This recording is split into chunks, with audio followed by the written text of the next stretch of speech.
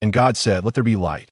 Beneath the infinite expanse of the heavens, a grand crescent moon cast a misty luminescence, enchanting and beguiling, intertwining with the resplendent lights of a city or toe. Erring edifices stood shoulder to shoulder, obscuring even the starlight, replaced instead by the relentless glow of fluorescent lamps. For the inhabitants of this metropolis, darkness was but a distant memory. Only bewilderment lingered in the northwestern corner of the capital of Italy. Within the elevated grounds of Vatican City, shadows emerged from the ink-black night.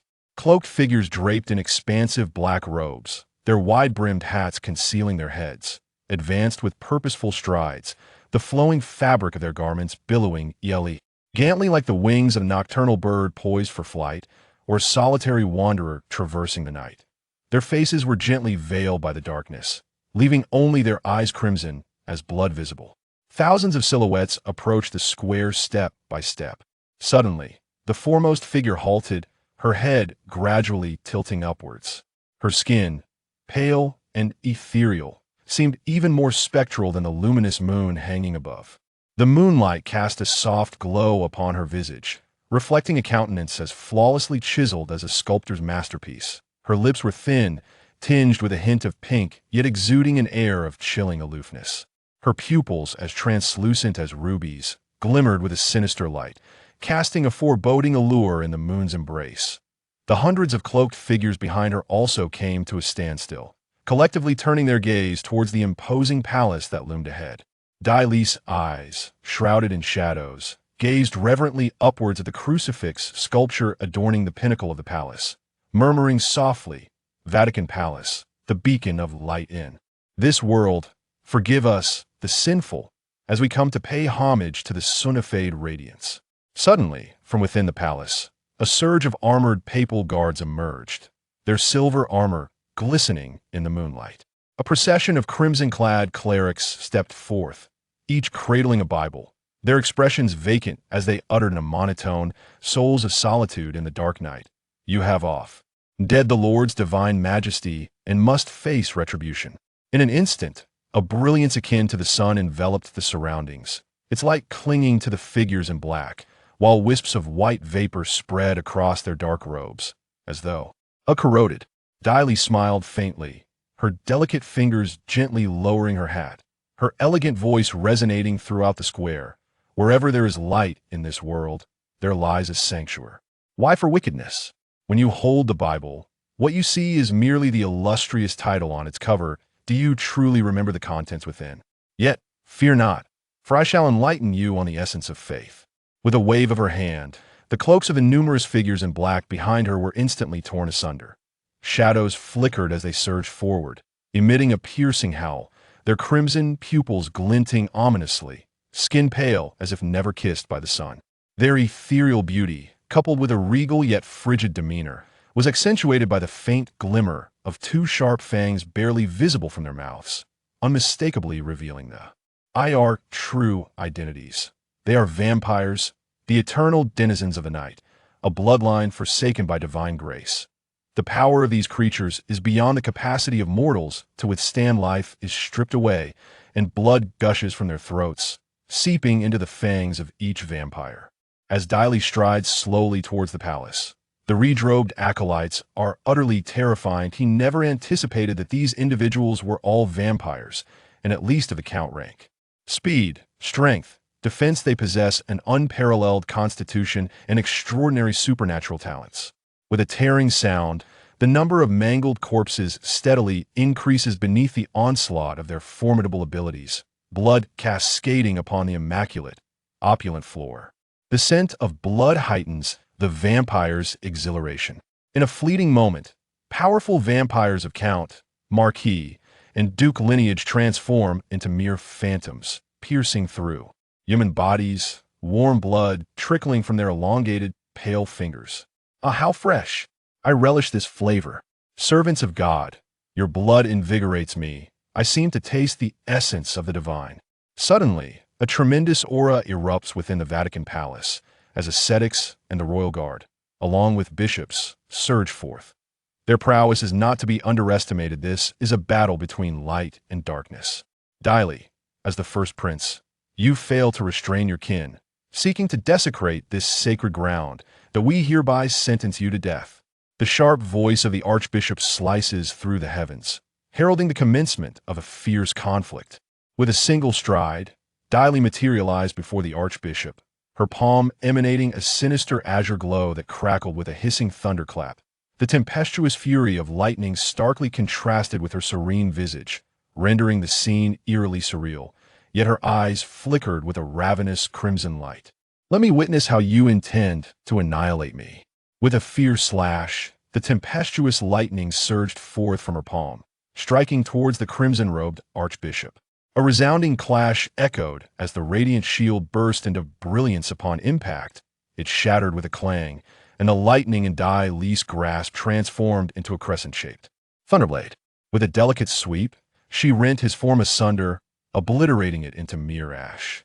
The blood-soaked feast commences, rasped a voice, and with a mere flick of the wrist, the remaining marquises beckoned forth the bloodthirsty vampires, who surged into the palace. A chilling howl. The massacre was unfolding.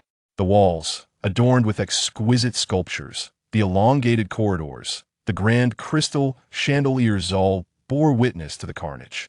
Lee's garments trailed on the ground, leaving behind indiscernible marks as she traversed the brutal scene, making her way toward a grand door, which was entwined with blood-red mandalas, resembling a tangled malevolence, yet evoking the beauty of an ethereal realm. Creaking, the door swung open before her, and as she stepped boldly inside, it slammed shut with a resounding finality. Lee surveyed the vast expanse of the chamber before her. It appeared to be hewn from a colossal stone, its walls adorned with reliefs depicting both heaven and hell, alongside a world of mortals ceaselessly grappling for survival. At the forefront of the chamber, a man reclined gracefully in the principal seat, his elongated form seemingly sculpted by the Avens. His visage was so impeccably perfect that it bordered on the surreal, with golden locks, radiant as sunlight, cascading languidly over his shoulders.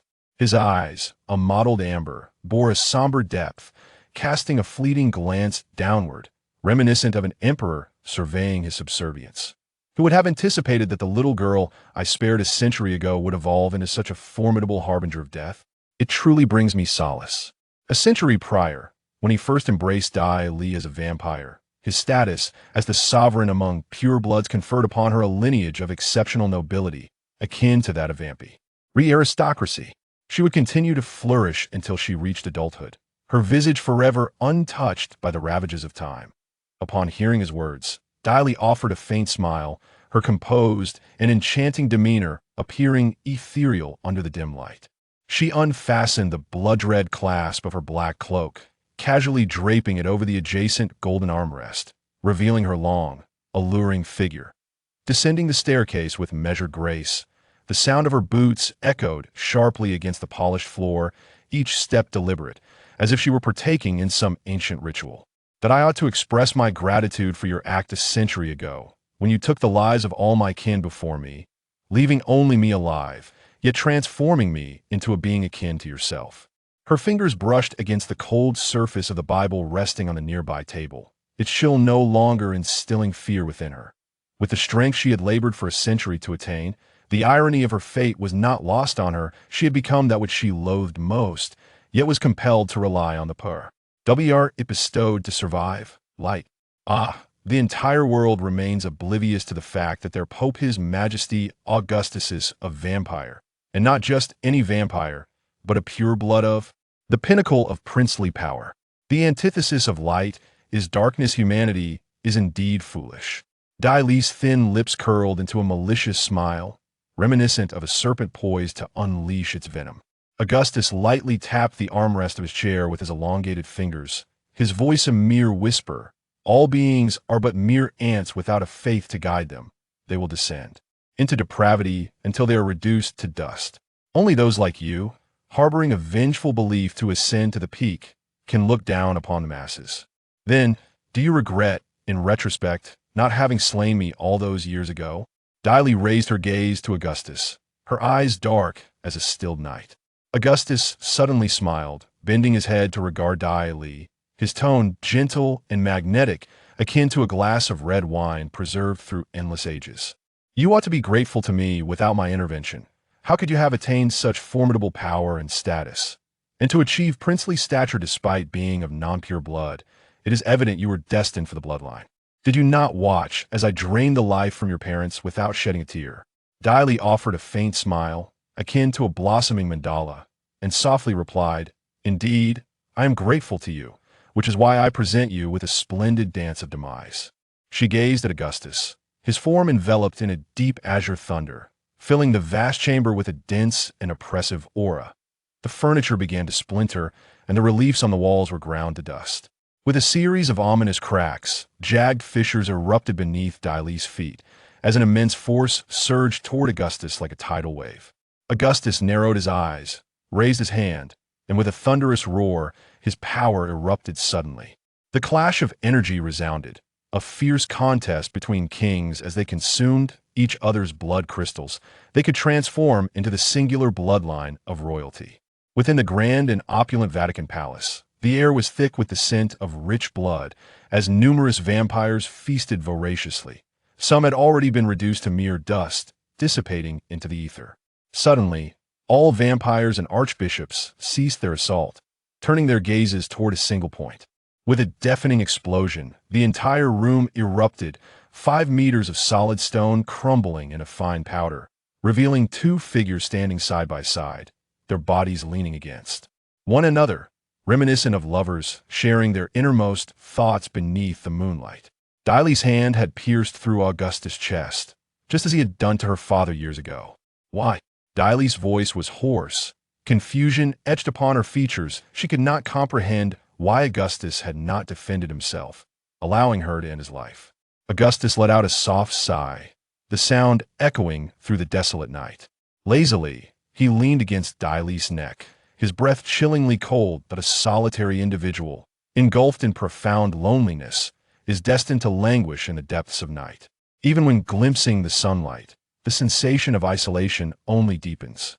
The joys and sorrows of others seem irrelevant to us apart from the searing brilliance no other sensatio in us reach us. It is as if, despite our physical proximity, we remain frigidly distant from one another. This is our fate. The most agonizing aspect lies in witnessing others gracefully age while we perpetually struggle for survival. I am weary this decaying existence, spanning countless years, evokes no nostalgia within me. Daili slowly closed her eyes and softly inquired, "Why must it be me?" She was born in China, while Augustus resided far away in Italy. What compelled him to traverse oceans to obliterate her family, merely to transform her into a vampire? For an Eastern vampire, survival in the realm of vampires is an excruciating challenge. How much effort had she expended to ascend to the throne as an Eastern vampire?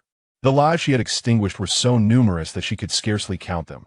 Augustus displayed a faint smile, his thin lips brushing against Daili's ear as he murmured, "Your innate gift is the judgment of thunder, while mine is foresight, nothing more." He had long foreseen that you could end my life, so it must be you. Only one of us can survive. Farewell, my little Dail. In that instant, Daili felt an even greater sense of isolation, as if she were the sole being left in the universe. A sorrowful ache spread throughout her soul, and she understood that there was no turning back. In the distant echoes of her past, the anguished cries of her family, brutally slaughtered, reverberate in her memory. The stench of decaying corpses lingers, and she undergoes a painful transformation into a vampire. In the depths of the night, she curls up in fear and confusion, longing for the warmth of blood, grappling with the terror of being hunted by vampire slayers. All of this shall soon fade away, akin to a fleeting dream. The fangs in her mouth begin to elongate, piercing the skin of Augustus' neck as blood surges in her throat, igniting a burning sensation within her. Everything starts to unravel. The crimson light in her eyes intensifies, and an overwhelming aura envelopes her, causing all vampires to instinctively prostrate themselves before her. As the queen of the bloodline, the sovereign of the night, she swears an oath in the name of the progenitor Cain. She, Daili, shall transform into the blood monarch. Before her, the world turns a deep crimson, and fate begins to reverse. At that moment, a voice, almost a whisper, echoes in her mind, God said, "Let there be light," and there was Li. GHD. God? Light? Dai Li feels the icy coldness of her centuries-old body suddenly warm, the heat overwhelming her senses. A hum resonates as infinite light bursts forth from the heavens, as if divinity itself has descended. Dai Li's form, turned away from this blinding brilliance, is gradually engulfed, as if she has become one with the light. Moments later, the radiance vanishes without a trace, and Dai Li's figure has disappeared, leaving only the dense, haunting silence of the night of stillness that is terrifying. Years later, the Vatican will chronicle this battle in the annals of vampire history as the War of the Dual Kings, with a beginning and an end, yet the cataclysmic process remains. Shrouded in mystery, known only to the shadows, light has fallen into darkness, and shadows stretch across the land. Within the spacious chamber, a grand redwood table intricately carved with auspicious dragon and phoenix motifs displays a large bronze mirror. Delicate porcelain vases filled with various potions and cosmetics adorn the surface, while in each of the four corners, substantial floral-patterned celadon vases stand prominently. The entire setting exudes an air of antiquity and elegance. At this moment, Dai Li, filled with resentment, gazes at the scene before her from her position in the lower left corner of the room, diagonally facing the opulent wooden bed at the center. Initially, Dai Li had anticipated a breakthrough to the rank of Blood Emperor. However, she never expected to be suddenly transported to a realm of celestial warriors, and upon her arrival, she is confronted with such a vibrant and resplendent spectacle. Chapter 2. Conspiracy. I arrived here before you, and thus possess knowledge that remains unknown to you. Warm Jade Fragrance is a practitioner of nefarious arts. Her method of cultivation inherently contravenes the heavenly principles, rendering her susceptible to unforeseen circumstances. Should she fall into a state of madness, her demise is inevitable. Upon hearing this, Dai Li raised an eyebrow, casting a seemingly amused glance towards Fu Ling, and replied coolly, "Do you intend for me to become this unforeseen circumstance, or to perish unexpectedly?" With her limited skills, she could easily defeat someone at the second level of postnatal cultivation. One could only imagine the fate against Warm Jade Fragrance, a master at the pinnacle of innate cultivation. Fu Ling offered a faint smile as she gazed outside at the dimly overcast sky. "Since I have proposed this course of action, I must possess a modicum of confidence. Her innate talent is not particularly exceptional. Even with my assistance in breaking through to the Qi refining stage, she will still require external forces. Tomorrow marks the rare celestial event of the 9 stars howling at the moon, when the Yin energy will be exceptionally potent. She will undoubtedly take me to the ancient moon cold pool for cultivation, leveraging the fortuitous alignment of heaven and earth to force a breakthrough. If you were to disturb her during this critical moment, it would undoubtedly cause the Yin energy within her to surge uncontrollably, leading to her descent into madness. The uniqueness of the 9 stars howling at the moon is not a closely guarded secret. Dai Li, over the years, has perused a multitude of texts, delving into various astrological studies. Fu Ling's assertions hold considerable merit. The ancient moon cold pool is a sacred site within the Shinyun cave, which is precisely why Warm Jade Fragrance has resided here for so long. Tomorrow, she will certainly choose the ancient moon cold pool as her sanctuary for a breakthrough. And therein lies the unforeseen variable. However, this strategy is perilous, and the possibility of both of them perishing remains distinctly high. Regrettably, the members of your family have been dawdling, and they have yet to arrive. Otherwise, we, 2 individuals of meager cultivation, would not find ourselves ensnared in this predicament." Fu Ling cast a glance at Dai Li, who responded with a faint smile, his handsome visage appearing somewhat ethereal within the dimly lit cavern, the ice blue. Chilling earrings glinting with an enchanting light. "Were it not for your Fu family's incessant meddling, I would not have been reduced to this state." Although she felt unfortunate, it was evident that had the Fu family not stirred up trouble for Nuan Yuxiang, she would not have resorted to such a dramatic act of abduction. In her heart, Fu Ling was taken aback by the subtle charm that Dai Li exuded, and with a playful smile, she realized that spending time with Nuan Yuxiang had naturally imbued her with a hint of allure. Having long heard of young Master Dai's beauty and remarkable demeanor, she found the rumors to be true. After speaking, she gracefully stepped into the shadowy depths of the cave. Dai Li narrowed his eyes slightly, harboring a degree of skepticism towards Fu Ling. However, he understood that in such dire circumstances, collaboration was their only chance of survival. Wit and intelligence are essential skills for survival, Yet without strength, even the sharpest mind is rendered futile. He had contemplated numerous escape plans, but all had proven impractical. As in this world of cultivation, power remains the paramount force. Fearing that Nguyen Yuxiang or Fu Ling might uncover her true identity, Dai Li initially refrained from indulging in a bath. It was only after discerning certain aspects of their circumstances that she felt emboldened to do so. At this moment, as Dai Li shed her garments and stepped into the water bucket, the icy water soon enveloped her neck. Through the hazy reflection on the surface, she beheld her current visage, indeed, a striking youth, albeit with a hint of femininity lingering in her features. It was no surprise that the outside world often whispered of the Dai family's eldest son as being effeminate and timid. She herself was indifferent to such judgments. Yet the disdain from those within the Dai family was becoming increasingly palpable. It seemed that the Dai family had yet to dispatch anyone to rescue her, likely due to their own obstructions. Though they were undoubtedly inclined to intervene, the timing of such a rescue was a matter the elders were deliberating. Contemplating this, a flicker of murderous intent briefly manifested in Dai Li's eyes, only to dissipate swiftly. Meanwhile, the atmosphere within the Dai family was indeed fraught with tension. Dai Bakong insisted on sending immediate assistance for his son, while the elders perpetually delayed the decision, citing various justifications. Patriarch, Dai Li has been captured for so many days. She may have met with misfortune. We must devise the most prudent strategy to subdue that witch. Nguyen Yuxiang was formidable. Few within their clan could withstand her might. Should there be casualties, the repercussions would likely be disastrous. The elders remained tight-lipped about deploying the skilled practitioners of qi refinement from within the family, deeming it unworthy to mobilize such talents for someone they considered a waste like Dai Li. They would rather see her demise sooner than later to spare the Dai family further embarrassment in the future. Amidst the cacophony of voices, none proposed a viable solution. Only Dai Bakong, with a frosty demeanor, gazed down at the assembly, waiting for them to sense the palpable tension before they gradually fell silent. He set down his teacup and surveyed the room, asking, "Have you all finished speaking?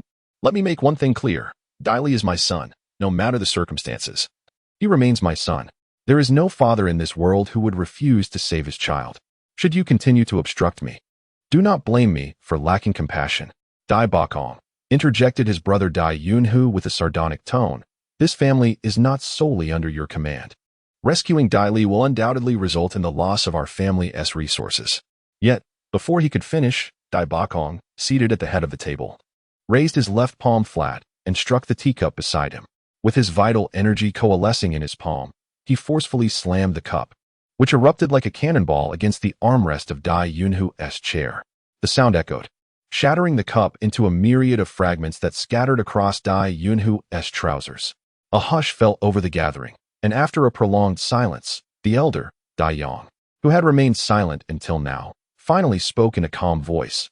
"Then allow me to take on this task," expressed enthusiasm, stating that the Grand Elder is a master of the qi refinement stage, and this undertaking will surely succeed.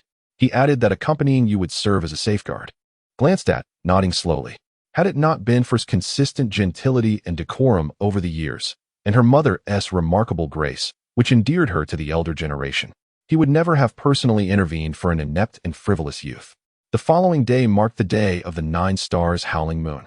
However, the daylight was no different from usual. It remained somewhat sultry. Strangely, did not engage with today and remained in seclusion, leading the two to swiftly conclude that indeed intended to break through today. Their demeanor was unremarkable until night fell, when a sense of tension began to permeate the air, though none could discern it. Observed that the sky bore no glimmer of stars, only an oppressive darkness that starkly contrasted the morning's heat, as the temperature had significantly dropped. When emerged from her secluded chamber and noticed tidying the ground, she waved her hand, instructing her to summon. Today appeared exceptionally radiant, every gesture infused with a compelling charm. Mused that even if she were to embrace a boulder, it would surely succumb to her allure. Nodded and promptly sought out. As departed, she cast a lingering glance at, a look brimming with unspoken sentiments. Merely offered her a subtle smile in return. "Cherish the moment, Miss Fu." As this thought crossed her mind, Nguyen Yuxiang's gaze shifted as she smiled at Dai Li, inviting, "You should join us as well." Taken aback, Dai Li paused momentarily, but then nodded in agreement, responding, "Very well, Cave Master." However, both she and Fu Ling felt their hearts momentarily halt. What was Nguyen Yuxiang plotting? Yet, This spared Dai Li the need to locate the precise position of the ancient moon-cold pool on her own. Dai Li had never visited the ancient moon-cold pool. She had only heard of it from Nguyen Yuxiang. At that moment, Nguyen Yuxiang led Fu Ling and Dai Li through a series of winding corridors deeper into the Xinyan cave. With every step, Dai Li felt the temperature drop further, and the water droplets on the stone walls multiplied. Soon, she noticed a chilling mist rising from the passage, reminiscent of a vast steamer. In reality, it concealed a medium-sized cold pool, its surface a serene azure, exuding elegance and clarity, yet emanating an oppressive cold. Instinctively, Dai Li reached for a small pouch of stone powder at her waist, her last hope for a turnaround. If this failed, it would be her fate. You stay outside. Come in when I call for you, so I can enjoy a bath with A Ling. Nguyen Yuxiang gently caressed Fu Ling's back, her eyes shimmering. Seemingly unaffected by the surrounding chill, Dai Li glanced at the vast expanse of sky above the ancient moon-cold pool, where a shimmering light began to coalesce. Faintly, 9 stars, significantly larger than usual, took form. She smiled softly and approached the entrance of the cold pool. Inside, the sound of hurried undressing and splashing water echoed, accompanied by Fu Ling's rapid breaths, likely due to the chill or perhaps something more ominous. In the dense forest outside the Shunyun cave, 2 figures hurriedly made their way towards it. They simultaneously looked up at the sky, sensing the gathering of sinister energy, all converging towards the Shunyun cave. The 9 stars howled at the moon, a once-in-a-century event. It seemed that the warm jade fragrance sought to exploit this opportunity for a breakthrough. Dai Yang furrowed his brow and remarked, "We must quicken our pace. Otherwise, it will be difficult to manage the warm jade fragrance's breakthrough." Dai Bo's heart was laden with concern for Dai Li's safety, and he nodded in agreement. Their speed increased significantly as the 9 stars above shone brilliantly, emanating a hazy violet light, slowly shifting as if to form a circle. This moment was particularly favored by practitioners of dark arts, who understood better than the half-hearted warm jade fragrance how to seize such fortuitous timing. However, in a remote place like Falling Star City, where spiritual energy was scarce, the manifestation of the 9 stars howling at the moon was far less terrifying than in other locales. Within the depths of the ancient moonlit cold pool, a series of sounds emerged, igniting a blush upon one's cheeks and quickening the heartbeat, far more intense than usual. A small bead of sweat trickled down Dai Li's forehead as her body trembled, not from fear, but from the overwhelming chill, an insufferable cold that transcended mere frostiness.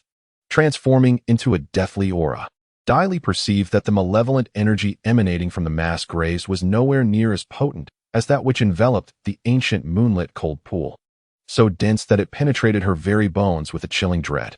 Suddenly, Fu Ling's voice rang out, a sultry cry tinged with agony. Dai Li narrowed her eyes. It was time. With a swift motion, she pivoted and dashed into the cavern.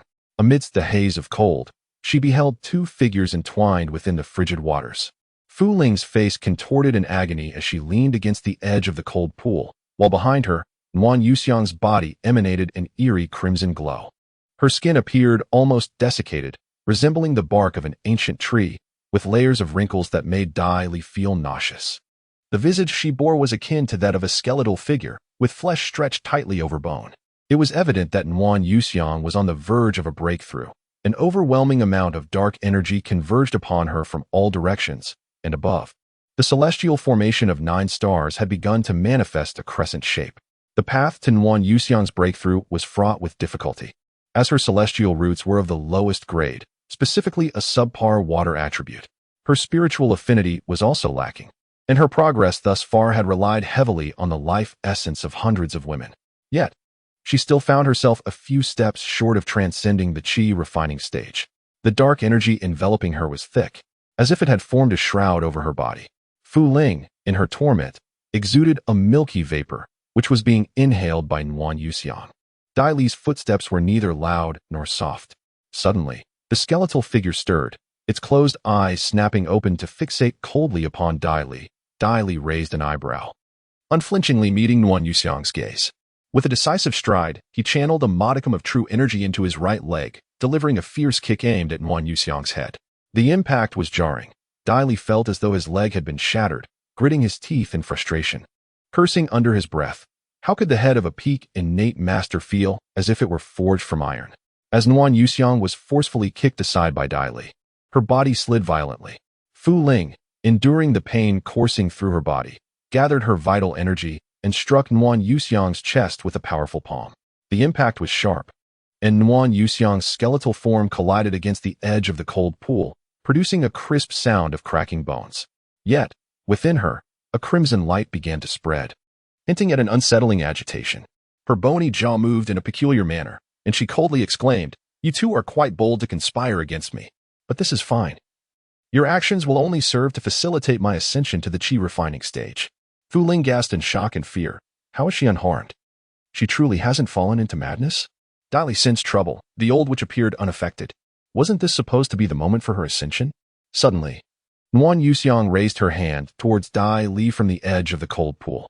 With a splashing sound, a water snake leapt from the depths, wrapping itself around Dai Li's waist in an instant and yanking her forcefully, propelling her into the water. A strange smile crept across Nuan Yuxiang's face, her eyes shimmering with a flickering red light. With a splash, Dai Li plunged into the icy waters of Guyue cold pool, the frigid liquid instantly stiffening her body. Amidst the tumultuous sounds of water, Nuan Yuxiang had already positioned herself behind Dai Li, gripping her shoulder. Breathing softly yet eerily, she remarked, "The reason I have avoided men until now is due to my insufficient cultivation to absorb their yang energy. However, the time has come for me to take my chances." The words of Nuan Yuxiang left Dai Li astounded. So it was no wonder Nuan Yuxiang had refrained from killing her all this time, and had brought her to the ancient moon-cold pond on this final day. In that moment, Dai Li felt a surge of emotions, wondering if this could be considered a fortunate accident. She suddenly longed to reveal to Sister Nuan Yuxiang that she was, in fact, a woman. Fu Ling had already crawled to the edge of the pond, weakly watching as Dai Li was embraced by Nuan Yuxiang. Her feelings were a tumultuous mix of joy and sorrow. However, she understood that escape was no longer an option for her, as she lacked the strength to flee from them. Once Nuan Yuxiang broke through, it would mark her demise. What she did not anticipate was that Dai Li would be the one to aid Nuan Yuxiang's breakthrough. "Stay close to me, and I shall ensure you experience something extraordinary," the youthful Nuan Yuxiang whispered, twisting Dai Li's body around. "Experience what, you brat?" Dai Li's clenched right hand suddenly shot up from beneath the water, emitting a hissing sound.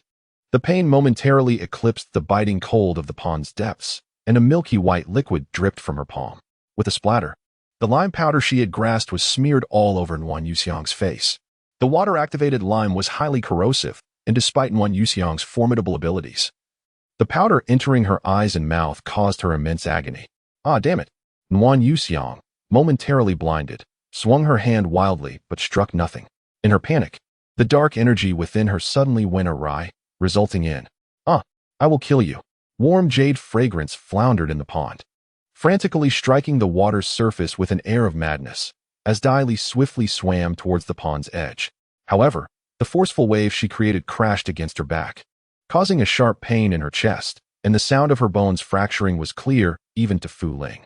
A mouthful of blood escaped her lips, yet she persevered, enduring excruciating agony as she attempted to climb ashore. In the heavens, amidst the 9 stars, a moon finally emerged, a resplendent purple orb, strikingly beautiful and almost surreal. The yin and spiritual energy between heaven and earth surged dramatically, particularly within the ancient moon-cold pond, where Fu Ling felt the influx of this energy rapidly penetrating her body. Nearby, at the forest's edge outside the Qinyun cave, Dai Yang and Dai Bo Kong gazed in horror at the purple crescent moon above, which was ensnared by a menacing crimson thunder, as if it were both devouring and entangling the celestial body. What was this? How could this be happening? A cosmic anomaly? Originally reveling in the celestial spectacle, numerous malevolent cultivators and even righteous practitioners were now stricken with fear. The vast territory, teeming with formidable cultivators, was beyond the imagination of those from Falling Star City. And everyone stared at the sky. Suddenly, the purple moon was entirely engulfed by the blood-red thunder, which then vanished abruptly, as if sated and intoxicated. Chapter 4. The Dai family, had it truly vanished? No, lightning delights in striking individuals. It simply seeks out its victims with such swiftness that none perceive its approach. The unfortunate souls struck merely experience a sudden numbness coursing through their bodies, accompanied by a hissing sound in their ears, before losing consciousness and collapsing into the frigid depths of the ancient moonlit pool. Meanwhile, the once fervent warmth of the fragrant jade transforms into mere dust. Water conducts electricity, and thus the warmth of the jade is extinguished. The chilling aura within the ancient moonlit pool abruptly dissipates, vanishing entirely. Beside the pool, Fu Ling gazes in a daze at the unfolding scene, struggling to comprehend the abrupt disappearance. How could it vanish so suddenly? The now tranquil and lifeless ancient moonlit pool, devoid of any chill, instills in Fu Ling a sense of dread, as if it harbors unfathomable peril. Suddenly, a shadow looms above the ancient moonlit pool, resembling a great bird, enveloping the entire space. Fu Ling tilts her head to the sky, where, beneath the dim starlight, she beholds a captivating woman clad in crimson. Poised atop the great bird, gazing down at her. With her flowing garments and enchanting eyes, she exudes an irresistible allure, imbued with an air of mystique. Born with an innate charm, who would have thought that this ancient moonlit pool harbored a maiden suited for the cultivation of my heart's method? I ask you, would you accompany me? The woman in red smiles softly, her countenance breathtakingly beautiful, yet reminiscent of a poppy flower, evoking an insatiable desire. Now, she found herself devoid of choices.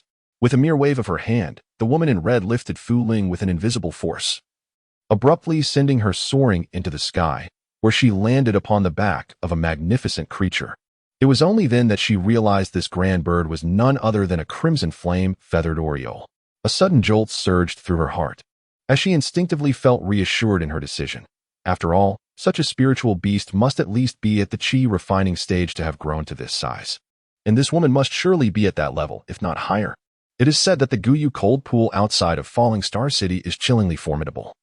Yet it seemed rather unremarkable to her. Indeed, a small place remains just that, a small place. The woman in red merely cast a brief glance, her brows slightly knitting together. And with a graceful flick of her sleeve, the crimson flame-feathered oriole flapped its wings and soared into the distance, disappearing in the blink of an eye above the dense forest. Deep within the Guyu cold pool, Dai Li continued to sink ever deeper. Her body was ensnared by a thick, menacing strand of silver lightning, seemingly emerging from her very being while threatening to invade it as well.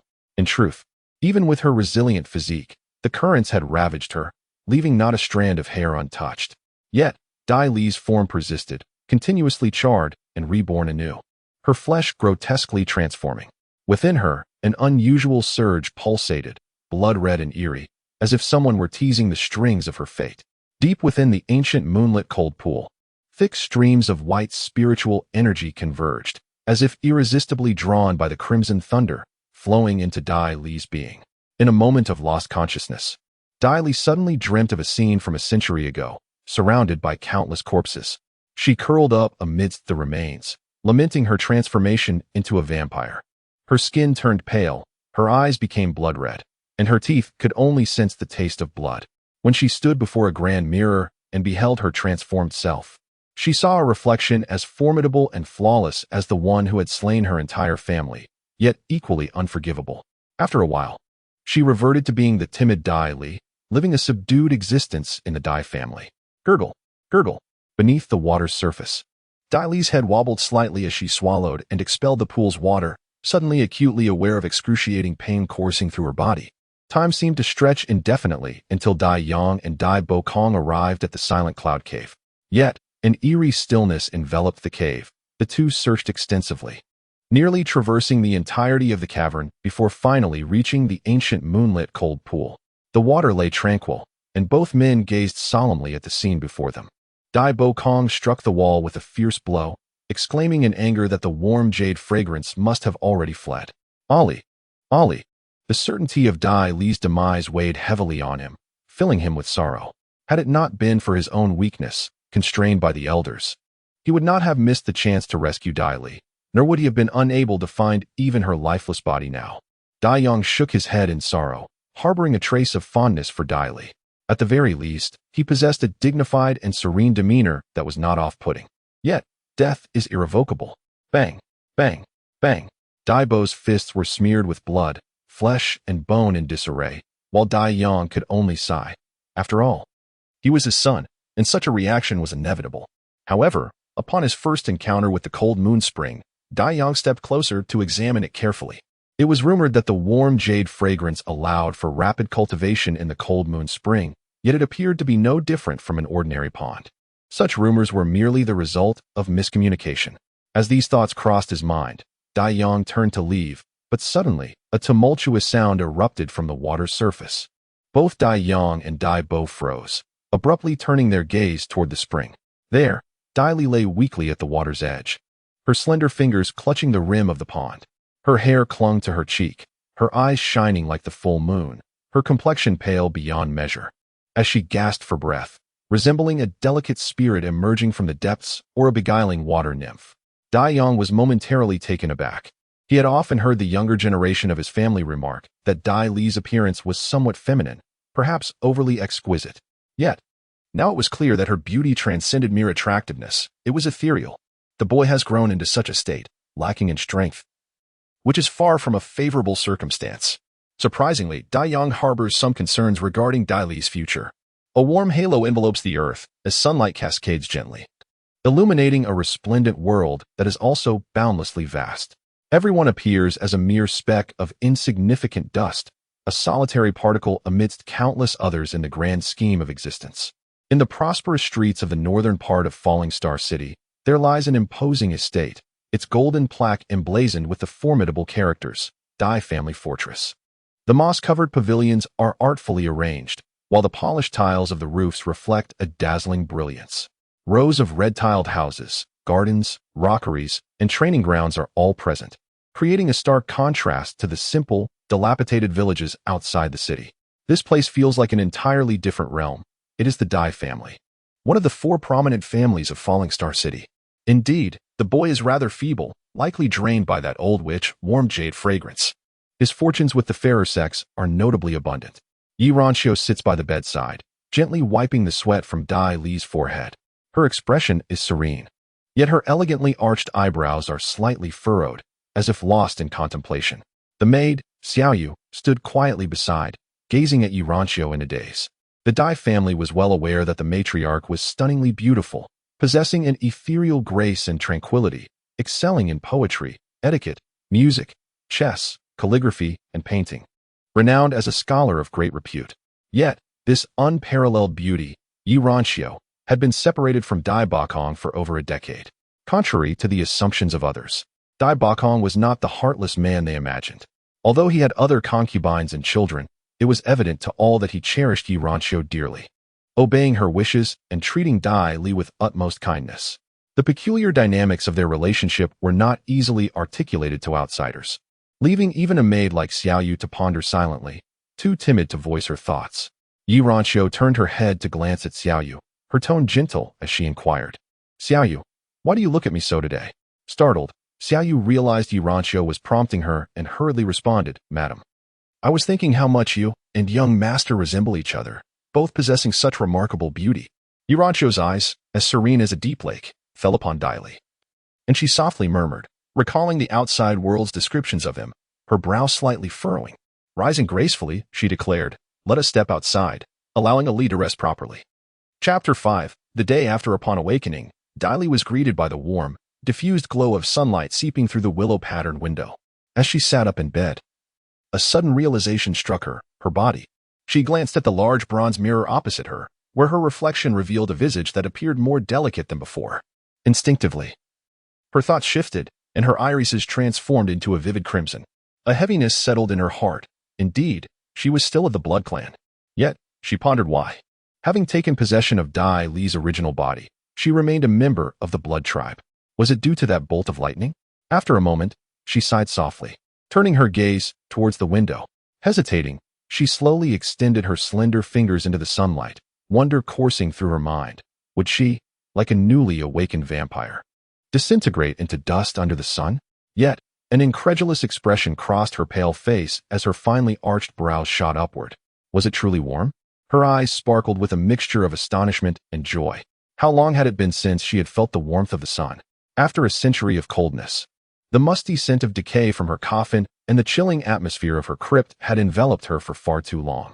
To experience sunlight once more, could it mean that she had ascended to the rank of blood sovereign? But her blood core had yet to fully form. She was not even a mere blood servant. Dai Li furrowed her brow, grappling with disbelief. However, she quickly composed herself. Regardless of the circumstances, this was undoubtedly a positive development. At the very least, She possessed a body that harmoniously blended the traits of both the Blood Clan and humanity. Dai closed her eyes once more, seeking to reconnect with her body. In the past, due to her meager cultivation aptitude, she had been utterly oblivious to the ethereal energies permeating the air. Yet now, she felt every pore of her being expand, yearning for the spiritual essence. Although she had entered this realm in a human form, she had lost her powers. Nevertheless, her innate pride would never allow her to remain a mere ant, trampled upon by others. Now, however, circumstances had shifted. She possessed a human body and the potential for strength. In this world, the energy is derived from spiritual essence, while her bloodline craved blood energy. This realm teems with spiritual beasts, and their lifeblood offers the most exquisite nourishment for her, rendering human blood unnecessary.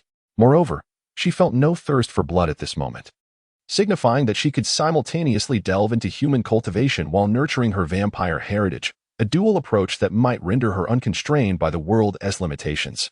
Having once been a vampire prince, Dai would never acquiesce to a life of obscurity within the confines of the Dai family. Even if she did not vie for supremacy against the heavens, she would still strive to ascend to the pinnacle among her peers. Dai quickly suppressed the tumultuous emotions within her, settling herself cross-legged on the bed. She gently closed her eyes, aware that any endeavor requires a tranquil mind. Thus, she began to breathe slowly, harmonizing her breath to a peaceful rhythm, while her heartbeat gradually steadied. As her spirit calmed, her thoughts became clear and ethereal. With each inhalation and exhalation, Dai meticulously guided her focus to her lower abdomen, where her energy resided. It felt as though every pore in her body opened wide, allowing the spiritual essence in the air to permeate her skin, penetrating her being and nourishing her flesh and blood. Her formerly frail constitution appeared to be gradually improving. Though the change was subtle, it filled her with immense joy. In the past, she had been so weak that even the slightest progress now felt extraordinarily precious. The influx of spiritual energy continued to increase, gradually coalescing into delicate threads. Dai was unaware of her current level of spiritual integration. Yet the difference in her cultivation speed compared to the past was akin to the chasm between heaven and earth. However, she was acutely aware that impatience was a cardinal sin in her cultivation practice. Thus, she could only calm her mind and devote herself to her training. It was precisely this unhurried and tranquil mindset that allowed her to absorb spiritual energy with increasing rapidity. The faint thread of true energy she possessed swiftly devoured and transformed the absorbed spiritual energy into true energy. Although Dai kept her eyes closed, she could perceive the sparse spiritual energy particles floating in the surrounding air, forming delicate strands. Outside the window, the hazy sunlight streamed in, and a trace of rare purple aura was separated from the light. As these spiritual energy particles entered her body, the purple aura seemed to be of a higher caliber than the spiritual energy itself. In an instant, Dai felt her lower abdomen's dantian growing increasingly warm. With a crisp sound, she smiled faintly. She had broken through to the second layer of postnatal cultivation. She had achieved this without the aid of any medicinal substances. Footsteps echoed from outside, and Dai raised her delicate brows slightly, quickly concealing her cultivation aura. Upon entering, Xiaoyu's eyes lit up at the sight of the awakened Dai, and she exuberantly exclaimed, "Young masterly." However, noticing the frown on Xiaoyu's small face, she wondered if the young master disliked her presence, given his current demeanor. Yet, recalling the trials young masterly had endured, she felt a sense of understanding. His sudden coldness must surely stem from the significant blows he had faced previously. She ought to be forgiving. After freshening up, Dai donned the exquisite robe brought by Xiaoyu. As he stepped out of the room, the scenery outside was breathtaking. The tender green banana leaves cascaded with the luster of emeralds, while a cluster of green bamboo in the corner exuded a gentle, fragrant aroma. The sun's rays beat down fiercely upon Dai, causing his already pale complexion to appear even more translucent and warm, akin to an ancient piece of jade, cold to the touch. A passing attendant, upon catching sight of Dai emerging, suddenly changed countenance, appearing somewhat peculiar. After bowing in respect, he hastily retreated. Dai's lips twitched slightly as he observed their departing figures. He furrowed his brow and, in a voice that, though melodious, bore an icy tone, inquired about the matter at hand. Xiaoyu trembled at his tone, her lips pressed tightly together. Realizing that Dai would eventually learn of the incident, she summoned her courage and spoke, "Young master, they are." Once Xiaoyu recounted the details, Dai could not help but roll his eyes. He descended the steps with purpose, muttering disdainfully about letting them experience the effects of warm jade fragrance with a slap, followed by a soak in the ancient moon-cold pool for an hour or two, utterly foolish. Although he too had nearly fallen victim to the warm jade fragrance, it had always been a substance that only affected women, never men. It was merely the malicious individuals within the Dai family who concocted such rumors. Indeed, the young master was merely suffering from a cold, and while the others spread distorted tales, Xiaoyu remained unaware of the truth behind their words. However, she knew that Dai Li was not one to lie, prompting her to swiftly align herself with him. Yet she was taken aback by the sharpness of his words. In the past, he would have certainly endured such slights in silence. Dai Li cast a sidelong glance at her, his demeanor neither cold nor warm. Yet Xiaoyu's cheeks flushed slightly as she gazed at his countenance, breaking into an endearing smile, though not particularly clever. She understood that Dai Li was the finest young master of the Dai family. Young master, the madam said that after you awaken, you should meet her, Xiaoyu remarked. Dai Li nodded slightly, feeling a mix of curiosity and uncertainty towards Yi Ranqiu. After all, he had taken possession of another's daughter, although without her, her daughter would not have survived.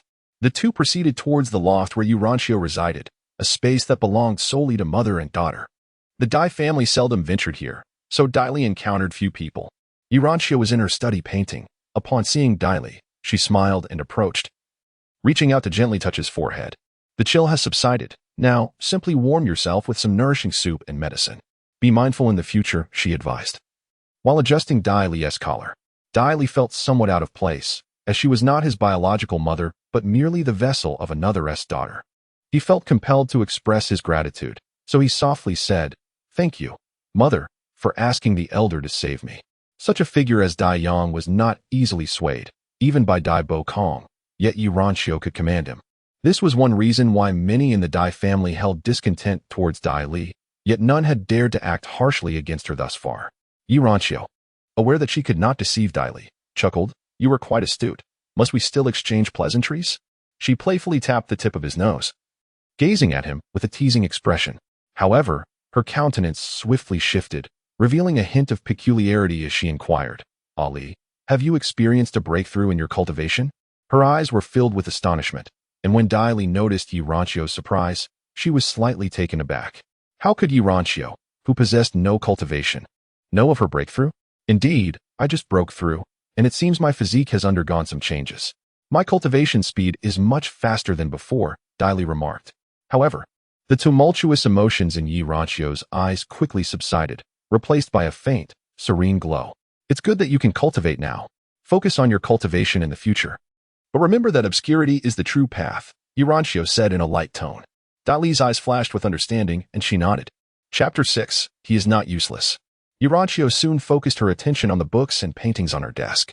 Dai Li also took the opportunity to examine the furnishings in the study, noticing quite a few Buddhist scriptures and implements. A faint scent of sandalwood permeated the room. She paused slightly, distancing herself from these objects, and was surprised by Yi Ranqiu's temperament. She was also somewhat puzzled by her way of interacting with Dai Bo Kong, but she quickly dismissed these thoughts. What did these things have to do with her? At most, I'll just take good care of her in the future, as compensation for this body. Dai Li thought to herself, and the burden in her heart dissipated. 5 days passed leisurely. Aside from eating and chatting with Yi Ranqiu, Dai Li spent the rest of her time cultivating. Her cultivation had already reached the peak of the second level of the Houtian realm, and breaking through to the third level was imminent. Because she could cultivate, Dai Li had been in a good mood recently. Even though the Dai family's opinion of her was getting worse, she had always been indifferent. Other people were just dispensable decorations to her. So why would she care about their views? If only these individuals would cease their incessant presence before her eyes. Within the Dai family, there exist formidable practitioners of the Qi refinement stage, and she dared not act against them. How dare that little wretch be labeled as useless? He is incapable of cultivation and has engaged in unspeakable acts with that old witch, rendering him neither fully male nor female. You speak nonsense. The young master is nothing of the sort. He is a good person. He is not useless. Let us see if he will come to your rescue. Initially, Dai Li believed it to be mere gossip from the household servants, but she was taken aback to hear Xiaoyu's voice, accompanied by the sounds of a scuffle. Xiaoyu. She hurriedly traversed the narrow path, parting the dense vines and foliage, only to witness 2 male servants ruthlessly kicking at a curled-up figure on the ground. Xiaoyu, eyes tightly shut and teeth clenched, endured their blows weakly. A mere glance was sufficient to chill her demeanor, as a frigid murderous intent enveloped her. Halt! A clear and icy reprimand suddenly resonated, causing the two male servants to tremble, turning to face Dai Li in astonishment. However, the taller Zhang Yuan, recalling his connections, regained his composure and arrogantly addressed Dai Li, saying, "Young Master Dai, your maidservant displays a shocking lack of decorum. I come on behalf of Madame Yu to pay a visit to you and your mother, yet she obstructs us at every turn and even insults Madame Yu. Such behavior is utterly contemptible. Allow me to properly discipline her, lest you lose face in the future." Dai Li's gaze fell upon the already gasping Xiao Yu, then shifted to Zhang Yuan, her expression profound, akin to a frigid pool of ancient moonlight, emanating an eerie chill. Gazing at the youthful and striking visage of Dai Li across from him, Zhang Yuan suddenly felt a tightening sensation within his body, akin to the gaze of some perilous beast fixated upon him. It is often said that Dai Li is gentle, courteous, and devoid of temper. Yet the reality seemed to suggest otherwise. Surely, he must have been mistaken. A fool is merely a fool. Just as Zhang Yuan prepared to speak, he was taken aback by a sudden flash of movement, as Dai Li delivered a swift kick to his abdomen. A searing pain engulfed him, rendering him on the verge of retching, and as his peripheral vision caught sight of Dai Li advancing like a leopard, he was startled, exclaiming in anger, "Why aren't you striking her yet?" In his fervor, he could not suppress the bile rising in his throat. Cursed be this seemingly fragile Dai Li. When had she acquired such formidable strength? Zhang Yuan, alongside another male servant, Wang Li, had also undergone training. Though their innate energy was merely at the first level of postnatal development, they were adept in martial techniques, which had warranted their selection as servants of the Dai family. Thus, the fierce gust of Zhang Yuan's fist surged towards Dai Li, concentrating his energy. Dai Li enveloped her fingertips with qi and met Wang Li's advancing blow with a resounding clash. Bang! Wang Li stumbled back a step, yet with renewed ferocity. He pressed his attack against Dai Li, while Zhang Yuan too surged forward. Despite their inferior energy levels compared to Dai Li, their instinct for combat surpassed hers. And in their coordinated effort, they managed to hold their ground against her. You have actually broken through to the second level. Dai Li had become exponentially stronger than before. This was certainly not an auspicious revelation. A chilling resolve flickered in Zhang Yuan's eyes, prompting him to strike with increasing ruthlessness. Madame Yu had advised him to eradicate any potential threat posed by Dai Li should her cultivation progress. Dai Li discerned the intensified force behind Zhang Yuan's blows, each aimed at her vital points, devoid of regard for her status. However, she was acutely aware that both men were emboldened by the backing of Dai Bokong's concubine, Madame Yu, which explained their audacity. With a resounding slap, Wang Li's fists lunged toward Dai Li's face, while Zhang Yuan targeted her lower body with ferocity. Their martial prowess was relentless, and the heat of their strikes bore down upon her. A cacophony of sounds erupted, crack, boom, as both adversaries cried out in agony. Seizing the moment, Dai Li sprung into action, retaliating with fierce punches and kicks. Dai Li was a person who believed in reciprocity. If others offered her an inch, she would return tenfold. She harbored no affection for Xiao Yu any longer, but she would not permit anyone to bully her own. At that moment, dinner was being served, and both the Dai family and their servants remained indoors, oblivious to the commotion in the secluded garden. The echoes of their anguished cries went unanswered. In short order, Dai Li had shattered their front teeth, rendering their mouths useless. After approximately 10 minutes, Zhang Yuan and Wang Li lay on the ground, drenched in blood. Dai Li stood before them, her countenance dark and forbidding. She spoke with a chilling calmness. "I am now capable of cultivation, and as the legitimate eldest son, your master would not dare to act against me lightly. Furthermore, if I hear even a whisper of today's events, rest assured, I will ensure your corpses are fed to the wild dogs. Do you wish to wag your tail like a devoted hound, yearning for a mere bone? Or will you cling to your own life?" Zhang Yuan looked up to see a faint smile on Dai Li's face, which sent a chill through his heart. He shrank back, falling into silence, while Dai Li let out a soft snort and approached Xiao Yu, intending to lift the unconscious girl onto his back. Suddenly, he felt a sharp pain in his palm, discovering that the skin had split open, blood pooling upon it. He inhaled sharply, muttering, "The bone is truly hard. Even my hand aches." With that, he hoisted Xiao Yu onto his back and began to walk away, leaving Zhang Yuan to gaze at Dai Li's slender figure receding into the distance, his eyes brimming with uncertainty and conflict. Master Li, Xiaoyu, startled by the sudden movement of being lifted, began to regain her senses. In her hazy vision, she caught a glimpse of Dai Li's profile, feeling a strange disconnection from reality. No, the lady will worry, she protested weakly. It's just an external injury. It will heal in a couple of days. Besides, this is not something the lady should know. Her words caused Dai Li to pause momentarily. It was evident that Zhang Yuan and the others were sent by Lady Yu to create trouble, and for many years, Lady Yu had enjoyed Dai Bo's utmost favor. Furthermore, she had a prodigious son, which secured her family's esteemed status in the Dai household, standing in stark contrast to the desolation surrounding Yu Ranqiu. Although Yu Ranqiu typically dismissed such superficial accolades, one could only imagine that she would feel sorrow if her own kin were to be wronged. Dai Li pondered for a moment before letting out a sigh and said, "Then I shall take you to the other courtyard." Ultimately, it was due to his previously poor cultivation talent that Yu Ranqiu's status had repeatedly declined. Otherwise, with her talent and beauty, she could not possibly be overshadowed by that Lady Yu. Chapter 7. The Taibai Canon. One day, I shall ensure that no one dares to bully you. Dai Li's demeanor was rather cold. Today's events served as a wake-up call, revealing that there were indeed individuals within the Dai family who would resort to drastic measures against her if necessary.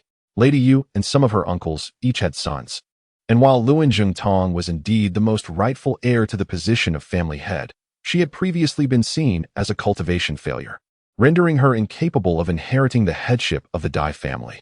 Consequently, these individuals could easily cast her aside. However, should they discover her latent talent for cultivation, if two servants dared to brazenly act against her, what of others? Dai Li suddenly felt a chill run down her spine, sensing that she was encircled on all sides. She fell silent, yet her pace quickened. Meanwhile, Xiaoyu gazed at Dai Li's profile, momentarily entranced. She had always known her young master was handsome, but upon closer inspection, she found him so striking that he hardly resembled a man. What man possessed such exquisite skin? Moreover, the beauty of her master's eyes was truly captivating, reminiscent of purple amber, far surpassing that of many women. Xiaoyu was gravely injured and had been resting and recuperating under Dai Li's care for several days. Although she required no personal attendance, her condition did not hinder anything. In contrast, Dai Li had dedicated herself to her cultivation with remarkable diligence. In the stillness of the night, Dai Li bathed in the gentle embrace of moonlight, her body absorbing the ethereal energy around her. A soft, milky glow began to emanate from her skin's surface, while the true energy in her dantian gradually accelerated its circulation, slowly coalescing into a spiral of pure essence. The moment the spiral took form, a wave of joy surged within Dai Li. This spiraling energy would greatly aid in the assimilation of the surrounding spiritual essence. Such a phenomenon was typically achievable only by those of exceptional talent during their nascent stages of cultivation. How wonderful! My cultivation speed will undoubtedly increase significantly, and I can also attempt to re-practice the Taibai Sutra. The Taibai Sutra is a technique reserved for the direct descendants of the Dai family, utilized for the absorption of true energy. Previously, it had been bestowed upon Dai Li merely out of respect for Dai Boku's reputation. In truth, everyone in the Dai family knew that this technique was of no use to her, as she had been incapable of harnessing true energy. However, now it held immense significance for Dai Li. As she transitioned into the realm of Taibai, she meticulously guided the true energy within her body according to the prescribed techniques. Before long, Dai Li noticed an acceleration in the movement of her true energy, accompanied by a profound enhancement in its nourishing effect on her physique. The Taibai scripture delineates that successfully completing 36 circuits within a quarter of an hour signifies the true initiation into the practice. Thereafter, the true energy would autonomously navigate along the prescribed path with remarkable swiftness. Dai Li closed her eyes, repeatedly channeling the true energy through her meridians in a systematic manner. However, she still fell short of achieving the requisite speed to complete 36 circuits within the allotted time. Nevertheless, she realized that her rate of absorbing external spiritual energy had increased twofold. After 3 days of intensive cultivation, Dai Li's capacity to assimilate spiritual energy continued to escalate, and she sensed her ability to retain this energy within her body was rather formidable. At midnight, a stream of purple energy slipped through the crevice of her window, drifting towards her. Time seemed to blur, and before she knew it, the night outside faded, giving way to the light of dawn. Another surge of purple energy infiltrated her being, causing her bones and flesh to emit a subtle cracking sound. A radiant orb of white light began to emanate from her exposed skin, and with a resonant hum, a burst of white energy erupted from within her. In the midst of surprise, Dai Li's mind suddenly became ethereal, engulfed in a tempest of thunder and lightning within a vast, desolate world. There was nothing else. Only an endless expanse of lightning. A sharp pain pierced through Dai Li's head, emanating from her very marrow. A hissing sound escaping her lips as she felt a sharp sting at her fingertips. To her astonishment, a faint, slender beam of light emerged from her fingertips, delicate yet undeniably fierce. Is this lightning? Dai Li pondered, perplexed as to how her body could generate such electricity. The blood core had yet to form, and the innate abilities of her bloodline should not have awakened. Could it be attributed to her inherent connection to the Thunder Immortal? After much contemplation, this was the only conclusion she could draw, yet she realized that her inner energy had been entirely depleted, prompting a wry smile. This tiny spark of electricity was indeed a costly affair. Perhaps the previous anomaly had truly altered the course of her fate as a discarded vessel. If she possessed an immortal root, it would imply that the path to transcendence was not as distant as it once seemed. It is essential to remember that this is, after all, a world of immortals, where the cultivation of both celestial and demonic powers reigns supreme, making it imperative to conceal her bloodline heritage. The following day, Dai Li instructed her servant to inquire about the rumors circulating in the outside world. The news remained disheartening, yet Dai Li found satisfaction in it, for it indicated that Madame Yu and others still regarded her as a worthless being. Currently residing in the Dai family, she was unable to cultivate her bloodline abilities. Yet her physical constitution was exceedingly poor and required diligent training. Otherwise, awakening her bloodline would pose a significant challenge. Gazing out the window, Dai Li contemplated. Improving her physical condition was of the essence, and time was of the utmost urgency. Dai Li discreetly instructed a servant to procure some exercise equipment, coincidentally leading most members of the Dai family to speculate that he, feeling excessively weak, had acquired these items in a bid to enhance his physical condition. Thus, the rumors proliferated unabated.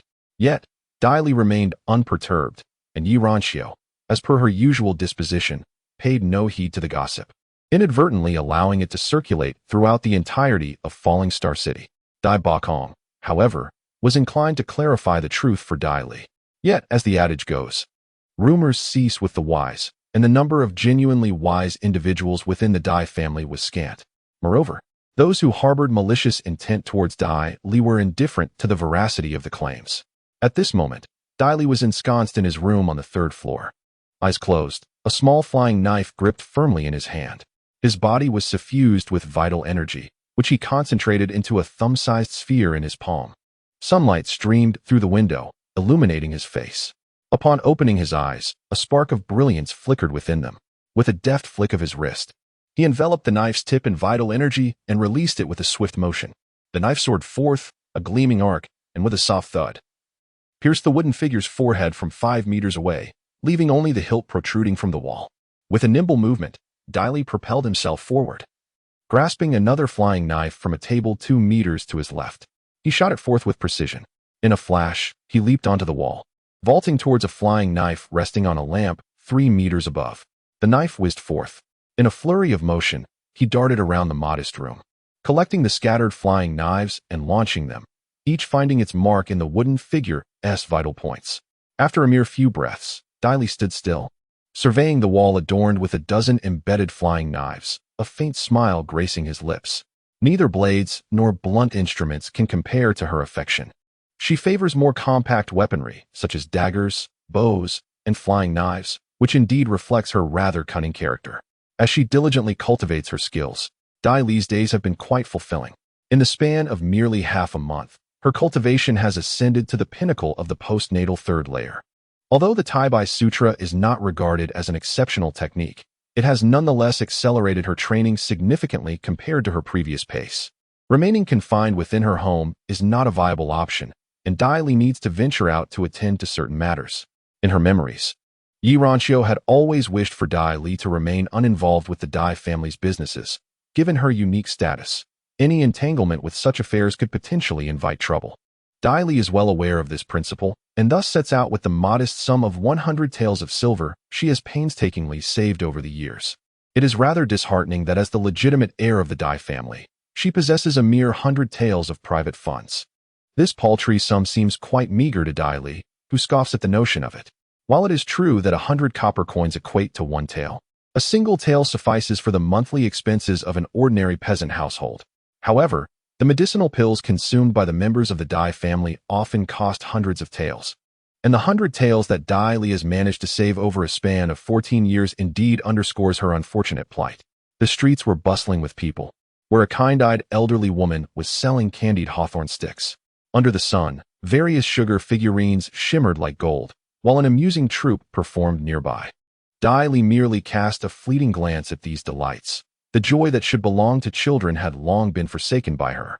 However, after a while, she paused before a stall where an elderly woman, perhaps in her 50s, was painstakingly cutting red paper into intricate shapes. Her eyes, clouded with age, struggled to focus. Yet her gnarled hands, resembling the bark of an ancient tree, moved gracefully, producing a beautiful paper cut of 4 interconnected fawns. Yet, there would be no more tomorrows for her. A century had drained her of the strength to reminisce about her family, rendering all memories a dim yellow blur. And even now, recalling them was a challenge. Chapter 8. A beautiful place. Noticing Dai Li standing nearby, the elderly woman lifted her gaze. Her expression was not particularly welcoming, and she didn't pay much attention to Dai Li's appearance. "Young lady, would you like to purchase these paper figurines?" she inquired. Observing the assortment of paper cuts still remaining on the table, Dai Li furrowed her brow slightly before relaxing it. "Please give me a pair of window flowers, featuring peony designs."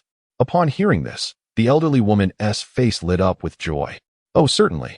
Just a moment, let me find them for you." She rummaged through her items and presented the peony-patterned window flowers to Dai Li.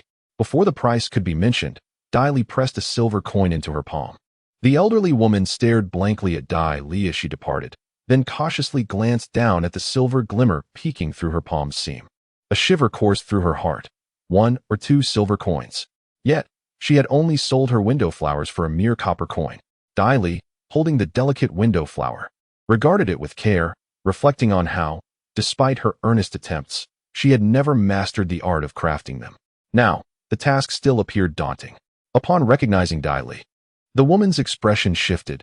She cast a disdainful glance at her before hastily pulling the child away, as if fleeing from a plague. The street bustled with passers-by, and Dai Li, adorned in elegant attire that exuded grace, was swiftly recognized by onlookers. The atmosphere became animated, for the common folk delight in gossip. "Look, it is the young master of the Dai family," they whispered. "He appears utterly drained. It seems that the warmth of jade fragrance has truly exhausted him." Though their words were harsh, they scrutinized Dai Li intently. His pallor revealed a lack of vitality, his slender form draped in a long robe of fine fabric, which, while not unappealing, accentuated his emaciation. Sunlight bathed his face, rendering it translucent as jade, with skin so refined that not a pore was visible. His lips bore a slight flush, and his icy blue eyes shimmered with a chilling brilliance. The delicate ice blue earrings he wore added an air of noble, otherworldly beauty, reminiscent of fragile crystal that could shatter at a mere touch, yet remained breathtakingly exquisite. Dai Li furrowed his brow and cast a fleeting glance at the crowd. His frosty gaze constricted their throats, leaving them momentarily paralyzed with trepidation, and they promptly fell silent. Without uttering a single word, Dai Li strolled leisurely down the bustling street, as if nothing had transpired. The demeanor of the young nobleman was strikingly captivating, and it was not until a considerable time had passed that onlookers dared to speak. It was rather peculiar. Dai Li seemed transformed, a stark contrast to his previously mild temperament, now resembling a merciless executioner. Amidst the murmurs and speculations, news of Dai Li's departure from the Dai residence swiftly spread throughout the vibrant thoroughfare.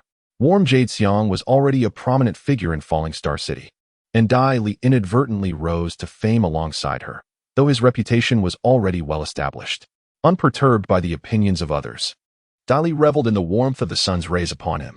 Such leisurely strolls under the sun had been a longing of his for centuries. Thus, he intended to savor every moment. Of course, he did not neglect to observe the various shops lining the street, contemplating how to utilize the 99 taels he possessed for potential ventures. "Ah, our esteemed young Master Dai," a voice called out jovially. "Look who can finally rise from bed." "Oh, my dear brother, I envy you immensely, enjoying such fortune at the tender age of 14. Come, share with me your thoughts. How does it feel? As Diley stood before a shop, assessing its offerings, he suddenly heard a seemingly amiable yet insidious chuckle from behind. With a slight arch of his brow, he pivoted on his toes, deftly evading the outstretched arm of a tall youth attempting to drape a casual embrace over his shoulders. The hem of his long robe swaying gently, his bearing still exuding a certain elegance.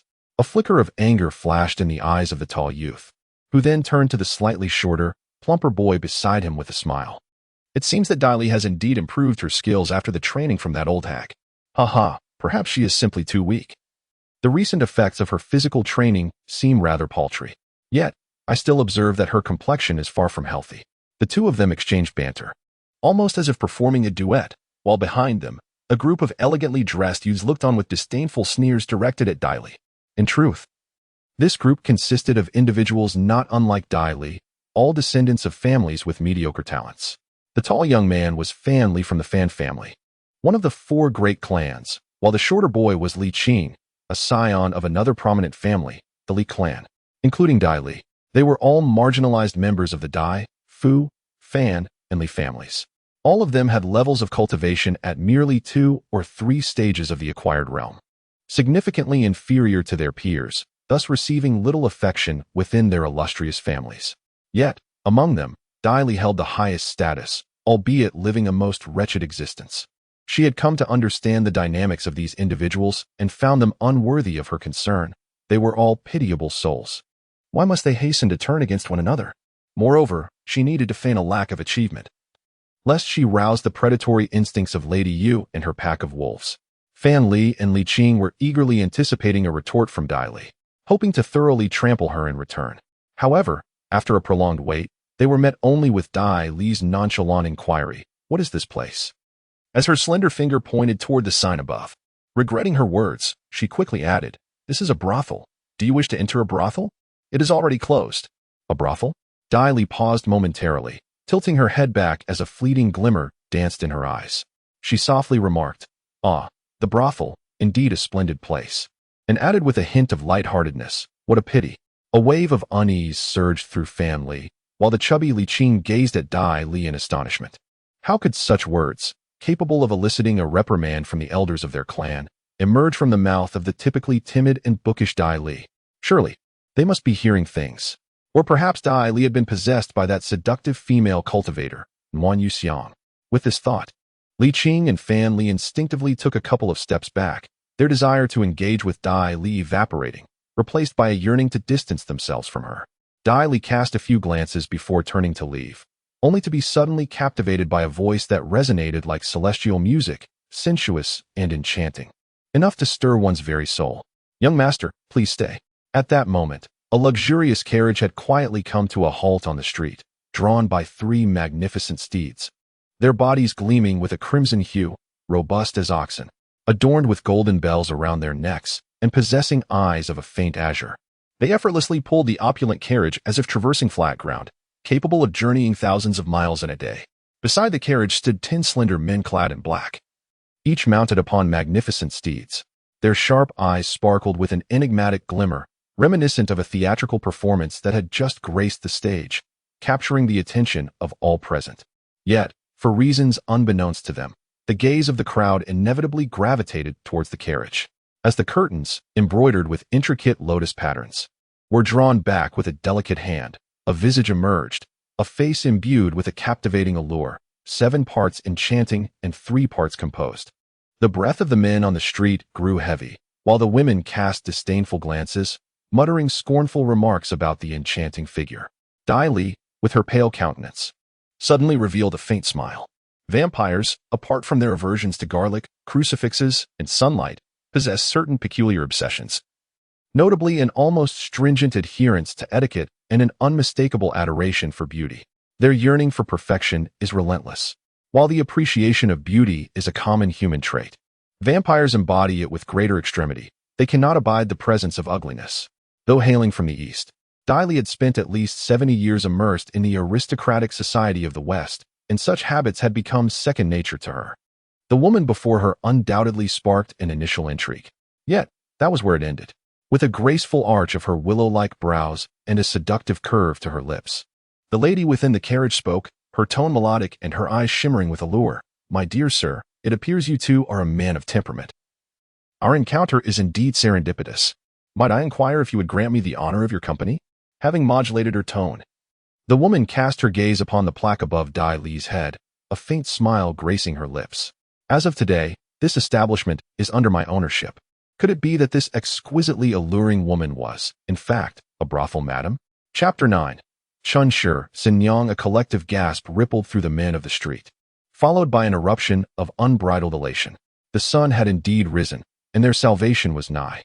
The women, however, were plunged into despondency. Good heavens! With such a captivating madam at the helm, even if the denizens of the brothel were sows, the men would still flock in droves, coin purses in hand and trousers loosened, to spend their nights within its walls.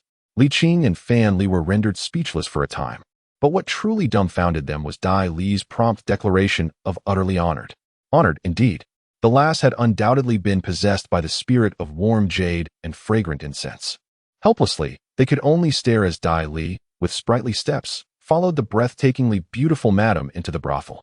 The interior of the establishment bore the marks of neglect, a fine layer of dust coating the wooden surfaces and a musty odor permeating the air. It had, after all, been shuttered for quite some time. Yet, the opulent and extravagant decor hinted at its former glory. The young woman casually removed her warm purple shawl and handed it to the maid beside her. With soft, elongated fingers, she gracefully gestured for Dai Li to approach, following her into a rather tidy room. Dai Li noticed that the dust had been meticulously wiped from the mahogany table, its surface gleaming as if it could serve as a mirror. His eyes brightened. It was unexpected that after merely standing with the woman in the hall for a brief moment, someone had already attended to the room's cleanliness. Clearly, this individual was not an ordinary courtesan.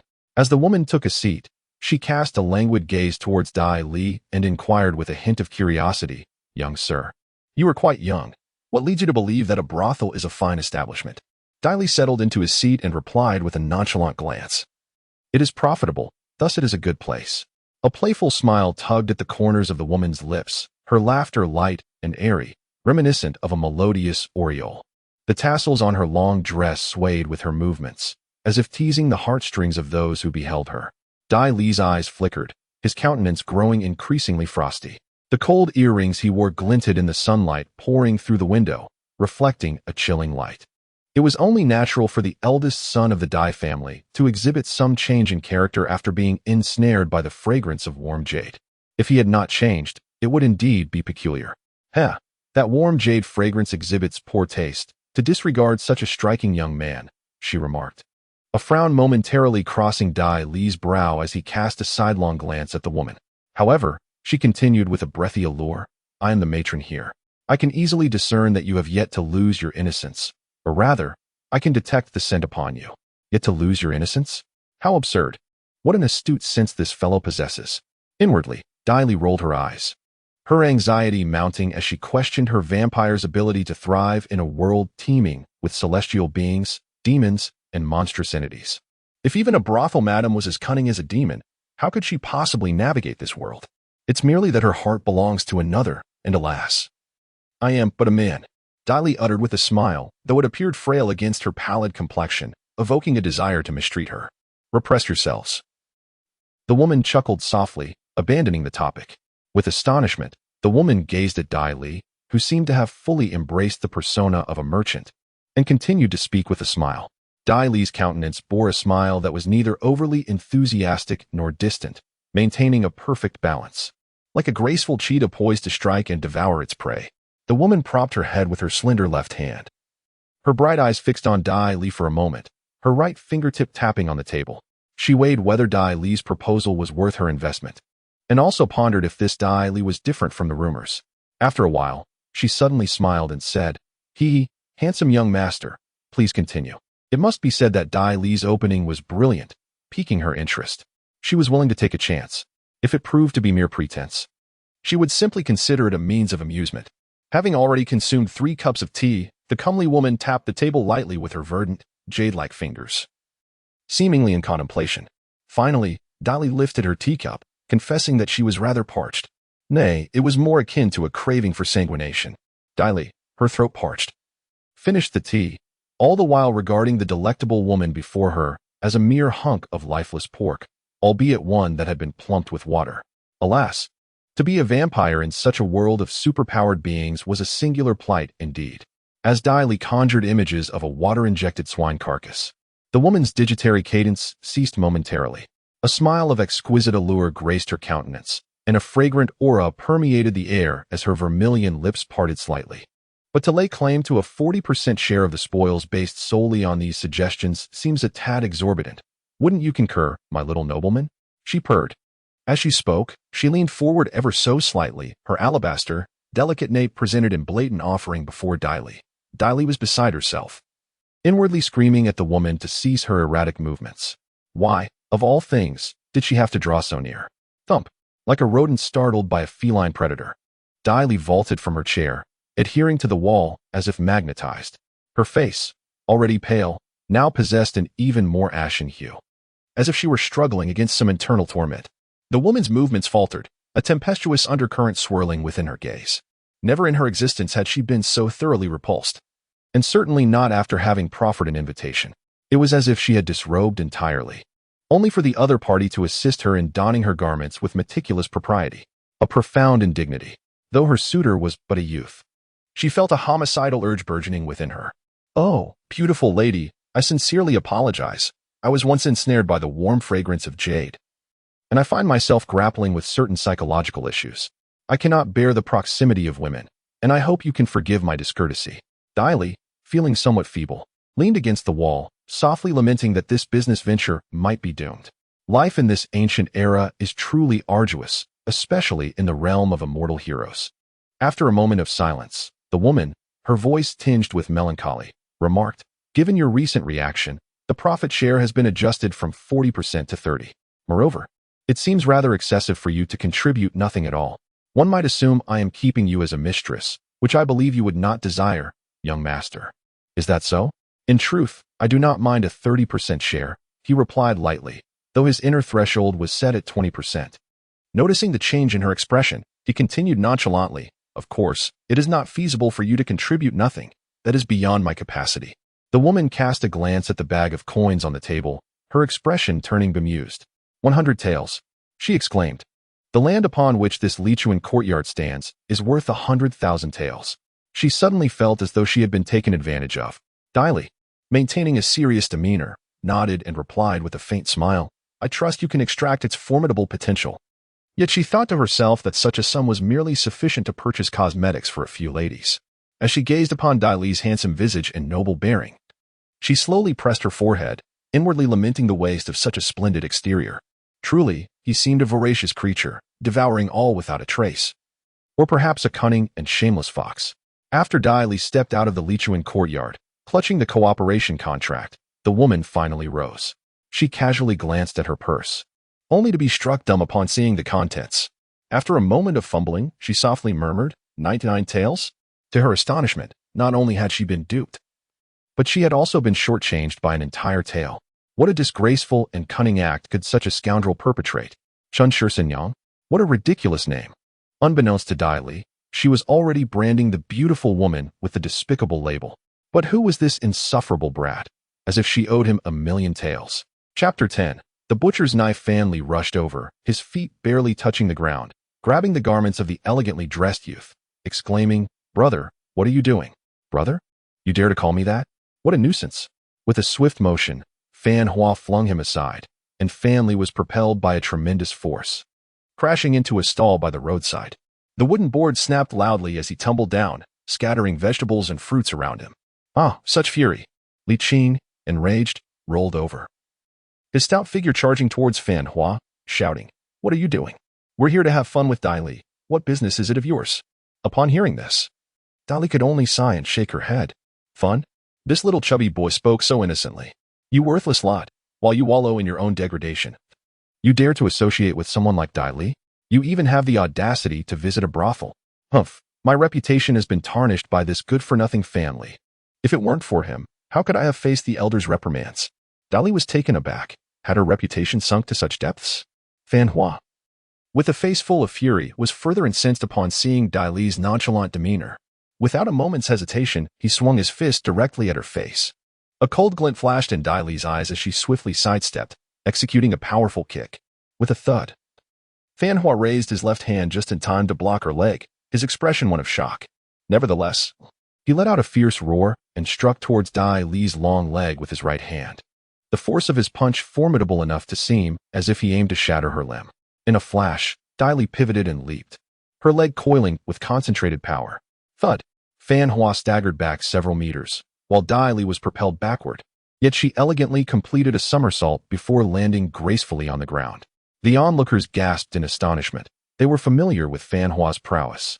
But when had Dai Li become so formidable? Could her intimate connection with Nguyen Yuxiang have somehow enhanced her abilities? Had they misjudged her? She had indeed grown significantly stronger, yet it seemed that Fan Hua had yet to unleash his true energy. The essence of a cultivator's might lay in their true energy. Mere physical skills were of little consequence. Fan Hua shared this sentiment, casting a menacing glance at Dai Li, his fists clenched tightly, his back slightly arched, and his complexion suddenly flushed. With a thud, a pale white true energy flickered upon his fists, and he advanced with the ferocity of a tiger. His fists lunging towards Dai Li with the ferocity of a predator pouncing on its prey. "Tiger fist," cried a voice from the ground. This was one of the formidable techniques of the Fan family, known for its impressive power. Dai Li, however, was more concerned with the fact that her opponent's true energy was at the 3rd level. Yet, she found herself unable to utilize true energy. Amidst the astonishment of the crowd, they were taken aback to witness Dai Li suddenly turn and flee. Flee? No, Dai Li merely dashed a couple of meters forward, heading towards a vendor who sold pork. The vendor's corpulent face quivered in shock, his mouth agape as if to exclaim, yet he could only watch, wide-eyed, as the handsome and enigmatic Dai Li bestowed upon him a mesmerizing smile. Without uttering a word, Dai Li seized a butcher's knife from the table. The knife was of no use. Like a tiger emerging from its lair, Fan Hua laughed with fury, his true energy radiating from his hand, as he lunged violently towards Dai Li. With a swift motion, Dai Li sprang onto a wooden plank, evading Fan Hua's punch, and then, with a sudden twist of his body, he brought the knife down towards Fan Hua with one hand. The speed of the blade was astonishing. Fan Hua barely had time to take a step back, the tip of the knife grazing his throat, reflecting Dai Li's pale, bloodless visage and the frosty brilliance in his eyes.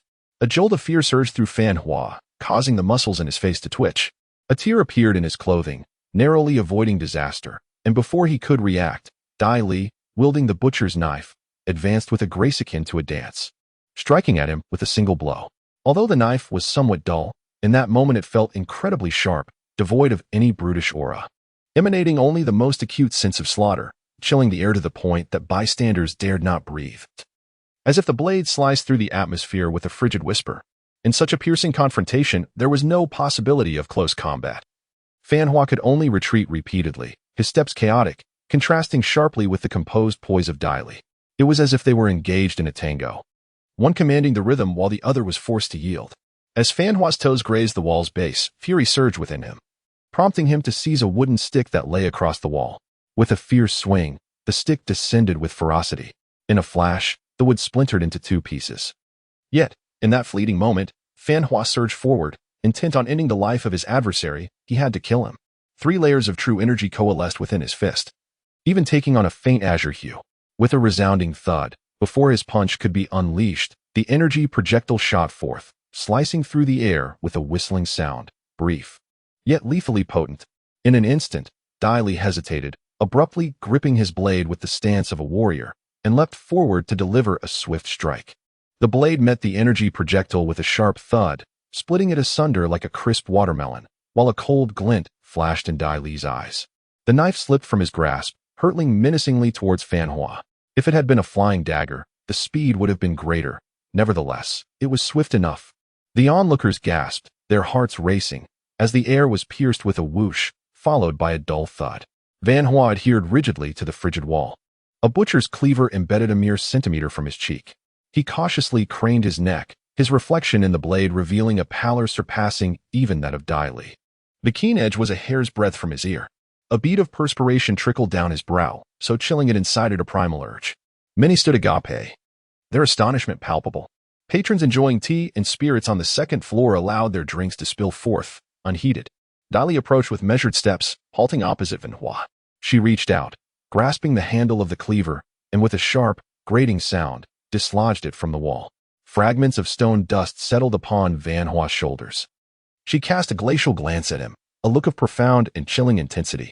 As Van Hua's body threatened to succumb to gravity, she turned and departed. Pausing at the butcher's stall to return the cleaver with an elegant and courteous thank you. The butcher, his corpulent form a quiver, responded reflexively, "You're welcome, you're welcome." He then stood transfixed, watching Dai Li's graceful exit. He glanced down at the cleaver upon his counter, noting the lingering traces of stone dust. A sense of bewilderment washed over him. How could it be that the same cleaver, in his hands, was only fit for butchering swine? And even then, it often seemed dull. Before he could fully grasp the matter, a throng of young gentlemen descended upon him. "Butcher, I wish to purchase this cleaver. I offer 50 taels. 100 taels. It is mine." "Nonsense, I bid 200 taels. Give it to me. Damn it. Even with this pork included, I will take all 300 taels." Fan Li lay on the ground, staring blankly at his once spirited brother, who now resembled a defeated rooster drenched in cold water, utterly dejected. Meanwhile, Li Qing, feeling the excess flesh on his body, compared his height and physique, eventually succumbing to despair. "Damn it, why am I both short and plump? If only I were like Dai Li." Like Dai Li. Suddenly, their eyes brightened. However, this matter required careful plotting. Dai Yunhu was leisurely sipping tea when he abruptly received a report from his subordinate, momentarily taken aback, his expression flickering, and his hand paused in its movement. "Are you referring to that waste with exceptional skills? And possesses formidable swordsmanship?" "Yes, third master." Dai Yubao, who was munching on pastries, found them hard to swallow and coldly remarked to his father, "Could it be that this waste has managed to cultivate? If so, that would be troublesome." Dai Yunhu pondered for a moment, a glint flashing in his narrow eyes, and scoffed. "Cultivation? She wishes. With her meridians severed, she can only accumulate a layer of innate energy. Does she think she can cultivate? Unless a celestial being descends. In truth, there is no need for a celestial being. If a golden core stage cultivator were to reconnect her meridians, or if there were a spirit pill for meridian restoration at the golden core stage, it would suffice. Yet, is that realistic?" Reflecting on Dai Li's severed meridians, Dai Yunbao's heart lightened, and he laughed, declaring that Dai Li is destined to be a waste in this life. Granting her the status of the legitimate eldest son is truly a boon for her. Chapter 11. The graceful young man. It matters not, after all. He is merely a useless wretch. She could never inherit the position of the family head. What you must be cautious of is that brat Dai Qi. Upon mentioning Dai Qi, both of their expressions soured. He is the other son of Dai Bokong, possessing a talent that is a chasm apart from that of Dai Li, and he is also widely acknowledged as a candidate for the young masteress position. Within the secluded courtyard of Yuqi, beneath the ancient tree, its broad leaves shielded them from the sun, casting their silhouettes into a somewhat gloomy shade. A regal and alluring woman, with her enchanting phoenix eyes slightly narrowed, appeared even more elongated, a glimmer of light flashing within them. Beside her, a gaunt man spoke coldly to Madame Yu. "Dai Li's actions today are not to be taken lightly. Could she have begun to cultivate?" Madame Yu, with a translucent silk handkerchief concealing her crimson lips, laughed sweetly and retorted, "Cultivation? Her fate has long been decreed by the heavens. At best, she can only be a brute force cultivator. How can a severed meridian be reversed? Yet," she mused, "it would be prudent to keep a closer watch. The fact that she could defeat Fan Hua with her physical prowess indicates she is not to be underestimated. Even when shrouded in shadows, her stunning beauty captivated the guards, who found it impossible to maintain their composure. However, they dared not meet her gaze directly, only listening intently to her voice. "If she truly poses a threat to Chi'er, then let her be dealt with," she declared, her delicate fingers pinching the stem of a nearby vibrant flower, snapping it effortlessly in two. Of course, once the news arrived the following day that Dai Li had defeated Fan Hua, the atmosphere shifted abruptly, and the guards fell silent, allowing Dai Li's travels to become much more tranquil thereafter. Dai Yang and Dai Bokong quickly learned of the matter. Initially incredulous, they soon felt a sense of relief. Although he had not succeeded in cultivating true energy, at least this child was striving for progress, demonstrating an interest in physical training. While the prospects may be limited, it was certainly preferable to languishing in a state of perpetual illness. Dai Li found himself devoid of any financial resources. Thus he dedicated himself to diligent practice at home. Meanwhile, the renovations of the Lichun courtyard were completed within 3 days, showcasing the extraordinary abilities of Spring Shursen Yang, which surpassed those of ordinary individuals. On the day of the grand opening of the Lichun courtyard, Dai Bo Kong praised Dai Li for his ambition, while Dai Yang commended his knowledge and decorum. Dai Li emerged from his room, elegantly adorned with a refined paper fan and dressed in a pristine dark red robe. At the entrance of the Dai residence, the guards were restless, for that evening marked the opening of the Lichun courtyard. The establishment was renowned, and one could only imagine the splendor within, not to mention the captivating young ladies it housed. Even if one were to merely indulge in the experience, it would surely be worthwhile. Alas, it was unfortunate that tonight was their turn to stand guard. What a pity, one lamented, with my meager monthly allowance. After setting aside funds for cultivation, I can scarcely afford even a cup of water to enter. The guard was about to retort when he was rendered speechless by the sight of Dai Li. Her bright eyes and pearly teeth, her ruby lips and white teeth, her brows resembling distant mountains. These were the only descriptors he could muster. He had never encountered a man who could wear a crimson robe with such grace and charm, exuding an extraordinary presence. Dai Li, oblivious to the guards, stepped outside and swiftly unfurled a paper fan to shield herself from the dim, yellowing glow of the evening sun. It was either fervently blazing or shrouded in the shadows of night, and she despised this indecisive illumination. Yet, constantly concealing her face with the fan seemed a touch pretentious. Thus, she reluctantly lowered it and strolled leisurely into the street. As dusk settled, the fiery red of the morning sky gradually faded, and night descended upon the vast expanse of Falling Star City, nestled at the foot of verdant hills, bordered by water on three sides and facing the broad, green plains. A clear river, the Qinglong, wound through the homes, with stone bridges dotting the landscape, each adorned with moss that exuded the essence of time.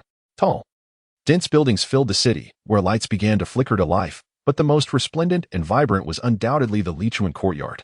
At its entrance, pink and pale gold veils, slightly translucent, beautifully revealed the strikingly red strapless bodice, exposing the smooth, flat abdomen beneath the hazy moonlight. A vivid contrast against the soft glow of the night. In this bustling street, permeated by the scent of mobile fresh blood, she could only grasp at something resembling it to suppress her desires. In this abundant spiritual realm of immortal heroes, even a mere tomato allowed Dai Li to savor it as if it were foie gras, for this tomato was succulent, juicy, and untainted. After consuming the last bite, Dai Li took out a handkerchief to cleanse her palms and stepped inside. However, the moment she entered, she swiftly opened her fan to shield her face. To her astonishment, she spotted Dai Bo Kong. Oh heavens! Dai Li silently cursed, sidestepping to hide behind a pillar while hastening her steps toward the inner courtyard. The steward, upon catching sight of Dai Li, was momentarily taken aback, yet recalling her instructions, she hastened to follow, tugging at Dai Li's sleeve. Young Master Dai, our employer has arranged the finest seat for you. What? Dai Li arched her brow. Arranged? I merely came to take a look, not to settle in. Oh, but the employer insists that should you not take your seat, it would signify a lack of respect for our Lichun courtyard, thus rendering our previous cooperation unnecessary. What? Dai Li's lips twitched in disbelief, letting out a sigh as she reluctantly made her way toward the hall. Engaging in such underhanded dealings was no simple task. Why did she feel as though she had fallen into a trap set by Chun Shursen Yang? The location is indeed exquisite, allowing a clear view of the young ladies performing on stage. After Dai Li settled into her seat, she first glanced around the hall, taking in the decor and the attendants serving drinks, which brought a satisfied smile to her face. Excellent. She seemed to envision the steady stream of silver coins flowing in.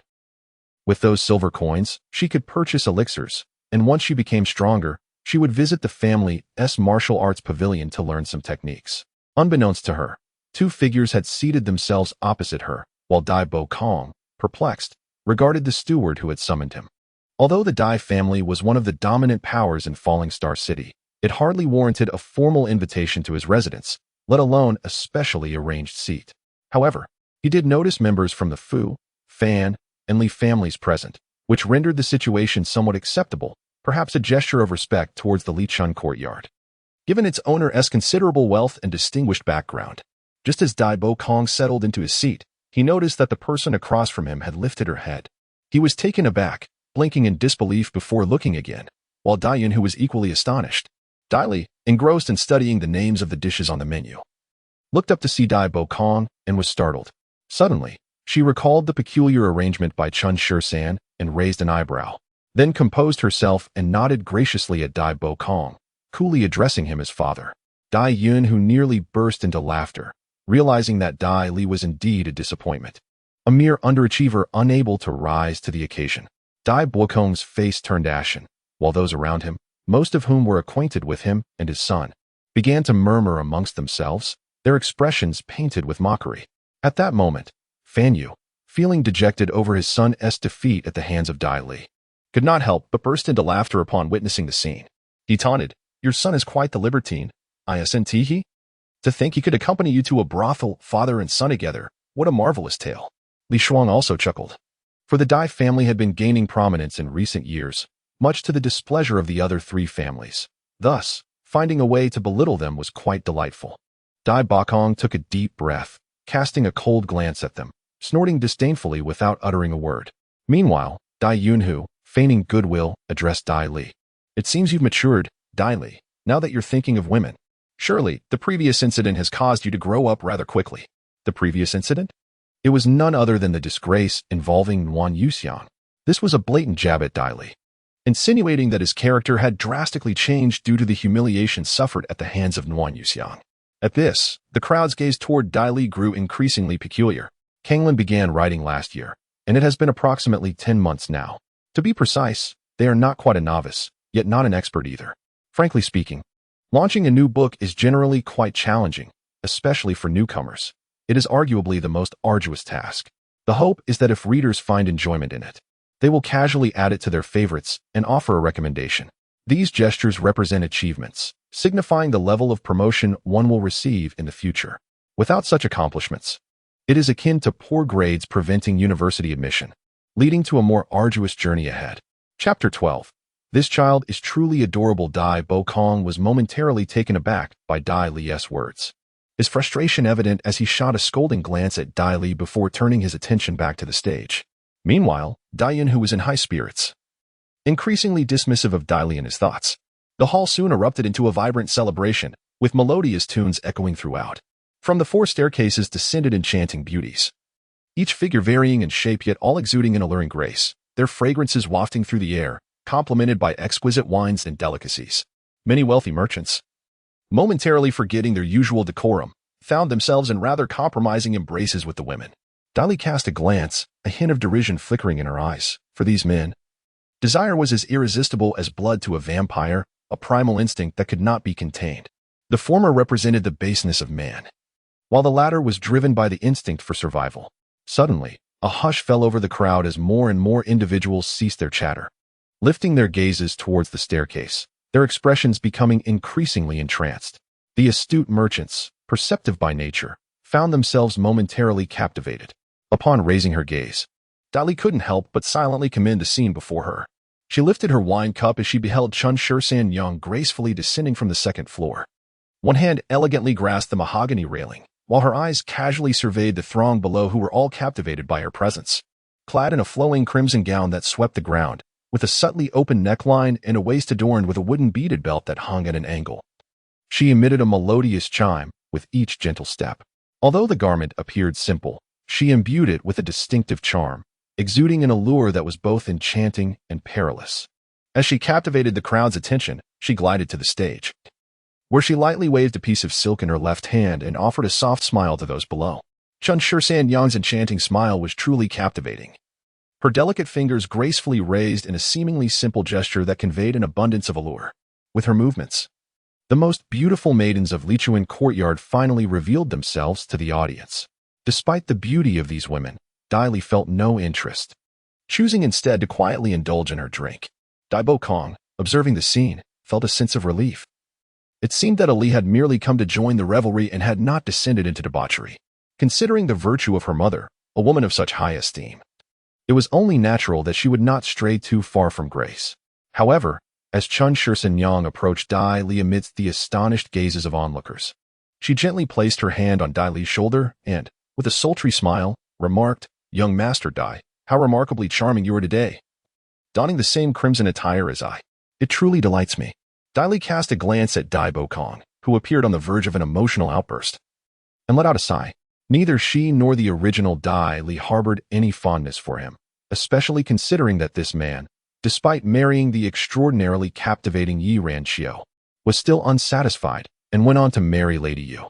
It was said that he began his affair with Lady Yu the very day after his marriage to Yi Ranqiu, subsequently living apart from her for over a decade. It is no wonder that the original Dai Li harbored resentment towards him. Even the current Dai Li felt no affection.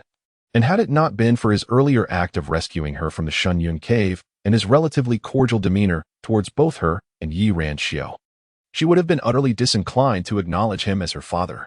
Everyone around was astonished at the warmth with which Chun Shisan Yang treated Dai Li. But upon seeing her clad in red, they suddenly understood what a remarkably handsome young man he was. It was no surprise that such a stunning beauty as Chun Shisan Yang would be drawn to him. After all, wasn't she herself a mature and alluring woman? Chun. Dai Bo Kong nearly choked on his drink, caught off guard, and erupted into a fit of coughing. Chun Shisan Yang's slender brows quivered slightly, her smile deepening. A prosperous fortune, perhaps? Is this rogue merchant congratulating himself?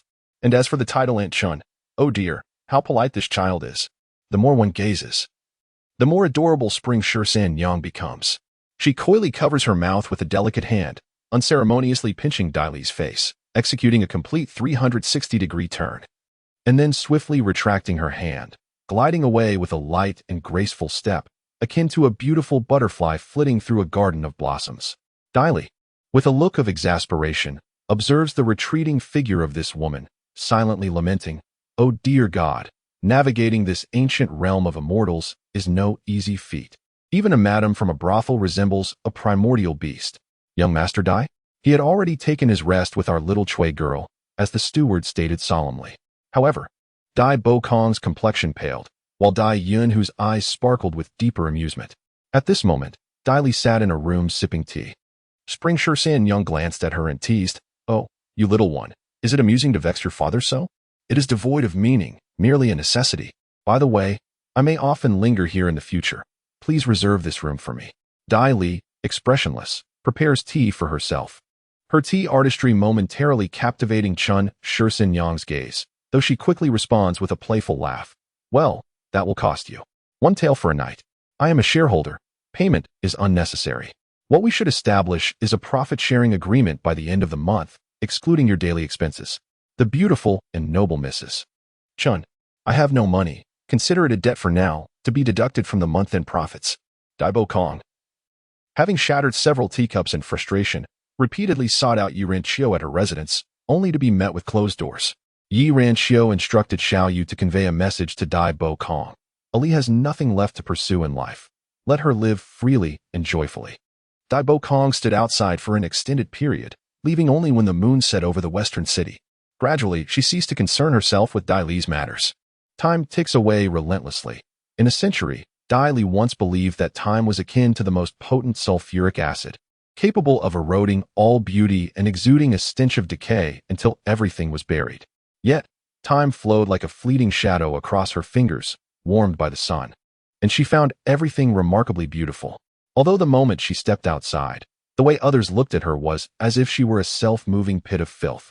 A fortnight later, within a secluded chamber of the Lai Chun brothel, Dai Li was enveloped in a milky white aura, further accentuating her already fair complexion, to the extent that she could only be described as an effeminate pretty boy. The pearlescent luminescence was gradually absorbed into Dai Li's body, and after a moment, she opened her eyes, the misty haze within slowly dissipating until clarity returned. It is fortunate that I possess this true chi to suppress my sanguinary desires, or I would not have endured until now. Dai Li mused with a furrowed brow as she rose from the bed, picked up a cup of ginseng tea placed on the rosewood table, the surface of which shimmered with a layer of warm yellow light. Chapter 13. Contentions. Dai Li smiled faintly. The flora of this world have absorbed boundless spiritual energy. This wild ginseng is more nourishing than 100 pounds of its former counterparts, yet my true chi remains stuck at the peak of the 3rd level. It seems I must rely on experience or elixirs to break through. There are still 2 weeks until the end-of-month dividend. Dai Li's lips curved into a faint smile as she opened the door and slowly walked out of the room. The streets were as bustling and prosperous as ever, filled with the sounds of laughter from the tea houses, the cries of vendors, and the tantalizing aromas of street food. Assorted wontons, delicious wontons, candied hawthorns, 1 copper corn skewer, Braised noodles, delicious, come and have a taste. With money in her pocket. Dai Li recalled her youth when her mother would take her to the streets, paying for all the delicacies she desired. At that time, she had resolved that when she grew up, she would ensure that her mother could eat everything she wanted and buy anything she desired. In the recesses of Dai Li's memory, she seemed to recall that Yi Ranxiu had a fondness for fruit. Fruit? Dai Li's gaze swept across the street, attentive to the fruit vendors. Before long, she discovered a stall, a subtle smile gracing her lips as she approached. The vendor was taken aback upon seeing Dai Li, pondering to himself how fortunate he was to encounter the elusive young master, Dai. Though often criticized, Dai Li, like any scion of a wealthy family, had her share of flaws. It was merely that her indiscretions were more pronounced. Yet, fundamentally, this young master never bullied those of lower status. Her predilection for visiting brothels was of no concern to them. Thus, the vendor, adopting the mentality that every customer is a lord, greeted her with eager warmth, exclaiming, "Young Master Dai, it has been a long time. What fruits may I assist you in selecting? I shall choose the finest for you." Dai Li rummaged through her memories and recalled that Yi Ranxiu particularly enjoyed jade pears, a type of fruit quite common, cultivated in regions with ample rainfall and humidity, and not overly expensive. She surveyed the array of fruits displayed on the wooden board, her brow slightly furrowing as she requested, "Please select some jade pears for me, ones that are particularly attractive. Also, I will need 2 pounds of tomatoes and some blood-red fruit." The tomatoes were meant for her own consumption, while the blood-red fruit was intended to nourish Xiaoyu. Though it was the pricier option, Dai Li was unconcerned. The vendor, pleased with her straightforwardness, promptly nodded and exclaimed, "Very well. Please hold on for a moment." Having concluded his words, Dai Li swiftly began to select fruits, while in a moment of ennui, he toyed with a palm-sized tomato. The tomato, as resplendent as a ruby, appeared particularly exquisite between Dai Li's slender fingers, and a faint smile graced his youthful, yet remarkably handsome visage. A vendor, catching an inadvertent glimpse, pondered the peculiar incongruity of such a striking individual possessing such flaws and talents. What a pity it was. Suddenly, a loud and scolding voice erupted from behind Dai Li, resonating through the street like a firecracker, drawing the attention of everyone nearby. Turning to investigate, he beheld 5 middle-aged men clad in archaic hunting attire, along with a rather frail young boy, being forcefully ejected from the door of the Baobao Zhai establishment by its bouncers. As the hunters stumbled, one of the bouncers began to berate them. "Get lost. You country bumpkins have the audacity to run amok in our Starfall city. You've grown quite bold." One of the hunters, indignant, retorted, "How can you treat us this way? This wolfskin is clearly worth a tail, yet you insist on counting it as 10 tails. This is extortion. Do not presume we are easy prey." The head bouncer sneered, disdain evident in his voice. 10 tails? Ha! Do you truly believe this shabby pelt is worth such a sum? Begone. Then we shall not sell it. The hunters declared defiantly. Not sell? Humph, you've already indulged in several cups of our finest tea, wasting our precious time. Accepting a single tael is a bargain for you. Dai Li cast a fleeting glance, only to lose interest and turn away. The vendor, initially eager to witness the commotion, suppressed his curiosity upon observing Dai Li's indifferent demeanor and handed over 3 neatly arranged bamboo bags. "Thank you," Dai Li replied, refraining from directly taking the bags and instead presenting 10 taels of silver to the vendor. The vendor smiled politely, ready to accept the payment, when suddenly his expression changed dramatically, his mouth agape in shock. Thud! Without warning, several gatekeepers burst forth, engaging in a fierce struggle with the hunters. One of them, in a fit of rage, swung his fist and sent a body hurtling through the air, crashing towards Dai Li's back. "Young master, be careful," the vendor exclaimed just as Dai Li, seemingly having eyes in the back of his head, deftly sidestepped, initially intending to disregard the chaos. He furrowed his brow upon realizing the imminent collision with the bags the vendor had just handed over. With a swift motion, he seized the collar of the airborne youth, pulling him back and dissipating the force of the impact, allowing both to stand firmly before the stall. The vendor's face lit up with joy, grateful to Dai Li. Otherwise, his entire array of fruits would have been obliterated. The young man, momentarily taken aback upon seeing Dai Li, received a fleeting glance from him as Dai Li accepted the bags and hastily collected the silver. "What audacious fools dare to challenge us at the falling treasure pavilion?" One of the gatekeepers sneered, a cruel smile playing on his lips as he raised his broadsword, aiming a deadly strike at Dai Li's head. The Luobao studio is an enterprise under the auspices of the Fan family, which naturally provides them with considerable confidence. In the bustling city of Luoxing, there are seldom individuals they dare to provoke. Hence, the members of this faction exude an extreme arrogance. When one of their men, incensed, decided to act against Dai Li, he exerted all his strength to infuse the energy of the second layer of the acquired realm into his large blade. The once supple weapon suddenly became remarkably rigid, emanating a faint cold light, as if it could effortlessly sever Dai Li in an instant. "Be cautious. Young Master Dai, beware." The urgency in the voice echoed.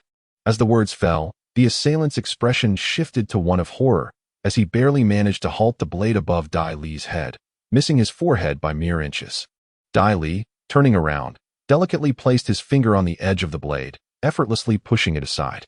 With a calm demeanor, he gazed at the assailant, disdainfully questioning, "Is it now the time for you to commit acts of violence on the street? Does the Fan family aspire to monopolize the entire market?" "No, no." The assailant's forehead glistened with sweat.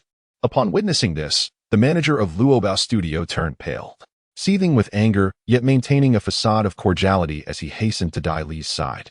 "I sincerely apologize, young Master Dai. These fellows are indeed blind to their own limitations." Blind to their limitations? I would argue that he was exceedingly accurate in aiming for my head. It was merely a hair's breadth away from splitting my skull like a watermelon. The manager, filled with anxiety, recognized that although the Dai family did not hold Dai Li in high regard, he was still the legitimate eldest son.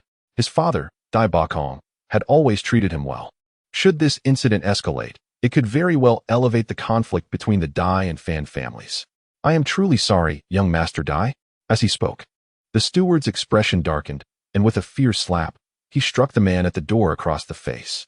A faint aura of genuine energy shimmered around his palm, and as the blow landed, the man was sent flying, crashing to the ground with a resounding thud. His front teeth were knocked out, and crimson blood spilled from his lips.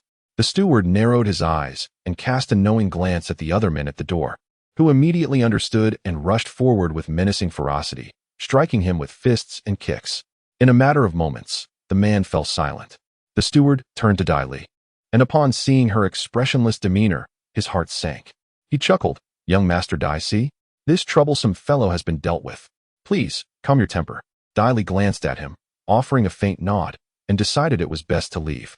Suddenly, she felt a cold, indifferent gaze resting upon her, causing a chill to creep over her. She turned to find a youth standing quietly among the crowd. With sharp brows and bright eyes, his features were striking yet severe, though he appeared to be no older than 15 or 16. Clad in a somber black warrior-esque attire that clung to his form, he stood tall and graceful, reminiscent of a finely concealed piece of jade.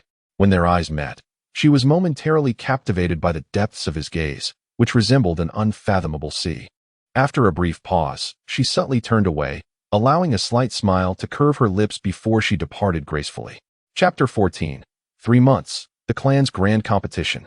The hunters, still in shock, barely registered the scene as the steward led the men inside the treasure pavilion, muttering curses under his breath. The youth stood there, momentarily stunned, clutching 10 silver ingots. As he caught sight of the hunters' scrutinizing gazes, he felt a twinge of discomfort and scratched his head, while the chatter of the vendors surrounded him, their voices overlapping in lively discussion. The unfortunate events at the treasure house coincided with the emergence of the young gentleman from the brothel. Indeed, she rarely strayed far from such establishments.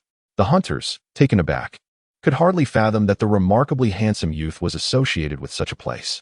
Not far away, a young man clad in black paused, a flicker of disdain and disgust crossing his eyes before he resolutely turned away. Unimpeded, Dai Li made her way into the Dai residence and promptly sought out Yi Ranxiu. Upon seeing the 3 bags of fruit that Dai Li carried while washing her hands, Yi Ranxiu was momentarily taken aback. It was the first time Dai Li had brought her gifts. Ali seems to have grown. As soon as Xiao Yu spotted Dai Li, she joyfully rushed over to assist her with the fruit. Dai Li allowed her to take the bags, merely stating that the blood-red fruit was for her, while the jade pear was for her mother. "Young master, is this for me? It's to replenish your vitality. If you don't want it, there's no one else suitable to eat it. Are you planning to leave it for Yi Ranxiu during her time of need?" Dai Li chuckled at the thought, disregarding Xiao Yu's bewildered expression as she sat down, contemplating how to convey her intentions to Yi Ranxiu. "Do you have something to say?" Yi Ranxiu observed the expression on Dai Li's face and smiled gently. Dai Li was taken aback before replying, Aren't you curious why I've been acting this way lately? What manner of person you are? Your mother is hardly unaware. You must have considered your visit to the Lichuan courtyard, if it suits your cultivation. It matters not where you are, and it is certainly preferable to staying at the Dai residence. Yi Ranqiu responded with a calm and serene tone, seemingly unperturbed. Indeed, Dai Li was a young woman, and how could Yi Ranqiu possibly believe she would seek pleasures in fleeting encounters? Although Lichuan courtyard is known as a place of fleeting pleasures, she holds faith in Dai Li's character. Over the past few days, she has observed the changes in Dai Li closely, reflecting on how the experience with Nuan Yuxiang must have contributed to her growth, which brings her solace. Yi Ranqiu paused for a moment before gently nodding. Her brow slightly furrowed as she cautioned Dai Li to be careful, for the world outside is exceedingly perilous. Despite her concerns, Yi Ranqiu possesses a broader perspective than most women, seemingly unrestrictive of Dai Li's actions. Dai Li was taken aback by Yi Ranqiu's amiable demeanor. Nonetheless, this bodes well for her, indicating a greater sense of freedom. The plaza of the Dai family was already bustling with energy, as the young children and adolescents had commenced their training early. Dai Li made her way along the outer walkway towards the entrance, casting her gaze upon them for a moment. Dai Li, a sharp voice called out, prompting Dai Li to turn her head. There stood Dai Yunbao, striding towards her with an imposing demeanor, a blatant malicious grin upon his face. How embarrassing. You've brought shame upon our family, a disgrace to the Dai clan. These youths were momentarily silenced by Dai Li's retort, instinctively parting to create a path. Upon meeting her icy gaze, they felt a pang of apprehension. Has this waste truly changed? Dai Yunbao scoffed, declaring, "What is Fanhua? Anyway, if you have the guts, fight me." Dai Li shot him a glance, recognizing that the one to strike first would bear the brunt of the consequences, as the clan would surely investigate. And even Dai Bakong would face substantial obstacles in defending her. "You're out of your mind," Dai Li retorted, resolutely bypassing them as she proceeded toward the entrance. Dai Yunbao was momentarily taken aback, then suddenly pivoted and leaped forward, aiming a powerful strike at Dai Li's shoulder. His vital energy had already coalesced at his fingertips, exclaiming, "You seek death." Being a year older than Dai Li, Dai Yunbao possessed the cultivation of the fifth layer of the acquired realm, making him a prominent talent within the Dai family. His vital energy far surpassed that of Fan Li and Dai Li, and a single strike from him would undoubtedly inflict severe injury upon Dai Li. The force of his palm sliced through the air, grazing the tips of Dai Li's hair. A chill flickered in her eyes. She had intended to cultivate in peace, to lead a quiet life, and to act discreetly. However, these individuals had pushed her too far, leaving her with no choice. With a subtle motion, she drew a slender, delicate throwing knife from her waistband, gripping it between her fingers. As she raised her hand, she prepared to turn and launch it at Dai Yunbao. Ultimately, who would perish depended on whose speed was superior. At that instant, a sudden burst of azure vital energy shot forth from the east, colliding with the palm of Dai Yunbao. His hand veered, and his body swayed to the side as he glared menacingly at a youth standing not far away on a wooden post. Dai ran. "Do you intend to assist this worthless fool?" Upon hearing this, Dai Yunbao's pupils constricted, and he coldly snorted at Dai Li, furiously declaring, "For now, I shall spare you. In 3 months, during the clan competition, we shall see how you meet your end." The clan competition. Dai Li's heart trembled. She had almost forgotten about it. The family held this grand contest annually, but in the past, Dai Li had been unable to cultivate, suffering humiliation year after year, always finishing last. This had led her subconscious to wish to forget this date entirely. With the passage of this year, you, Dai Li, will turn 15. Should you remain as you are, your status as the eldest legitimate son shall be revoked. Dai Ran flashed a chilling smile towards Dai Li. Being of the same age as Dai Li and also a son of Dai Bokong's brother, he was naturally a direct descendant. However, in contrast to Dai Li, his standing and reputation were far more illustrious. At the age of 14, he had already achieved the 6th level of the Day After Tomorrow realm, making him one of the foremost prodigies of the Dai family. It seemed none of the young masters of the Dai family were mere simpletons.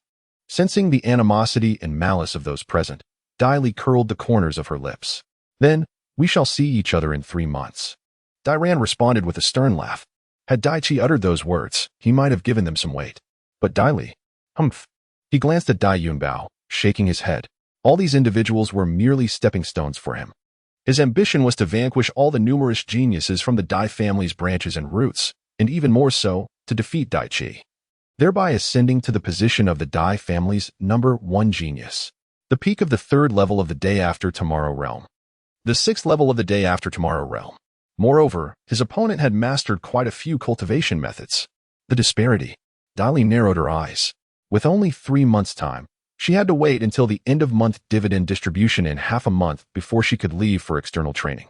Without money or elixirs, one could easily meet their demise. Chapter 15. Dividends, Night Theft. A day later, Chun Shizaniang and Dali were seated within a chamber. Chun Shizaniang quietly savored the superior jade dragon tea, its fragrance coiling gently into the air. Outside the window, carriages and horses flowed like a river, accompanied by the gurgling murmur of flowing streams. Chun Shirsan did not speak, and Dali was not in a hurry. She merely contemplated the arrangements for her current journey. This month, the overall income had been quite satisfactory. Here's the ledger of our profits. Take a look, Chun Shirsan said, placing a ledger before Dali. Dali lifted her gaze towards her and then swiftly opened the ledger, flipping through its pages with remarkable speed, mentally calculating the figures as she went. With a series of swift motions, she completed the task. A subtle glimmer of admiration flickered in Chun Shirsan's eyes, impressed by Dai Li's impressive mental arithmetic. With a decisive clap, Dali closed the cover and, after a moment of silence, remarked, "There is a discrepancy of 250 taels in the purchasing price of the wine, while the total profit stands at 35,000 taels. Neglecting minor leaks can lead to significant losses." Chun Shirsan appeared unfazed, simply smiling as she responded, "Your keen observation is commendable. I have already addressed the matter concerning the 250 taels that were taken. I will compensate for it, as it was my personnel who erred. And this is your share of the profits." A small stack of silver notes appeared on the table, which Dai Li promptly collected, casting a glance at the notes, and declared, "To a fruitful collaboration." Indeed, to a fruitful collaboration. However, the reform of these establishments shall be entrusted to you. Naturally. After discussing the development of Lichuan Courtyard for a while longer, the two parted ways. They remained amicable business partners, never prying into each other's affairs, which was the essence of maintaining their mutually beneficial relationship. In the stillness of the night, Dai Li practiced beneath the moonlight.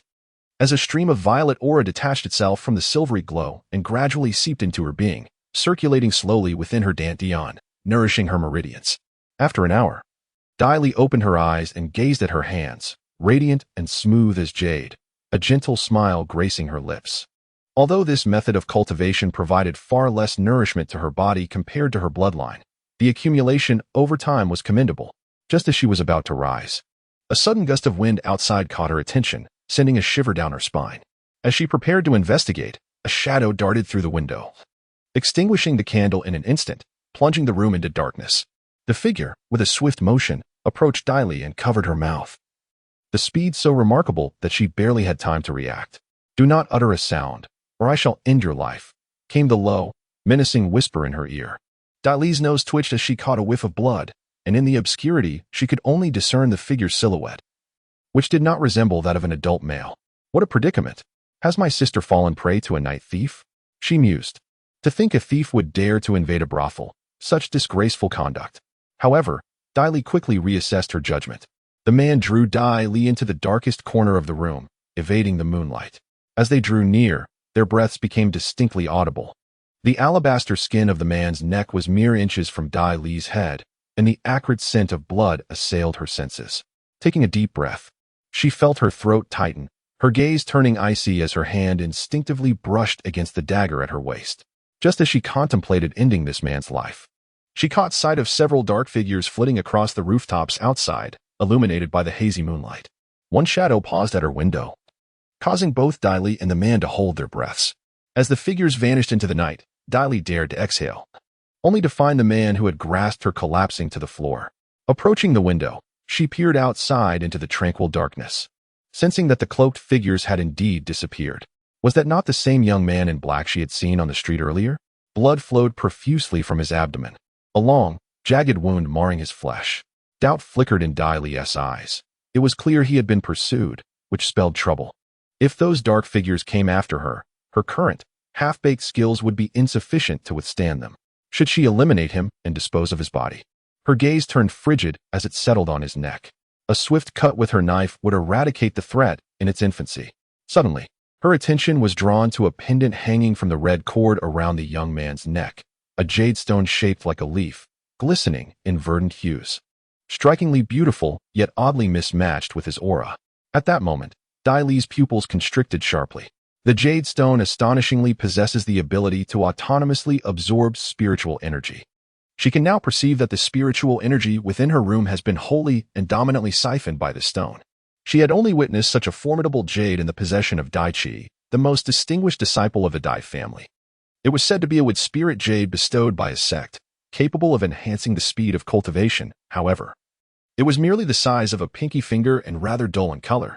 In contrast, the jade adorning this young man's neck is not only far more vibrant in hue, but also twice the size.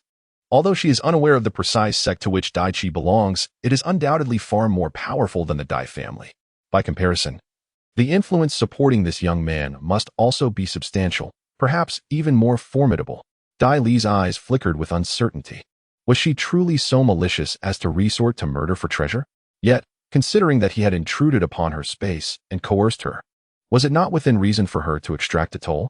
A small token of gratitude in return would seem appropriate. After contemplating for a moment, she ultimately dismissed this notion. Though not a paragon of virtue, she had never forsaken her parents' teachings throughout her century-long existence.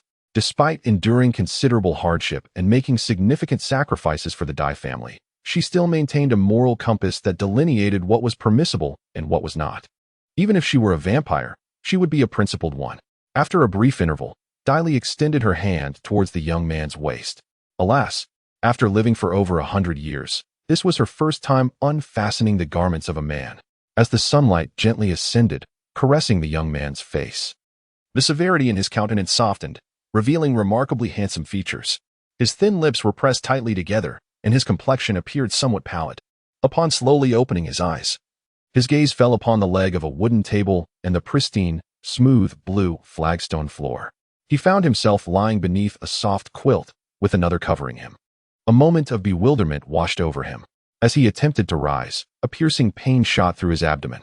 Glancing down, he noticed his upper body was bare, with several layers of white bandage wrapped around his waist, faintly stained with a vivid crimson hue. Where am I? He mused. He suddenly recalled his desperate infiltration into a room the previous night, where he had seized someone before losing consciousness. Could it be that person saved me? Instinctively, he glanced towards the bed, only to find it unoccupied. The youth then observed that he was lying on the floor. His brow furrowed slightly, and his lips tightened further. Footsteps approached from beyond the door, and the young man warily fixed his gaze upon it. As Dai Li pushed the door open, she found the young man's profound eyes intently focused on her, though tinged with surprise and astonishment. Placing a bowl of medicinal soup on the table, Dai Li calmly sat down and poured herself a cup of tea. "I'm giving you 3 days," she stated. "Regardless of whether your injuries heal or whether you can even crawl, get out of here." After a brief pause, Dai Li gently toyed with the teacup in her hands, gazing at the young man, a soft light shimmering in her eyes. "Of course, considering the fact that I have rescued you, you ought to express some gratitude." Initially, the youth's expression was a tapestry of complexity, as the encounter on the street had led him to perceive Master Dai as rather unsavory. Yet, the very irony lay in the fact that she had saved him. Despite the internal conflict, a flicker of gratitude emerged within him, subtly altering his perception of her. However, Dai Li's recent remarks plunged his spirits into despair, promptly branding her with the label of ulterior motives and self-interest. "Rest assured, I shall reward you handsomely." The youth, avoiding Dai Li's gaze, drank the medicine with reluctance. Though he was loath to accept assistance from someone like her, the imperative of healing took precedence. Dai Li smirked. He truly embodied the demeanor of a scion from a prestigious family, a temperament that one could scarcely learn from humble origins. Yet, she found it appealing. The more extravagant he was, the more she appreciated it.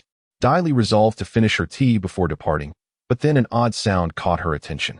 Startled, she turned to look at the young man, who now appeared visibly uncomfortable, yet remained silent.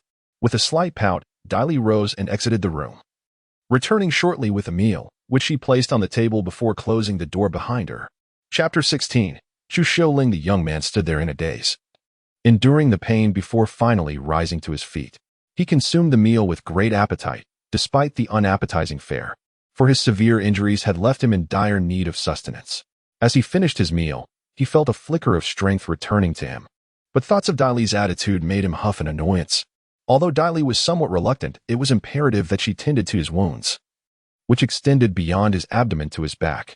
It would be inappropriate for anyone else in the Lichuan courtyard to assist him, as it might lead to unwanted gossip and trouble. That evening, the young man quietly observed Diley as she meticulously unwrapped the white cloth to clean his wounds. Her expression was one of detached concentration, starkly contrasting with the debauched reputation that surrounded her among the townsfolk. "In 2 days, I will be leaving," he remarked.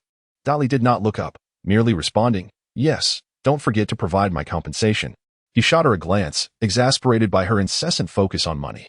"You haven't taken much care of me. This room has a bed that is clearly unused, yet you make me sleep on the floor." He had noticed this discrepancy, and though he wasn't one to dwell on trivialities, his dissatisfaction with Diley's demeanor compelled him to ensure she remained uncomfortable. Diley furrowed her brow. "This is my usual sleeping space. How could I allow you to take it? I'm paying for it, after all," he retorted. "You mentioned compensation. You should have said so earlier," she replied, maintaining her composure. "How was I to know you wanted the bed? If you wish to sleep there, the compensation will be calculated differently." The young man rolled his eyes, suddenly hearing a peculiar sound emanating from outside the window below. The noise was faint. Should he close the window, it would vanish entirely. However, the window remained open. His face flushed with embarrassment. He felt something was amiss, and, suspecting his thoughts had strayed, he asked with irritation, "What kind of place is this, making such a racket at this late hour?" "A brothel," came the reply. The young man's expression shifted dramatically. "I am in a brothel. So those sounds truly were." Diley raised his head and noticed that the boy's face was now smeared with a flush akin to that of a chicken's blood. "Did you not hear the rumors on the street about me frequenting such establishments? Naturally, it is a brothel. Did you think I was in some grand mansion?" Diley cast him a sidelong glance, a smirk playing on his lips as he wrapped a fresh white cloth around the boy's wound. The young man pressed his lips together, observing Diley's pale yet strikingly youthful features, curiosity flickering in his eyes. "You are not as the world describes you. At least this room bears no hint of makeup, and you do not speak of those filthy courtesans in such a manner." The boy's face flushed further. Though disdain was evident in his expression, Diley narrowed his eyes, casting a fleeting glance at him. With a sudden, forceful grip of his slender fingers, a wave of excruciating pain shot through the boy's abdomen. Have you lost your mind?" he hissed in anger, his once handsome face contorting in agony. While Diley remained impassive, devoid of any remorse, his brows furrowed with an imposing intensity. Prostitutes rely on their own labor for sustenance. They neither steal nor rob. Moreover, many of these women have been sold by their relatives, compelled by the harsh realities of life. In the Lichuan courtyard, numerous individuals provide financial support to their families. Do not look down upon them. Everyone strives to survive, albeit through different means. As long as one does not betray their conscience and harm others, no one is inherently more noble than another. The youth, upon hearing such sentiments for the first time, felt a surge of anger but found himself unable to retort. He merely scoffed, asserting that the existence of these women had led to the ruin of many families. Everything in this world has its rationale. The existence of the Lichuan courtyard and the prostitutes serves a purpose. Women possess the right to reject it.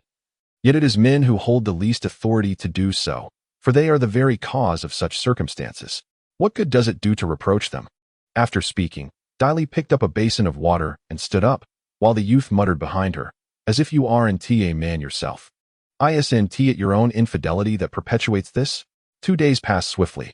Unless she invited someone, no one entered Diley's room, and her meals were portioned for one. She often feasted on tomatoes, a testament to her solitary nature. However, Diley sensed a peculiar tension in the vicinity lately. It seemed her enemies had begun to surveil the area, poised to search every dwelling. "I was injured at that time, and they likely deduced I could not flee far. Now that I have regained some strength, I should be able to break free." "Break free?" A flicker of light passed through Diley's eyes. Yet she offered no further commentary. In the deep of the third night, Diley leaned against the window, her body slightly askew. A paper fan delicately held in her hand as she quietly observed the handsome youth before her, his eyes reflecting the soft, fragmented moonlight. The two exchanged glances, their gazes laden with emotion, until the young man, unable to withstand the silence, finally declared with a hint of bitterness, "I know you are seeking a reward." Diley solemnly nodded, her eyes radiating sincerity. The youth took a deep breath, his once flushed face, marked by anger, gradually returned to its stoic demeanor. reverting to the imposing presence she had first encountered. After a lingering look at Dai Li, he tossed a piece of yellow cloth into her hands with a certain weight, prompting her to roll her eyes. How could she have treated him with such care only to be met with his temper? It cannot be a rag, can it? So vividly yellow. Rest assured, it was found in your room. Dai Li lamented, her concern growing as she had never been fond of yellow garments. Noticing the slight turmoil on her face, the youth hesitated but continued, though I do not comprehend your desire to remain in such a place. You are a good person. If your character were base, you would not have saved me. Dai Li was momentarily taken aback, her heartstrings taut, but then a smile broke forth. You are a good person too. Thank you for your gratitude. How amusing it was that he referred to a vampire as a good person. Was this youth handing out cards of goodwill? The youth shot a piercing glance, let out a cold snort, and leaped gracefully out of the window, disappearing into the thick moonlight, leaving only a gentle glow to cascade upon the rooftops of each household. Dai Li furrowed her brow as she observed his figure seamlessly meld into the night, noting the absence of any sounds of conflict, which eased her mind somewhat. It must be said that this lad possesses a commendable character. Were it not for the mutual concerns that burden both parties, a friendship could very well flourish. After a moment, Dai Li pulled aside the yellow cloth, revealing it to be densely inscribed with numerous characters and intricate patterns.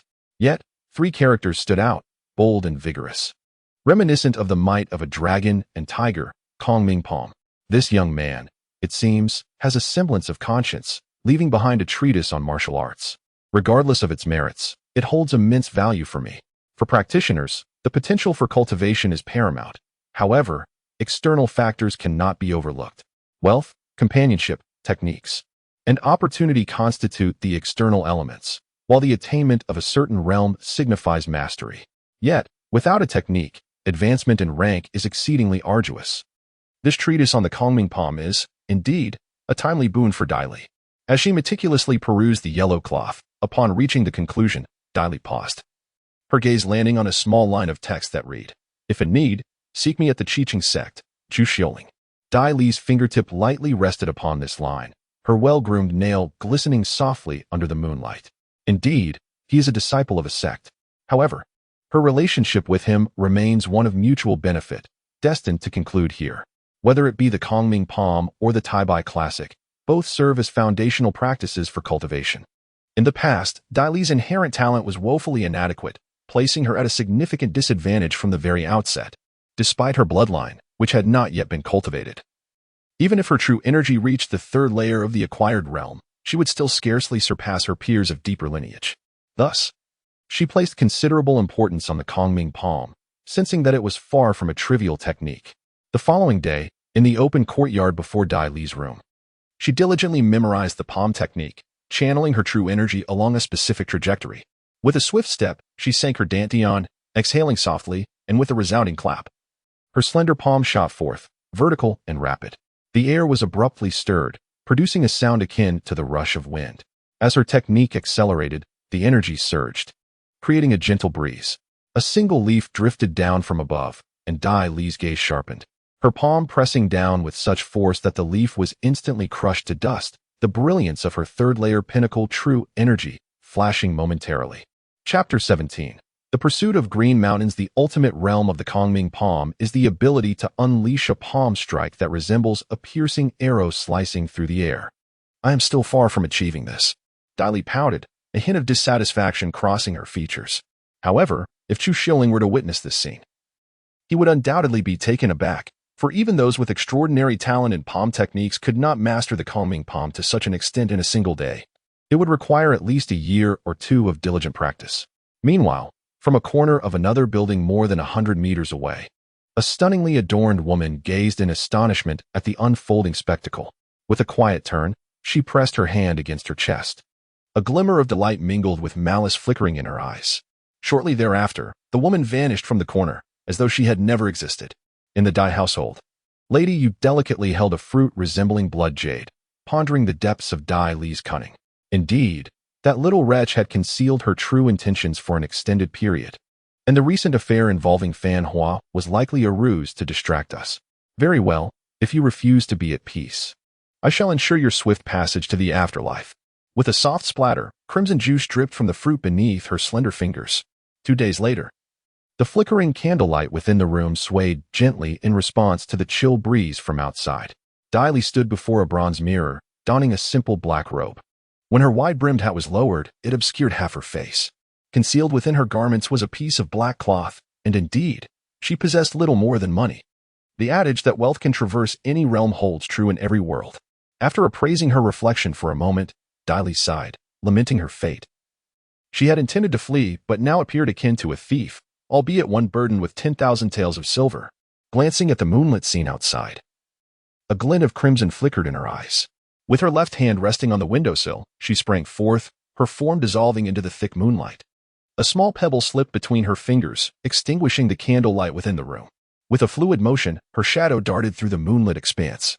The sound of wind rustling against her robe echoed in the night. She swiftly vanished into the darkness. Meanwhile, from a distant lofty pavilion, a man, startled by the shadow that erupted from Dai Li's chamber, sprang into action, racing towards the Dai household. Half an hour later, Dai Li had reached the end of the impoverished district on the western edge of Falling Star City, where a city wall enclosed the area, beyond which lay a narrow path leading to the verdant hills. Beneath the moonlight, the verdant mountains emerged in Dai Li's gaze. She glanced at the towering city wall, exceeding 8 meters in height, and offered a serene smile. Were she of the Blood Clan, even the lowest among them, a mere glare from her could suffice to ascend it effortlessly.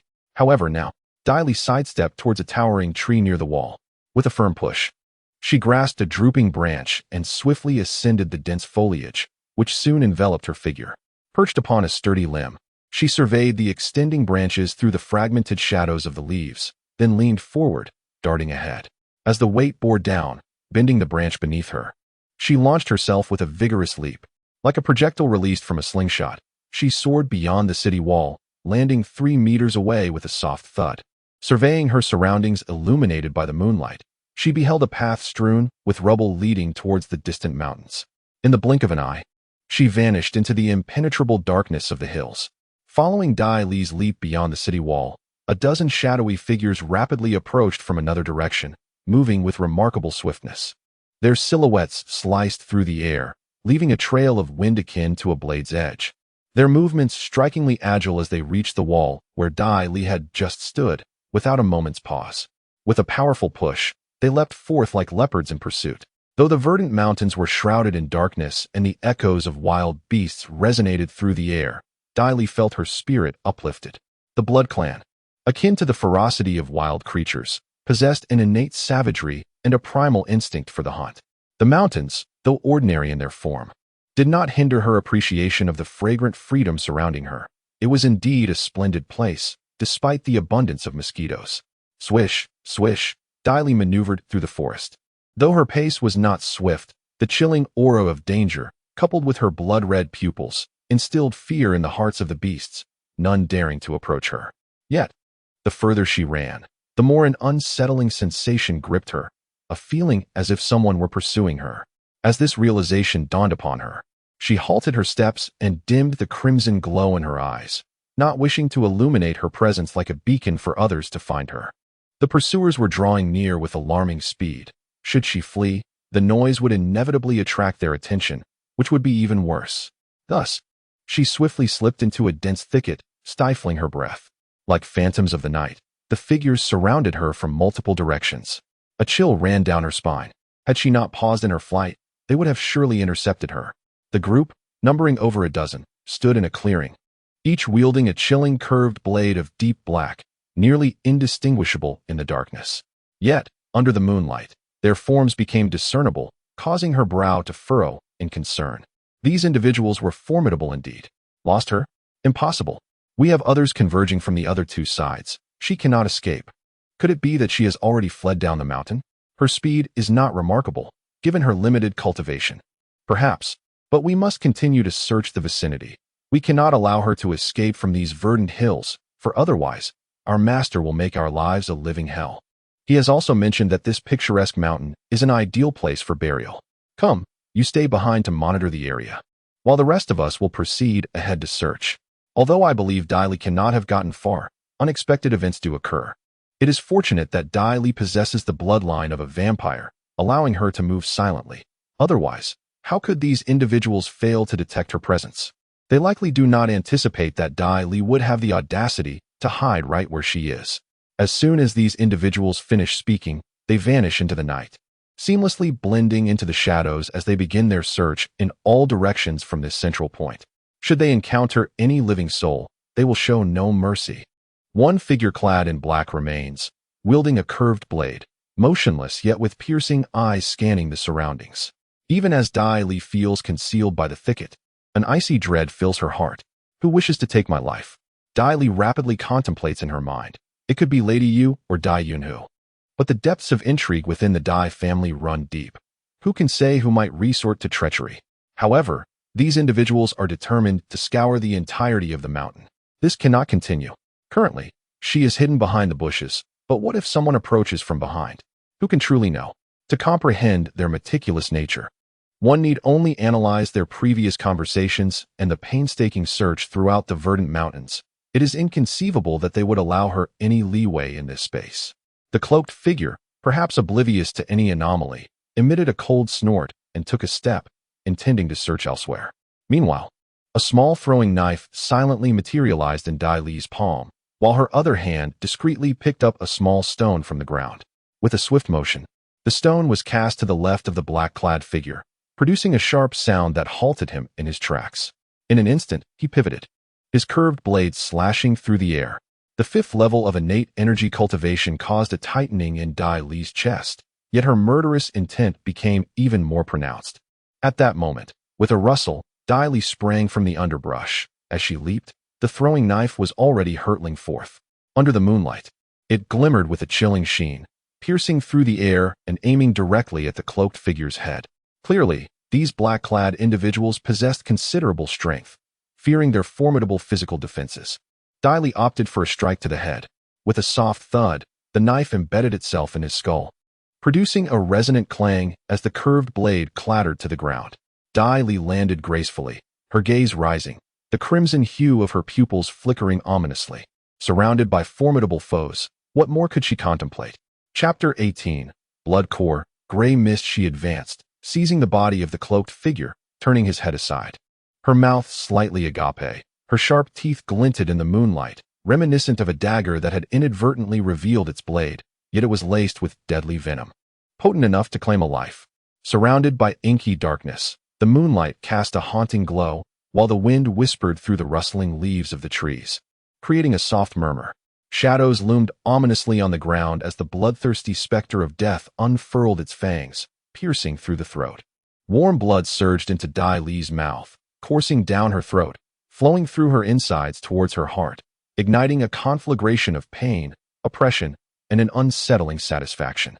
The crimson light in her eyes grew ever more intense, as an otherworldly sanguine energy seeped from her very marrow, enveloping the blood she had consumed and devouring its essence. For Dai Li, this blood energy represented an unparalleled and intoxicating power, accompanied by a tumultuous surge of spiritual energy that swept through her body like a whirlwind, spiraling faster and faster.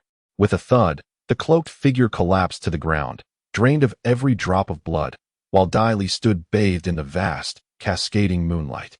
The crimson glint in her eyes flickered ominously as she quietly endured the agonizing transformation and bone-deep pain, which far surpassed the torment of a century past. Yet, she had lost all desire to scream or lament. Just as someone caught sight of Dai Li turning her head, her pale, bloodless beauty and the sinister gleam in her blood-red eyes sent a shiver through his heart. He had barely gathered his energy to strike when, in the blink of an eye, the small dagger in Dai Li's hand traced a graceful arc across his neck. The heart shattered. This is bad. Kill her. Kill her. The figures clad in black, taken aback, unleashed their true energy, the formidable essence of their postnatal fifth and even sixth layers far surpassing that of Dai Li. Yet, Dai Li relied solely on the innate abilities of her bloodline. Although she had yet to form a blood core, she was not a true member of the blood race. With a swift motion, the curved blades sliced through the air, their edges imbued with a chilling brilliance, targeting Dai Li's head, throat, and various other vital areas from all directions. With a powerful kick, Dai Li sent one of the curved blades flying, while her hand deftly propelled a flurry of small throwing knives with astonishing speed. Given her original strength, these throwing knives were merely intended for surprise attacks. However, At this moment, each knife flew forth with unparalleled swiftness and ferocity, leaving no room for mercy. With a piercing sound, one assailant fell to the ground as Dai Li maneuvered through the chaos, her knives slicing through the air and claiming lives. Damn it! Blade formation! One of the black-clad figures shouted, as the remaining 7 retreated 3 meters, each wielding their curved blades, unleashing beams of intense, true energy that shot towards Dai Li from their distance. The speed and power of these blades were formidable, encircling her from all sides. The imminent threat of death caused Dai Li's brow to furrow, her gaze turning crimson as the trajectories of the blades momentarily slowed in her sight. As she deftly evaded the oncoming attacks, the astonished black-clad figures watched her agile movements. When Dai Li avoided the final blade, her foot slipped, and with lightning speed, she appeared before one of her adversaries, compressing her spiraling true energy. Suddenly, a slender bolt of cerulean lightning surged from her palm. The airy enlightenment palm. The wind howled with a chilling ferocity, slicing through the air with the sharpness of a blade. A single palm struck fiercely against his chest, unleashing a surge of lightning that shot forth from her hand like a serpent, darting into his very being. The figure clad in black trembled violently, his chest suddenly marred by a charred blackness, his eyes devoid of light. The remaining onlookers stood frozen in terror. Lightning? Could this individual be a rare lightning-based cultivator? Was it not said that only those of innate talent could summon the celestial energies to manifest elemental attacks?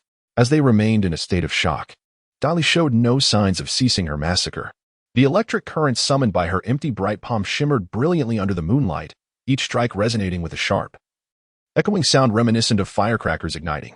The moon hung hazily in the sky, oblivious to the slaughter unfolding amidst the verdant hills, while those engaged in the carnage, including Dai Li, oscillated between hunter and hunted. An hour later, the ground lay strewn with corpses, as Dai Li drained the last drops of blood from their lifeless bodies. Her blood energy had reached a saturation point, exceeding it by a margin, as she sat cross-legged on the ground, controlling the swirling blood energy within her. Curiously, as her blood energy spiraled, her true chi vortex seemed to respond with a frenzied rotation of its own.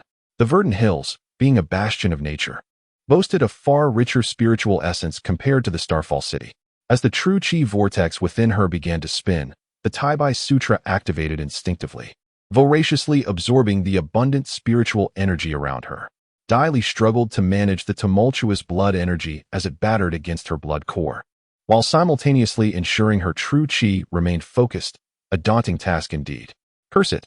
Why was the formation of this blood core proving so arduous? With energy requirements soaring beyond a tenfold increase?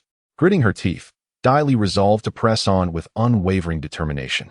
Time seemed to stretch indefinitely, and suddenly, a resonating hum echoed in Dai Li's mind, followed by an overwhelming emptiness. A blood-red, diamond-shaped core, no larger than a marble, formed in her dantian. This core exuded droplets of crimson liquid that gradually permeated her flesh and blood, continuously nourishing and enhancing her physical constitution, while the spiraling true chi whirled with increased vigor. Yet, Dai Li could no longer perceive the changes within her body. Her entire being was immersed in the boundless void that lay before her. This emptiness represented a substantial state of space and a profound mental condition. She felt liberated from any emotions that could tether her soul, her existence enveloped in a blanket of white. Suddenly, with a thunderous roar, a massive, menacing bolt of lightning, resembling a fiery dragon, struck the space before her. Both near and distant. One bolt, 2 bolts, an endless cascade of lightning descended from above, igniting flames that transformed the sky into a breathtaking sea of red, thus becoming blood. An infinite expanse of blood engulfed her, mingled with water, allowing her to breathe within it, gradually awakening her to the essence of life. From this sanguine sea, a nebulous figure emerged, coalescing from the blood. It stood before her, extending a hand, its palm radiating light. This illumination was so strikingly familiar that it sent a shiver through her soul, evoking a sense of recognition intertwined with trepidation. The divine voice proclaimed, "Let there be light." This light was of such purity that Dai Li swiftly cast aside her fear, embracing an ambition filled with the power to control everything, seizing it with fervor. Thunder rumbled as the world dimmed, and she gazed down upon all that was. After all, she had become a member of the Blood Clan. Everything was destined to change. She introspected, examining the blood core within her, her brow furrowing in consternation. Why was the blood core not spherical, but rather rhomboid in shape? Furthermore, its color was somewhat aberrant. Typically, a blood core manifests as a blood pearl, its hue tending towards the somber. Yet, S core was entirely like a ruby, and the quantity of blood essence it exuded far surpassed that of your. Presumably, it is due to the locale, nurtured by spiritual energy. Did not dwell on it. She further sensed her true chi, discovering that she had already reached the 4th level of the acquired realm. The blood clan body primarily cultivates physique and blood clan talents, all originating from within. However, the cultivators of this world are able to harness the ambient spiritual energy of the heavens and earth to form formidable abilities. The two, in fact, share a commonality in their approach. And my blood clan talent is not a lightning-based ability, but rather a wisp of mist. What is the meaning of this? Was somewhat disheartened.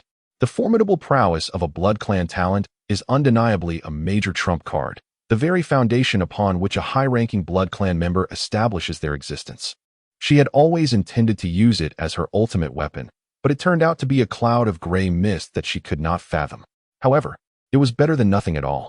It seems I am truly being compelled to cultivate immortality. After some deliberation, could only resign herself to fate. Well, at least I still possess the blood clan's extraordinary physical abilities, which ordinary cultivators cannot compare to. She ought to be content. Moreover, cultivating immortality was an imperative choice. Although it would consume a significant amount of time and energy, her blood clan body was far too sensitive. She had to don a sheep's fleece for herself. Chapter 19. Purchasing a horse. Having consolidated her cultivation, the crimson light in his eyes had already faded. But the darkness of the night and the dense forest were completely unobstructed in her vision, as if it were daytime. She deftly rummaged through the garments of the black-clad men, uncovering a modest sum of silver and some elixirs. The quality was rather lowly, comprising merely common hemostatic powders, corpse-dissolving liquids, and disguise potions. It is worth noting that only such assassins would utilize the corpse-dissolving liquid, while the disguise potion is an indispensable remedy for those fleeing for their lives. How miserly these wretches are. Nonetheless, these elixirs proved to be of some utility to me. Dai Li tucked away over 100 taels of silver along with the potions into her bosom and swiftly vanished into the shadowy woods, leaving no trace behind. She harbored no concern for the corpses. In this realm of celestial beings and demons, where grotesque entities abound, even man-eaters exist.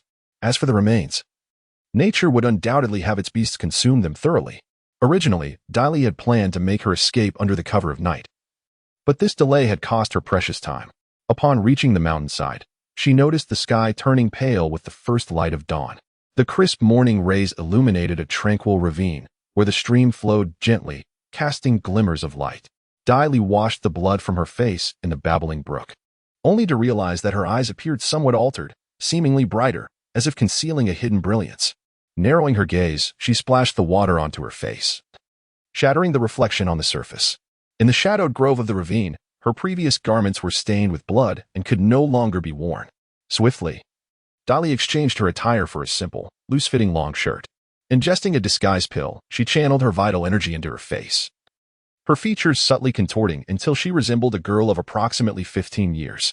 The rationale behind assuming a female guise lay in the fact that the Dai family was only aware of her male identity, making it less probable that they would suspect her transformation into an ordinary young woman. With her preparations complete, Dai Li turned and departed from the mountain stream. 7 Mile Pavilion, a tea house nestled between Falling Star City and Qilong Town, served as a respite for the comings and goings of carriages and pedestrians. Travelers would pause here to quench their thirst with a bowl of tea or satiate their hunger with a few steamed buns. The proprietor of the tea house, a man of generous countenance and sturdy build, was often questioned by passing merchants as to why he did not enlist in the military, instead choosing to resign himself to selling buns. After all, the Great Xia Kingdom was currently facing foreign invasion, and many towns were recruiting soldiers. However, he would simply respond with a chuckle, "I'm afraid of death." Indeed, who is not afraid of death? Lacking the talent for cultivation, enlisting in the military would merely be akin to carrying one's head on one's belt. It would be far more carefree to become a bandit. Furthermore, achieving the rank of squad leader in the army required at least the 4th level of Hotian cultivation. With Dai Li's previous cultivation level, she would only have been fit to serve as cannon fodder or a cook. While the merchants indulged in their revelries, a cacophony of noise interrupted them. Dai Li, With her unremarkable features and somewhat darker complexion, coupled with her feigned expression of simplicity, could easily be mistaken for a naive village girl by those unfamiliar with her. Yet, this so-called village girl was engaged in business. Here, horse traders were conducting their dealings, as the steeds of the traveling merchants often succumbed to exhaustion. During such times, their transactions promised assured profits, yet the thrill of preying upon unsuspecting customers was what truly exhilarated them. However, upon seeing Dai Li's unassuming demeanor, their enthusiasm waned, and one of the vendors habitually exclaimed, "Little girl, this horse is splendid, well-fed and robust. It can run swiftly. Covering 1,000 miles is no challenge." Dai Li sidestepped the vendor's spittle, taking a step back while adopting an exceedingly dull expression. She pointed at the belly of a nearby horse and retorted, "Well-fed? Are you referring to its ample belly? My mother once mentioned that a girth like that suggests it must be pregnant for 7 or 8 months. It wouldn't be able to gallop 100 meters without dropping a foal, would it?" A burst of laughter erupted from the merchants nearby. Even the tea shop owner couldn't suppress a wry smile. The vendor, accustomed to haggling, had never been so ridiculed, especially not by a girl who appeared so innocently earnest. His face flushed with embarrassment as he angrily declared, "Pregnant? It's a stallion. A stallion. Moreover, a well-fed horse can store fat and endure long journeys. You simply do not understand. You do not understand." Dai Li touched her nose, letting out a soft sigh, seemingly acquiescing to the vendor's words. This prompted a sigh of relief from the vendor. Finally, selling this wretched horse would grant him some ease, sparing him the tiresome need to boast. However, after a while, Dai Li did not produce any coins, but instead spoke candidly. "If it can run far simply because it is fat, I might as well buy a pig instead. At least I can have some meat to cook when I am hungry." The merchants at the table erupted in laughter, and the tea shop owner jovially exclaimed, "I told you to sell her a better horse. Why bring out this miserable creature for her to ridicule? Besides, this young lady's eyes are as sharp as a hawk's." The vendor, feeling helpless, snorted in annoyance. Recognizing Dai Li's discerning gaze, he realized she was pretending to be naive, merely to amuse herself at his expense. Thus, he reluctantly led out another horse from the stable. The price was soon agreed upon. Dai Li had never been one to haggle, and the vendor, sensing her inherent shrewdness and fearing further mockery, offered a reasonable price rather than inflating it. The horse, while not exceptional, was robust and well-built, with a striking coat, which satisfied Dai Li. Without hesitation, she pulled out 20 taels of silver and tossed them to the vendor. As he eagerly caught the coins, she swiftly mounted the horse, urging it forward with a sharp command, "Giddy up." The gallant steed galloped down the narrow path ahead, kicking up clouds of dust. Previously, the patrons of the tea house were taken aback by Dai Li's demeanor. The proprietor, wiping his hands with a cloth, stepped outside and watched as Dai Li rode furiously along the path, stirring up a whirlwind of dust. "Well, I must have misjudged her. This girl possesses remarkable equestrian skills. Unlike any ordinary village girl." Thoughts diverged in their minds, and a palpable silence enveloped the room. After a moment, hurried footsteps echoed outside, accompanied by a voice tinged with panic. "Madam, all our dispatched men are dead. Their bodies have been devoured by wild beasts on the Qing mountain. We have only just discovered their remains." "What?" Madame Yu's hand trembled, her gaze sharp as an eagle, a stark contrast to her previous delicate demeanor. Regardless of who had slain her men, it signified that the young wretch might have escaped, or worse, that someone was shielding her. "Send more people. We must eliminate her before the clan competition." Her fear did not stem from the possibility of Dai Li surpassing her son, for she deemed that impossible. Rather, she feared that Dai Li's cultivation talent might recover, allowing her to secure her position as the legitimate heir, bolstered by Yi Ranqiu's standing and Dai Buokong's affection. She would not permit such an outcome. In this desolate area, there were no villages nearby, as they had already distanced themselves from Falling Star City, rendering it exceedingly difficult to find a place to rest. Dai Li hesitated several times, contemplating whether to venture into the woods for the night. Yet she feared the lurking wild beasts. As the moon began its ascent into the night sky, Dai Li finally halted her horse before a modest temple with red walls. The sound of hooves echoed softly on the firm, yet yielding earth, leaving shallow imprints behind. Securing the reins to a pillar at the entrance, she stepped into the temple. The structure was neither grand nor diminutive, with a single statue of the Buddha towering at 2 men's height in the main hall. The dim moonlight, coupled with the absence of candles, rendered the scene devoid of any solemnity. instead casting an eerie shadow over the space. Chapter 20. The dark temple. Dai Li felt a flutter of apprehension in her heart, uncertain whether the temple would permit her to stay for the night.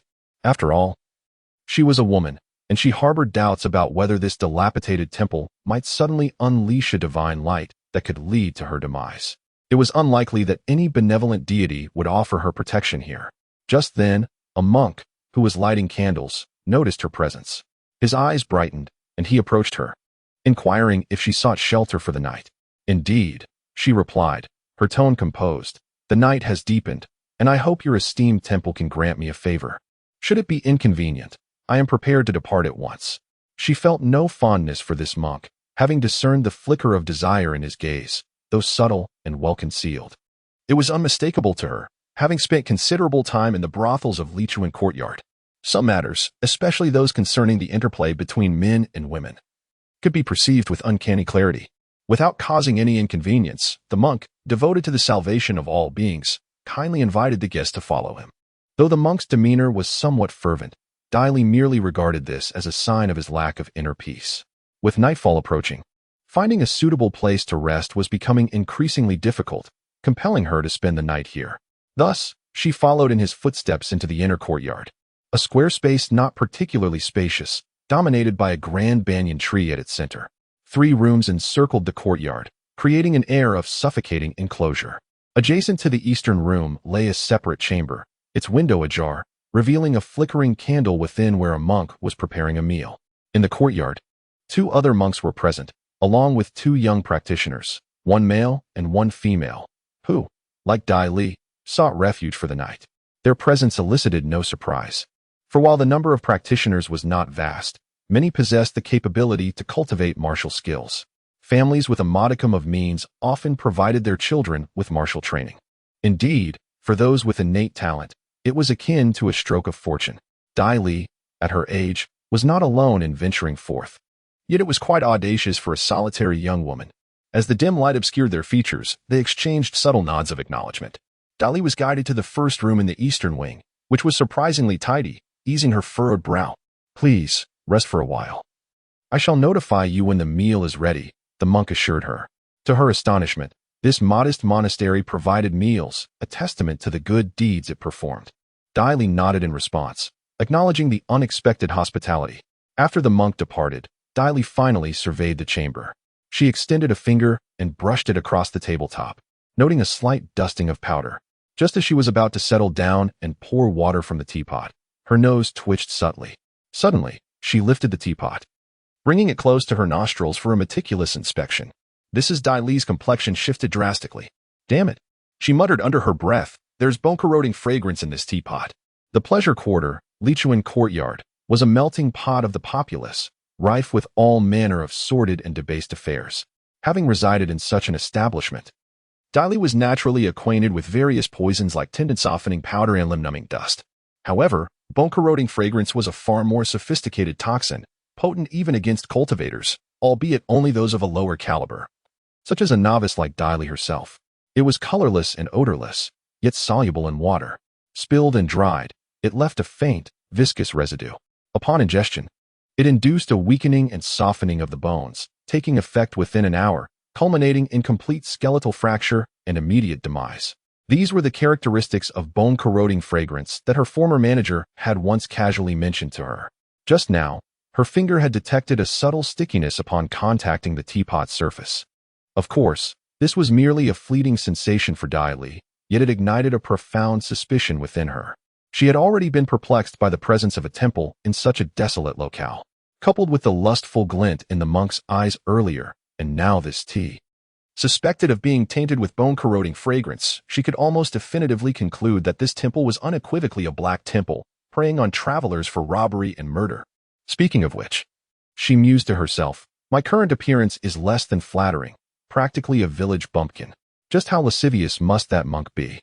Encountering a black temple upon her first foray out, compounded by her previous kidnapping involving warm jade fragrance, Dai Li began to feel as though her very existence in this world was solely to embody the essence of misery. I had only heard of such occurrences, but I never imagined they were real. These individuals are even more avaricious than I, a vampire, am, lamented Dai Li wryly. Nowadays, She only resorts to consuming human blood when absolutely necessary, as the world's environment offers her better alternatives. Unfamiliar with their true nature, Diley contemplated departing discreetly. As for the man and woman who had nodded earlier, they were likely beyond salvation, having already ingested the bone-corroding incense. As she picked up her bundle, intending to leave, she suddenly heard a flurry of footsteps outside the courtyard, accompanied by voices with a cold, metallic quality. "Tell me, have you seen a young gentleman? He is of fine bearing and appearance, and richly dressed. He is the one we seek." "A young gentleman? I regret to inform you that we have not seen such a person within our temple. None at all. Indeed. Boss, it's getting dark, and we probably won't find him tonight. Perhaps the others have already located him. Besides, the lad is unlikely to travel at night. Let's rest here for the night and resume the search tomorrow." "Very well." Diley pressed herself against the wall, peering through the window at the figures in the courtyard. They were dark and indistinct, numbering around 7 or 8 in the moonlight, each of them tall and robust. She instinctively sensed that they were all martial artists of the acquired level. She couldn't discern their cultivation levels, but judging by their description, they seemed to be searching for her. Truly, a life of misfortune. When it rains, it pours. "Esteemed guests, it is now time for supper. I shall have someone prepare a meal for you," a monk announced. The men agreed, and the group gradually moved away, apparently entering the north wing. Diley pressed her hard as she sat in the chair, her eyes filled with uncertainty. Were it not for the relentless pursuers, she could have easily fought her way out of this dark temple. However, the situation had become precarious. Furthermore, being chased by these individuals was not a viable solution. It would be far more efficient to eliminate them all at once. Soon, a plan began to take shape in Diley's mind. After a while, a monk outside softly called out, "Benefactor, are you still there?" "Coming." Diley swiftly moved and pressed herself against the wall beside the door. The monk outside was elated to find that no candles were lit in her room. As he pushed the door open, his mouth was suddenly covered, and with a swift motion, a flying dagger pierced through his skull, carefully placing the monk's lifeless body in the corner. Diley recognized him as the monk who had previously attended to her. Drawing from her memory, she quickly consumed another disguise pill and transformed her appearance. She then stripped the monk of his garments and donned them herself. In less than 10 minutes, she had assumed the guise of another monk. Fortunate that this particular monk was relatively slender and youthful, requiring minimal effort on her part. Taking out a vial containing corpse-disintegrating liquid, she poured a small amount into the teapot, mixed it well, and inspected the concoction. Excellent. It was colorless and odorless, with no adverse reactions. After steadying her breath, she exited the room and made her way to the kitchen. Upon seeing Diley enter, the two monks in the kitchen leaned closer and whispered, "Xiao Linzi, how does the girl smell? I recently witnessed a most peculiar occurrence. To my surprise, it has been ages since we last encountered a maiden, and today, fortune has graced us with two. Is it true that the monk goes by the name of Xiaolin? It does sound reminiscent of a eunuch's title. Alas, the fragrant poison known as Shirgu Xiang is fatal upon ingestion. Otherwise, one could administer a sedative and indulge in the company of the living." Diley's heart stirred, and a displeased expression crossed her visage. Let it not be mentioned that she has yet to sip tea. Quickly, prepare some dishes infused with a tranquilizer. We shall first incapacitate her, and once I have had my fill of amusement, it shall be your turn. A sly gleam illuminated her eyes. The other two were elated. They were still alive. This was indeed fortuitous. "Just wait, I shall attend to it at once." Diley stood aside, observing the two as they fervently prepared the meal. Her gaze darkening slightly. Approaching the water tank, she inquired of them, "What shall we do about the newcomers? Their leader possesses formidable skills, likely at the 7th level of postnatal cultivation. It is probable that our concoction would not escape his notice. We cannot afford to take such risks. We must allow them to rest peacefully for the night and send them on their way come morning. Thus, you must exercise caution in your tasks. As for the male and female in the other room, we shall leave them be for now and address them tomorrow. The 7th level? At present, I can only contend with those at the 6th. How vexing." A look of regret flitted across Diley's face. If only we could subdue them. They must possess a considerable wealth. As she pondered, she seized upon the moment when their attention wavered, allowing a vial to slip from her sleeve. With a deft motion, she uncorked it and poured the entire mixture into the water tank. Engrossed in conversation, the two individuals failed to notice the simmering pots as they prepared to saute. Diley discreetly tucked the bottle into her sleeve, waiting patiently until they finally found a moment to serve her a plate filled with delectable dishes that tantalized the senses. "Hurry up, call us when it's ready. You take over the cooking," they urged, their eagerness palpable. Diley chuckled softly. "I'm not that hasty. Just wait a bit." With that, she lifted the plate and stepped outside. Chapter 21. Zhang Kun upon returning to her room. Diley drew back the curtains to survey the darkened room across from her and the lively sounds emanating from the house to the north. A cold smile graced her lips as she sat in silence, waiting. Soon, 2 monks from the kitchen arrived, carrying an abundance of dishes towards the northern house. Diley perked up her ears and listened intently. The sound of animated conversation persisted, assuring her that they remained oblivious to her presence. However, moments later, a cacophony erupted from the northern house as utensils clattered to the ground, shattering amidst furious shouts. "How dare you poison us?" The commotion escalated, with the unmistakable sounds of a struggle and the flash of blades cutting through the air. Blood splattered against the window, staining the white paper a deep crimson, accompanied by anguished cries. It appeared that these monks possessed a certain level of skill. As she caught a glimpse through the window of 4 monks entangled in combat with members of the Lin family. After a while, the last person collapsed with a thud, leaving a tall figure standing alone in the room. However, Diley noticed a slight sway in his body. Taking a deep breath, just as Diley was about to exit the room, he spotted 2 figures darting out from the opposite chamber, one tall and one short. Were they not the same young man and woman he had encountered earlier? Diley was taken aback, but soon a smile graced his face. It seemed he had underestimated others. The duo was undoubtedly more patient than he. They dashed straight into the northern room, and Diley surmised that this man and woman bore no enmity towards the Lin family. Their intent was merely to seize the other's wealth. At that moment, within the northern room, the floor was strewn with dismembered corpses, their gruesome fates horrifying. The postnatal 7th-layer master, with a twisted visage, was engaged in a fierce battle with the young man and woman. "Who are you?" Zhang Kun demanded angrily. As one of the esteemed martial leaders under Lady Yu, he had grown accustomed to a life of luxury over the years. Tonight, witnessing the monk's seemingly inferior strength had lulled him into a false sense of security. Damn it. If it weren't for that momentary lapse in judgment leading me to consume a bit of that poisoned food, though I noticed the poison almost immediately, the effects were too insidious. Now, my internal organs are ablaze, and my subordinates have perished in an instant. Just when I thought I had vanquished these monks, 2 fearless young cultivators have appeared. A man and a woman collaborated in an assault, their swords dancing gracefully, each strike aimed at vital points. Their youthful faces, aged merely 18 and 19, still bore the freshness of youth, yet were already marred by the aura of violence. The true energy enveloping their blades unmistakably indicated their cultivation level, postnatal 4th layer. Zhang Kun also wielded a sword, but his swordsmanship was vastly superior. Each stroke summoned gusts of wind, producing a resonant clang akin to a golden bell, exuding an air of lethal intent. Although he was a formidable presence at the postnatal 7th layer, he was now gravely injured and gradually losing ground. The man and woman reveled in their excitement, envisioning the wealth that would belong to them upon vanquishing him. With these riches, they could potentially ascend to the 5th or even 6th layer of cultivation. Zhang Kun's pupils glimmered with a cold light. He intended to kill, seeking death. His left hand delved into his chest, retrieving a jade vial, pouring a pill into his mouth. The man and woman were taken aback, realizing too late that he was about to consume a medicinal pill. The effects of the pill manifested almost instantaneously. Zhang Kun's strikes turned ruthless, his swordsmanship now exponentially more ferocious, his true energy saturating the broad blade, its surface patterns appearing exceptionally menacing. A great wave surged forth.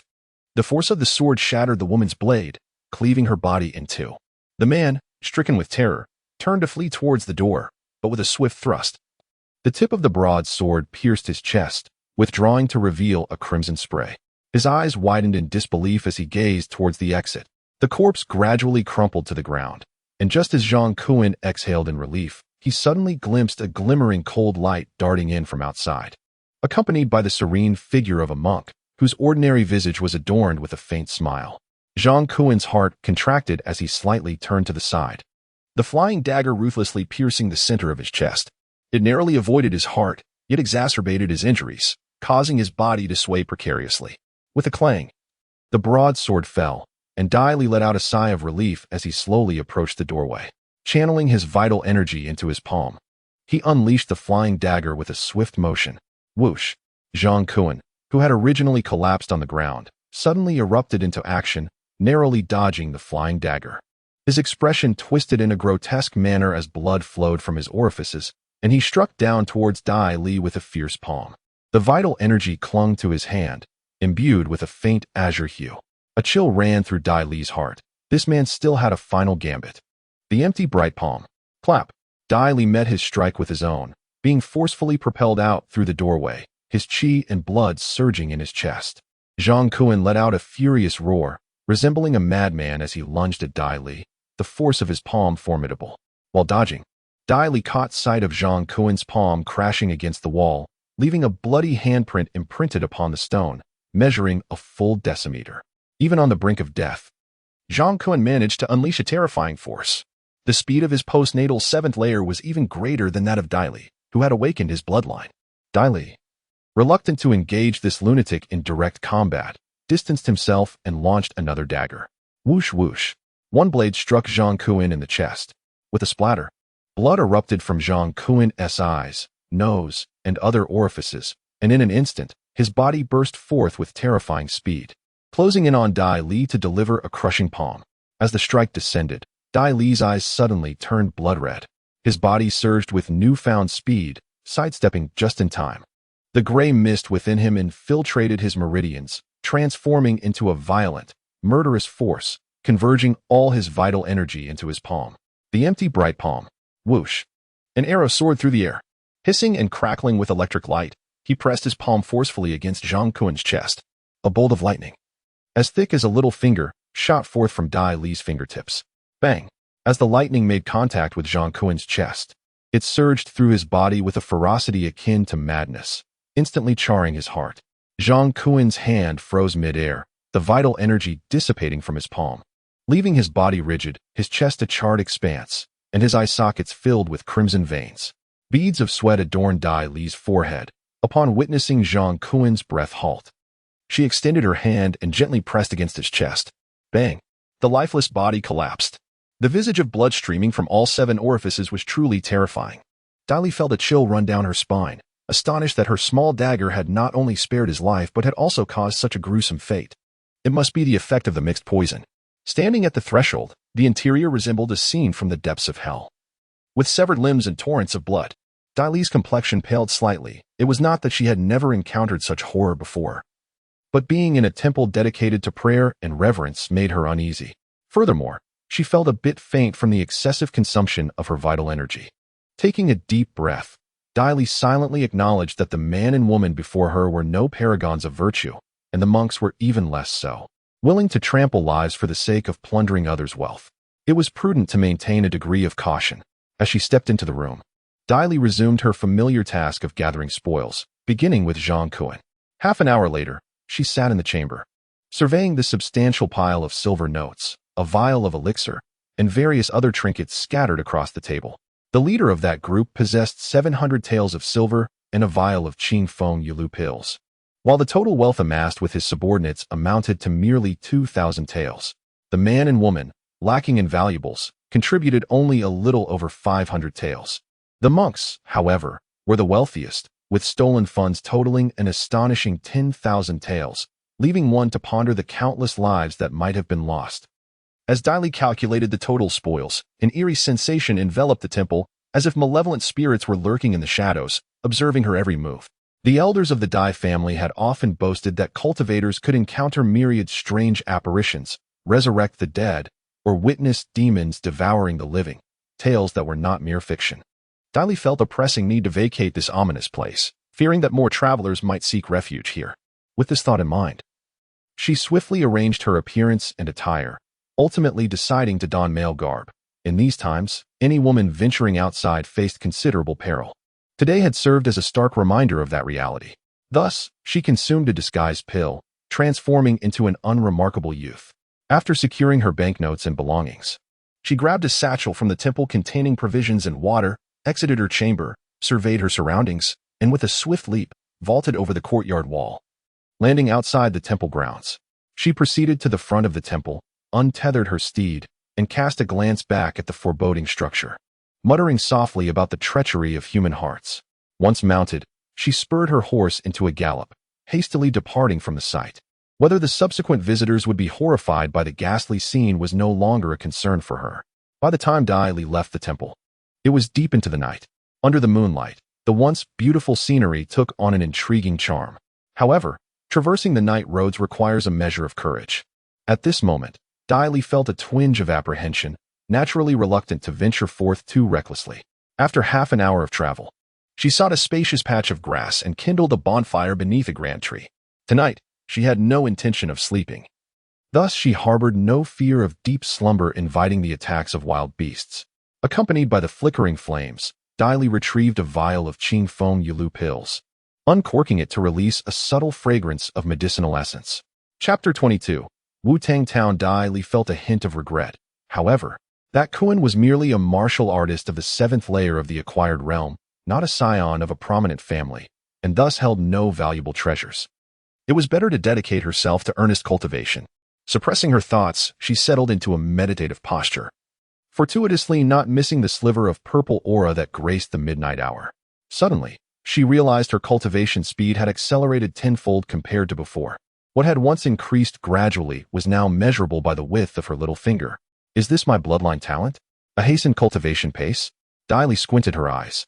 If so, this gray mist was indeed more formidable than any bloodline ability. Yet, an aura of profound mystery surrounded this gray fog. Never mind. Let us focus on cultivation for now. With a sudden burst, the milky white radiance intensified, rich and thick as cream. Dai Li abruptly opened her eyes, a fleeting glimpse of brilliance appearing like a spark of lightning, only to vanish in the blink of an eye.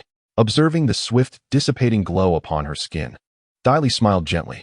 Reaching the 54th cycle of cultivation signified that she had ascended the Taibai Sutra to the 2nd layer, thereby doubling her cultivation speed.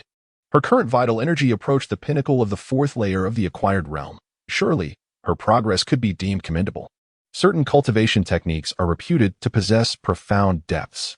The classic of Supreme White encompasses 5 levels, with more advanced techniques being increasingly arduous to master. However, even the most rudimentary form of the classic of Supreme White is still a formidable technique. For Dai Li to have propelled it to the 2nd level so swiftly is a testament to her exceptional talent, indicating a remarkably high level of comprehension. Of course, the gray mist plays a significant role in this. Dai Li felt invigorated and experienced no sense of fatigue. It seemed that with the passage of time and the deepening of her cultivation, her need for sleep was diminishing.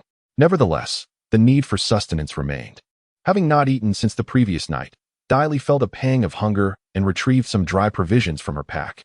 She sparingly sipped the remaining water from her flask. While the quality of life was not comparable to her time at the brothel of splendor, Dai Li found it immensely fulfilling. Moreover, during the 10 days she spent fleeing the Fu family at the age of 10, she had consumed even the most unpalatable food obtained through begging in order to survive. Thus, these dry provisions were a delicacy in her eyes. After providing the remaining water to her horse, Dai Li mounted and departed. Her destination was Wu-Tang Town, which borders Qinglong Town. This town is considered one of the most prominent under the jurisdiction of Falling Star City, boasting a considerable number of cultivators, including those of the innate realm. However, it is beyond the reach of the Dai family's influence. She intended to exchange the more than 25,000 taels of silver notes she possessed for elixirs that would aid her cultivation. 5 days later, after transforming into an ordinary youth, Dai Li smoothly arrived at Wu-Tang Town. At the entrance, a bustling throng of townsfolk mingled, comprising merchants and hunters among others. A veritable tapestry of humanity. Dai Li was inconspicuous amidst the crowd, overshadowed by the strikingly handsome youths and the vibrant female cultivators, all exuding an air of confidence and vigor. The swords and daggers they casually adorned themselves with unmistakably revealed their identities. The hunters and farmers looked upon them with a mixture of envy and reverence, while Dai Li, with an unremarkable visage and somewhat wrinkled, soiled warrior garb, bore no weapon and was readily categorized by many as a poor boy, suffering for the sake of pride. The young cultivators naturally disregarded Dai Li, chattering in groups as they awaited their turn to enter the town. Unperturbed, Dai Li simply patted his horse and patiently awaited his entry. Turning his gaze towards a boy of approximately 15 or 16 years, Dai Li noted that the boy's appearance was even less appealing than his own post-transformation visage, and he seemed even more wooden in demeanor. Yet, Upon discerning the boy's features, Dai Li felt a flicker of recognition. This boy resembled one of the hunters he had encountered earlier at the treasure pavilion. What a coincidence! Noticing Dai Li's disinterest in conversation, the boy fell silent, though an unmistakable air of anxiety lingered on his brow. "Allo, do not be nervous. It is merely entering the town. Did we not manage to enter the city last time?" One hunter patted his shoulder, while another chimed in, "Let us not dwell on that misfortune. It's just that Allo rarely sees the world. This one he do. You must be more confident." "Indeed, indeed." The youth, addressed as a Luo, wore a wry smile.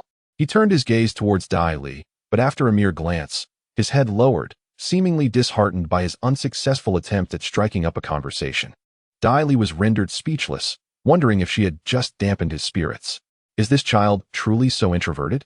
She mused, recalling his apparent boldness at the treasure pavilion. Upon entering the town, Dai Li's casual observation sufficed to categorize Wu-Tang Town as a place where sparrows might settle, in stark contrast to Falling Star City, which would be favored by noble swans. Seeking temporary lodging, Dai Li chosen and situated at a street corner. This was not a matter of idle time wasting. Her objective was clear, to head directly to the marketplace where cultivators' necessities, elixirs, weaponry, materials, and the like were traded. Such marketplaces were typically the domain of Wu-Tang Town's influential factions, a means to amass wealth while concurrently providing a modicum of security. However, a crucial prerequisite existed. One must not broadcast substantial wealth without commensurate strength or influential backing. Dai Li, having concealed her identity, perfectly fit this profile of inconspicuous existence. Therefore, she recognized the need for careful deliberation and strategic planning before making any moves. Prudence dictated a calculated approach.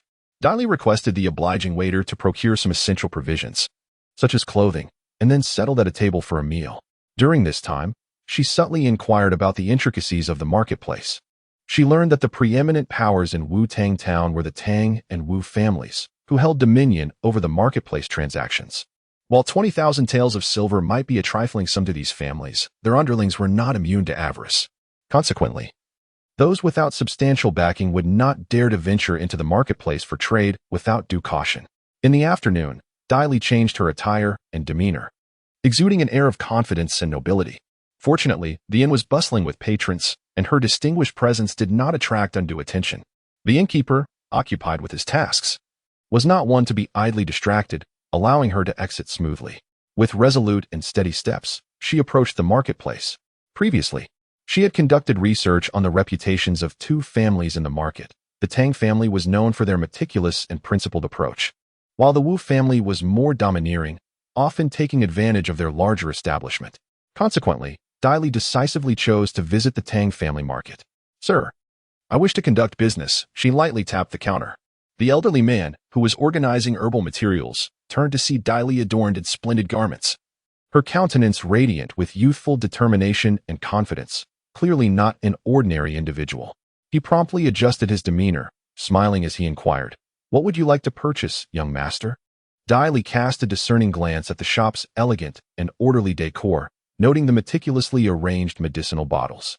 She also observed a line of guards stationed at both sides of the entrance. Should a robbery occur, escape would be unlikely. And it was evident that this elder was not a mere trifler either. "Would you kindly inform me of the wares you offer? I would not wish to miss out on any exceptional items, lest I inadvertently purchase only inferior goods." A slight softening of her previously stern expression accompanied her perfectly timed smile, presenting herself as a young gentleman of notable stature, which caused the shopkeeper's heart to quicken, realizing that this young master might prove to be a significant patron.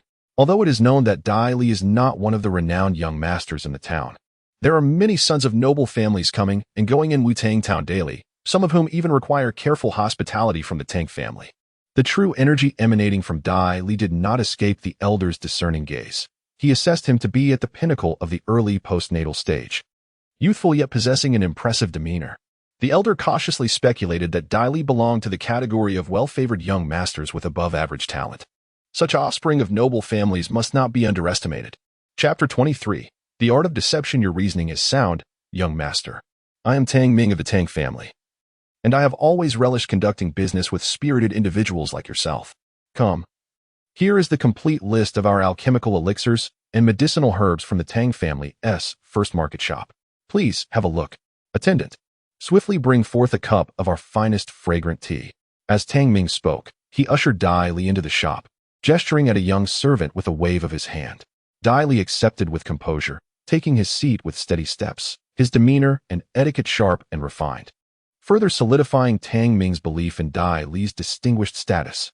Little did he know that Dai Li's poise and manners were a result of Yi Ranchio's teachings. After all, Yi Ranchio hailed from a true aristocratic lineage. Even in decline, the education and spirit she received in her youth remained intact, and having been nurtured by her, Dai Li could hardly fall short. The attendant soon arrived with the fragrant tea, carefully placing it on the table while respectfully saying, "Young master, please enjoy." Dai Li nodded slightly, lifted the teacup to his nose for a delicate sniff, took a gentle sip without offering any commentary, and then set the cup down to begin perusing the list of alchemical elixirs.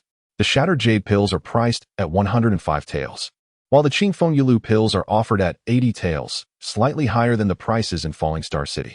However, the circumstances differ. In Falling Star City, powerful individuals gather, and the four prominent families maintain a fair balance, whereas in Wutong Town, the market is monopolized by two families, thus resulting in higher prices.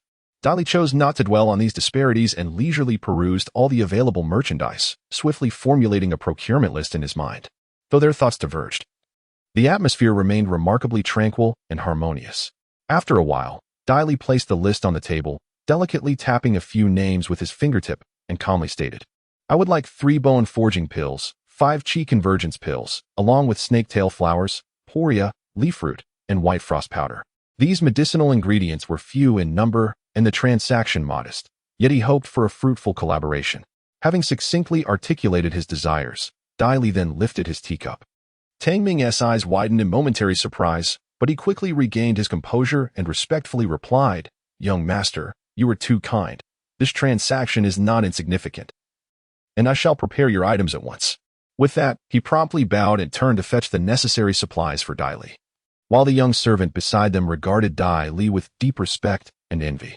To spend 20,000 taels so casually and still deem the transaction modest, this young master must surely hail from a distinguished background. Tang Ming swiftly prepared the items, placing 2 small vials and a package of medicinal herbs before Dai Li. With a smile, he said, "Young master, all is ready. However, as you mentioned, we must proceed with caution. Among these is a spirit congealing pill that I am gifting you, as a token of welcome to our Wu Tang town and to foster a friendly cooperative relationship with the Tang family.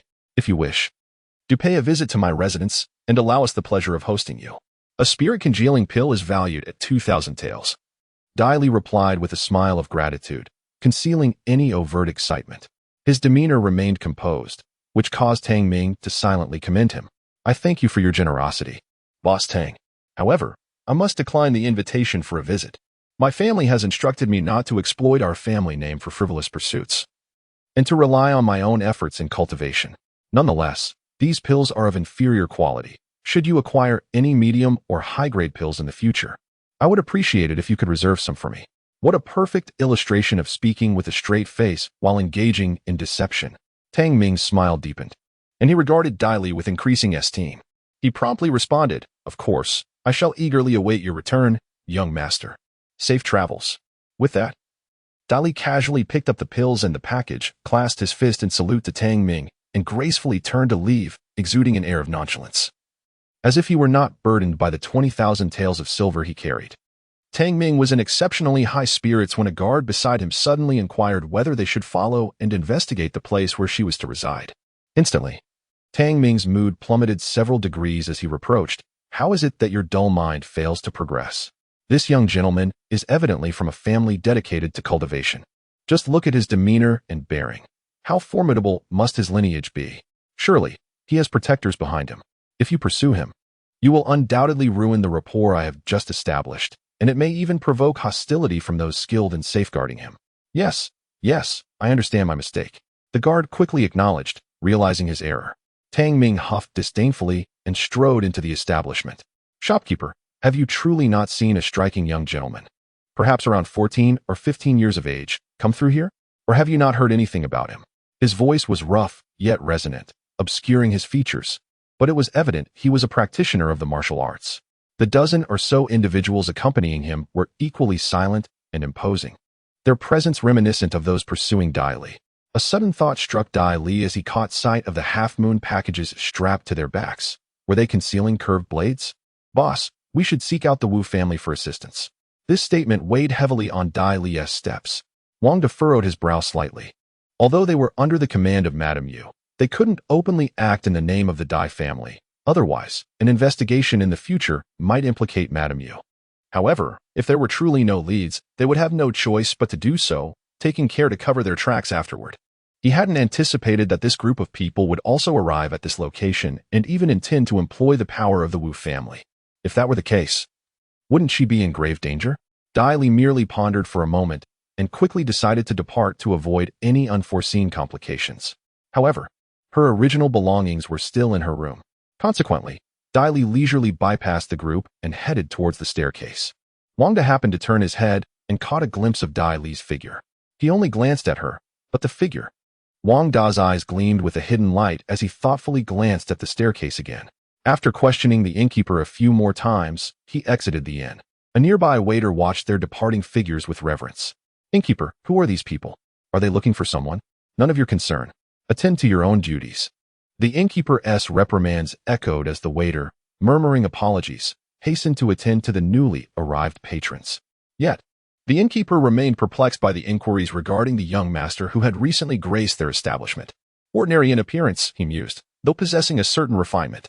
However, his contemplation was swiftly overtaken by the tangible weight of the silver ingot in his palm. His eyes, mere slits now, gleamed with avarice. Such a sum for a few paltry questions, he chuckled inwardly. Dai Li, wary of arousing suspicion, dared not depart immediately. An hour elapsed before she gathered her belongings and settled her account with the innkeeper. As Dai Li exited, the innkeeper observed her briefly from the doorway before darting back inside. He seized the waiter, urgently instructing, quickly informed them she has already left towards the southeast gate.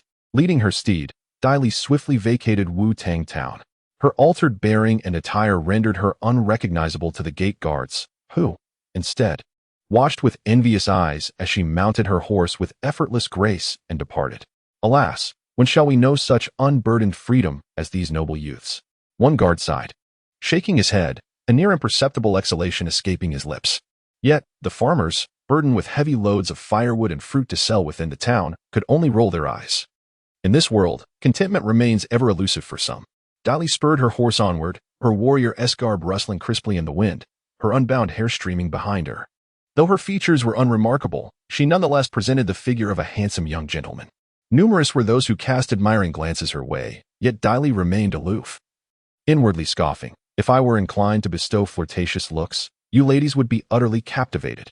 Time seemed to stretch indefinitely. The oppressive afternoon sun began to wane. Lifting the spirits of the steed beneath Dai Li, suddenly, she heard the thunderous sound of galloping horses, growing increasingly distinct. Halt! Bring it to a stop. Dai Li's brow furrowed, and as she turned her head, her expression shifted subtly. A dozen magnificent steeds were racing towards her from 20 meters behind. Dust billowing from their hooves, their breaths heavy and labored. A group of men, radiating an aura of menace, had already strapped chilling curved blades to their waists. With Wang De leading the charge, his gaze as piercing as that of a hawk. These horses were of a superior breed compared to her own. They were thoroughbreds, while her mount could only be considered a mere local breed. The intimidation from the approaching riders had even unsettled her horse. What a disgrace, she thought, before she could rein in her steed, for powerful horses surged past her, blocking her path. 3 robust men, seated atop their towering mounts, regarded her with steely indifference, while Wang De, adorned with a black-sheathed curved blade etched with intricate dark patterns, positioned himself at the forefront. The surrounding horses encircled her, tightening their grip. Chapter 24. The Kill. Wang Da's sharp gaze fixed upon Dai Li, a chilling light flashing in his pupils. Why do you not stop? He demanded. Dai Li furrowed his brows as the valiant men behind him shouted urgently, their approach menacing enough to instill fear in any traveler accustomed to the long roads, leading one to mistakenly believe they were bandits. As he spoke, Dai Li was gauging the strength of his opponents, but he felt little concern, for there were no warriors among them. Wang De cast a deep glance at Dai Li, chuckling softly, "Ah, Master Dai Li, you have certainly obtained a disguise potion from an unknown source to alter your appearance, for we scarcely recognized you." Upon observing their aggressive stance, Dai Li discerned their mindset of better to mistakenly kill 1,000 than let one escape. He lazily inquired, "And who might you be?" "The Dai family has no need for such company. I presume you are men of Dai Yunhu?" The burly man behind the swordsman let out a loud, malicious laugh. "Ha! It truly is Dai Li." Another taunted, "What a pity that she believes we are followers of Dai Yunhu. We are indeed." Before he could finish, Wang De struck him sharply across the face, nearly sending him tumbling from his horse. Wang De glared at him coldly, ready to administer a lesson, when suddenly, his instincts kicked in. Dai Li, with his right hand resting casually at his side, released a surge of true energy that enveloped a small flying dagger. With a swift motion, a streak of white light flashed before the swordsman's eyes. "What is this?" The burly man, caught unawares and too close to evade, was left defenseless, especially as he was still mounted. The dagger pierced his chest, and before any blood could spill, he had already ceased to breathe, tumbling sideways from his horse. The other two were taken aback, shouting fiercely as they drew their large blades from behind, aiming to strike Dai Li. However, Wang De bellowed, "Damn it!" With a metallic clang, his long knife was unsheathed, slicing diagonally towards Dai Li. With a fierce glare, Dai Li sprang from his horse, his eyes glimmering with a crimson light. He deftly propelled himself off the horse's flank and leapt towards a man behind him. With a swift bend of his body, he landed lightning fast on the man's shoulders, pressing down on his head and twisting it to the left. A sickening crack echoed through the air as the man perished in an instant. Dai Li then leapt gracefully to the ground, akin to a lithe and agile monkey. In a flurry, over a dozen individuals swiftly dismounted their horses, converging upon Dai Li with lethal intent. These assassins, brimming with formidable energy, harnessed their chi onto their curved blades, each stroke cutting through the air with a menacing whoosh, revealing their prowess at the 5th and 6th levels of cultivation. Yet, the strength of the Blood Clan was unparalleled. Their speed, power, defense, and acute senses were all remarkably enhanced, though each individual possessed varying strengths.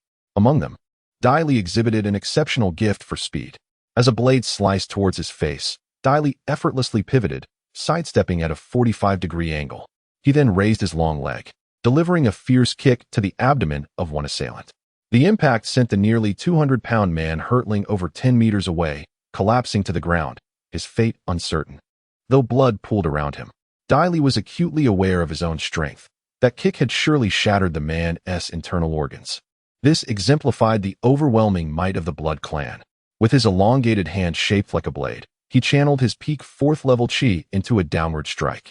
The sound of a resounding thud echoed as the man's chest caved in, blood gushing from his mouth, and he fell lifelessly to the ground. With each step, a chilling aura intensified, each palm strike felling a foe, each leg sweep claiming another victim. The swiftness of her assault instilled terror within the assassins, who questioned if she was a specter. Most unnerving was her gaze, devoid of warmth, as if she regarded them as mere swine awaiting slaughter. Wang De had anticipated his underlings would dispatch Dai Li with ease, yet in a mere handful of breaths, the majority of these burly men were vanquished. A mixture of rage and astonishment consumed him. How could she, recently initiated into cultivation, possess the zenith of the 4th level of the Hotian realm? Furthermore, she had cleaved a 6th-level Hotian assassin with a single palm. Was Madame Yu jesting with them? Regardless, Dai Li must be eliminated.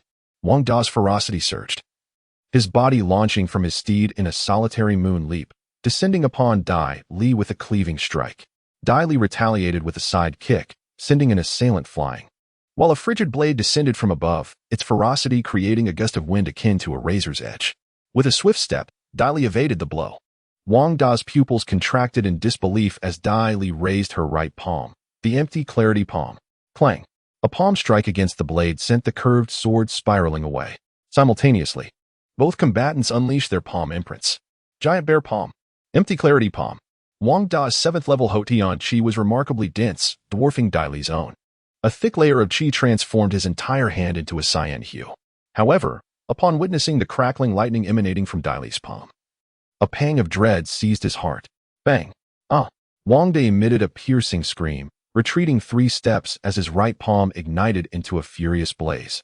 Flesh charred to black powder, and bone emitting wisps of white smoke. More horrifyingly, the currents surged through his body, rendering him paralyzed.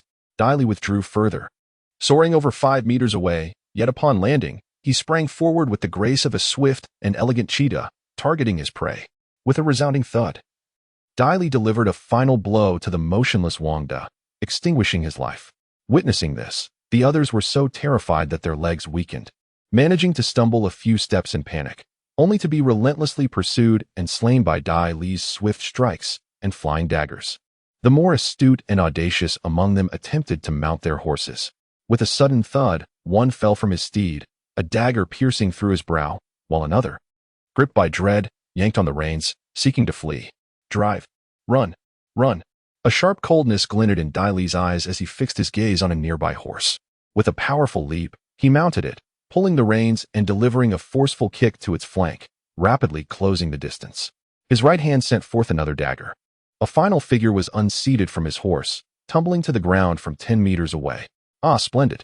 With over 400 taels of loot collected, amounting to around 3,000 taels, along with a few bottles of elixirs, it was a considerable haul. Dai Li stowed the treasures in his pack, mounted Wang Da's steed, yanked the reins, and commanded, "Giddy up." The noble steed galloped forward, its iron hooves echoing as it ventured down a hidden path into the serene forest. Nearby, the temperature of the lifeless bodies began to cool, while a dozen horses remained unperturbed, leisurely grazing on the verdant grass by the roadside. In the afternoon, Dai Li arrived at Chaoyang Mountain, a place renowned far and wide, particularly famous among the towns surrounding Wutong Town due to its mystical beasts. The world is imbued with spirits, and humankind considers itself the apex of all living things, a self-bestowed title, to be sure. Certain creatures, born in spiritual lands or possessing noble bloodlines, can harness the ethereal essence of the universe to cultivate immense power, thus earning the title of spiritual beasts. These creatures are akin to an elevated version of wild animals, yet their capabilities vary greatly. Spiritual beasts are treasures in their own right. Humans can consume their flesh and blood to nourish their bodies and refine their true energy. Should a particularly powerful spiritual beast attain sentience and form a beast core, such a core becomes a coveted gem, immensely significant for cultivators. Decades ago, numerous practitioners ventured into the Chaoyang mountain range, daring to slay spiritual beasts to seize their cores, thereby greatly enhancing their own strength. Dai Li, too, had meticulously devised her plans to arrive at this locale. Presently, Chaoyang Mountain remains a suitable ground for her training. It harbors wild creatures that can aid in the cultivation of her vampiric essence without posing excessive danger. As for the spiritual beasts within, only those with innate strength can contend with them, thus requiring a gradual approach. Chapter 25. Mr. Lin leading her horse along the winding paths. Dai Li navigated through the dusty terrain, the noble steed panting heavily after a long day's journey. Clop, clop, she guided the horse to the edge of a field, near a water-filled ditch, where it immediately lowered its head to drink. Amidst the rumbling sounds, Dai Li raised her gaze to behold the magnificent landscape before her. The towering Chaoyang Mountain stretched high into the heavens, its vast expanse adorned with countless dense forests. Here and there, flocks of birds took flight, their calls mingling with the sounds of wildlife. The mountains were enveloped in lush greenery, interspersed with a riot of blooming flowers. Below her, a sprawling plain unfolded, meticulously divided into square fields, each brimming with various crops, predominantly waves of golden wheat that cascaded before her eyes. A gentle breeze wafted through the air, carrying with it the earthy scents of the countryside and fresh produce, along with a hint of garlic that made Dai Li wrinkle her nose slightly. As the wheat swayed gracefully, tranquil and harmonious villages peeked through the undulating landscape. Leading her horse along the narrow path between the fields, she noticed many women toiling in the soil. They paused to look curiously at the stranger, their heads lifted in intrigue. Most of these women had their hair wrapped in patterned cloths, their pant legs rolled up, their skin dark and roughened by labor, yet their eyes sparkled with innocence. Nearby, children frolicked and played, and some even approached, eager to welcome Dai Li, for she was a rare guest. Suddenly, a phrase echoed in her mind. The rural spring water contains a touch of the fields. This is life. Indeed, she felt a newfound resilience against the blood of humans. And residing in this humble mountain village seemed quite agreeable.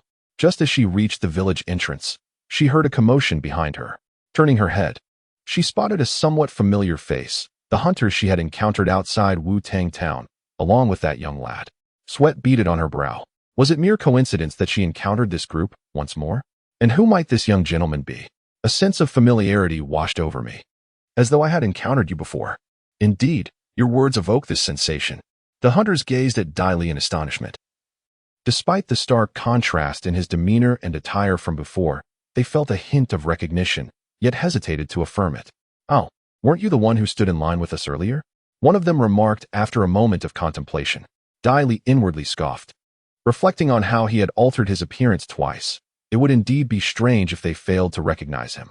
Nevertheless, he turned to them and said, "Greetings. I am Yi Li." It was impossible to reconcile the current calm and composed Dai Li with the previously awkward youth. However, the lead hunter, Anda, politely inquired, "Hello, young Master Yi. May I ask what brings you here?" "I hail from Mudu town," Dai Li replied. "Due to a devastating attack by spirit beasts, my family was forced to flee, and I now find myself in this lovely locale, hoping to settle down. Could you kindly inform me who the village chief is?" The hunters exchanged surprised glances.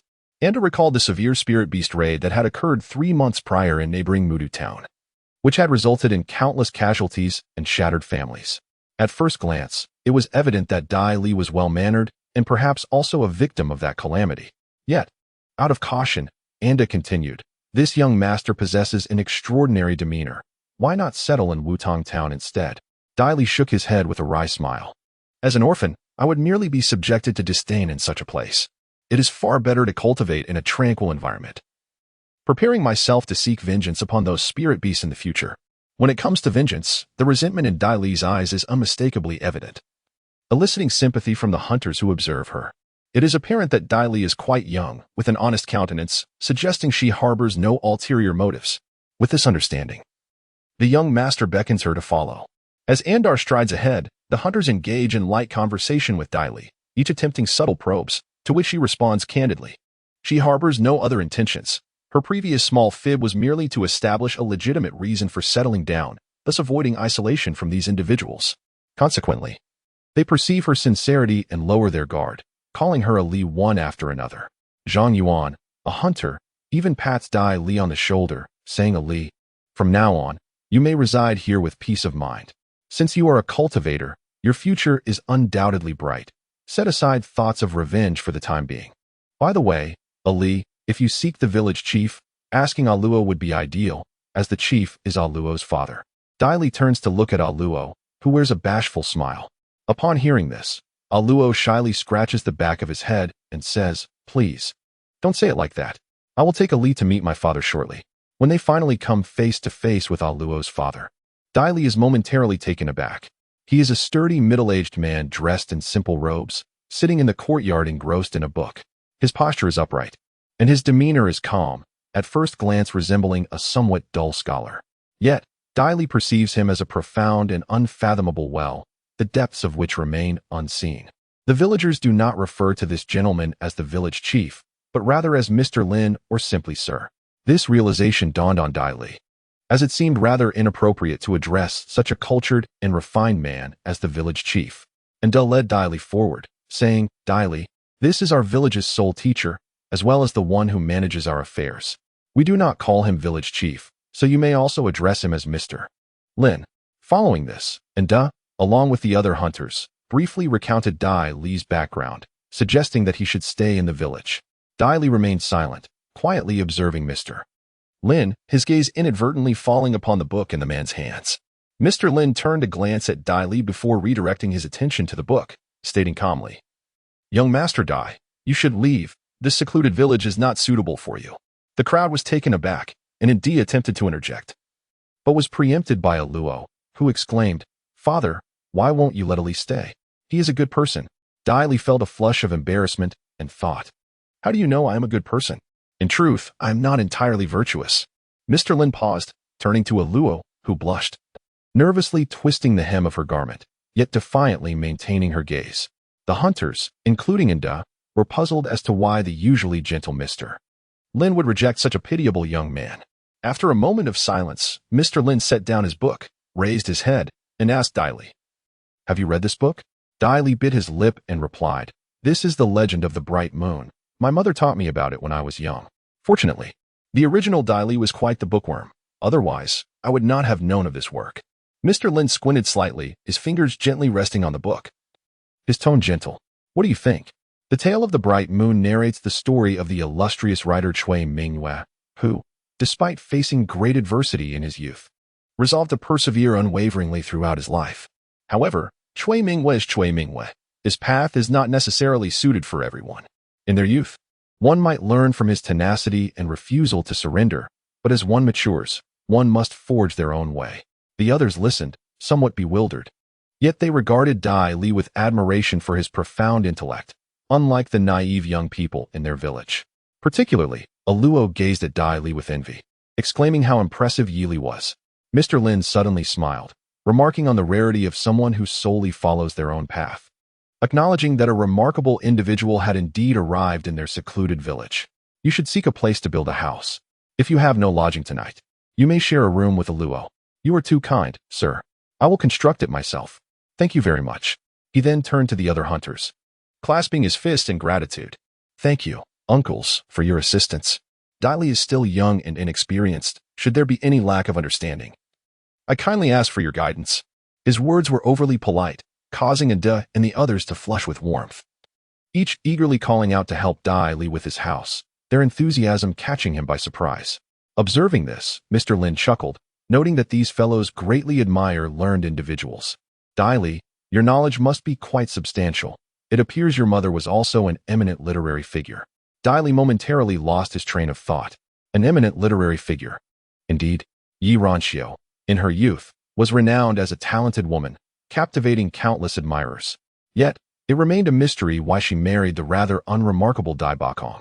Chapter 26. Building a house. Shaking her head lightly, Dai Li chuckled softly. In my eyes, she was the most wonderful person in the world. After speaking, she stepped out of the courtyard. Aluo gently patted her head, cautiously observing Mr. Lin. Lin Ji Luo, stop touching your head, hold your head high, and walk confidently. Mr. Lin's tone suddenly turned stern. Lin Ji Luo, taken aback, felt a surge of energy and darted out like a bolt of lightning. Mr. Lin shook his head in resignation, picked up a book from the table, and entered the house. Dai Li, hearing Mr. Lin's call from afar, smiled. Lin Ji Luo? Who would have thought the seemingly dull boy had such a pleasant name? The women approached, and upon hearing their husband's explanations, they came to know Dai Li. This individual, skilled in the art of disguise, had concealed her true nature over the course of a century, rendering her emotions opaque to all. Like a hedgehog, she had fortified her defenses, yet in this environment, where the people were excessively warm and posed no threat to her, she gradually lowered her aloofness. Though not overly familiar, she remained courteous. Lin Jilu remained taciturn, yet diligently assisted Andar and Zhang Yuan, the hunters. However, upon observing his lean physique and pallid complexion, Dai Li felt disinclined to let him exert himself. Instead, she suggested, Jilu, please pass me those wooden planks while I fasten them. With that, she sprang onto a stone block, leaping a meter high, and, with a slight push, soared to the 4-meter-high wooden post embedded in the ground. Her movements graceful and agile. This elicited loud cheers from the hunters, while the younger generation, summoned by their parents, gasped in astonishment. Bravo! What skill! Haha! This lad is impressive. The young men eagerly inquired about Dai Li's background from their mothers, having trained their bodies and practiced martial arts since childhood. Some older ones had even touched upon the celestial roots, yet none had the fortune to tread the path of immortality.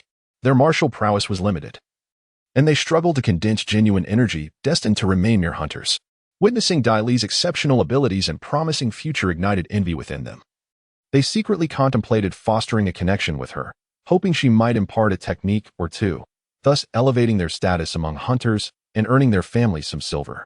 With this in mind, the young men spontaneously offered their assistance, eager not to be left behind, especially Andar's son, and Hai, who worked the hardest, much to the quiet discontent of the women, who wondered if these boys had been possessed by spirits today.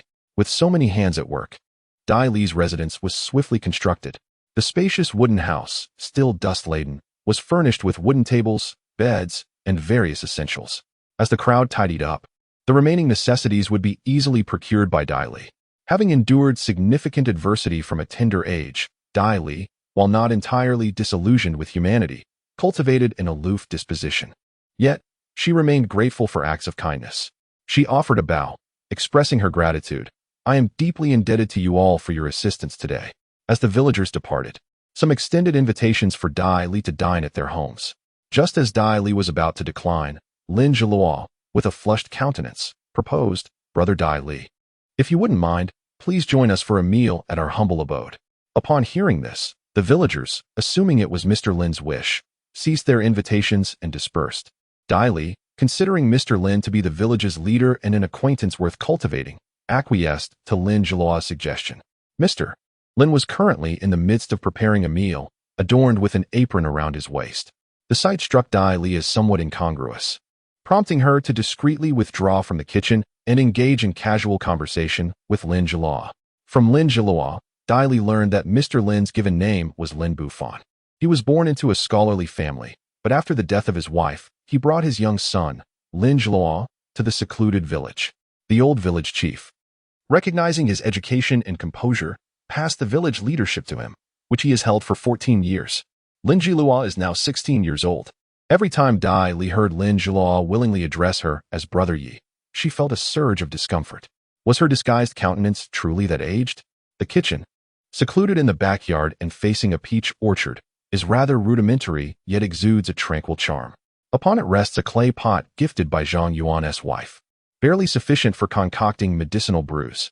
Dai Li, unwilling to squander a single moment, grasped the wooden bucket on the ground and ventured outside to the well on the eastern edge of the village to fetch water. To her dismay, she never anticipated that she would be incapable of drawing water. With a scowl, Dai Li repeatedly lowered the bucket on the rope, only to hoist it back up again, begrudgingly acknowledging that perfectionist vampires are not without their flaws. She, Dai Li, was unable to cut paper decorations or draw water from the well. "Elder Brother Yi Li, what are you doing?" A voice, filled with astonishment, came from behind Dai Li, who felt a surge of embarrassment, wishing to disappear into the well. Clearing her throat, she pointed at the well and lamented, "The water won't come up." She felt too shy to admit that she was unable to draw it herself. Lin Jiluo, taken aback, wore an expression that seemed to be suppressing something, his thick brows twitching slightly. However, upon noticing Dai Li's displeased demeanor, he quickly composed himself and briskly approached, deftly tossing the wooden bucket into the well. Dai Li, observing him, pursed her lips in skepticism. "No, I've tried it dozens of times. How could he possibly succeed?" Yet, as she turned to glance, her eyes widened in disbelief. How was the water rising?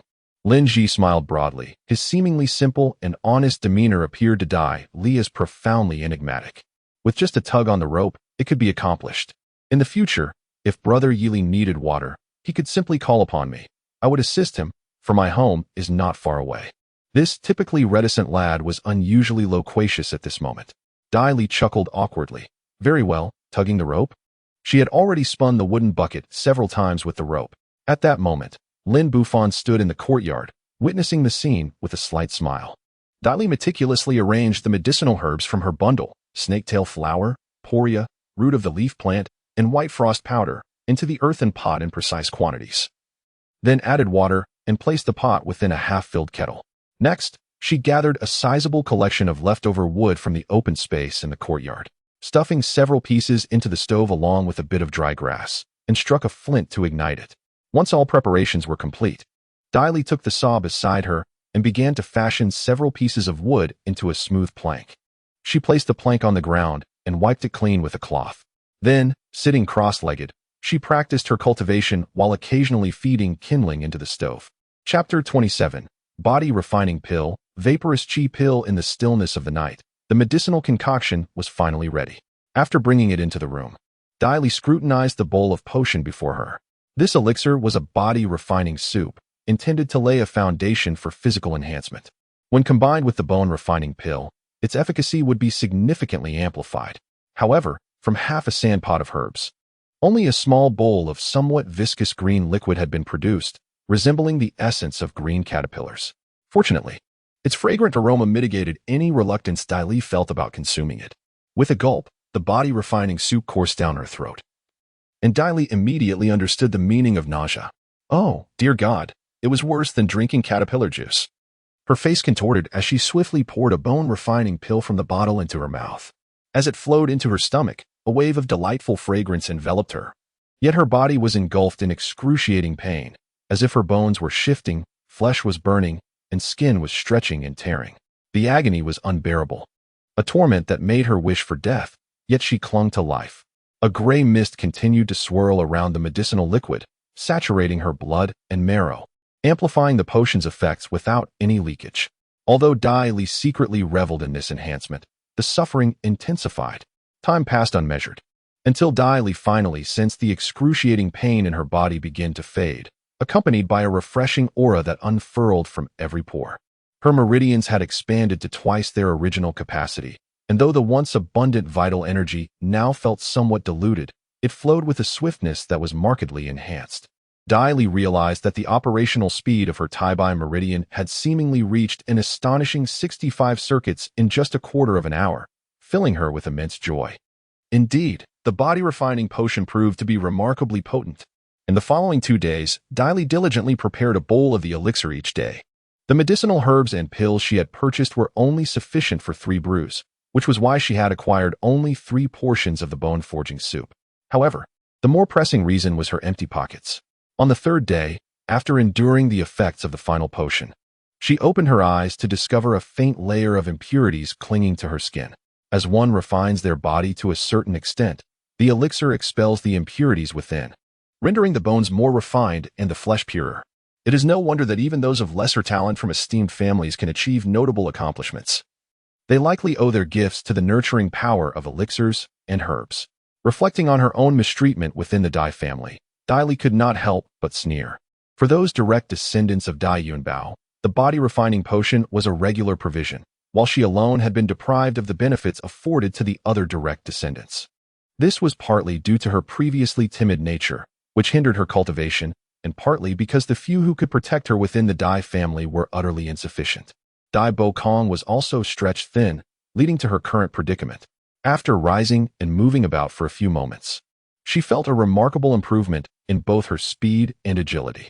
At this moment, she was confident that with her peak cultivation at the 4th level of the acquired stage, coupled with her flying daggers and her current physique, she could easily overpower several practitioners at the 7th level of the acquired stage.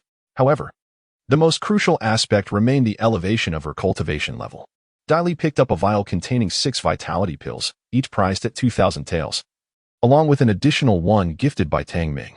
This single vial of pills amounted to a staggering 12,000 taels, depleting half of her wealth. This realization prompted a wry smile from Dai Li. It was indeed true that practitioners spent money as if it were flowing water, yet it was a willing indulgence, an irresistible temptation. It would not be an exaggeration to say that Dai Li enjoyed the privileges typically afforded to the scions of prominent families. Even within the Dai family, only the most gifted descendants, like Dai Ran and Dai Qi, could frequently partake in such elixirs. As she uncorked the vial and inhaled the fragrant aroma of the pills within, Dai Li remarked, "My breakthrough relies on you." She retrieved one vitality pill. Its surface a deep azure adorned with faint cloud-like patterns, the abundant true energy already condensed within, awaiting someone to absorb it. Without hesitation, Dai Li swallowed it whole. As the energy surged through her throat, it flowed into her meridians like a tumultuous stream, crashing and tumbling within, propelling the Tai Bai Jing into rapid motion. The vital essence swirled, and the gray mist joyfully enveloped and absorbed it. Had Dai Li not previously expanded her meridians, a single Yunqi pill would have sufficed to propel her to the 5th level of the acquired realm. However, her meridians had now been broadened 5-fold, meaning that her body could accommodate 5 times the energy. Consequently, to transcend into the mid-stage of the acquired realm, she would require quintuple the energy. While some might argue that this slows the pace of her cultivation, such reasoning overlooks a crucial truth. The foundation of any structure is paramount. Without a solid base, the edifice above becomes precarious. To seek immediate gains at the expense of a stable foundation, leading to potential collapse in the future, is a folly. Moreover, the expansion of her meridians signifies that Dai Li's vital essence would be substantially denser than that of her peers, thereby rendering her significantly stronger than other practitioners of the same level. Dai Li remained unhurried, diligently absorbing and refining all the energy into vital essence, filling her meridians with power. Yet, to achieve a breakthrough, another Yunqi pill was still required. With a resounding rush, the energy flowed into her, gradually condensing her vital essence as she approached this pivotal threshold. The sounds of her vital essence circulating within her meridians quickened, and finally, in a mysterious yet potent sensation, Dai Li's cultivation ascended to the 5th level of the acquired realm. After advancing, Dai Li calmed her restless heart and steadily consolidated her realm. She continuously practiced the Tai by scripture, which, with the aid of the body-refining elixir, she had already cultivated to the 3rd level. At this moment, her cultivation speed in the 72 celestial cycles was akin to consuming crushed jade pills. For the next 4 days, Dai Li consumed 1 ethereal essence pill daily. And apart from leaping into the peach grove to capture wild rabbits for sustenance and boiling water, she devoted herself entirely to her cultivation. This led the villagers to wonder why Dai Li remained secluded, though the occasional aroma of roasted rabbit meat dispelled their fears of her succumbing to starvation. Only Lin Ji Liao secretly rejoiced, for he was the sole individual who encountered Dai Li daily. Nestled at the foot of Chaoyang Mountain, the secluded village faced constant peril from the untamed spiritual beasts that roamed the mountain, deterring any potential settlers for many years. Yet, Dai Li's willingness to reside there brought a refreshing novelty to the villagers. After their meals, they would relax in the cool air or hunt on the mountain, often casting curious glances towards Dai Li's abode. The nearest family to the departure point, the Andas, rose early to secure their door and open the gate. Anda meticulously arranged his bow and arrows along with the dagger at his waist, while his wife, On Yang, prepared provisions for him. The other households were engaged in similar activities. Zhang Yuan, moving with a swifter pace, was already waiting in the courtyard of the Anda residence. Spotting Anda's son, On Hai, who was still rubbing the sleep from his eyes while fetching water, he playfully chided, "You little rascal, stop dozing. Hurry up and wash up to go practice your boxing. At 16, if you don't hurry, you 1T just failed to catch up with Yeli. But you might also get outpaced by a wild boar when hunting in the mountains." Hearing this from the inner room, Anda chuckled at his son. "You'd be surprised. But I once crossed paths with a wild boar the size of 2 oxen alongside your Uncle Zhang. Although we only glimpsed it from afar and couldn't discern its details, its size was unmistakable." On Hai, knowing his father never lied, was filled with astonishment. "A wild boar the size of 2 oxen? That's enormous. It could easily carry me away. Enough of your tales. I have a feeling that such an abnormal beast might be a spiritual creature. You all must exercise caution. If you encounter that wild boar, run. You're not as skilled as that lad Ali. If you come across a spiritual beast, it could spell disaster." In the secluded village, every hunter, while fearing their wives, also held them in high esteem. This sentiment stemmed from Lin Bufan's frequent reminder that a youthful wife may become one's companion in old age. If one does not cherish her now, regret will come too late when she is gone. The hunters resonated with this notion. They were not wealthy families, and in their lives, they had but one wife. Losing her would condemn them to a solitary existence, a fate too grim to contemplate. All right, we will pay attention to that. By the way, has Ali still not gone out? That lad is probably honing his skills at home. I truly envy him. Heh, in the future, let Ali take some time to teach the village boys. As the two conversed, they exited the courtyard, with An Hai and An Yang following closely behind to bid farewell. Other hunters also emerged from their homes to join Anda and Zhang Yuan. As they passed by Dai Li's front door, it suddenly swung open. Chapter 28. The hunt. Upon opening the door, Dai Li was greeted by a throng of villagers, including some elderly individuals who had come to see her off.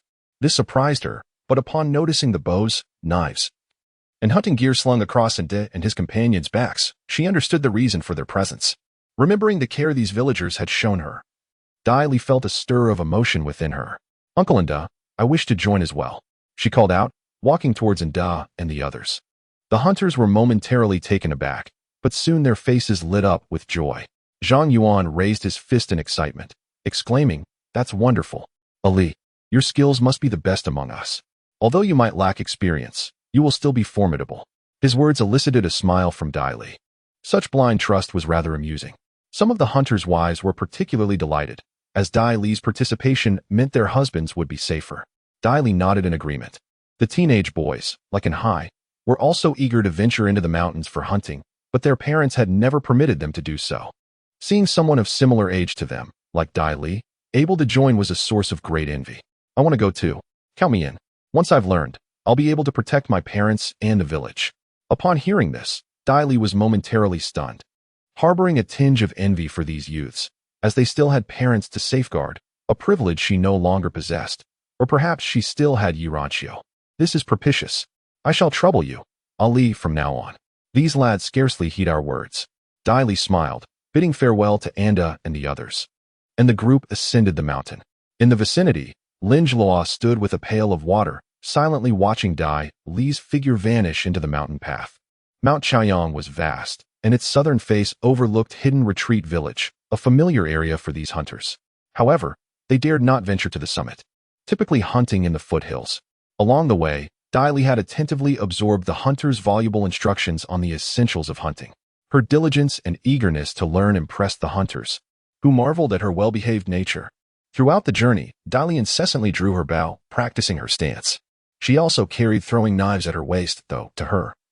The knives and bow were virtually the same, as both primarily relied on keen eyesight and arm strength. Comparatively, the bow possessed greater lethality, albeit the throwing knives were more convenient and suitable for close-quarters combat. Given her strength and acute sensory perception, she could effortlessly master both the bow and throwing knives. In the depths of a secluded bamboo forest, where dappled shadows danced and rustled, a row of hunters lay prone on a dirt mound. Anda and Zhang Yuan were positioned beside Dai Li, within their line of sight, 100 meters away on a slightly elevated patch of land. 3 wild boars were rooting in the earth. Dai Li glanced over, noting that the ground contained a small, naturally grown sweet potato patch. Without further ado, the group quietly straightened their posture, gently lifting their upper bodies from the earthen pit. This maneuver proved challenging, as it required maintaining balance while avoiding detection by the wild boars. Any sudden movements that stirred the air or rustled the grass could spell disaster. Andar and Zhang Yuan had already drawn arrows from their quivers and were carefully aiming, while Dai Li observed a mosquito, no larger than a thumb, landing on Andar's face, causing her a slight itch. Yet, Andar remained unfazed, her gaze sharp and focused. Dai Li silently marveled at Andar's exceptional prowess as a hunter, particularly noting her qualities as a leader, which far surpassed the indulgent scions of Falling Star City. However, it was evident that one's lineage and innate talent delineated a chasm between individuals in this world. Just as Andar and Zhang Yuan were poised to release their arrows, a black rat suddenly burst forth from a burrow in the sweet potato field, baring its teeth and startling the 3 robust wild boars that had been gnawing on the tubers, causing them to flee in terror. Andar and Zhang Yuan felt disheartened, knowing they could not catch the boars in full flight. At that moment, Dai Li leaped from the 1-meter-deep pit with remarkable agility, not a single blade of grass clinging to her. The sound of her ascent was sharp and swift, akin to an arrow released from its bow. Andar, Zhang Yuan, and the others were momentarily stunned, but they quickly followed suit, leaping from the pit in a spirited chase. The speed of Dai Li was astonishing as her form transformed into a mere shadow. The sound of wind whistled past her hair, rapidly closing the distance to the frenzied trio of wild boars, reducing the original 100 meters to a mere 15. With a deft leap over a large stone at her feet, she soared over a patch of wildly overgrown grass, as graceful as a swallow in flight. Simultaneously, her left hand drew an arrow from the quiver at her waist, knocking it onto her bow with fluid elegance, the bowstring drawn taut like a full moon. Her movements flowed seamlessly, akin to a gentle stream. She aimed, her pupils constricting, a glint of determination flashing in her eyes, and released the arrow. Whoosh!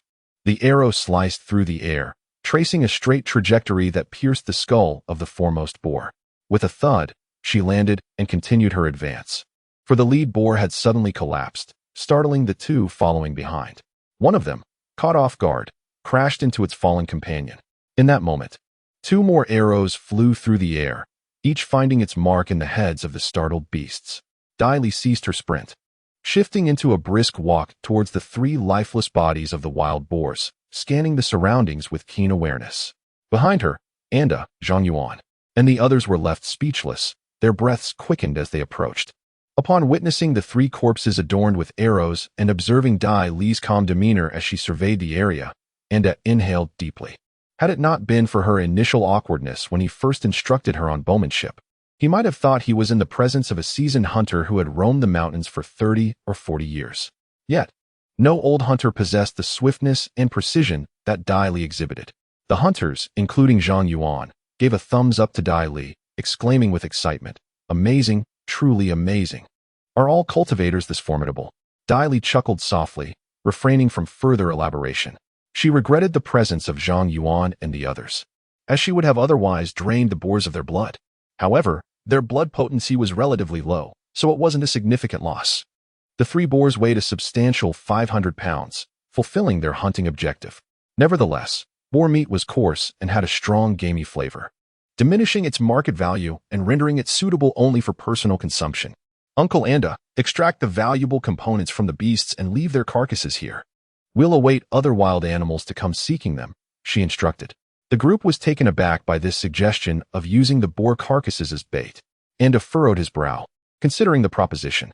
It's not entirely unfeasible, but attracting too many beasts could endanger us. Of course, with you here, Daily, I feel more secure. But I worry about you being overwhelmed. Daily stroked her nose, then abruptly bent down, picked up a pebble, and gauged its weight. Under the perplexed gazes of Anda and the others, she imbued the pebble with true energy, transforming it into a projectile. She hurled it at a tree, thick as a torso, 20 meters away. Thump! The pebble shot forth, 10 times faster than any arrow, and its impact was even more profound. Thump! The group heard only a faint collision. Zhang Yuan, intrigued, hastened towards the tree. Upon reaching it, his eyes widened, and his face pressed against a small, pebble-sized hole in the tree's surface. Suddenly, turning towards Anda and the others, Ali exclaimed, "My dear mother!" With a single motion, he pierced a hole through the tree. The group was taken aback, and one by one, they rushed forward to examine the spectacle, gazing at Ali as if he were a creature of myth. Anda, his throat dry, took a moment before stating, "Let us proceed as Ali suggested." Chapter 29. The Grey Wolf. The hunters swiftly set about the task of dissecting the wild boar carcass, the air thick with the pungent scent of blood. They needed to collect the valuable materials, such as the pigskin, without delay. Anda refrained from joining the fray, instead discreetly pulling Ali aside. "Ali," he began, "if a beast of lesser strength appears, let us handle it. However, should we encounter something beyond our capabilities, you must intervene. Does that sound agreeable?" Ali grasped the intent behind Anda's words, understanding that he wished for the hunters to have the opportunity to hone their skills. Nodding, he replied, "I comprehend what you mean, Uncle Anda. I shall act accordingly." This was a minor victory. Ali retrieved a small throwing knife from his waist, ready to excavate a snake-tail flower. Suddenly, from the nearby underbrush, a green shadow lunged towards Ali's throat. He instinctively crouched, catching sight of a snake with a green back and white belly, as thick as his wrist, soaring above him. With a quickening of his pulse, Ali's blade shot forth with unprecedented speed, pinning the green serpent to the ground as it attempted to spring back. Daily carefully unearthed the green snake flower and took a few cautious steps, glancing at the green serpent on the ground. Perhaps it is an innate aversion that every woman has towards snakes and rodents. Daily was no exception. Her greatest disdain was for rats, followed closely by snakes. Even after ascending to the status of a blood queen, her feelings remained unchanged. Fortunately, it was merely disdain, not fear, thus not a weakness. "Uncle, there's a snake here. Do you want it?" Andar had once remarked that every beast in Chaoyang Mountain held its value, so this green snake must be worth a little something. Zhang Yuan rushed over, his eyes lighting up at the sight of the serpent. "Ah, this is a jade green snake. Just this one can fetch 50 taels," he exclaimed. "However, this creature is highly nourishing for broth, strengthening the body. It cannot be sold." Such is the simplicity of human nature. Andar and the others had no intention of claiming the jade green snake for themselves. Instead, they elucidated its value to Dai Li. As Zhang Yuan spoke, he extended the snake towards her. Those present, possessing keen sensibilities, immediately recognized Dai Li's reaction as fear of the snake, and they could not suppress their laughter. How could such a formidable figure be afraid of snakes? Andar's beard twitched with amusement. "You, boy, how can you be afraid of snakes like a girl?" Dai Li silently rolled her eyes. "I am indeed a girl, and it's not fear I feel towards snakes. It's merely disgust." Finally, they found a moment to tease Dai Li. However, after a brief bout of laughter, they fell silent, each waiting patiently for the beasts to arrive. This was not merely a matter of waiting for prey, but rather a testament to their intimate understanding of the ferocity of the wild creatures inhabiting Chaoyang Mountain. With such a strong scent of blood and fresh flesh, it would not take long before a multitude of beasts would be drawn to them. The first arrival was a jackal, but it was quickly deterred from tearing into the flesh by a flock of short-tailed eagles descending from the sky. Upon seeing these eagles, Anda and the others swallowed hard, having heard from Dai Li about these birds, which were highly nutritious and whose plumage could be woven into feather garments. A single short-tailed eagle was typically worth more than 30 taels of silver, equivalent to 1/3 of a hunter's total income from a mountain expedition. Li also noted that their luck was favorable today, as airborne creatures were far rarer to encounter than terrestrial ones. Just as Anda and his companions were about to take action, they were startled by a series of hoarse, low wolf howls. Holding their breath, they watched as gray wolves, each as tall as an adult's waist, emerged from the undergrowth, gnashing their sharp teeth as they advanced on the short-tailed eagles. The eagles fluttered their wings and swooped down towards the wolves, their sharp beaks aiming for the wolves' eyes. Roar! One gray wolf, blinded in its eye, howled madly as it lunged at an eagle, and the other wolves followed suit in a frenzy. However, the eagles, being airborne, had the advantage, delivering a precise strike before ascending into the sky. Anda and the others were overjoyed, anticipating that the wolves' corpses might become an additional prize. After all, the value of a gray wolf exceeded that of a short-tailed eagle. Suddenly, a lightning-fast silhouette leaped from the forest, soaring more than 5 meters into the air, its claws seizing the wings of a short-tailed eagle. With a bite and a tear at the eagle's throat, it ripped off its entire head. The corpse of the short-tailed eagle plummeted from the sky, pinned beneath the powerful claws of a robust wolf, its frame as formidable as a tiger. Its fur, a striking blend of gray and silver, rippled as it let out a deep, terrifying roar, resembling that of a gray wolf leader. When did such a formidable pack of gray wolves emerge here? And how is their leader so incredibly powerful? A sense of suspicion and astonishment enveloped Andar and his companions. The remaining short-tailed eagles, gripped by fear, fell prey to several gray wolves that seized the opportunity to attack, swiftly succumbing to their fatal bites. With a low growl, the wolf leader commanded its 7 companions to charge toward the carcass of the wild boar. Andar, filled with anxiety and excitement, glanced at Li, who nodded in affirmation. This was a foe beyond their capabilities, necessitating her intervention. Silently, the group raised their bows, each aiming at the wolves, while Li focused her sights on the wolf leader. The ordinary force and speed of their arrows would be insufficient against such a creature. She had no choice but to utilize her true energy. Having consumed all the essence-enhancing pills, she had broken through to the mid-stage of the postnatal realm. Her energy now more concentrated and approximately 5 times greater than that of her peers at the same level, instilling her with immense confidence. Release. A profound resonance echoed from the depths of their souls as everyone shot their arrows in unison. Whoosh, whoosh, whoosh. Each arrow sped toward the ravenous gray wolves devouring the wild boar. One arrow, in particular, darted faster than the rest, reaching the wolf leader in the blink of an eye. With a sudden jerk of its head, the wolf leader evaded the arrow, while the other wolves, unable to react in time, were struck, some lightly, others severely, resulting in anguished howls. The gray wolf leader let out a ferocious howl, charging towards the bamboo grove with eyes aflame, seemingly intent on exacting vengeance on Li and her companions. At that moment, Li and the others abandoned all pretense of concealment, swiftly rising to unleash a flurry of arrows at the gray wolf leader. Li sprang from her earthen hideout, standing firm as she drew her bow, an arrow infused with her vital energy, glowing faintly as it soared towards the beast. The speed of the gray wolf leader astounded her. It deftly evaded the oncoming arrows, its powerful legs propelling it toward Li with lethal intent. At such a close range, drawing the bow felt impossibly slow. And the others felt their hearts race, yet Li remained composed. As the gray wolf leader leaped towards her, she unleashed a throwing knife from her palm with a swift flick. Whoosh! The knife found its mark, striking the wolf's skull. The creature plummeted to the ground, while the other gray wolves fell swiftly to the arrows of Anda and his companions. Anda, disregarding everything else, shouted for urgency, warning that wolves are highly cohesive creatures, and a larger pack would soon arrive.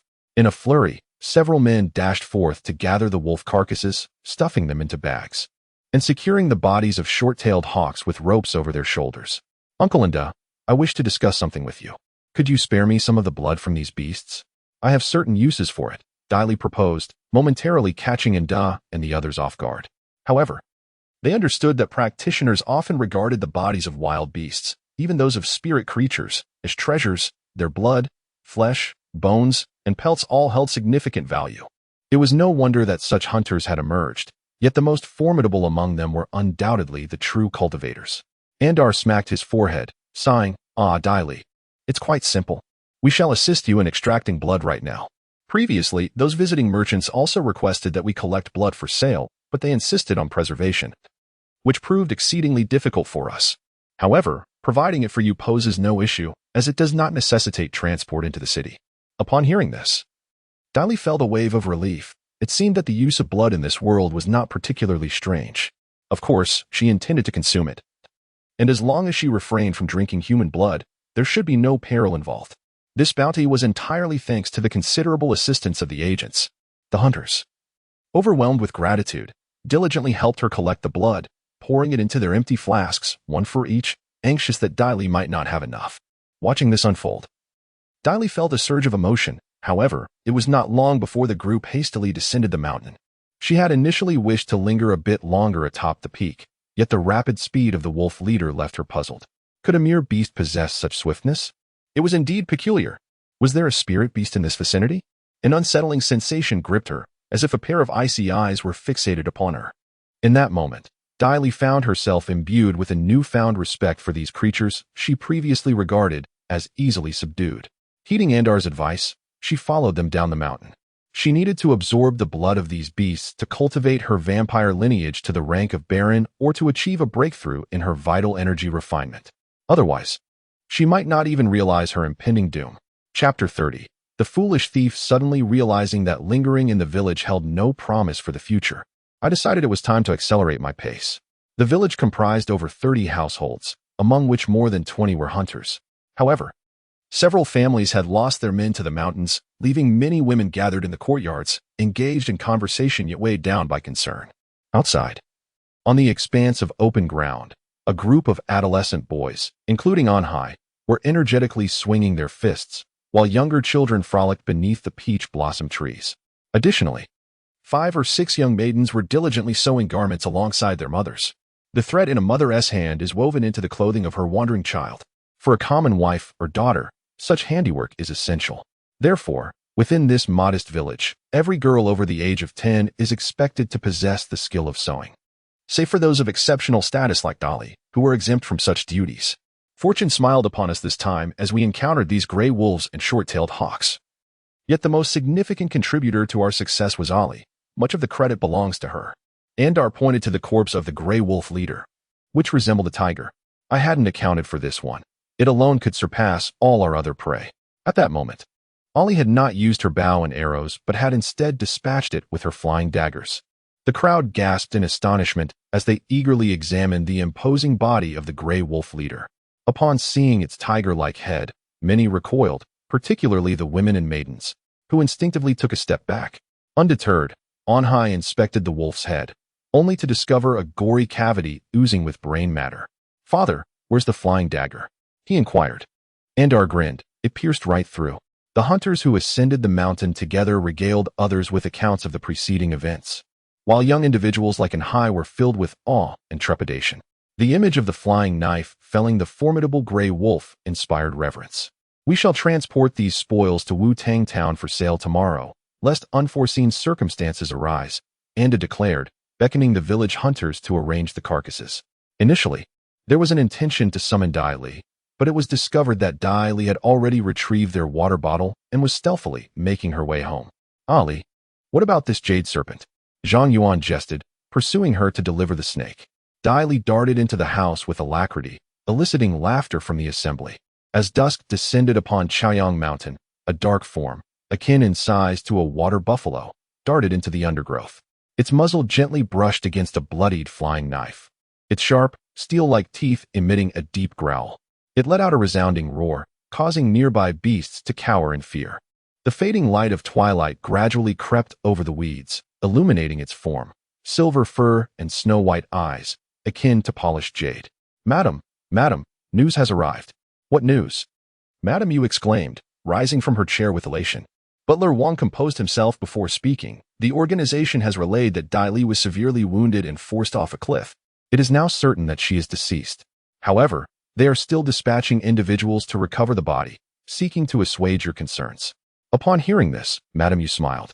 "It seems these wastrels possess some understanding." She then instructed them to continue the search, her spirits considerably lifted. However, Butler Wang's countenance shifted as he departed the room. An hour later, he arrived at a secluded abode, directly entering the inner chamber where he encountered Gu Dao Lang, the leader of Lady Yu's organization. Gu Dao Lang was a rugged man, his face adorned with a stubborn stubble beneath his chin, his gaze fierce. The coarse black hair on his chest stood on end, exuding an intimidating aura. Manager Wang, I truly find myself at a loss. Who could have foreseen that those inept fools would be slaughtered midway, their possessions plundered? He exclaimed. This course of action is untenable. If Dai Li is to be eliminated, it must be done decisively. If not, we shall both meet our demise. Indeed, indeed. I shall take matters into my own hands at once. By the way, could you facilitate my connection with the Wu family of Wutang Town? Engaging their assistance would simplify our endeavors considerably. That is not a difficult task, but success is paramount. Failure is not an option, or else. Meanwhile, at the back entrance of the Lichuan courtyard on the same street as the Dai family, two shadowy figures emerged from a narrow alley. Two young boys, their heads wrapped in black cloth and faces veiled, stealthily crept towards the rear wall, their bright eyes glimmering as they scanned their surroundings. The taller, leaner boy forcefully pushed down the stout one. Hey, I'll go up first. No way, I shall go first. I'm too heavy. How will you manage to follow? Come on, I have a rope. Once I'm inside, I'll pull you up. That is not going to work. You won't be able to pull me. True enough. Then you go first. The leaner boy indeed bent down, muttering under his breath, You fatso. Hurry up. Ah, here they come. The corpulent fellow hurriedly pressed against the slender one's waist as they attempted to ascend, only to, oh dear, thud. Both tumbled to the ground. Blast it. My back is broken. Can't you, you wretched fatso, lose some weight? I've tried, but the weight has returned. What am I to do? In the corridor of the inner courtyard's third floor, Chun Shirsinyang and the steward were thoroughly entertained by the spectacle. How many times has this been? The 15th time this month. It's rather pitiable. Perhaps next time we should leave the door ajar before they arrive. Well, you instructed me to do so last time, and I complied, but they simply refused to push it open, insisting on making fools of themselves by climbing over the wall instead. Chun Shirsinyang fell silent, relieved that she was present. Had it been Dai Li, with her sharp tongue, these two would likely have been humiliated to the point of mortification. Of course, they wouldn't consider these two as thieves. Firstly, their figures and voices resemble those of youths. And secondly, could there be a more foolish thief? What could these two possibly want with Dai Li? Meanwhile, within the grand and expansive estate, rich spiritual energy coalesced into delicate milky white patterns that spiraled above the magnificent buildings, resembling a swirl of cream. However, only those cultivators who had reached the realm of opening their spiritual eyes, possessing spiritual perception, and refining their essence could witness this ethereal scene.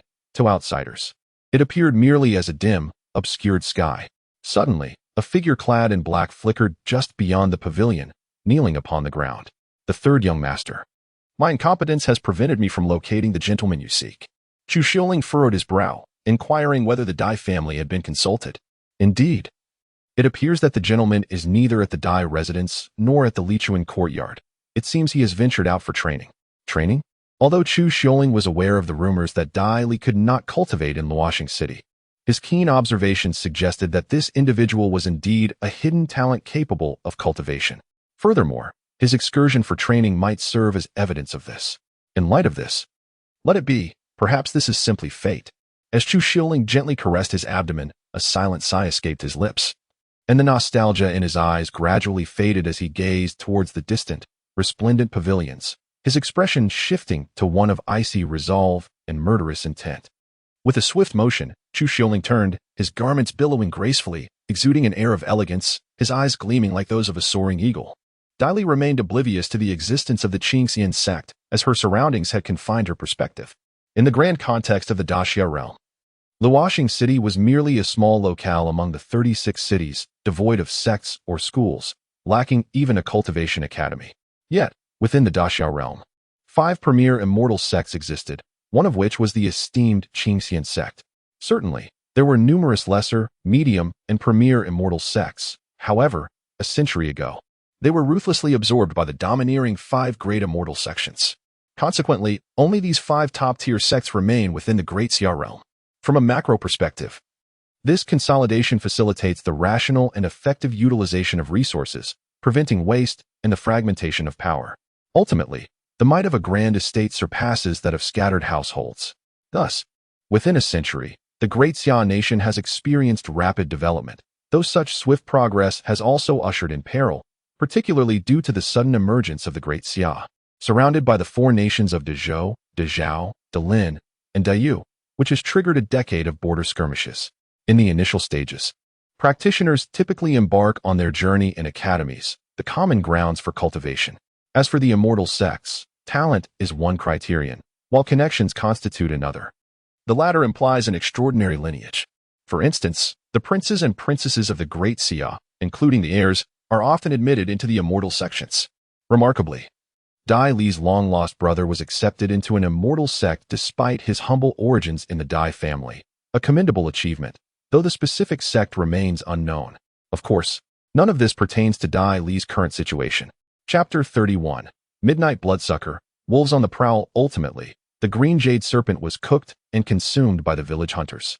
Although devoid of seasoning, its exquisite flavor led many hunters to lament that Dai Li had missed out on a delightful feast. Meanwhile, Dai Li plucked 2 peaches from the peach grove to satiate her hunger, sighing that daily rabbit meat had become tiresome. The peaches were far more delectable. After savoring the sweet peaches, Dai Li commenced her cultivation only after a refreshing bath. The blood flowed into her throat, swiftly absorbed by the myriad organs within her body. With the aid of the gray mist, her ability to refine the blood energy surpassed that of her previous life, and soon, an entire pot of blood had been digested. 3 hours later, Dai Li had consumed all the blood. Do not assume that she would feel bloated. The blood energy within was directly transformed into energy, akin to the compression of liquid into solid form, significantly reducing its volume, thus posing no issue whatsoever. Moreover, Dai Li was capable of relieving herself. This world truly suited her better. The blood here proved far more beneficial than that of humans, allowing her to swiftly reach the mid-stage of blood servant.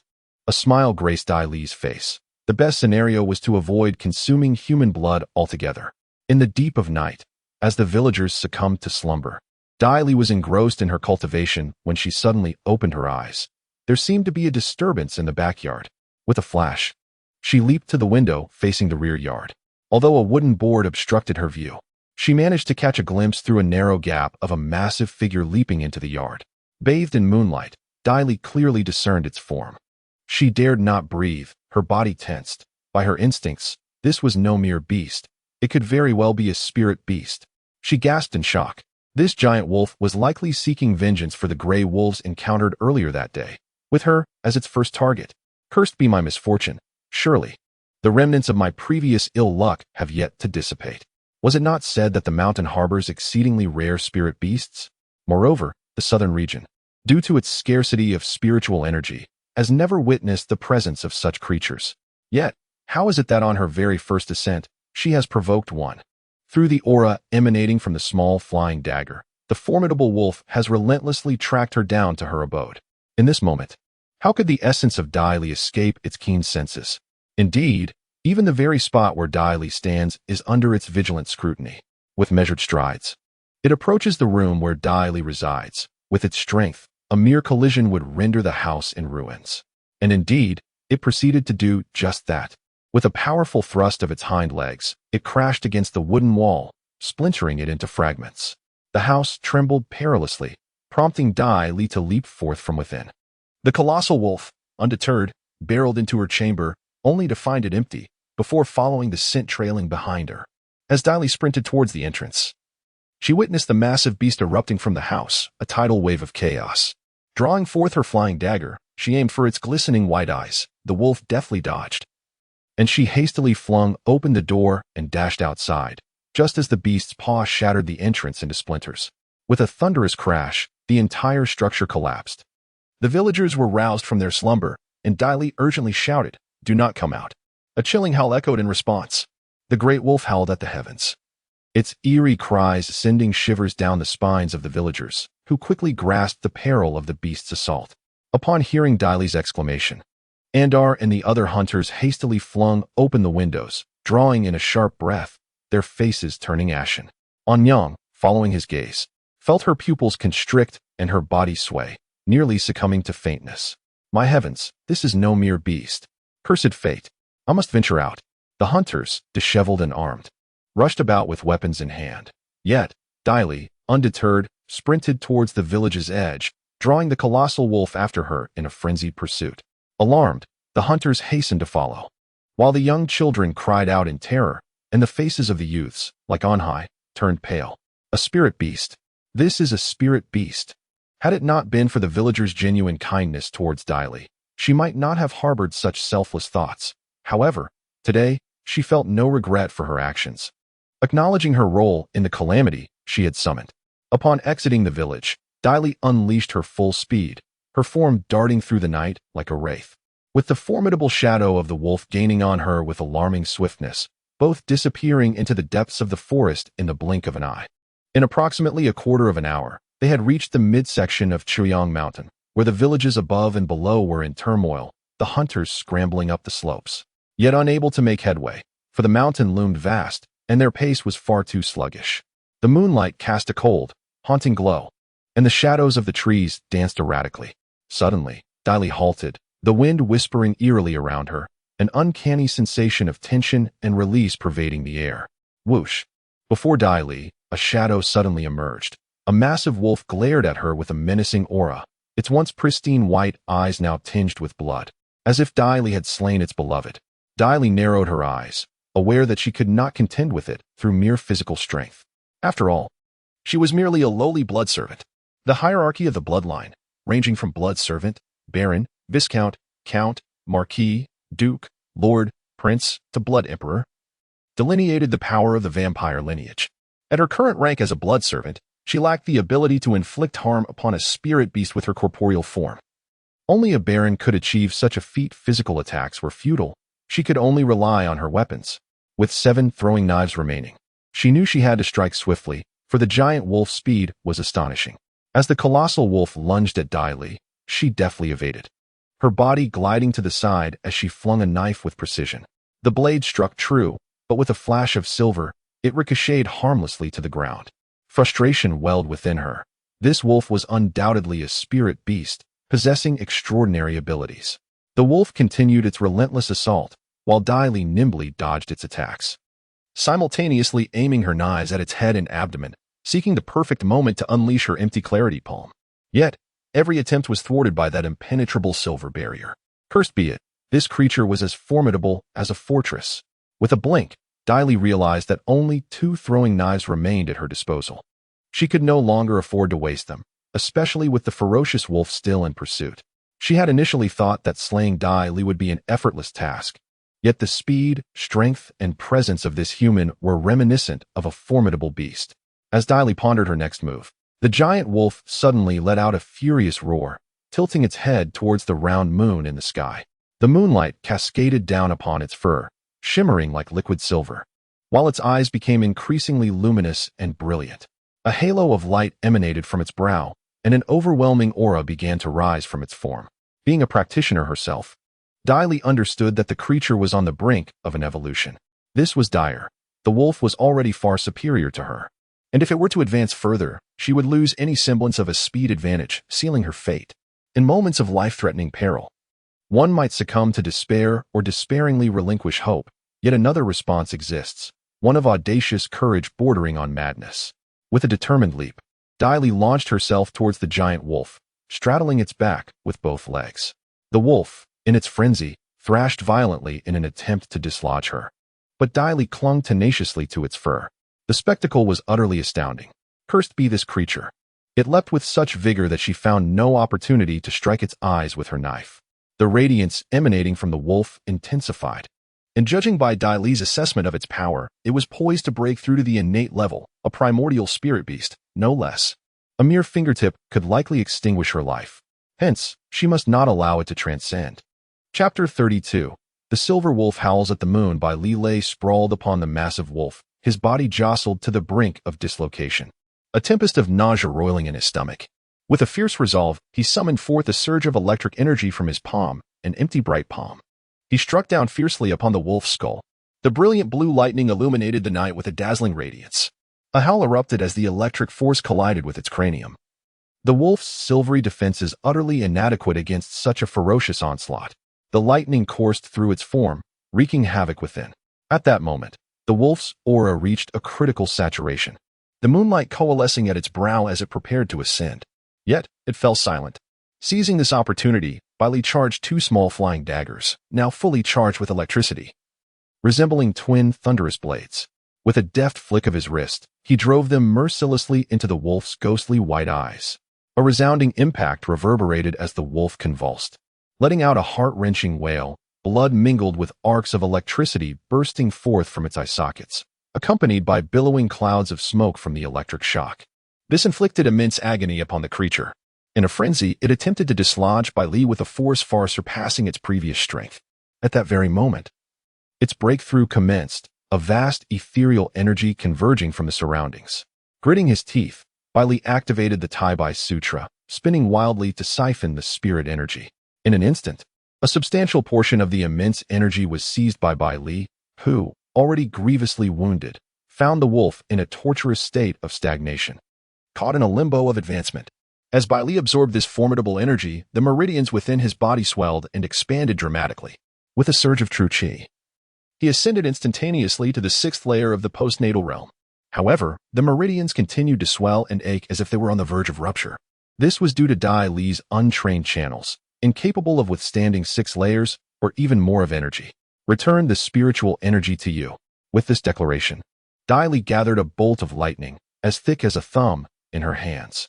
Amidst the thunder and flashes, she forcefully pressed it down upon the head of the colossal wolf. The sound of tearing echoed, and with a resounding crack, the wolf's entire head exploded. Warm blood splattered across Dai Li's face and body. With a thud, the massive form finally collapsed, and Dai Li fell to the ground as well, coughing. The impact had caused her to expel the hot blood that surged from her throat, splattering onto the ground. Thank heavens, she possessed the bloodline of a vampire. Otherwise, such a shock would have been fatal.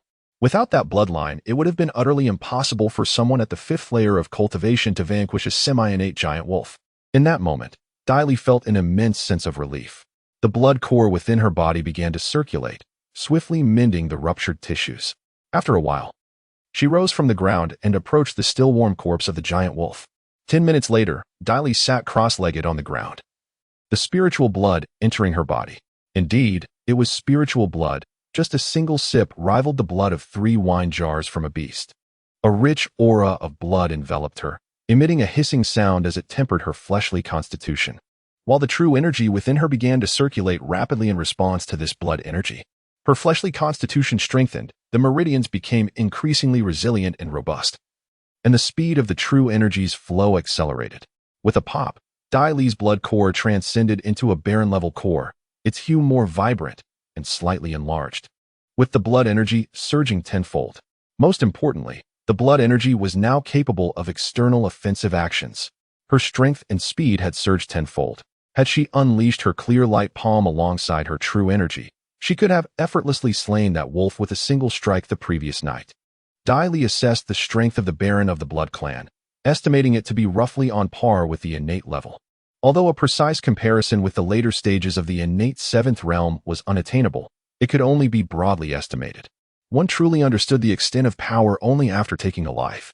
To her surprise, the blood core she possessed during her Baron phase endowed her with the ability to directly condense biological blood energy, granting her the talent of blood manipulation. She no longer needed to resort to direct blood consumption. Dai Li approached the corpse of the giant wolf, extending her hand towards it, her gaze transforming to a deep crimson. Blood manipulation. Hiss, hiss, hiss. A small trickle of blood seeped from the wolf's wounds, coalescing into a stream that floated through the air, gradually making its way to her palm. Moments later, a small blood orb materialized in her hand. Condense. With a delicate curl of her slender fingers, the blood orb abruptly concentrated, forming a blood crystal the size of a thumb. With a soft thud, the crimson light faded from her eyes, and the blood crystal settled in her palm, chilling to the touch. Although this technique required some mental energy to manipulate the blood, it allowed for a swifter absorption of blood energy. She wondered what kind of offensive capabilities the blood energy of a Baron would possess in this world. Raising her left hand, she channeled the blood energy into her palm, transforming it into a sphere of blood power. With a swift motion, she flung the blood sphere, which hurtled forth and struck a massive tree, the girth of which was comparable to that of 2 arms. With a resounding crash, the tree was cleaved in 2. The break remarkably clean, evidently severed by an irresistible force in a single blow. They are all formidable energy entities. However, while lightning is primarily destructive, blood energy excels in devouring and corroding. Coupled with my physique, I wield remote lightning techniques for long-range attacks and blood energy for close combat. Although my ability to project lightning is currently limited, in the grand scheme, Daili has already charted her path for cultivation. Blood energy condenses within the blood core, while true chi saturates the meridians. When her true chi runs out, blood energy will serve as an even more potent trump card. At that moment, the expressions of her foes will undoubtedly be quite amusing. Furthermore, there is the clan competition within the Dai family, and she has grown accustomed to meticulously planning everything, ensuring her strategies are comprehensive, which allows her to tread more securely. You have bestowed upon me the noble blood energy of a baron and facilitated my breakthrough to the 6th layer of the postnatal stage. I should be grateful to you. However, to waste your precious body would be a grave transgression, would it not? Daili's eyes narrowed slightly as she drew her dagger, preparing to dissect the carcass of this colossal wolf. Her fingers extracted a snow-white orb the size of a marble from its abdomen, perfectly round and emanating a faint chill. Daili could sense the immense spiritual energy contained within it. A beast core. She has obtained a beast core. While she was elated, a contemplative thought crossed her mind. This creature had only attained half of its innate potential last night and had not fully realized its innate form. Nevertheless, it had produced a half-innate beast core. It is noteworthy that postnatal level spirit beasts rarely manage to condense a beast core, even with high bloodlines, due to insufficient energy. In contrast, innate level spirit beasts are exceedingly powerful, far beyond what the previous Daili could have hoped to defeat. Beast Dan is a precious treasure, and if sold, it could fetch at least tens of thousands of taels. However, for Daili, wealth is merely a means to aid her cultivation. Why seek distant gains when closer ones suffice? With resolve, Daili swiftly consumed the beast Dan, gulping it down. The precious essence rapidly transformed into a powerful surge of energy that flooded into her dantian, swirling for several moments before dissipating as true chi coursed through her meridians. The energy required absorption and conversion, and although aided by the gray mist, this process necessitated time. In the mountainous wilderness, wild beasts roamed, though there was little blood. The scent of flesh attracted others. Yet, at this moment, Daili remained a member of the Blood Clan, and her menacing aura was enough to terrify lesser beasts. Even spirit beasts would exercise caution, allowing time to pass quietly as Daili immersed herself in her cultivation. As dawn broke, the sky lightened to a pale hue, and gentle sunlight filtered through the forest, where birds flitted about, chirping merrily. Upon opening her eyes, Daili's gaze radiated golden light, and a sudden gust of wind scattered dust from beside her legs.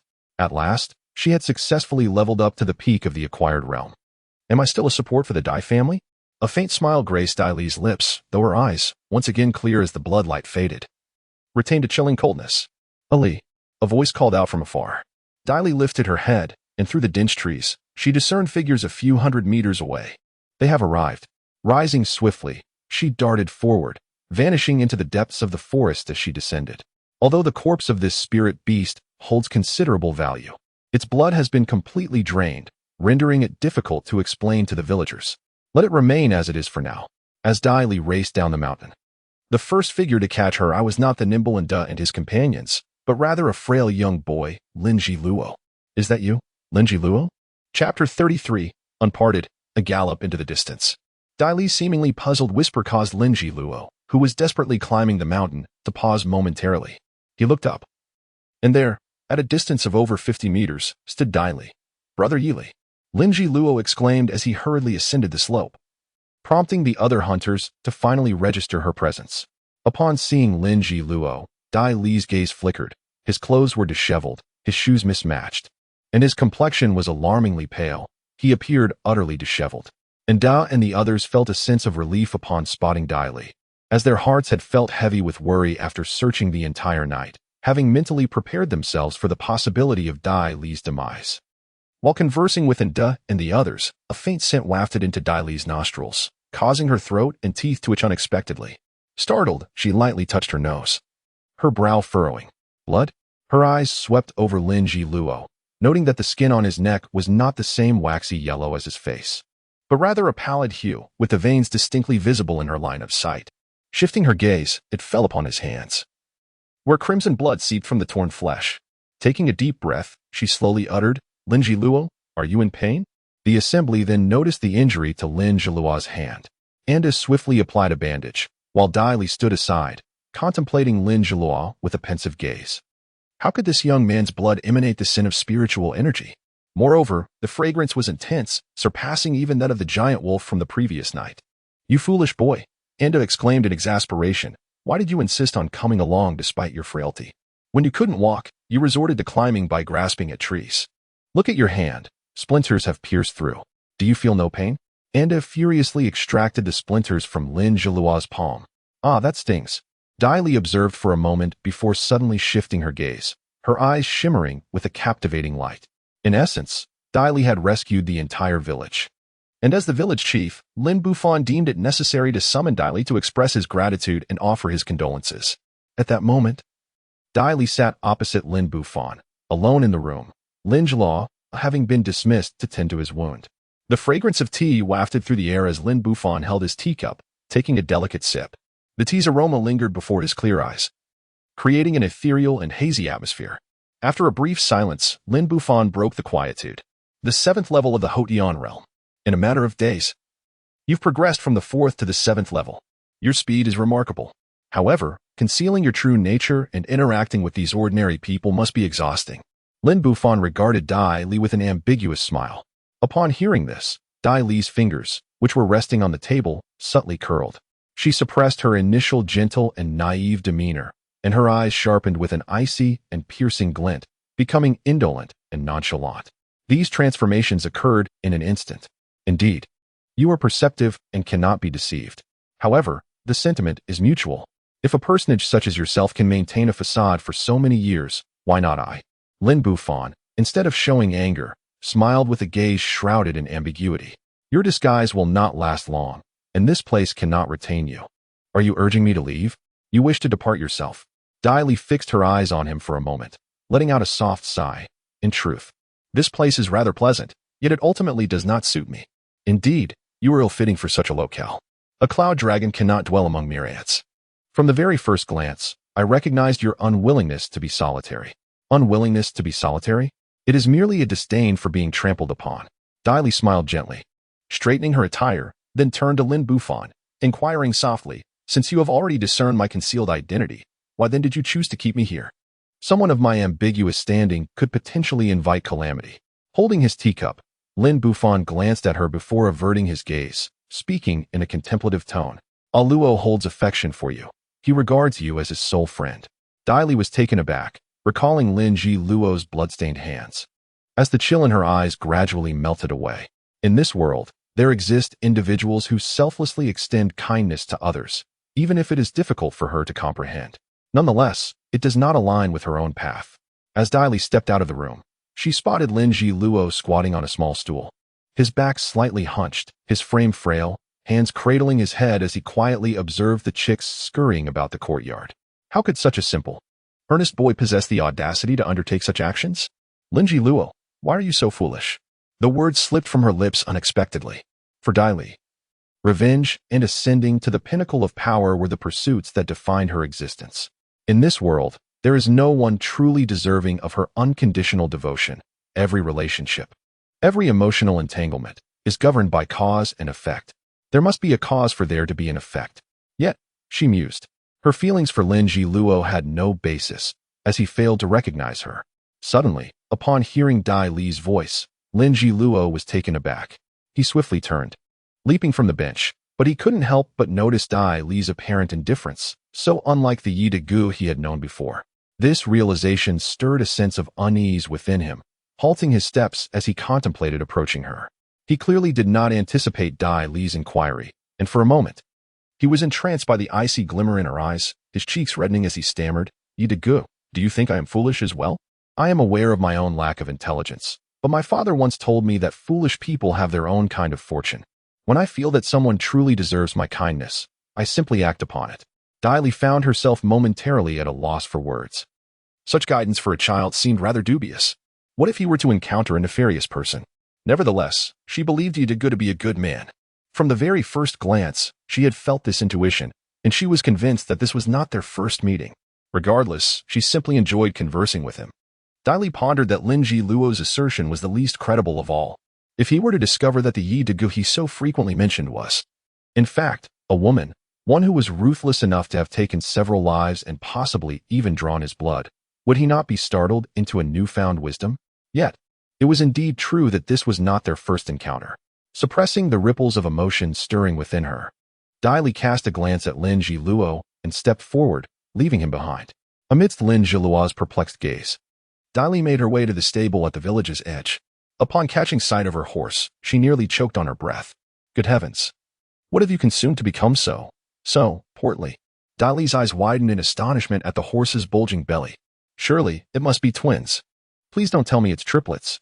With a somewhat melancholic heart, Dai Li led the horse out of the stable. As she passed by the Lin family's courtyard, she nimbly mounted her steed. Lin Jiluo felt an unfamiliar stir within him, taking a couple of hurried steps forward, his tongue faltering, yet he could utter not a word. Dai Li cast a profound glance in his direction, tightened the reins, and with a powerful leap, the horse's front hooves rose, accompanied by a resounding whinny. With a sharp thud, the hooves struck the ground, and with a loud clap, all four hooves galloped away, stirring up dust that enveloped the village. The villagers stared in astonishment as Dai Li rode furiously down the path. Lin Jiluo felt a lump rise in his throat, and suddenly, tears streamed down his face. She is leaving? Brother Yili is leaving? Yet for Dai Li and Lin Bufan, this was a decision already resonating between them. Chapter 34, stealthily entering the night to kill or not to kill.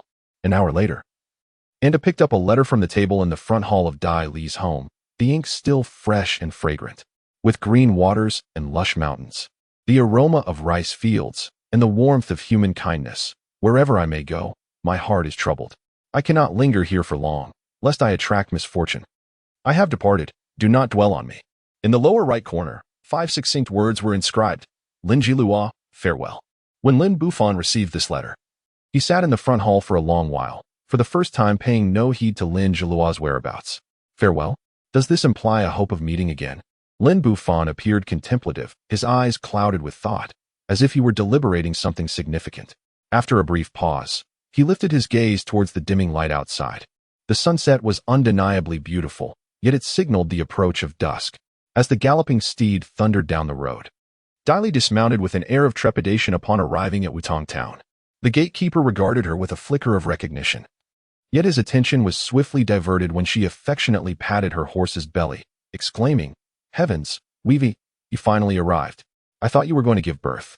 A few men nearby couldn't help but chuckle. Despite her refined demeanor, her words were unexpectedly humorous. Ah, young master, you are indeed fortunate. We are just about to close the town gates, one of them remarked. Dai Li, feigning casual interest, inquired about any significant happenings in the town. Her curiosity about the moves of Lady Yu was piqued.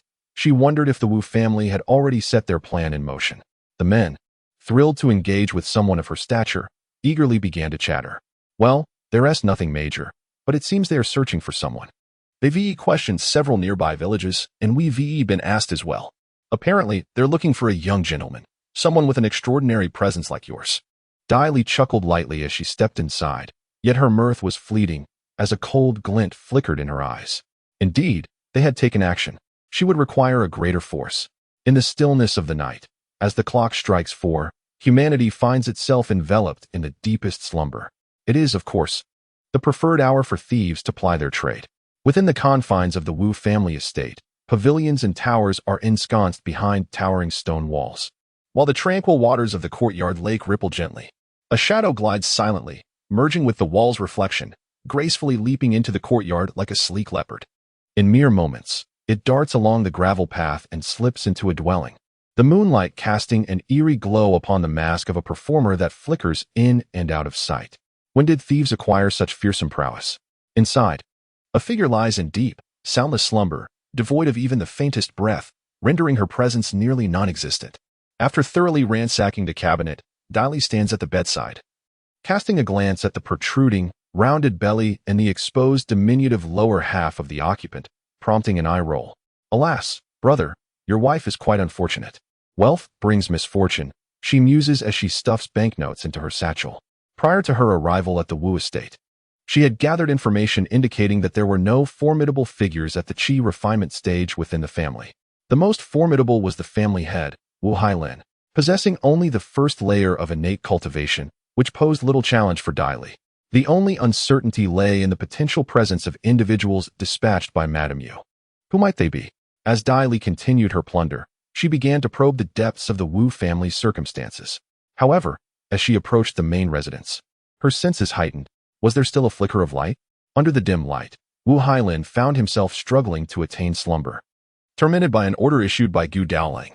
Though the latter held considerable influence and the potential to greatly benefit the Wu family, the successful execution of the task was paramount. Furthermore, Gu Daolang's demeanor was decidedly irksome to him. Why could he not find someone himself? Must his concubine be obliged to share his bed? How outrageous.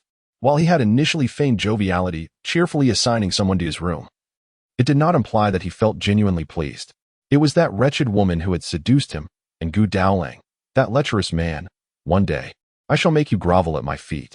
Despite the profound resentment simmering within, Wu Hailin maintained an air of inscrutability. Yes, the pretense, as you might understand. True pretension is to maintain one's facade, even in solitude.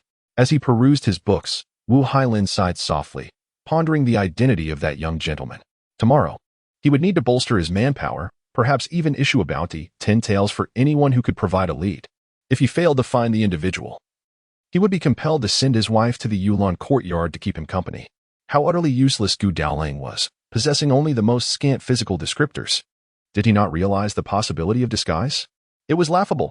Meanwhile, outside the open window at Wu Hailin's desk, Dai Li leaned against the stone wall, curling his lip in disdain. This individual was quite capable, quick-witted yet shameless. After a brief interval, Wu Hailin rose, the lamp still flickering. Moments later, the sharp sound of punches slicing through the air resonated from the courtyard, particularly distinct in the dead of night. To Dai Li, however, this man displayed a profound lack of civic responsibility. Yet, the Wu family were mere pawns under Madame Yu's command. Would it be permissible to sever one of her claws? With a swift and stealthy motion, Wu Hailin's fists danced with an elegance that belied their lethal intent, each strike resonating with explosive energy as he immersed himself deeper into the art of combat. Yet, just as he achieved a harmonious union of mind and body, a shadow abruptly materialized from the wall behind him.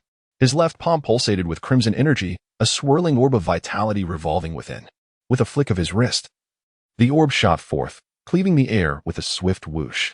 Almost instantaneously upon the orb's emergence, the disturbance in the atmosphere compelled Wu Hailin to instinctively pivot. Before him, the sanguine sphere hurtled forth, and his eyes widened in shock as he reflexively veered to the left. At that very moment, Dai Li's form flickered, manifesting with an ethereal grace at his diagonal flank.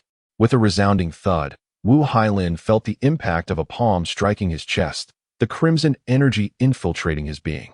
As he gasped in surprise, Dai Li advanced a step, his hand wielding a slender dagger that crackled with the sound of thunder, slicing toward Wu Hailin's throat.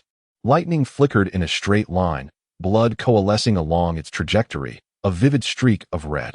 With a sharp tug, Dai Li pulled Wu Hailin's staggering form toward him, then swiftly dragged the body into the confines of the room, the door creaking shut behind them.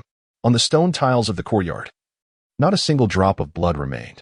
Even a practitioner of innate strength like Wu Hailin found himself utterly powerless before the Baron Dai Li.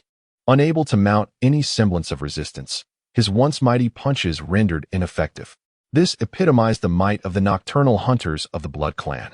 Inside the dimly lit room, every object lay obscured in shadow as Dai Li placed Wu Hailin's lifeless body on the floor, then glided through the space, merging seamlessly with the night, silent and unobtrusive.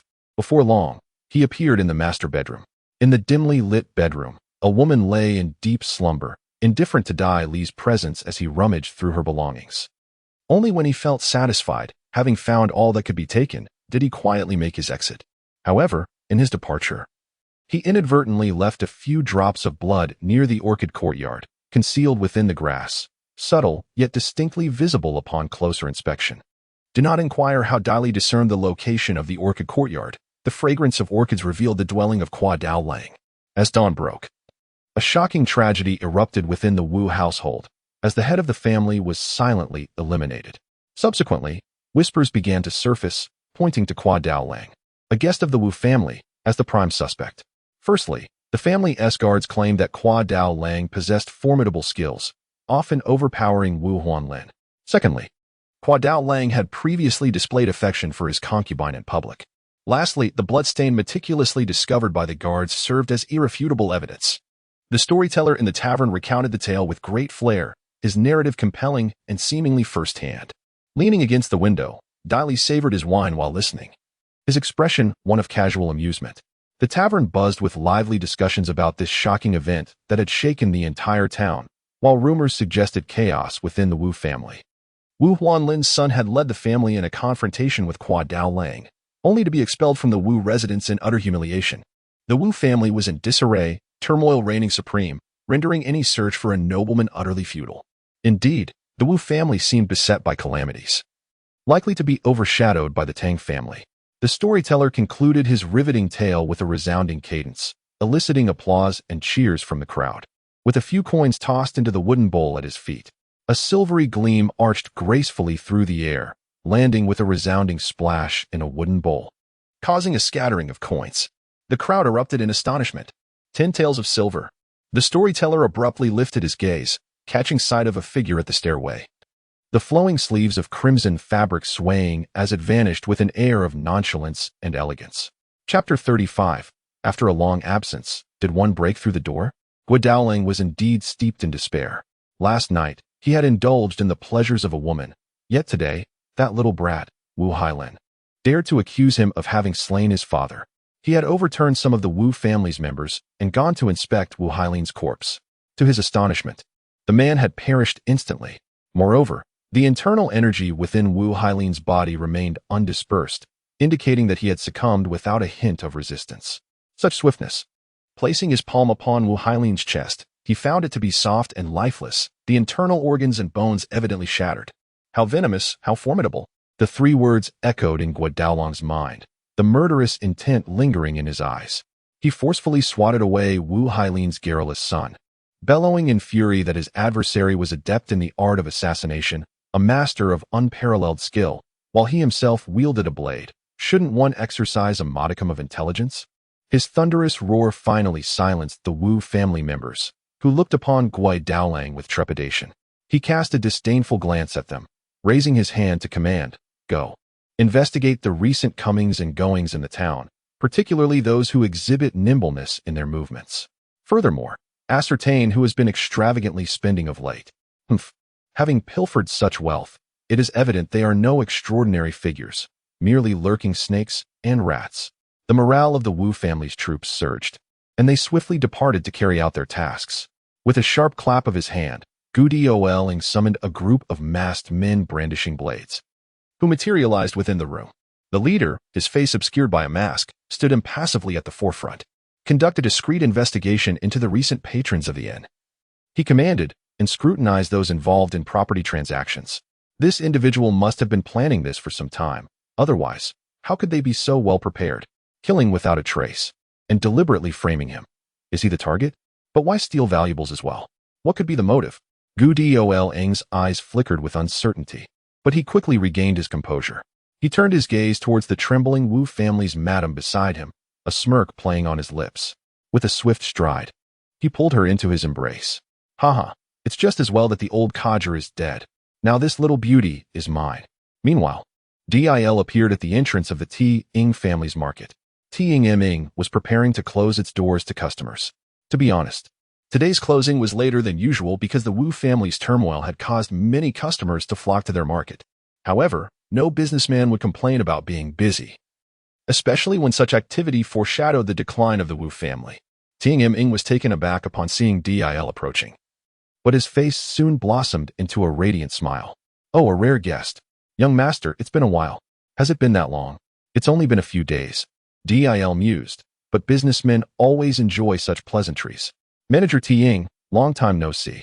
Do you have any fine goods on offer?" "Huh, I've been waiting for you to ask." T-Ing adopted a dignified demeanor befitting his position as manager. With a wave of his hand, he declared, "Of course. The best items are always reserved for esteemed guests like yourself." Before her, Dai remained seated, perusing the list of elixirs, her fingers lightly tapping on the mahogany table. Meanwhile, Tang Ming sat beside her, observing Dai with a faint furrow of his brow. Today, she appeared distinctly transformed, exuding an aura of inscrutability, her cultivation level obscured. Had an elder from her clan bestowed upon her a treasure that concealed her energy? To be candid, the high-grade elixirs were beyond reach. Wu-Tang Town could scarcely afford such luxuries. Dai Li's aspirations lay with mid-tier elixirs, specifically those usable at the 7th level of postnatal cultivation. However, the prices of these elixirs were steep, each costing over 500, even up to 1,000 taels. Fortunately, the previous night, Dai Li had managed to procure over 50,000 taels in silver notes from the Wu family, a sum that remained unaccounted for due to the lack of meticulous preservation. The Wu family's treasury undoubtedly contained more, yet with Wu Hualin deceased, it remained uncertain who would inherit that wealth. The Wu family's son, or perhaps Gu Daolang. Dai Li's thoughts oscillated between the affairs of the Wu family and her sketches of the elixirs. 10 3-purity pills, 5 blood essence pills, and 5 golden scale pills. Tang Ming's spirit surged as he calculated. Heavens, a single 3-purity pill costs 500 taels, replenishing 30% of true energy, while the blood essence pill commanded a price of 1,000 taels, restoring 30% of blood vitality. As for the golden scale pill, it was even more exorbitant, enhancing the potency of true energy by 20%, valued at 5,000 taels. The sound of the abacus clattered vigorously, and after a brief moment, Tang Ming's voice rose slightly, totaling 35,000 taels. The guards at the entrance suddenly trembled, feeling somewhat weak. Was there truly a need for an abacus? Dai Li cast him a glance, nodding slightly, and took a delicate sip of tea. Thus, it would be settled. With the transaction settled, Tang Ming need not mention any elixirs. It would be beneath him to offer discounts to someone so evidently of a prominent lineage. Yet, Dai Li could not help but sigh inwardly at the absence of any concession. Might a modest discount of 9 be permissible? Young master, it grows late. Why not take shelter with our Tang family for the night? Tang Ming pondered discreetly, recognizing the necessity of securing such a significant patron. The Wu family boasted their own notable figures, yet the Tang family also had its distinguished heirs. In this small realm of Wu-Tang Town, the Tang family must maintain its dominion. Upon hearing this, Dai Li fell into contemplation. Lady Yu had her own pawns from the Wu family. Although she held little interest in the Dai family, the cultivation of her own influence remained essential. For her, nurturing a faction was not particularly challenging. Anyone drained by her and infused with a trace of her blood, after enduring a metamorphosis, would become her blood kin.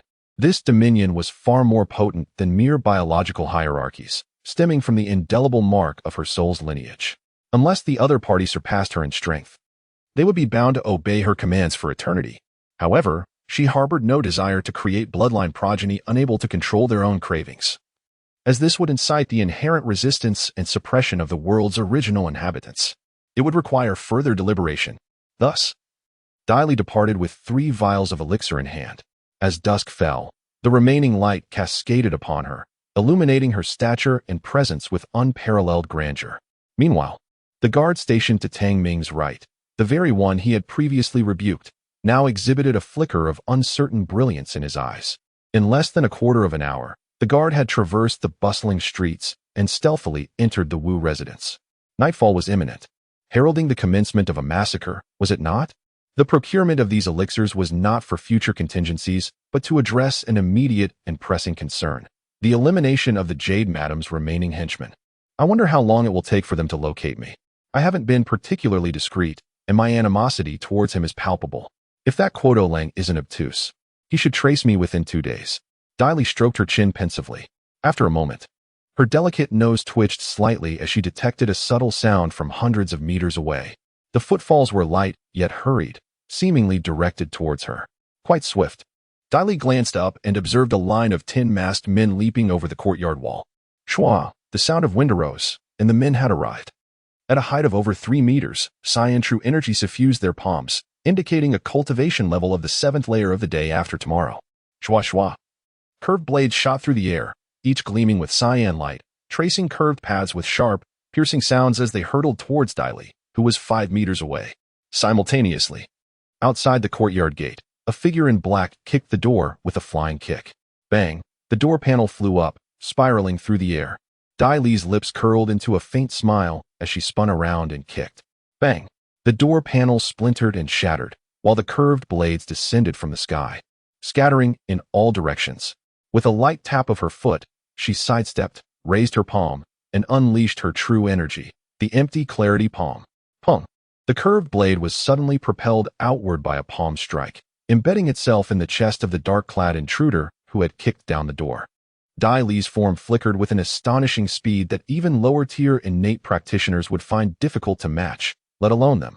All the curved blades danced through the air like feathers in slow motion, appearing sluggish in Dai Li's eyes.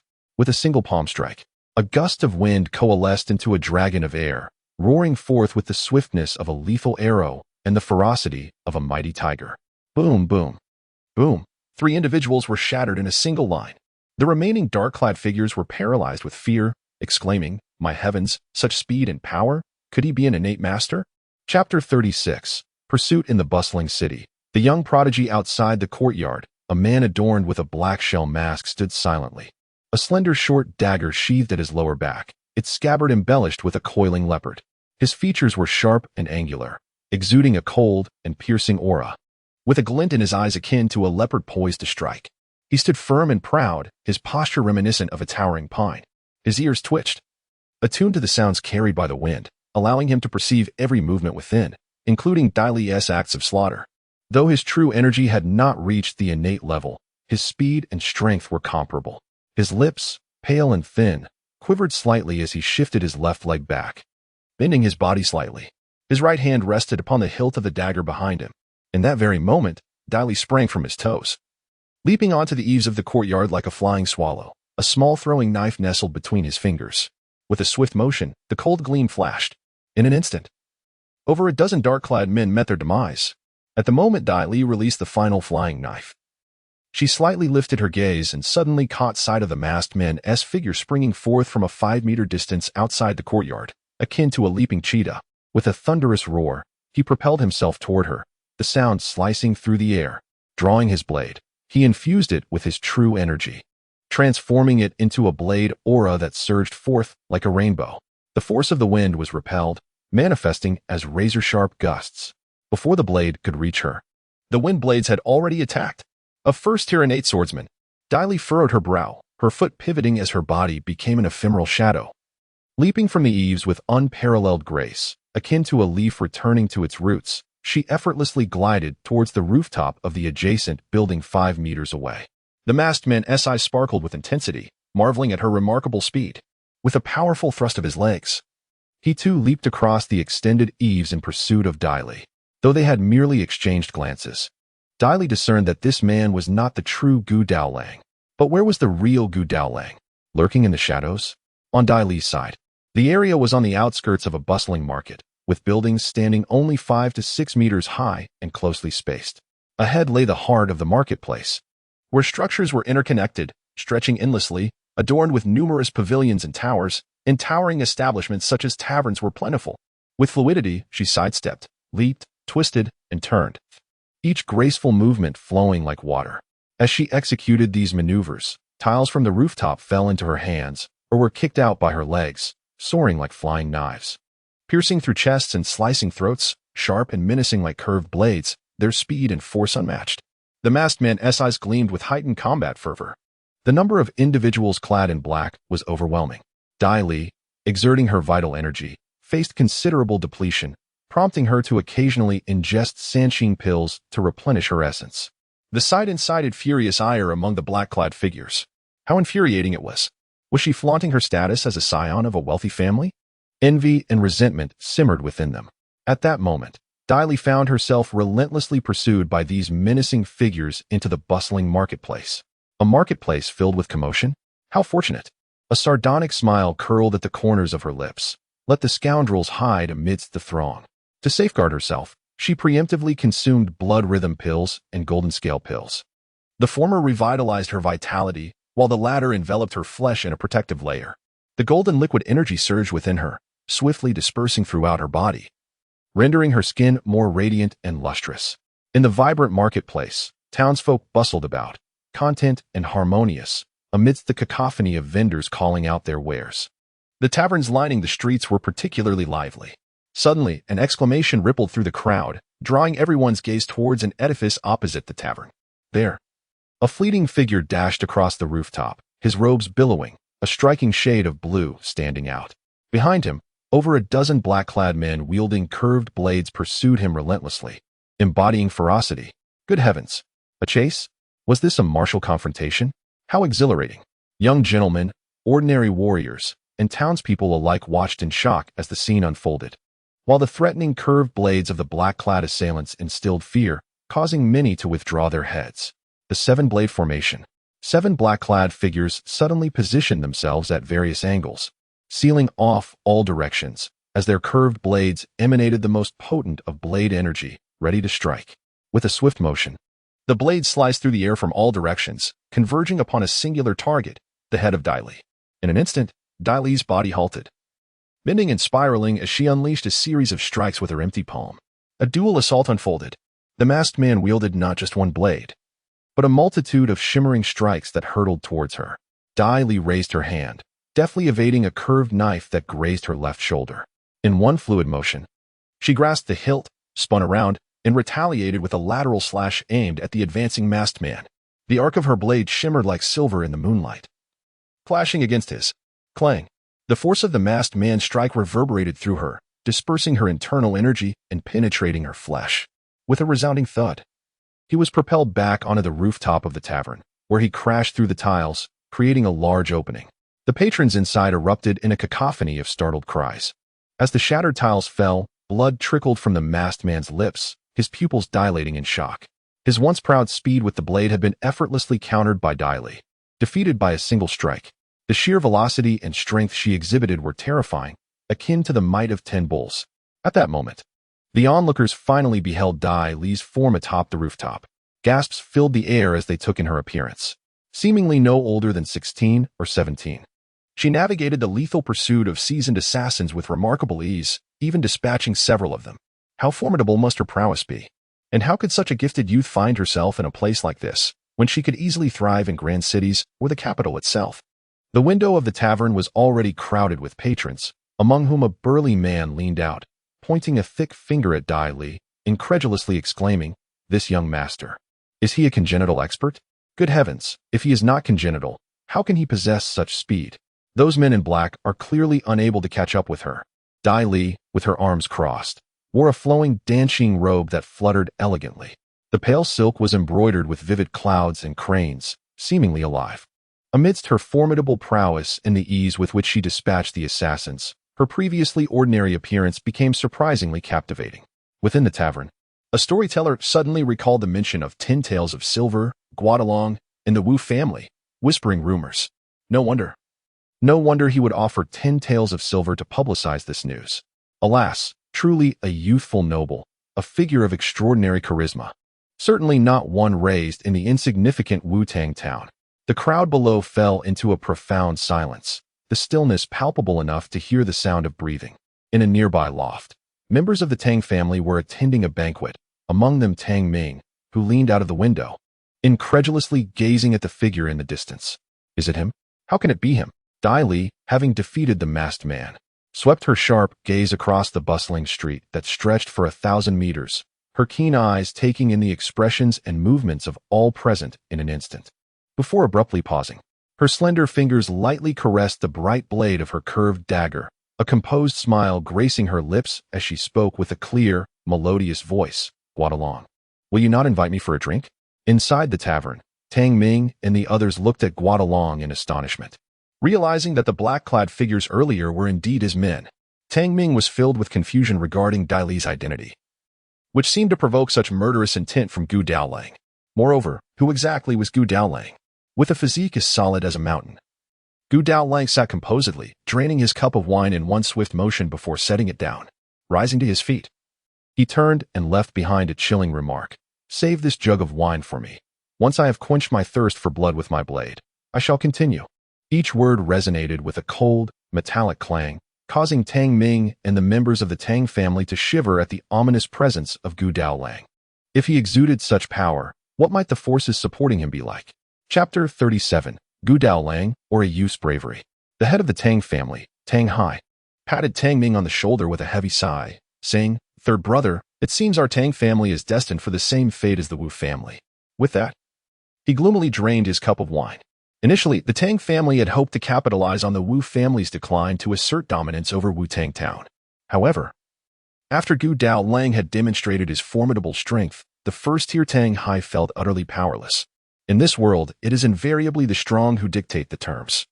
The so-called regulations and laws are merely constructs designed for the weak. Tang Ming, lost in thought, suddenly interjected, not necessarily. In an instant, Gu Dao Lang leaped, landing on the windowsill with the grace of a hawk taking flight. With a resounding thud, he propelled himself to the rooftop 100 meters ahead of Dai Li, the two standing in stark opposition.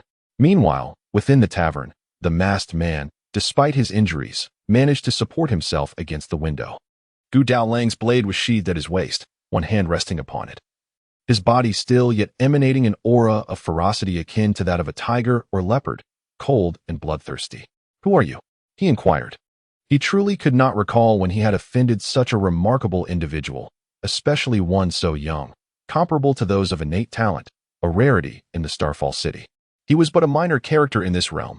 How could he have possibly angered someone of such stature? He was concerned that the other party possessed formidable backing. Yet despite his apprehension, he recognized the necessity of eliminating the threat. This was a matter of life and death. Dai Li took a decisive step forward, his form darting like a fleeting shadow, and in an instant, he stood before Gu Dao Lang. Gu Dao Lang, incensed, exclaimed, "You seek your own demise." The clang of their blades resonated as his curved dagger met Gu Dao Lang's weapon, sparks flying as Gu Dao Lang staggered back 3 steps, his expression shifting dramatically. What kind of power was this? However, Dai Li gave him no respite for contemplation. His strength and speed were unleashed without restraint, surpassing even the swiftness he had previously encountered with the masked man. Gu Dao Lang, no longer holding back, bellowed, "Fallen leaf blade." His true energy erupted. The third layer of innate true energy surged within him, far richer than Dai Li's azure essence. His energy was a deep emerald hue. With a swish, swish, blades of light cascaded forth. The onlookers below were struck with terror at Gu Dao Lang's formidable true energy and exceptional swordsmanship, their legs trembling in fear. They realized that there were realms beyond their own, and those who often boasted of their martial prowess in the taverns now wore expressions of dismay. This young master was perilous. No, the third layer of innate talent? Dai Li scoffed, still well within his acceptable limits. As Gu Dao Lang pressed forward, he felt increasingly frustrated. The opponent's speed was terrifying, rendering his swordsmanship utterly ineffective. At that moment, he noticed Dai Li's palm suffused with the pinnacle of 7th layer true energy. Humph, not yet innate, yet daring to be audacious. While speaking such words, there was a perplexity within as to the origin of the speed and strength of Dai Li. Was it truly a gift of nature? With a resounding thud, the empty Ming palm struck towards Gu Dao Lang, indeed possessing an offensive power akin to the first layer of innate attack, yet posed no threat to herself. Sidestepping, Gu Dao Lang burst into laughter, exclaiming, "Ha ha, ignorance." In a swift motion, the blade's light flashed wildly as Dai Li deftly evaded while unleashing her palm techniques. A commendable technique, indeed, but what a pity. Gu Dao Lang aimed to undermine Dai Li with his words, hoping to disturb her focus, thus granting him a chance to strike decisively. Experience is a formidable teacher. Others felt a certainty of Dai Li's impending defeat, yet the masked man within the tavern furrowed his brow, sensing something amiss. With a crash, another palm strike came forth. Gu Dao Lang laughed heartily, choosing not to evade, but rather to confront it, intending to dull Dai Li's senses. Such petty skills, why fear them? At the moment Dai Li's palm struck Gu Dao Lang's chest, her previously expressionless visage suddenly revealed a bizarre smile. Gu Dao Lang was taken aback, as an acute sense of danger surged through his body. In that instant, Dai Li's palm pressed against his chest, not with true energy, but with the ferocity of thunder. The onlookers could only perceive Gu Dao Lang as if struck by lightning, his expression frozen in shock, his body seemingly soaring backwards as if in flight. Meanwhile, a piercing pain gripped his chest, rendering him immobile, his gaze filled with disbelief and terror as he stared ahead at Dai Li. Everyone witnessed Dai Li rapidly closing the distance, leaping into the air, and spinning gracefully beside Gu Dao Lang, delivering a powerful downward strike to his chest. No one noticed the faint glimmer of blood that emanated between her palm and his chest in that fleeting moment. Gu Dao Lang's body was forcefully thrust down by Dai Li's palm, crashing into the roof with a thunderous sound, only to break through it, followed by a resounding explosion as he fell into the interior of a storeroom filled with miscellaneous items. Amidst the swirling dust and smoke, Dali pressed her hand against Gu Dao Lang's concave and smoke-filled chest, her eyes flashing with a crimson light. Underestimating one's opponent is a grave mistake, foolish one. Blood control technique. Moments later, Dali emerged from the storeroom, facing a bustling crowd that had gathered, a mixture of excitement and fear evident in their expressions. With Tang Ming and other members of the Tang family standing at the forefront, gazing at her as if she were a savior, or perhaps a Buddha. Dali exchanged a glance with Tang Ming, who revealed a shy yet respectful smile, while she curved her lips in a subtle grin, tilting her head skyward. Wu Tang Town, the Tang family, perhaps they could become her loyal vassals. Among those present were Tang Ming and Tang Hai, for these two were the ones in charge of the Tang family. Tang Hai, though titled as the head of the family, primarily focused on cultivation, serving as the family's protector with his innate status, while the true responsibility for family affairs lay with the third master, Tang Ming, taking the preeminent seat. Initially offered as a polite gesture, Dali accepted without hesitation, ensconcing himself with the audacity of an arrogant, fledgling nobleman. Yet, his hosts recognized this as a display of his commanding presence. Tang Hai and Tang Ming were momentarily taken aback, perceiving in the youth before them the profound depth of a seasoned ruler, not a callow individual to be manipulated. Dali, with a cursory glance that betrayed a hint of detachment, surveyed his opulent surroundings. Instinctively, both men found themselves acquiescing to Dali's implied dominance. Tang Ming mused inwardly on the inherent gravitas of science from illustrious families. After a protracted silence punctuated by dining and imbibing, Tang Ming remarked with feigned nonchalance, "That Kwa Dao Lang was indeed courting death, daring to attempt an assassination on you. May I inquire as to your origins? Surely, only a family of exceptional pedigree could foster such extraordinary capabilities." Had Dai Bo Kong or Dai Yang overheard this, they might have resorted to violence, perceiving the insinuation. Dai Li delicately dabbed at the corners of his mouth with a linen cloth, then raised his teacup for a measured sip. "Within my family, I am not considered particularly remarkable, perhaps, in matters of amorous pursuits, rather more so." Tang Ming and Tang Hai were nearly jolted from their seats, uncertain whether Dai Li's statement was genuine or merely self-effacing. If the former, it was a revelation of staggering implications. Could he hail from a venerable clan within the capital, or perhaps be a scion of one of the 5 great immortal sects? He chuckled, recalling the earlier conversation about consulting the family elders, and paused, realizing he had been too hasty. Tang Ming continued, "When the Guadalong made his move, your family elders did not intervene. Might they have been preoccupied with other matters?" At this moment, Tang Ming secretly hoped that the elder had indeed departed. Otherwise, how could such a formidable family possibly regard the Tang clan with favor? Dai Li, being young, surely harbored his own ambitions. If they could forge a good alliance, they could secure a powerful patron. Moreover, even without support from a prominent family, Dai Li's current strength was sufficient to safeguard the Tang clan. This was a profitable venture. Tang Hai, lacking in diplomatic finesse, merely smiled, admiring his brother's cleverness. Especially noteworthy was Tang Ming's ability to establish some rapport with Dai Li earlier. It was indeed commendable. Dai Li glanced at Tang Ming, caressing his teacup, and remarked with a light chuckle, "He is but a Guadalong. He hardly warrants my intervention. This serves as a form of tempering for me." Tang Ming and Tang Hai nodded in agreement. This was the true demeanor of a distinguished family. Were they ordinary clan members, they would surely boast, proclaiming their lineage upon being slighted, bringing shame upon themselves, with their elders relegated to mere caretakers. Dai Li, satisfied with the image he had cultivated, then spoke of the Wu family as treasury, the whereabouts of which remained a mystery. Out in the world, one must earn their own wealth. The old men were of no help whatsoever. His intentionally disgruntled tone brought joy to Tang Ming and Tang Hai. "Ah, at last, there was a purpose for our involvement." Mr. Tang smiled. "Young master, there's no need for concern. This also reflects the earnest intentions of your esteemed family's elders. However, these trivial matters need not trouble you. We can certainly assist you. Rest assured, those treasures within the vault are rightfully yours. Upon discovery, we shall promptly notify you. We would never deceive you." Dai Li smiled warmly. "Deceive? I do not doubt that, and besides, how could a mere vault compare to the amity between us?" Upon meeting Dai Li's warm smile, Tang Ming's icy gaze faltered, realizing how perceptive Dai Li was.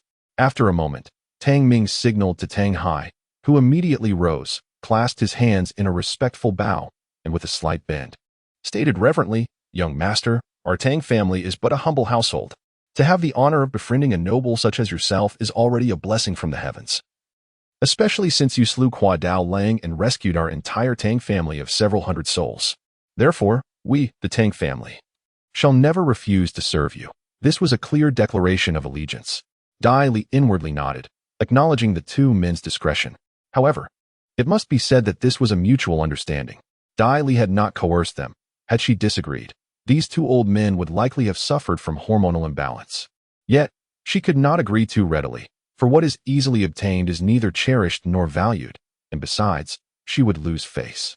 Dai Li looked at the two men, falling into silence, causing them great anxiety. Could it be that she still looked down on the Tang family? Tang Ming felt a wave of disappointment, lamenting that their previous efforts to win her over had been insufficient, and their family's foundation was inadequate. The two men were stunned, then ecstatic. Heavens, had their suffering come to an end? Well, let's just describe it that way. Certainly, my lord. I shall promptly send someone to attend to the matter. Tang Hai, please arrange accommodation for our lord while I make my way to the Wu family. Excellent, excellent. Amidst their fervor, Dai Li turned her gaze toward the serene azure outside, her smile enigmatic and ethereal. One might wonder, does she not resemble a cunning fox, deftly outwitting her prey? The town of Wu Tang remained abuzz, particularly in the bustling market, where the townsfolk reveled in their witnessing of the recent carnage, treating it as a topic of idle gossip. Meanwhile, within the Tang family estate, an assembly of formidable martial practitioners, exceeding 100 in number, stood with sinewy muscles and fierce countenances, led by none other than Tang Hai. The head of the Tang family had personally taken charge, signaling that the annihilation of the Wu clan was indeed imminent. It was anticipated that the young master, who had established a rapport with old Master Tang, would see to the destruction of the Wu family without hesitation. As the crowd buzzed with speculation in a shadowy corner, a masked figure leaned against the wall, arms crossed, coldly observing the Tang clansmen as they surged through the streets. After a brief moment, he vanished without a trace. With the demise of Wu Hailan, the Wu family found itself leaderless. While suspicions surrounded the formidable Kwa Daolang, he was swiftly subdued by others. And even the matriarch had sought solace in the arms of her adversary. It seemed that heaven had taken pity, for Kwa Daolang had fallen to a mere youth with innate prowess. Truly, the heavens are watching. Perhaps the Wu family had finally evaded their misfortunes. The son of Wu Hailan, amidst his sorrow, found a glimmer of joy. His father was gone, and now the Wu family was his to claim. With great haste, he indulged in sumptuous feasts and the company of beautiful maidens. Yet, within a day's time, the Tang clan descended upon the Wu household like ravenous wolves, rummaging through their possessions and leaving a trail of destruction in their wake, the toll of lives claimed unknown. At this moment, Wu Hailin's son knelt on the ground, trembling with fear and clutching his trousers. Tang Hai sat in an armchair, his voice resonating with authority as he commanded, "Speak of the Wu family treasury." The sheer force of his words was overwhelming, shaking the very air. Young Master Wu quivered in response, and soon, an unpleasant odor pervaded the front hall, revealing that he had, in fact, lost control. Tang Hai and the warriors of the Tang family were left speechless. Such a coward. Wu Hailin has indeed raised a most pitiful offspring. It seems the Wu family is destined for ruin. Speak, or else. I will speak, I will. As dusk approached, Tang Hai informed the others that the location of the Wu family treasury had been discovered. To avoid suspicion, none from the Tang family had entered. They merely located the site and stood guard, awaiting a chance to retrieve it. This so-called treasury was little more than a reflection of the Tang family's assets. In comparison to the tangible power that Dai Li possessed, it paled significantly, especially considering the formidable backing he had. The Tang brothers were keenly aware of this, and many years later, they would reminisce fondly about their current choices. Dai Li understood the intentions behind their actions and graciously accepted the situation, following Tang Hai to the Wu residence. As twilight descended, the surroundings grew dim, with the last rays of sunlight casting elongated shadows among the dilapidated remnants of a once proud estate. The skeletal trees loomed ominously, and a solitary crow cawed from a distance, adding to the eerie atmosphere. At this moment, Dai Li stood amidst this desolation, flanked by several members of the Tang family. The Wu family treasury was, surprisingly, located within the ruins of the backyard. What a stroke of ingenuity. Wu Hailin's intellect was not to be underestimated. He had previously witnessed the cunning of Wu Hailin, and now it was evident that this man was no fool, though, regrettably, He had produced a most useless heir. Dai Li curled his lips in disdain as he approached the wooden board that had been lifted, revealing a concealed entrance below. The Tang family awaited above, assisting Dai Li in his guardianship. Lantern in hand, he descended into the secret passage, which, having been long undisturbed, exuded a potent, corrosive miasma. This noxious vapor, akin to poisonous gas, threatened human health. Dai Li utilized his true energy to seal off his sense of smell and taste, repelling the toxic air. Under the illumination of the lantern, the treasures of the Wu family lay bare before him. 300,000 taels and silver notes, an array of jewels, silver ingots, and a vial of elixirs. Dai Li strode confidently to the table, picking up a slender tome entitled Wu Feng Quan. After perusing a few pages, he smirked. This was indeed the boxing technique that Wu Hailin had employed that fateful night. It belonged to the acquired level of martial arts, above average. Yet the fact that a congenital practitioner resorted to such techniques spoke volumes about the lamentable state of a cultivator devoid of profound heritage. Had it not been for the gift of the illumination palm from Chu Xiuling, Dai Li might have found himself in an even more pitiable position. He tucked the silver notes away, pondering the jewels and ingots. Although they held considerable value, they were cumbersome to carry, and Dai Li could not afford to appear excessively greedy, like a rustic bumpkin. As for the vial of elixirs. Chapter 39. You live with such elegance. Dai Li uncorked the vial, and upon inhaling the fragrant aroma of the elixir, his brows arched in surprise. It was a high-grade elixir, round and of a vermilion hue. Its rich essence resonated with his true energy. This was a congenital elixir. To his astonishment, Wu Hailin had concealed such a valuable item. Generally speaking, a single congenital elixir represented half of the congenital realm, the remaining half being determined by the individual. Some individuals require the assistance of a celestial elixir to transcend their innate limitations, yet such elixirs are exceedingly rare, particularly in a place like Wutong Town, where they are unequivocally unavailable.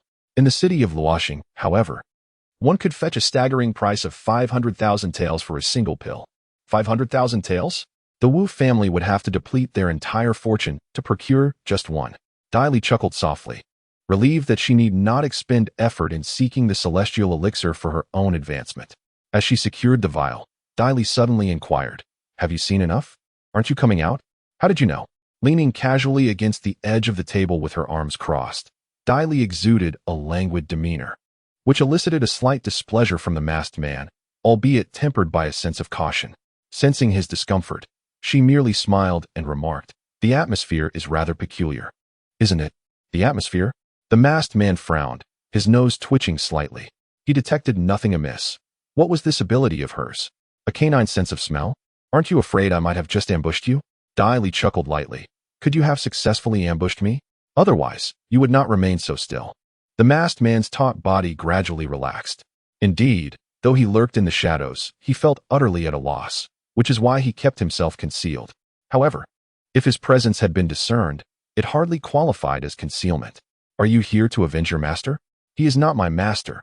We simply have mutually beneficial interests." Tap, tap, tap. Her fingers danced lightly upon the table, and Dai Li's eyes narrowed slightly. "Do you think that by saying so, I would refrain from ending your life?" "You wouldn't. I still hold value." Dai Li smiled. "Value? Surely you didn't come today merely to offer yourself." "Offer myself?" The masked man frowned, disliking that particular phrasing. "It is not a matter of servitude, but rather a partnership. Your strength compels me to align with you, for following the powerful promises of a brighter future." Such a sincere and resolute gaze evokes in Dai Li a certain phrase. "In your company, there is sustenance." This overt enthusiasm leaves Dai Li somewhat taken aback. A fleeting glance at the masked man's simple attire, coupled with his coldly ruthless demeanor and current actions, leads her to conclude that he is a quintessential enforcer rather than a mere assassin. For him, the paramount concern lies in deriving maximum benefit from the living rather than the dead. "However, your weakness is evident. I have no need for ineffectual and disobedient individuals." The masked man clenches his fist, an aura of murderous intent radiating from him, though his expression remains obscured. "Are you angered?" Dai Li chuckles lightly, rising to her full height and stepping toward the staircase.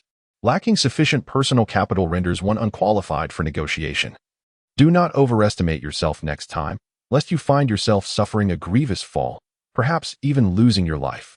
To achieve success, one must first understand the taste of failure. As she ascends the steps, her voice resonates clearly, while the masked man is momentarily taken aback.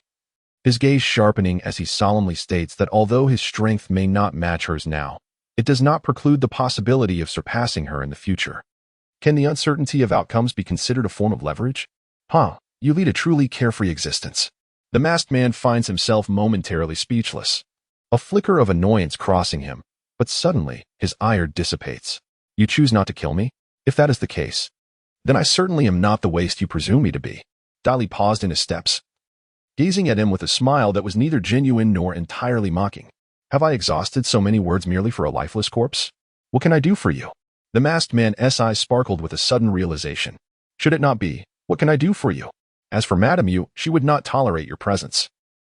The masked man trembled violently, staring at Dai Li in astonishment, bewildered by how this individual could possess such knowledge. To ensure your survival, you must first embrace death.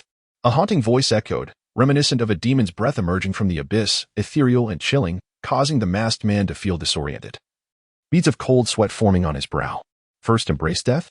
Upon exiting the basement, Dai Li addressed Tang Ming. There was a subordinate of Gu Dao Lang below, who attempted to ambush me. I have dealt with him. Please send someone to dispose of his body, but exercise caution. Tang Ming was taken aback. Good heavens! How could our Tang family members be stationed here, yet allow someone to infiltrate? Young master, it is indeed our failure in duty, I truly. Dai Li interrupted him, noting the cold sweat that had broken out on his forehead. Enough, you could not have prevented him. I shall take my leave. After Dai Li departed, Tang Ming led his men to the secret chamber, where they indeed discovered the corpse of the cloaked figure on the ground, alongside a plethora of valuables strewn across the table. Tang Ming felt a tightening in his breath, his eyes flickering with uncertainty as he pondered the meaning of Dai Li. However, he quickly grasped the situation, surmising that this young master found these items burdensome, hence he had chosen to discard them. Indeed, he was generous, and it was clear that he would not mistreat his own. Yet, if the Tang family were to accept these items, they must proceed with utmost diligence. One could not dismiss the possibility that this was a test orchestrated by the young master. Resolute in his decision, Tang Ming signaled for his men to remove the corpse of the masked man. It was unfortunate that these two men could not partake in the more glamorous task of carrying treasures, instead becoming mere laborers for corpse removal, which left them somewhat disgruntled. After transporting it a mere 500 meters, they unceremoniously discarded the body into a ditch in the shadows. After all, it was merely a corpse. Its resting place mattered little. All would eventually return to the earth, nourishing the flowers of spring. A quarter of an hour later, Tang Ming and his companions finally departed, with nightfall casting a veil over the landscape. In the ditch, the sound of water flowed, and a shadow leapt from the depths. Observing the direction in which Tang Ming and his group had vanished, Dai Li possessed over 300,000 taels of silver. Yet in a small place like Wu-Tang Town, it was of no practical use. Having wealth without the means to procure anything was a lamentable predicament. Could he buy a disguise pill?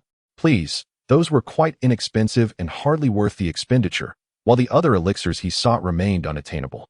In a state of despair, as Dai Li racked his brain to figure out how to squander his fortune, Madame Yu of the Dai family sensed that the recent fluctuations in the Kuei water were anything but normal. Why was that? It was undoubtedly due to the disturbances caused by that little rascal, Dai Li. Investigate immediately. If we fail once more, we must leave no trace of Gu Dao Lang's subordinates to prevent future repercussions. Although the organization established by Gu Dao Lang has consumed considerable effort and dedication, it pales in comparison to the necessity of self-preservation. Steward Wang dared not slacken his pace, cursing Gu Dao Lang's incompetence under his breath as he hastily exited the dwelling, merging into the enveloping darkness of the night. At this moment, the village of In-Yi was dimly lit. The surrounding mountains exuded an eerie tranquility. Such profound silence morphed into a haunting stillness, with even the usually boisterous crows retreating into the shadows. The hunters had long since retired for the night, with only a few households engaged in quiet conversations, among them the Lin family. Since Dai Li's departure, Lin Jiluo had become even more withdrawn. Rising early and returning late, Lin Bufan spoke little but prepared a nourishing medicinal soup each evening. That night, Lin Bufan was consumed by a restless agitation. He pushed open his door and gazed skyward, his expression contemplative. Yet, as he continued to observe, a shift occurred in his demeanor. He murmured, "The heavens are heavy. The earth is parched. Dark clouds loom ominously, obscuring the stars. This portends a great calamity." Could it be that some ominous event is about to unfold? Chapter 40. Ominous Omens and Unforeseen Events. Doubt flickered in Lin Bufan's eyes. Could those people truly be pursuing him? After so many years, he believed he had left no trace behind. Must the Lin lineage face total annihilation? Lin Bufan gritted his teeth, his scholarly visage taking on a somewhat fierce and helpless expression as he turned to glance at the room where Lin Jiluo resided, gradually tempering his ire. He still recalls the words his father, the most illustrious patriarch of the Lin family, uttered on his deathbed: "If heaven intends to destroy our Lin family, do not succumb to anger or strife. Simply retreat to a safe haven and preserve a single lineage. It will suffice. In that place, a noble benefactor shall come to your aid. Should you truly find yourself in a dire predicament with no alternatives, relinquish the talismanic legacy to ensure your safety and that of Lin Jiluo. I entrust all of this to you." The lineage of the Lin family is inextricably linked to their future fortune. As long as the lineage endures, the Lin family endures. If the lineage is extinguished, so too shall the Lin family perish. How shall he navigate this dilemma? Even if he is willing to sacrifice, what of the benefactor? There is an ancient adage: fortune and misfortune are intertwined. Let us see if the Lin family's past benevolence can, in the face of calamity, be reversed into fortune. If not, one can only blame the blind heavens. At that very moment, the surrounding darkness was suddenly agitated, with shadows of trees swaying ominously, resembling specters, while the tense sound of the wind echoed like a crane's cry, as if death itself were drawing near. Lin Bufan's eyes suddenly turned cold, his form transforming into an ethereal wisp of smoke and dissipating. In the place he had just occupied, a black-clad elder appeared abruptly, his hands empty yet exuding a chilling aura. The coldness spread forth, freezing the grass and plants within a 3-meter radius into frost in an instant. "It is you, Anhe." Lin Bufan's expression changed dramatically, his pupils contracting sharply. How could these individuals arrive so swiftly? No wonder he had felt so unsettled recently. In a flash, he aimed to dash toward Lin Jiluo's abode, but with a thunderous roar, flames erupted, engulfing Lin Jiluo's dwelling in a terrifying serpent of fire. In his panic, a frail figure stumbled out from within, bearing the marks of burns, and cried out, "Father." The expression on his face was one of sheer terror. "Ha." The little child ran swiftly, yet others were unable to escape. The elder clad in red had mysteriously appeared in the center of the village, his right hand gripping a magnificent fan crafted from the crimson wings of fire crows and fiery stones, a superior spiritual artifact known as the Twin Flames Fan. This instrument naturally amplified the potency of fire-based attacks, and to make matters worse, it was wielded not by a scholar but by a fierce practitioner in the chi refinement stage. Perish. With a flick of the fan, 2 robust serpents of fire surged forth, heading straight for a row of houses. Lin Bufan's expression turned to one of horror as he bellowed, "Beast! Water condensation talisman." His body darted towards the fire serpents like a bolt of lightning. With a wave of his hand, a flash of true energy illuminated the scene, and a flurry of talismans shot forth, radiating a brilliant blue light. The tumultuous waves of water transformed into a torrent aimed at the fire serpents. With a sizzle, the water met the fire, creating a cloud of white vapor. However, the elder in red merely sneered, and Lin Bufan's nerves tightened as the cold-hearted crane behind him let out a chilling laugh. "Jianghua, strike." With that, the crane unleashed a frost sword that hurtled towards Lin Bufan. At that moment, while Lin Bufan was preoccupied with the crane's assault, Jianghua callously directed the fire serpents towards the nearby houses. The village, too, was stirred by such a tremendous commotion. Just as the villagers began to rise and dress, they heard Lin Bufan's anguished roar, "No!" Andar, Anhai, Zheng Yuan, and all others could only witness the inferno rushing towards them. A thunderous roar erupted as towering flames billowed into dark smoke, staining the surrounding area a deep crimson, resembling a vast pool of blood suspended in the air. After a brief moment of breath, the village transformed into a hellish scene, remnants of blood saturating the earthen walls and paper windows, while dismembered bodies lay scattered about. Lin Bufan's face was ashen, his body drenched in blood, one hand clutching his abdomen where blood seeped through, while the other shielded Lin Jiluo behind him. With sorrowful eyes, he gazed upon the lifeless villagers, feeling the weight of their demise upon his conscience. If there were a next life, he would toil endlessly to atone for these innocent souls. Lin Jiluo was firmly protected behind him, unable to move. only able to choke back tears as he witnessed the harrowing scene where Anhai was brutally struck down by a cloaked figure, flesh and blood scattering in the air. And Uncle Andar. How could this happen? Hani observed the barely breathing Lin Bufon, a derisive smile curling upon his lips. Hand over your Lin family talisman compendium. Lin Bufon's expression, once filled with resentment, suddenly relaxed, a smile of fury breaking forth that left the two adversaries momentarily astonished. You wish to possess it? Perhaps you should survive first, he retorted, retrieving a talisman from his bosom, which bore no resemblance to paper but instead resembled a thin sheet of metal. With a scornful smile directed at his foes, he pushed Lin Zhilua away with his left hand. The leading figure in black was taken aback, exclaiming, "It's a talisman treasure. Retreat." As Lin Bufon spoke, the talisman in his hand erupted with a crimson glow, transforming into a radiant orb that suddenly detonated. With a thunderous roar, flames surged forth, resembling serpents of fire that ensnared and consumed the two figures, engulfing the village in a sea of inferno. Amidst this fiery chaos, Lin Bufon cast a resigned smile towards Lin Zhilua, who had fallen to the ground in the distance. Zhilua, how wonderful it would be if you could forget everything from this day forth. Then, life would be tranquil for you. If not, we shall see whether you will come searching for me. The flames swallowed him whole, and the village morphed into an immense furnace, incinerating all within its grasp. Meanwhile, Lin Zhilua struggled on the ground, her bones misaligned, pain coursing through her as she clawed at the earth. Her burned skin split open, blood trickling down and staining the sharp grains of sand, agony seeping into her very marrow, her throat constricted as if choked, releasing only a hoarse, mournful wail. Above, the sky hung heavy with ominous clouds, streaks of menacing lightning flickering within, rumbling as if heralding some portent. The wild winds began to stir the shadows of the trees, tugging frantically, the air growing humid. Thunder rolled ominously, and torrential rain seemed imminent.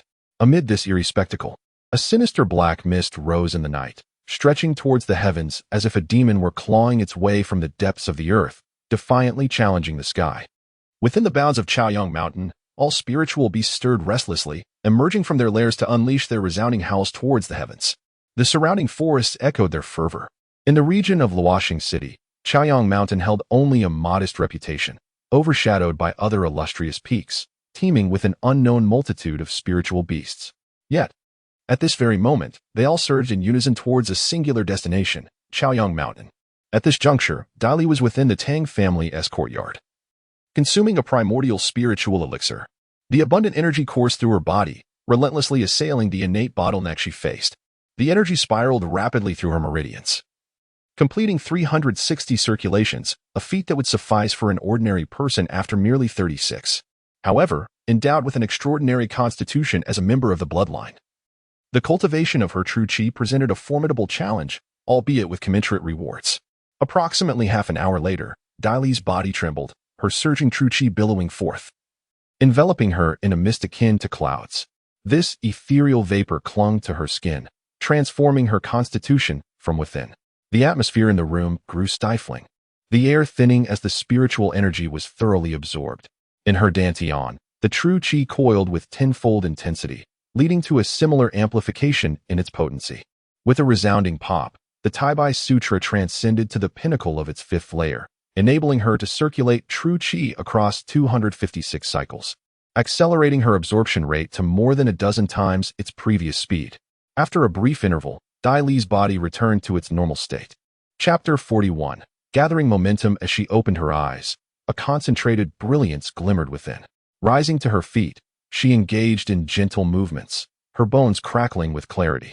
With a subtle wave of her hand, she created fleeting shadows in the air, accompanied by the sharp sound of friction. Dai Li gently caressed her palm, her eyes brimming with confidence. With her innate ability, her true energy was as robust as that of the spirit beast, Guidaoling. Relying on my exceptional physique, even without tapping into my bloodline power, I could vanquish Guidaoling, who was also at the third tier. As she pushed open the window, the sky, ominously charged with lightning, sent a jolt through her heart. It was truly peculiar. While lightning was meant to strike, it seemed to entwine with the heavens instead. Plop, plop. Large droplets of rain descended from the sky, cascading in a linear fashion onto the windowsill, arriving without warning. The howling wind grew increasingly ferocious. And just as Dai Li was about to shut the window, she spotted Tang Ming, his slender form racing through the rain without an umbrella. Arriving breathlessly at her courtyard gate, he urgently shouted through the window, "My lord, trouble has arisen. The spirit beasts are in a frenzy." Dali's heart skipped a beat. Yet her expression remained composed as she inquired, "Stay calm, come inside." Upon entering, Tang Ming was drenched, water streaming down his clothes as he wiped his face. Speaking in hurried fragments, "I just received word that some traveling merchants were suddenly attacked by spirit beasts, and not just one or two, but a whole swarm. Judging by their direction, they are clearly heading this way. The survivors are terrified and have taken refuge in Wutang Town. In my urgency, I contacted others in nearby towns, and it seems their situation is similar. Our direction?" Dali tapped her fingers lightly on the table. "Generally, spirit beasts do not migrate en masse. If it were due to hunger, they would only attack nearby human settlements. However, if spirit beasts from different regions are converging towards a single direction, it can only be for two reasons. What draws them in? Or perhaps there exists another creature that is manipulating them, such as a highly bred spirit beast?" Tang Ming found it perplexing how Dali remained so composed. Yet with the rhythm of the table being tapped, remarkably, his restless heart began to settle. After a brief moment, Dali turned to him. Her voice imbued with an enchanting serenity, and in a husky whisper, she proclaimed, "Now is our splendid opportunity." The news of the spirit beast uprising swiftly spread, and on the very same day, carrier pigeons traversed several major towns as well as smaller ones. Subsequently, major towns, including Wutang Town, jointly submitted an urgent report to the Starfall City Guard, which governs them. Atop the conspicuous 7-story tower, a pigeon alighted on the window, and a man seized the bird. Of course, not for consumption. The city guard promptly addressed the urgent report, sending tremors through the entire department. An uprising of spirit beasts, spanning multiple major towns. This was a matter of significant magnitude, encompassing a radius of tens of thousands of miles. Were all the spirit beasts within this area agitated? A monumental event indeed. The Dai family, the Fu family, the Fan residents, and the Li residents all received the transmitted information from the city guard, each shaken by the revelation, hastily dispatching individuals to gather further intelligence. Yet all they could ascertain were the superficial details recounted by Tang Ming, remaining utterly oblivious to the underlying reasons. In the deliberation hall of the Dai family, the main family members, including Dai Bo Kong, Dai Yang, and Dai Yun Hu, gathered. The atmosphere somewhat tense. This presented a golden opportunity. In the past, tracking spirit beasts had been exceedingly difficult, and the renowned mountains harboring them were fraught with peril. Now, however, I perceive this as an excellent chance for the Dai family to flourish. Dai Yunhu, brimming with exuberant joy, exclaimed, while the other elders also displayed expressions of delight. "What is a spirit beast? It is a treasure. With the martial prowess of the Dai family, can they not slay a spirit beast? Is it not fear of death that holds them back?" Dai Yunhu scoffed. His aggressive demeanor stood in stark contrast to Dai Buokong's conservative approach, which was a primary reason for their discord. Yet, many within the Dai family were of the radical faction, as the majority of cultivators tended to be. After all, fortune favors the bold. Dai Buokong's steadfastness was seen as excessive, while his lack of expansion was a common sentiment among the majority of the family members. The elders echoed Dai Yunhu's sentiments, and Dai Buokong, feeling somewhat helpless, pondered for a moment before stating that the Dai family is one of the 4 prominent families of Falling Star City. If they do not take action, they will surely fall behind. Upon hearing this, a glimmer of pride flashed in Dai Yunhu's eyes. However, Dai Buokong continued, cautioning that they should not act solely for the purpose of hunting spirit beasts. They must also placate the lower ranks to avoid losing their support. As these words were spoken, Dai Yang nodded in agreement with a smile. Yet, how many others would truly heed this advice remained uncertain. I propose that this time, we allow the younger generation to join in. What? Are you out of your mind? The elders erupted into a heated debate over this suggestion. While Dai Buokong turned his gaze toward Dai Yunhu broke into a grin, remarking that young individuals must undergo trials and tribulations. Although there were rumors of a spirit beast uprising, the majority were merely ferocious wild animals, and such tales had been exaggerated. Moreover, I have received word that the younger members of other clans will also participate. Brother, our Dai family cannot afford to fall behind. It is unfortunate that Dai Li is absent. One can only speculate whether he is still at the brothel. This statement dripped with sarcasm, causing Dai Buokong's expression to harden, and he replied with a hint of displeasure that Dai Li had gone out to clear his mind. It is a pity that Chia is not present. He would certainly have taken care of Yun Bao and the others, allowing me to rest easy. Dai Qi is the foremost talent of the Dai family, more than capable of safeguarding Dai Yunbao. While this is indeed a fact, it does not grant others the liberty to speak of it, especially not from the mouth of Dai Bakong. Dai Yunhu felt a surge of discontent and let out a cold snort, choosing to remain silent. When they return from their trials, it will coincide with the grand competition of our clan. There are quite a few young members of the Dai family, though not all are present within the clan, so the number of those embarking on this journey will be limited, making it manageable. Consequently, the other elders were quite pleased to accept this arrangement, especially since Dai Yang would personally lead the expedition, alleviating any concerns. In addition to the Dai family, the other three clans also caught wind of the situation and made similar decisions. Naturally, the younger generation was filled with excitement, despite a lingering fear of the wild beasts. Their blood surged with enthusiasm. Those who had reached a cultivation level of at least the third layer of the acquired realm joyfully began to pack their belongings. Very few were reluctant to go, with most of the remaining individuals being those who wished to participate but were unable, such as Li Qing and Fan Li, both of whom were infamous for their lack of talent, often compared to Dai Li. After being humiliated by their family, the two secretly conspired with a sense of indignation, contemplating a daring escape. Are we really going, my rotund friend? Of course. I am fully prepared. Excellent. What have you prepared? Well, obviously provisions. Li Qing gazed skyward, his expression laden with sorrow. With a companion as foolish as this, would he succumb to despair before even fleeing from Falling Star City? It was not only the four prominent families that stirred. The other clans were equally restless, unwilling to be left behind. Though their strength was lacking, their ambitions ran deep. Who could say whether the sight of the spirit beast uprising held treasures?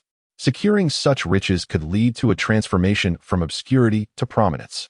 Meanwhile, the scattered cultivators, numerous as ants, surged forth from Falling Star City, and the hidden practitioners in the surrounding regions were mobilized as well. Chapter 42. The Young Man. An exquisite receiver after a night of torrential rain. Dawn broke clear and bright, invigorating the air with freshness. Yet, everyone sensed that this day was different. For the gates of the town were sealed, reverberating with a thunderous commotion.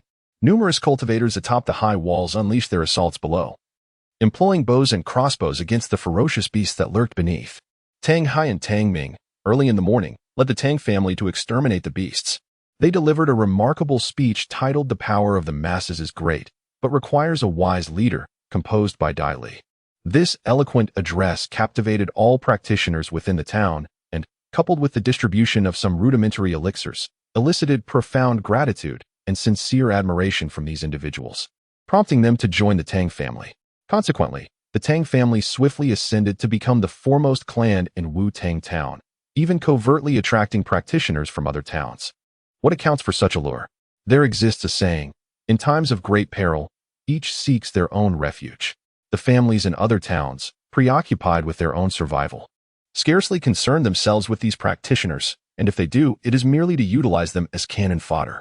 No matter how heartfelt the speeches may be, they ultimately serve the purpose of sacrificing these individuals. In contrast, the Tang family distributes elixirs, though they may be rudimentary. They are akin to the distinction between Dormon and Garfield. Both are cats, yet the disparity is evident. One draws forth from its pockets, while the other merely consumes. That is the distinction. Thus, practitioners from other towns flocked to the Tang family, and soon, Wu-Tang Town was alive with commotion, with innate practitioners appearing sporadically. In the quietest courtyard of the Tang family, during the midday sun, rays streamed through the window, illuminating the vibrant green leaves. Despite having been battered by a tempest the previous night, this evergreen tree continued to thrive, seemingly flourishing even further, with blossoms emerging. Alas, it was autumn. Dai Li mused that the growth trajectory of this tree seemed rather audacious. At this moment, Dai Li appeared to be leisurely trimming the branches of a flower when Tang Ming approached, escorting a young lad. "My lord, I have brought someone to assist you," he announced. It was not surprising that Dai Li sought a companion to serve her. In fact, Tang Ming had long wished to arrange for a member of the Tang family to be by her side. However, Dai Li had expressly stated her intention to find someone from outside, leaving him with no choice but to relent. "Is he here?" Dai Li set down her scissors and turned to look. Before her stood a youth clad in a simple, monochromatic blue robe, seemingly around 16 or 17 years of age. His features were strikingly delicate, with fair skin, thin lips, and a tall, slender frame, standing just over 1 meter 70. He appeared somewhat frail, yet his eyes shone with an extraordinary brightness, clear to the point of seeming cold. In the sunlight, he resembled a piece of ice that could not melt. To put it poetically, he was a graceful, beautiful young man. In simpler terms, he was an exquisite young boy. Dai Li paused for a moment, taken aback by his youthfulness. Observing her silence, Tang Ming assumed she was dissatisfied and remarked, "My lord, although Wu-Tang Town is a small place with many people, most are rugged men, and having one of them by your side would diminish your status. This young man is named Yu Qing and is considered exceptionally outstanding among them." Dai Li studied him with a smile, nodding slightly in acknowledgement. "Well, he looks acceptable." Tang Ming hesitated momentarily, while Yu Qing's cold eyes flickered slightly. It seemed that, perhaps, "My lord, you are not as handsome as Yu Qing." Sensing her apparent satisfaction, Tang Ming took his leave. "I did not anticipate you to appear this way. I do not believe I possess an odd appearance." Dai Li chuckled lightly, her temperament equally unyielding. Yu Qing raised his gaze to glance at Dai Li, his cool, thin lips slightly parting. "News has arrived from Falling Star City. Numerous families are dispatching individuals to exterminate the spirit beasts." Dai Li continued to trim the branches, languidly stating, "Is there still a need to investigate this matter? It is only natural." Yu Qing pressed his lips together, responding indifferently. "However, the younger generation from those families will also be coming. It is said to be for training, along with other rogue cultivators. The Dai family is led by Dai Yang." As he spoke, he cast a glance at Dai Li, laden with unspoken significance. Yet she was turned away from him, obscuring her expression from view. Would Dai Yun and these individuals truly come? Moreover, led by Dai Yang. Dai Yang is a cultivator in the qi refining stage. It is likely that this disguise will not fool him. After pondering, Dai Li turned to face Yu Qing, her demeanor tranquil, though a faint glimmer sparkled in her eyes. Yu Qing thought this gaze resembled that of a brothel matron eyeing a solitary, beautiful young girl. How shall I put it? It was both fervent and a touch treacherous. Although he was male, he had heard that the scions of prominent families often harbored peculiar inclinations. Just as Yu Qing felt apprehensive about whether the youth before him harbored ulterior motives, a low, magnetic voice reached his ears. "Yu Qing, where is your mask?" Yu Qing abruptly lifted his head, furrowing his brow as he looked at Dai Li, who wore a somewhat sinister and leisurely smile, setting down her scissors and striding forward. Then, Yu Qing beheld the pot of water orchids behind Dai Li. Water orchids? Flowers? Only the bare pink petals remained. Beneath the flower pot lay the tragically severed remnants of leaves and branches. Is this truly a case of standing out alone? The cultivators within Falling Star City arrived promptly, reaching Wu-Tang Town in merely 3 days. Initially, they held Wu-Tang Town in disdain, but recently, nearby cultivators had begun to gather there, having heard that the Tang family had managed to withstand numerous waves of beast attacks. Consequently, they converged upon Wu-Tang Town, which became a bustling hub, with inns and taverns teeming with patrons. Amidst the throngs of people along the vibrant streets, 2 youths strolled leisurely. As they approached the stone bridge, Yu Qing finally matched Dai Li's pace and whispered, "Did you disguise yourself as me to draw the attention of Madame Yu's subordinates?" Hoping to lure the snake from its hole, Dai Li's gaze drifted towards the flourishing stalls lining the street, and he casually replied, "Not at all. I simply couldn't be bothered to purchase a new mask, and besides, I am quite impoverished." Not a single truthful word escaped his lips, prompting Yu Qing to fall silent, inwardly scoffing. Just as Dai Li stepped onto the moss-covered stone steps, the sounds of gushing water mingled with a cacophony of voices ahead. Lifting his eyes, he observed the crowd at the apex of the arched bridge parting to the sides. The stone bridge, rich with history, spanned over the gently flowing waters below. A young man in splendid attire exuded confidence, accompanied by a formidable and robust companion. The arrival of this group caused even the aged stone bridge to bow under the weight of their ostentation, leaving only the base instincts of vulgar comparison in its wake. Due to the excellence of others, one feels diminished and must withdraw. This encapsulates the mindset of those on the bridge. In contrast, Dai Yunbao and his companions have grown accustomed to such dynamics. However, as Dai Yunbao lowers his head to observe, he notices a throng of people below, dark and formidable, amidst which 2 youths stand beneath the stone bridge. No, one of them, a masked youth, has already ascended the first step. Chapter 43. I let him off the hook. The 3 younger members of the Dai family, Dai Yabao, Dai Ran, and Dai Han, embark on their initial journey of training alongside Dai Yang. At this vigorous age, brimming with youthful vitality, they possess a notable sense of pride. Although many in Falling Star City regard them with admiration, the gazes of the inhabitants of Wutong Town are far more intense. Their inherent disdain for this humble locale only serves to amplify their arrogance. However, there are always individuals who choose to stand apart, expressing their disdain for the rest.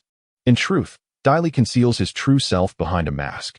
Dai Yunbao, impatient by nature, couldn't help but scoff, remarking on the provinciality of the place, where even a mere exit is obstructed by dogs. Such contemptuous words are indeed irksome, yet the speaker possesses the audacity born from the darker, more cowardly aspects of human nature. Consequently, the townsfolk collectively directed their scornful gazes toward the masked figure, who, judging by his physique, appeared to be a mere youth. Young men, brimming with vitality, often seek to draw attention through their eccentricities, which is hardly surprising. However, it is equally unsurprising that others would look down upon them. Dai Han, the only girl in the family, not yet 15, possessed a delicate and refined appearance. She tugged at Dai Yunbao's sleeve, her brow slightly furrowed. "Brother Yubao, perhaps we should let it go. She seems rather pitiable." Her voice was soft and fragile, her form as delicate as that of a young girl. Yet her words inexplicably churned Dai Li's stomach. Has this young lady already pierced through the facade to grasp the essence of the matter? Does she perceive my plight? Nevertheless, Dai Han was no stranger to Dai Li. She was the granddaughter of Dai Yang, her talents surpassing those of Dai Yubao, while slightly trailing behind Dai Ran. 3 months younger than Dai Li, she was indeed a favored member of the Dai family, her renown and affection largely stemming from her elder sister. Dai Yunbao, charmed by Dai Han's appeal, broke into a grin. "Very well, I shall spare him this time." In truth, Dai Li was in a rather pleasant mood at this moment. She was on her way to hunt spirit beasts outside the town and had no intention of wasting time with these juniors. A memory from over a month ago flashed through her mind, Dai Ran's lofty gaze, which now seemed like a distant memory, akin to the transformation of the sea into mulberry fields and into towering edifices. The disparity between dust and the sky was palpable, and the adversary had evolved beyond what she could contend with using merely a finger. With this realization, Dai Li merely chuckled softly and strode forward with grace. The concept of kinship had devolved into mere strangers passing each other by. As Dai Li brushed past Dai Yunbao, he suddenly hardened his gaze and forcefully slammed his right shoulder into hers, evidently channeling his internal energy. Despite Dai Li's disguise as a dull youth, her physique remained that of a delicate girl, while Dai Yunbao, inheriting his father's robust frame, possessed a significantly more formidable shoulder. The collision felt as though she were a fragile sheet of paper, likely to be sent flying upon impact. However, a muffled thud echoed. Dai Yunbao felt a sharp pain in his shoulder and stumbled backward. Coincidentally, standing right in the middle was Dai Han, who, upon being violently struck by Dai Yunbao, let out a cry and staggered back as well. Dai Ran's expression turned icy, her long, slender legs retreating swiftly. In a fluid motion, she unsheathed the slender sword at her waist, its blade as delicate as a cicada's wing. This renowned blade, known as the Flying Wing Sword, was worth over 1,000,000 taels and, when wielded with the full force of a cultivator at the 7th level of postnatal training, could unleash the might of the innate realm. Such a sword was something even the Tang family could scarcely procure, underscoring the immense favor bestowed upon her by the Dai family. In contrast to the previous 102 old principalities of the Dai family, Dai Li now existed as a starkly different entity. Observing the Fei sword, Dai Li felt a sense of absurdity. With a swift motion, the cicada wing sword was propelled forth, emitting a crisp, clear sound. The sword light curled and lunged toward Dai Li, yet Dai Yunbao was no mere bystander. He unsheathed his ornate blade from his waist, and in an instant, the glimmer of sword and shadow of knife converged upon him. Dai Han let out a shriek as he retreated to the side. In the blink of an eye, the two youths advanced from both the right and front, aiming strikes at Dai Li's head and abdomen. With a decisive snap, Dai Li extended his right hand, aligning his index and middle fingers, and executed a precise upward flick. The sharp, resonant sounds echoed as the weapons wielded by Dai Yunbao and Dai Ran trembled, their wrists numb, prompting the blades to clatter to the ground. Dai Li then lunged forward, seizing the collars of both individuals, and with a swift motion, hurled them like dolphins into the flowing river beneath the bridge. The splash was considerable, sending water soaring into the air. The 3 guards of the Dai family, initially merely spectators, were roused to anger, their latent power erupting. Suddenly, 3 innate warriors appeared. However, their ranks were not particularly high, merely at the 1st and 2nd levels. A recent innate warrior swung his long knife, condensing his true energy into a fierce blade aimed directly at Dai Li. In a flash, Dai Li evaded the long knife and closed the distance, delivering a powerful elbow strike to the assailant's jaw. With lightning speed, he snatched the weapon from his grasp and leaped backward, executing a kick that sent the opponent sprawling. Meanwhile, another adversary's blade was already upon him. With a deft maneuver, Dai Li's descending foot landed precisely on the edge of the opponent's blade. With a powerful push, he soared towards the bridge's eaves, declaring, "I return your knife." The long blade shot forth. Innate true energy coalesced into a sharp, fierce blade aura, slicing through the air, grazing the head of the innate guardian.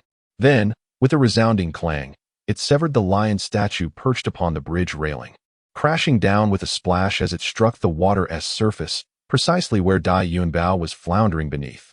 The blade narrowly grazed Dai Yunbao's cheek. After a breath, he appeared like a drenched rat, his skin pallid, cold sweat pouring down, and if one were to look closely, goosebumps could be seen rising from his fright. Not far away, Dai Ran, who had boarded a reed boat, also bore a pale countenance. Two innate guardians stood in stark contrast. One, blood gushing from a collision with the bridge railing, and the other, frozen in shock, his hair completely sheared away, leaving his scalp glaringly bare. Another innate guardian remained motionless, for Yu Qing's blade rested against his throat. On either side of the stone bridge, all was silent. The water below continued to flow gently, the sky a deep blue, with birds soaring overhead. Dai Li stood upon the stone railing, casting a glance at the surrounding individuals before raising his gaze toward the balcony of the inn where Dai Yang and others stood. It was there that the true masters of the Dai family resided. The head of the Dai family's guards, Lin Changkong, wore a frosty expression and whispered to the elder, inquiring whether they should proceed. However, he noticed Dai Yang raising his hand, indicating that it was unnecessary. The younger generation at home has been disrespectful. "I am grateful for your mercy, young master." Dai Yang's voice resonated through the nearby streets by the stone bridge, prompting many to peek curiously. Upon hearing this, Dai Ran displayed a look of shame, while Dai Yin felt a mix of jealousy and resentment. Dai Han's eyes sparkled with astonishment. This young man was, in fact, a congenital master? Furthermore, he effortlessly contended with two congenital opponents. Beneath her mask, Dai Li's expression remained concealed, yet in the presence of Dai Yang, she merely inclined her head slightly, maintaining a polite demeanor. Were it not for the face-saving gesture towards Dai Yang and Dai Bakong, these individuals would have met their demise. Having spoken, Dai Li took a step and leaped gracefully from the bridge, soaring towards the rooftop of a courtyard 10 meters away. In mere moments, he had traversed over 500 meters. On the bridge, Yu Qing exhibited a fleeting look of astonishment, her apprehension towards Dai Li intensifying. With a swift glance, she vanished into the crowd, curiously unnoticed by those around her. Lin Changkong stood speechless, gazing in the direction Dai Li had departed. Meanwhile, the Dai family experts on the balcony were equally astonished. Dai Yang, standing with hands clasped behind her back, shook her head. With an effortless grace, she parried blades, seized weapons, and overcame adversaries. Everything was firmly within her control. Like a fleeting shadow, she moved with such swiftness that even Lin Changkong, with all his prowess, could not contend with her should she employ her skills. As she turned to walk towards the private room, she sighed lightly, reflecting on the remarkable figures that could emerge from such a small town, their origins a mystery. Chapter 44, The Arrival of the Spirit Beasts. Once she entered, Lin Changkong and some of the Dai family experts began to converse in hushed tones. This individual is comparable to young Master Dai Qi. Indeed, even if slightly weaker, the difference is negligible. However, one individual scoffed disdainfully, ignorant. Young Master Dai Qi has now entered the immortal sect. How could these ordinary innate beings be compared? In terms of techniques and artifacts, he far surpasses them, and considering his concealed presence, he must be of considerable age. This speaker was Dai Biao, a distant elder of the Dai family. As he spoke, his gaze remained fixed on Dai Li's retreating figure, his eyes narrowing with a glimmer of concealed light. The others remarked, observing this individual's demeanor, that he possessed no remarkable skills, lacking even the basic agility in movement. On another street, from the balcony of an inn, the esteemed elder Fu Lin of the Fu family, his eyes gleaming with insight, turned to the two youths beside him, Fu Hai and Fu Lanqin, and inquired, "How do you both compare to Dai Ran and Dai Yunbao?" Fu Hai pressed his lips together, a determined glint in his eyes, declaring, "I have already reached the 7th level of acquired strength, while Dai Ran remains at the pinnacle of the 6th level. As for Dai Yinbao, he is no longer within my sights. Fu Lin nodded in satisfaction and then glanced at the more strikingly handsome youth, Fu Lanqin, who, with a subtle smile, enhanced his already remarkable appearance. He softly stated, "Neither of them has ever been my target," for he had already reached the pinnacle of the 7th level, merely a step away from the innate realm, while both of them were merely 15 years old. Within the context of cultivation in Falling Star City, attaining the 7th level of acquired strength by the age of 15 is deemed extraordinary. Previously, the Dai family had produced 2 such prodigies. One was Dai Qi, who reached the pinnacle of the 7th level at 13 and broke into the innate realm at 14, shining like the most radiant sun in Falling Star City before vanishing to pursue greater heights. Later, another girl from the Dai family also showcased her brilliance, attaining the pinnacle of the 7th level at 14, yet she departed from Falling Star City before breaking into the innate realm, like a fleeting flower in bloom. They were among the most renowned youthful geniuses in the nearly decade-long history of Falling Star City, and Fu Lin undoubtedly barely qualifies within the realm of genius, while Fu Hai is certainly more than worthy of that title. In the present day, Dai Ran is 14 years old, nearing 15. Should he fail to ascend to the 7th level of cultivation before reaching the age of 15, he would be temporarily deprived of the title of genius, overshadowed by 2 others. The first echelon naturally includes Dai Qi and his companions, alongside the foremost talents from the Fu, Li, and Fan families. Though these individuals do not reside within the confines of Falling Star City, they have become the object of admiration and curiosity for all the young aspirants in the region. Dai Ran, alongside the 2 others, occupies a position within the 2nd tier of the 4 prominent families. The 3rd tier comprises direct and collateral descendants of the Dai family, such as Dai Yunbao and Dai Han. The 4th tier is represented by individuals of Fan Hua's caliber, which is the most populous. As for Li Qing and Fan Li, if one were to categorize them, they would likely fall into the 5th tier. Meanwhile, Dai Li, who has struggled to cultivate and bears the notorious title of the most inept, seems to exist outside any tier altogether. This starkly delineated world of strength and weakness assesses one's status through a hierarchical system, akin to the various examinations that children endure on Earth, such as monthly tests, midterms, and finals. They toil under the flickering lamplight, shedding blood and sweat, all in pursuit of standing upon the shoulders of others to reach greater heights. They yearn for both fame and fortune. Upon leaving the stone bridge, Dai Li was hastening toward the town gate when he suddenly heard the watchman at the lookout tower within the town sprinting down the central street, vigorously striking a gong and shouting, "Trouble! The spirit beasts are coming! Trouble!" At the mention of spirit beasts, the cultivators on the street immediately set aside their tasks and gathered, urgently inquiring about the situation. Some, in their haste, leaped onto rooftops like cheetahs, racing towards the town walls. Spiritual beasts, countless, lie just 10 miles away. The telescope atop the lookout tower is crafted from the eye of the primordial spiritual beast, the distant-seeing bird, endowing it with the power of farsightedness, allowing mortals to perceive the vivid scenes 10 miles afar. Thus, the report from the lighthouse keeper is undeniably authentic and urgent. No sooner had the keeper finished speaking than the air reverberated with a thunderous roar, a raw manifestation of primal ferocity, seemingly infused with a pungent scent of blood. With Dai Li's keen sense of perception, he could even hear the tremors of these spiritual beasts and wild creatures galloping across the plains, along with their formidable ferocity. Damn it. It's a horde of spiritual beasts. Indeed, a horde of spiritual beasts. My goodness. Spiritual beasts can only be managed by those of primordial origin. How many such individuals exist in the town? But how numerous are the spiritual beasts?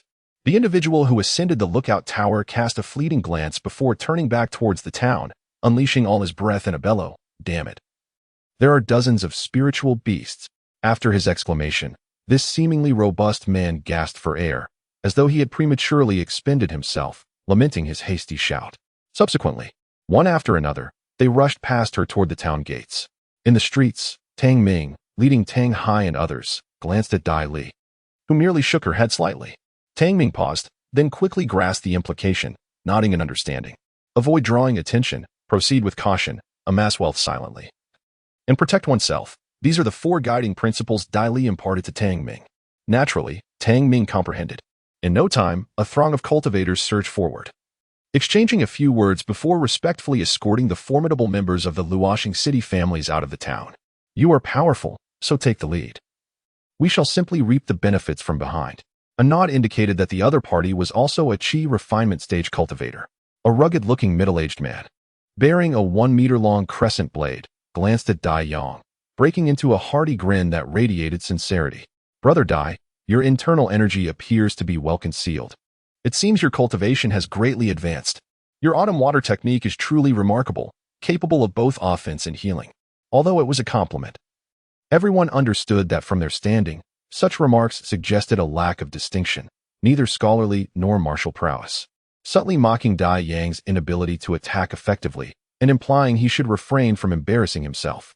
Positioned at the back, protected by Lin Chongkong and others, Dai Yun and his companions glared at the middle-aged man, their youthful countenance betraying their suppressed emotions. Chapter 45. The Might of Qi Refinement. To lead the charge against dozens of spirit beasts? Even a Qi refinement cultivator would hesitate to boast, let alone Wukong. A rogue cultivator whose prized crescent blade had drained his resources, far inferior to Dai Yang's profound foundation. Wukong's expression was slightly stern, while beside him, Fu Lin stroked his graying beard and stepped forward to play the role of the Good Samaritan, smiling as he addressed the crowd. You are all at the Qi refining stage. It is futile to speak of taking the lead against these beasts. Let us unite our efforts instead. Dai Yong remained noncommittal, offering no response, but the other loose cultivators sensed the underlying tension. The Fu and Dai families had long been at odds, and Wu Kang's connection to the Fu family was evident. Another elder, a Qi refining practitioner, exuded a far more profound aura than Wu Kong, observing with a cold demeanor. His visage shadowed, eyes hawk-like, and he remained silent. Who was that man? You may not know him, but he is Shui Biaoyang, a renowned figure in Falling Star City. Known as the Falling Star and the Fiery Star, it is said that his fire techniques, particularly the Vine Armor fire technique, once ensnared a second-tier Qi refining golden-tailed tiger, ultimately reducing it to cinders. That young man is likely his disciple from years past. What was his name? He was once celebrated as a super genius. Oh, yes, Guqiu. The crowd murmured, and a young man in luxurious attire standing beside him, despite his efforts to suppress it, revealed a hint of arrogance in his eyes. His cold and defiant expression appeared particularly irksome to Dai Ran, Fu Lanqin, and the other youths. A super genius? He has clearly not seen enough of the world. Only someone of Dai Qi's caliber could be acknowledged as a super genius by their four esteemed families. Guqiu, now around 16. If he has not reached the innate stage, would be outshone even by Fu Lanqin. Fu Hai scoffed quietly, his voice carrying enough weight for all to hear. The elders maintained their composure, while Guqiu cast a fleeting glance at Fu Hai, a glimmer of murderous intent flashing in her eyes.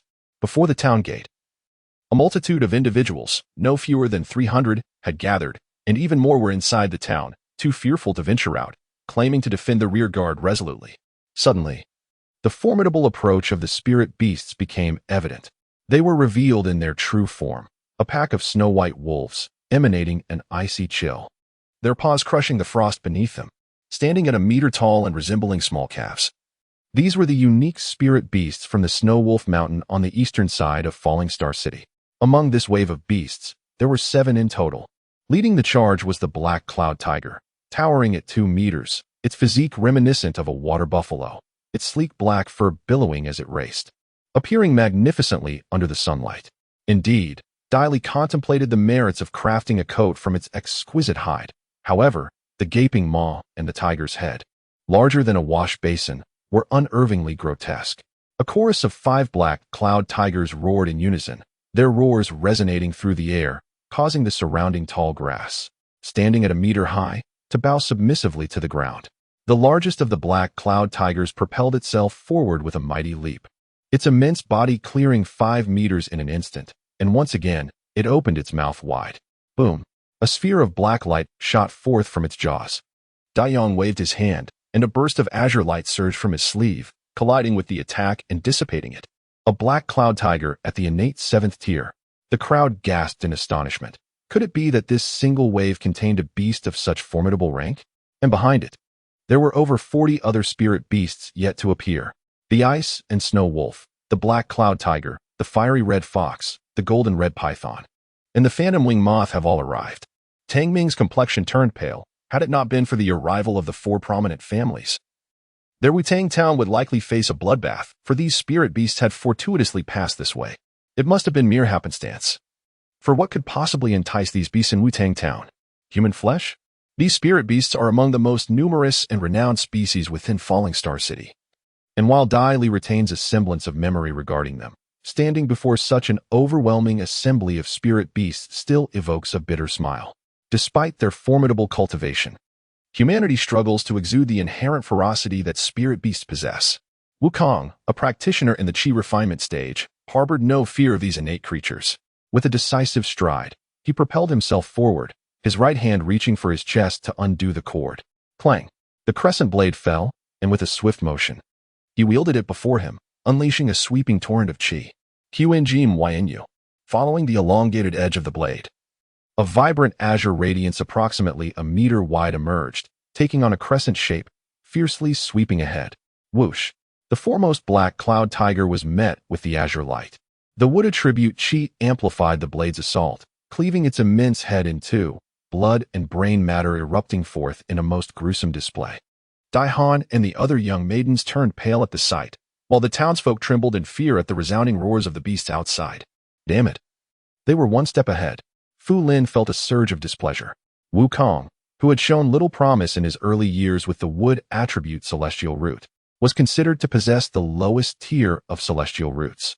With the assistance of Fu family's ancestral support, he fortuitously broke through to the Qi refining stage, thus establishing a connection with the Fu family. However, it was well known that his path of cultivation would yield no further advancements. Yet, in the present, Wukong, hailing from a martial background, surpassed them in terms of physical prowess and speed. Level 1 technique, Fire Whip technique. With a flick of his fingers, Fu Lin summoned the vital energy within him, drawing upon the spiritual essence in the air. In an instant, a fire whip, as thick as an arm and 3 meters long, materialized before him and shot forward with a whoosh. It struck fiercely against a black cloud tiger and an ice snow wolf, flesh tearing apart, as the two massive spirit beasts were sent crashing to the ground, unable to utter a sound. In this realm, fire attributes are among the most numerous within the celestial root system, and consequently, there are many fire-based techniques. The Fu family, inheriting their ancestral fire attribute celestial root, possesses the offensive technique known as the 5-star fire radiance technique, with its first level being the fire whip technique. This technique, passed down from Qi refining stage cultivators, is considered to be rather pedestrian. Nevertheless, within Falling Star City, it stands as one of the most formidable fire-based offensive techniques. The power of the second layer of Qi refining far exceeds that of the azure wood crescent moon, and the brilliance of this technique is indeed dazzling. It opened the eyes of many wandering cultivators, bringing pride to Fu Hai and the members of the Fu family. They even looked down upon the Dai family members with a sneer, exclaiming, "Ha! Our Grand Elder is remarkable. What about your Grand Elder?" Indeed, Dai Yang's water-based techniques pale in comparison to Fu Lin's fire-based prowess, leaving the Dai family somewhat disheartened. Yet, to their astonishment, Dai Yang produced a palm-sized bottle, its icy blue surface adorned with delicate floral patterns. As he infused the vessel with his true energy, a misty blue light emanated from it, reminiscent of rippling waves, casting a profound halo around him. This was a supreme artifact, the water spirit bottle. Wukong, taken aback, felt a surge of fervent admiration mixed with intense jealousy. The strength of a cultivator is often gauged by 3 fundamental criteria: techniques, equipment, and talismans, categorized as supreme artifacts, magical tools, spirit tools, and treasure items. Wukong's own supreme artifact, the Crescent Moon Blade, could only be deemed a high-grade piece, suitable for the innate realm. Most Qi refining practitioners wield superior artifacts, but those with substantial resources often possess top-tier ones, like Dai Yang's water spirit bottle. No, I could no longer contain myself. I implore you for support. For a mere trickle of recommendations and collections feels disheartening. My heart cannot endure this much longer. Dear friends, grant me some motivation to write. Chapter 46. Guess what? Level 1 technique, water spike technique. Dai Yang wielded the water spirit bottle with his left hand, invoking the Dai family's technique, for directions water element technique. As a top-tier artifact, the water spirit bottle amplified the efficacy of water techniques by 20%. Consequently, although both Dai Yang and Fu Lin were at the second level of Qi refining, Dai Yang's offensive aura surpassed that of the latter. The water spike technique swiftly pierced the body of a golden red python. While water techniques may lack brute strength, their inherent gentleness and enduring nature, coupled with the enhancement from the water spirit bottle, made it exceedingly effortless for him to slay the innate 6th-level golden red python. For adept cultivators of Qi each displayed their unique prowess, while the innate masters did not lag behind. Unless there was a significant disparity in their ranks, they formed small groups to launch coordinated assaults. Dai Li observed the techniques of the 4 Qi refining practitioners. They harnessed the true energy within their bodies to manipulate the spiritual essence of the heavens and earth, crafting formidable attacks. The water spirit bottle and the crescent blade served as auxiliary tools, yet it was only upon entering the Qi refining stage that one truly embarked on the path of cultivation. The dexterity of their techniques was astonishing. The resplendent world they conjured was undeniably enticing. As the multitude succumbed to the allure of the 4 supreme Qi refining masters, a figure suddenly soared down from the town wall, not with the grace and beauty typical of martial arts, but with a sharp and decisive precision. It was he, Dai Yinbao. Upon recognizing Dai Li, felt a pang of envy, yet found himself powerless against her presence, forcing himself to ignore her. At such a critical juncture, distraction was a grave mistake. Nevertheless, Dai Li's actions drew the gaze of all. With a series of swift movements, flashes, leaps, and agile turns, she wove a tapestry of phantom images among the spirit beasts. Each motion, whether intricate or simple, flowed seamlessly into the next, creating a cascade of afterimages. Her hands moved in a flurry. With each strike, a spirit beast fell, albeit they were merely low-tier creatures of the innate 1st and 2nd levels. The speed of her slaughter was astonishing, fueled by her swift mobility and formidable strength. Though lacking the grandiosity of Dai Yang and his companions' techniques, her lethality was not to be underestimated.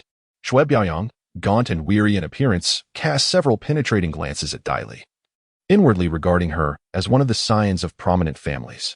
However, it was evident that Dai Yang and the others did not recognize her, suggesting that she might not belong to the faction of Falling Star. Among the multitude present, Yu Qi was by no means inferior to Dai Li. Her age was immediately discernible, while many whispered about Dai Li's seemingly advanced years. Consequently, the hostility that Dai Ran and her companions harbored was more often directed at Yu Qing.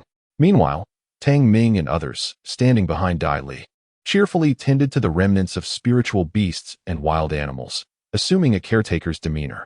After a quarter of an hour, the ground was awash with blood, littered with the corpses of spiritual and wild beasts. The assembly had concluded their slaughter and commenced the collection of spoils, skinning, dismembering, and extracting beast cores. Observing the numerous beast cores being retrieved and stored, the lower-tier cultivators were visibly envious, wishing fervently to rush forward, seize the cores, and flee. Dai Yang, Fu Li, and Shui Biaoyang all reached for their belts, drawing the attention of many. Dai Yang tugged at his waistband, revealing an unattractive, yellowish bag, deflated and reminiscent of a child's pouch for marbles. However, Dai Li narrowed her eyes as a term suddenly surfaced in her mind: the Shumi bag. The Sumuru bag, a vessel for storage, varies in size according to its grade. Additionally, there exist Sumuru rings, bracelets, and belts, all possessing unique storage capabilities, rendering them far more precious than ordinary artifacts. However, the Sumuru bag is considered the most rudimentary among the 4 types of storage devices, typically valued between 10 to 1,000 low-grade spirit stones. This was the memory of the Sumuru bag, as recalled by her. Fu Lin and Shui Biaoyang also produced similar bags. They cast the Sumuru bags forward, manipulating them with their thoughts. As the mouths of the bags opened, a dim yellow glow enveloped the area, causing a small pile of targeted materials to rise and transform into tiny streams of light that darted into the bags. The 3 of them stowed away the Sumuru bags while contemplating how many beast cores each had acquired. It was evident that Fu Lin and Shui Biaoyang had amassed the most, with Dai Yang following closely behind, as fire-based techniques wielded greater power. The Fu family, brimming with pride, cast disdainful glances at the Dai family, with tensions running high between the 2 clans. Dai Li had only taken the beast cores, leaving the rest to be managed by Tang Ming and others, which sparked the imagination of the remaining individuals. A sweeping glance from Fu Lin revealed that Dai Li had slain the most spirit beasts, a total of 7, aside from their 4 families. Albeit all were low-tier innate creatures, which was still quite notable. Among the 45 spirit beasts, irrespective of their strength, Dai Li had dispatched 7. Taking into account that she had refrained from using excessive lightning and blood energy due to the presence of others, as she dealt with her final spirit beast. She found herself stepping on the tail of a fiery red fox. Upon raising her gaze, she met the cold, piercing stare of Wukong, who held his crescent blade across the pelt of the fiery red fox, his intentions unmistakable. Tang Ming and the others halted their actions, glancing over with a hint of apprehension, while those present displayed a mix of curiosity and anticipation. Had they seized the remains of the spirit beast? Regardless of who had delivered the fatal blow, it was undoubtedly Dai Li who bore the brunt of the misfortune. Dai Yunbao and Dai Ran felt a flicker of excitement within, though Dai Yunbao's expression was markedly more pronounced, almost wishing that Dai Li would offend Wukong, ideally leading to his swift demise. Amidst the uncanny atmosphere, Dai Li rose and directed his gaze toward Wukong. Beneath the grotesque mask, he flashed a grin and inquired, "Can you guess how this fox met its end?" Wukong, momentarily taken aback and struggling to comprehend, quickly retorted with irritation, "I killed this fox. Do you intend to claim my spoils? Such a habit at your tender age is quite unbecoming. So, I ask you, how did this fox perish?" Dai Li's voice remained unruffled, as if he were merely discussing the weather. Fu Lin and the others recognized that this individual was unlikely to relinquish the spirit beast easily, and his brazen inquiry indicated that the creature was indeed his kill, not Wukong's. Wukong, oblivious to how the fiery fox had met its demise, found himself at a loss for words. Meanwhile, Dai Li nudged the corpse of the fiery fox with his foot, chuckling, "Senior, your blade technique is formidable. You could cleave the black cloud tiger with a single stroke, let alone this perfectly intact fox. It seems it was simply not destined to experience the prowess of your blade. Would you not agree, Senior?" As Dai Li spoke, Dai Yang and the others exchanged glances, their expressions shifting to one of intrigue. This individual was indeed quite cunning. If Wukong insists that the fiery red fox met its demise at his hands, then the intact corpse presents a contradiction. People have often remarked upon his formidable swordsmanship, with the black cloud tiger as a testament. How could he slay a mere fox without marring its skin? Though Wukong possesses a sharp mind, he is also impulsive. In a fit of anger, he retorted that the creature perished from the sheer force of his blade's aura. Unless you cultivate qi, how can you comprehend its might?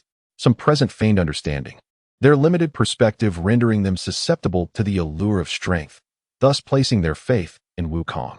Yet, those knowledgeable in the art were well aware of his nonsensical claims.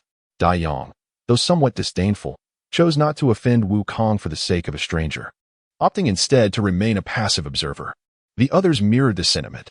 Chapter 47. No one left behind. Tang Ming and his companions felt a sense of urgency. Yet upon reflecting on Dai Li's composure, they too found solace. Only Yu Qing furrowed her brow in quiet concern. Could this individual truly be the searching Dai Li? Otherwise, why would he fail to recognize a member of the Dai family? If he acknowledged Dai Yang, surely the latter would come to her aid. "Oh, are you suggesting it died from fright?" A ripple of amusement spread through the crowd. Many stifled their laughter, while Dai Han, unrestrained, burst into a light, melodious laugh. Yet, realizing the potential rudeness, she quickly covered her mouth, her eyes still twinkling with mirth. She found this individual amusing, yet undeniably impressive and courageous. Among the four great families, such men were indeed rare. Even the esteemed gentleman spoken of by her sister lacked this level of charm. After some contemplation, Dai Han felt her cheeks flush, silently chastising herself for entertaining such chaotic thoughts. Yet, amidst the youthful innocence, there was an undeniable charm that captivated Guqiu's gaze. Wukong's face turned crimson, his fury manifesting as heated breaths escaping his nostrils, the crescent blade in his grasp clattering ominously, clearly indicating his agitation. Meanwhile, Dai Li narrowed her eyes and declared with a resonant voice, "Senior, do you believe that within this fox, not a single organ remains intact?" "What?" The crowd expressed their bewilderment. Wukong's eyes widened as he witnessed Dai Li's wrist flick, causing a slender throwing knife to tumble from her sleeve into her palm. With a downward flourish, akin to hurling a dart, she released it, allowing it to arc gracefully and slice through the soft, white skin of the fiery red fox's abdomen. With a sharp crack, blood gushed forth from the open flesh, its iron scent overwhelming, revealing only a skeletal frame and sinew, devoid of any internal organs. Heavens! How can this be? What bizarre technique is this? Su Biaoyang, Fu Lin, and Dai Yang felt a jolt in their hearts. Such a potent and unique method of attack was typically associated with esteemed families.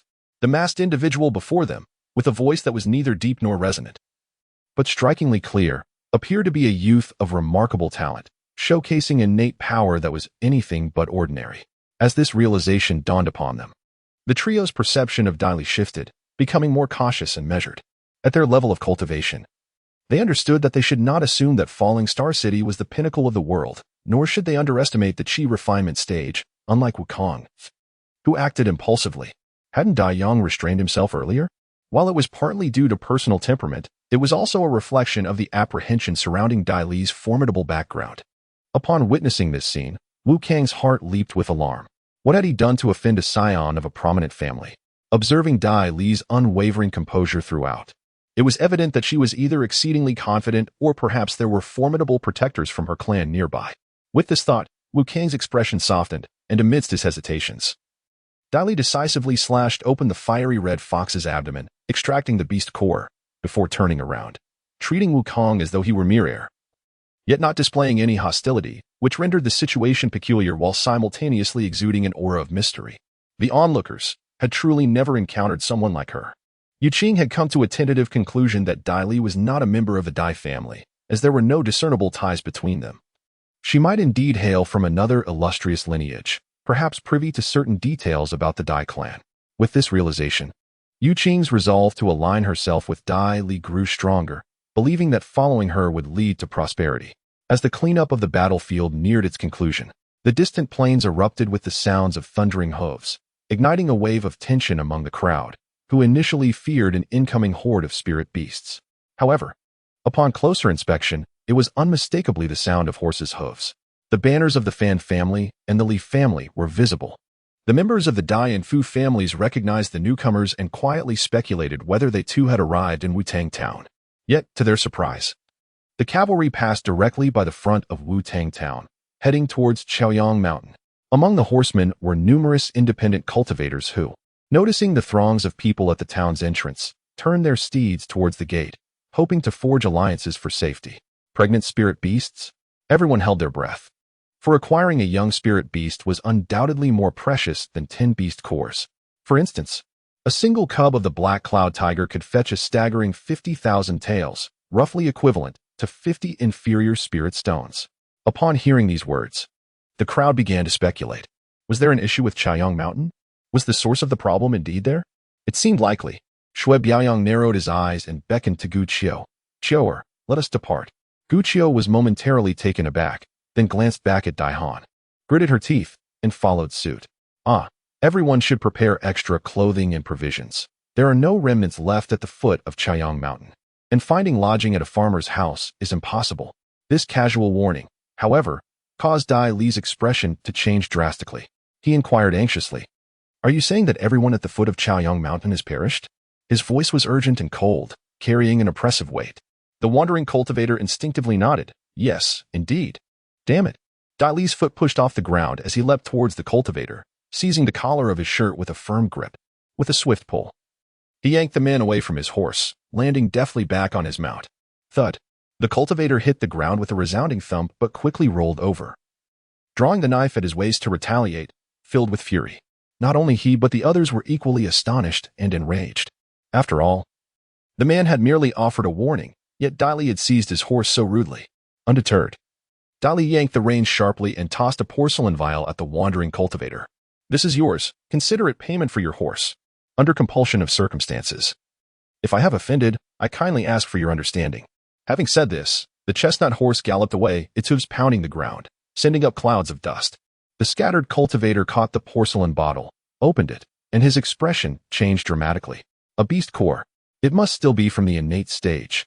How desperate must this individual be to exchange a beast core worth 10,000 taels for a mere chestnut horse worth only a few taels? This was the first time Yu Qing witnessed such a discomposed Dai Li, finding it difficult to comprehend and profoundly shocking.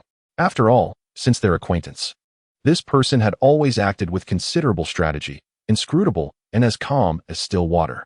Now, however, he resembled a pot of boiling water, seething and tempestuous. Dai Yang and Fu Lin exchanged bewildered glances and quickly led their subordinates into the town, hastening away on horseback, their destination set for Chaoyang Mountain. Yu Qing did not linger. He had to follow. He needed to uncover what could incite such fear in this individual. Yes, fear. Chapter 48. Li Qing and Fan Li, seeking recommendations, galloping down the narrow path, dust swirling, droplets of water splashed onto her shoes and clothing. Yet it did not stir a single emotion in Dai Li. She was unaccustomed to this surge of impulse within her. Frigid, indifferent, and unfeeling, was she truly so? She merely wished to evade potential harm, for she feared loss too deeply. A century of time had accustomed her to death.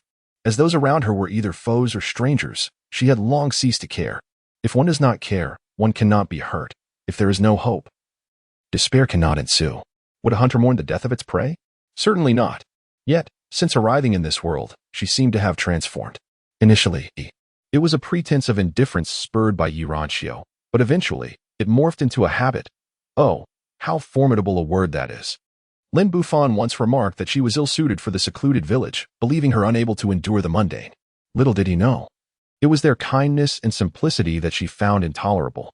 The reason a devil finds it difficult to coexist with an angel lies solely in feelings of inferiority and jealousy. Dali tightened her grip on the reins. Her most cherished possession remained her own life. The impulsiveness she felt now could merely be regarded as a fleeting whim. At Chaoyang Mountain, numerous official roads were alive with galloping steeds and shadowy figures darting through the woods, clouds of dust swirling as they surged downhill. At the foot of Chaoyang Mountain, a throng of people bustled about. Despite the chaos and carnage in the various villages, many cultivators armed with swords and blades navigated through the crowd. Some had just arrived, others were already ascending the mountain, while some gathered to form teams, recruiting members. Among them, the entrance of the secluded village was a focal point, drawing a steady stream of individuals, for it was one of the shortcuts to the summit. Hey, brother. Join us. 3 at the 6th level of the innate stage. We'll ensure you remain unscathed on your ascent and descent. Nonsense. There are spirit beasts at the refining stage up there. Unscathed? You might as well be signing your own death warrant. Get lost. You're not even at the innate stage yourself. If you have the capability, go find a team at the refining stage and see if they will even consider you. Amidst the clamor, some individuals gazed in astonishment at the scene within the secluded village. It was shrouded in darkness, littered with the remnants of destruction and devastation. Although the torrential rain had poured down, the acrid scent of charred remains still lingered in the air. Among the crowd, 2 figures stood out remarkably. Li Changqing of the Li family and Fan Shao of the Fan family are well-known figures in the region of Luoxing City. Their presence here naturally draws the attention of the crowd, leading many to involuntarily lower their voices. Clad in simple garments, Li Changqing appears middle-aged, his refined features exuding the charm of a cultured scholar. As he surveys the devastation before him, he clasps his hands behind his back, furrowing his brow and sighing, lamenting the calamity that has befallen the land and the suffering of its people. His expression reflects a deep empathy, evoking a sense of sorrow in those around him. Several elders respond in kind, acknowledging his compassion. Indeed, the calamities of heaven are unpredictable. We must seek to punish the wicked and avenge the innocent lives lost. Their sentiments resonate, and the crowd collectively agrees. We shall do our utmost. The support of the gathered throng eases Li Changqing's demeanor slightly as he clasps his fists in gratitude, addressing them. The deceased are beyond our reach. You are all righteous individuals. In these perilous times, I urge you to take care. The Li family is willing to lead the charge alongside you to eliminate the spirit beasts and ensure the safety of our land. His words are well received. And though their motivations may vary, outwardly everyone presents a united front, thus the Li family successfully rallies a considerable following. In such dire circumstances, it is far more advantageous to band together than to face peril alone. After all, one must possess the means to safeguard one's life while quietly amassing wealth. Not far off, the members of the Fan family regard this with disdain, believing Li Changqing to be insincere. Fan Shao merely smirks, his expression unchanged as he turns to gaze at Chaoyang Mountain, suddenly frowning. Although the spirit beasts at the foot of the mountain have been eradicated, they pale in comparison to the swarms of spirit beasts gathering above. Could it be that the majority of these creatures reside on the mountain? If that is the case, even the cultivators in the Qi refinement stage must weigh their capabilities. Just as he contemplated this, a sudden sound caught his ear. What was that rumble? And the sound of trees snapping. This is bad. The spirit beasts are descending the mountain. Fan Shao shouted, turning to face the forest. With a flick of his wrist and a flourish of his sleeve, his hand was already gripping the hilt of his sword at his waist. In the midst of the Fan family's alarm, they all drew their weapons in unison, vigilantly watching the woods. The others, though astonished, felt a surge of excitement. Spirit beasts coming down the mountain? This was a fortuitous event, certainly safer than them ascending. If danger arose, being on the plain would allow for a quicker escape. With such thoughts in mind, the crowd found themselves surprisingly calm. However, after a brief moment, their expressions shifted dramatically. The approach of the spirit beasts was like an earthquake. The very ground trembled beneath their feet, and trees in the vicinity collapsed in succession. Some individuals felt their legs turn to jelly. So many spirit beasts. Suddenly, a dark shadow darted from the mountain path, a fleeting image flashing before their eyes. With a gaping maw, it lunged forward, tearing a man asunder. Following this, more shadows shot forth, and with a cacophony, trees fell one after another. The horde of spirit beasts had finally made its appearance. A quick glance revealed over 50 spirit beasts in the front, with more still rushing down the mountain. Attack! As the crowd unleashed a barrage of attacks against the spirit beasts, the presence of two chi refinement cultivators significantly alleviated the pressure on the masses.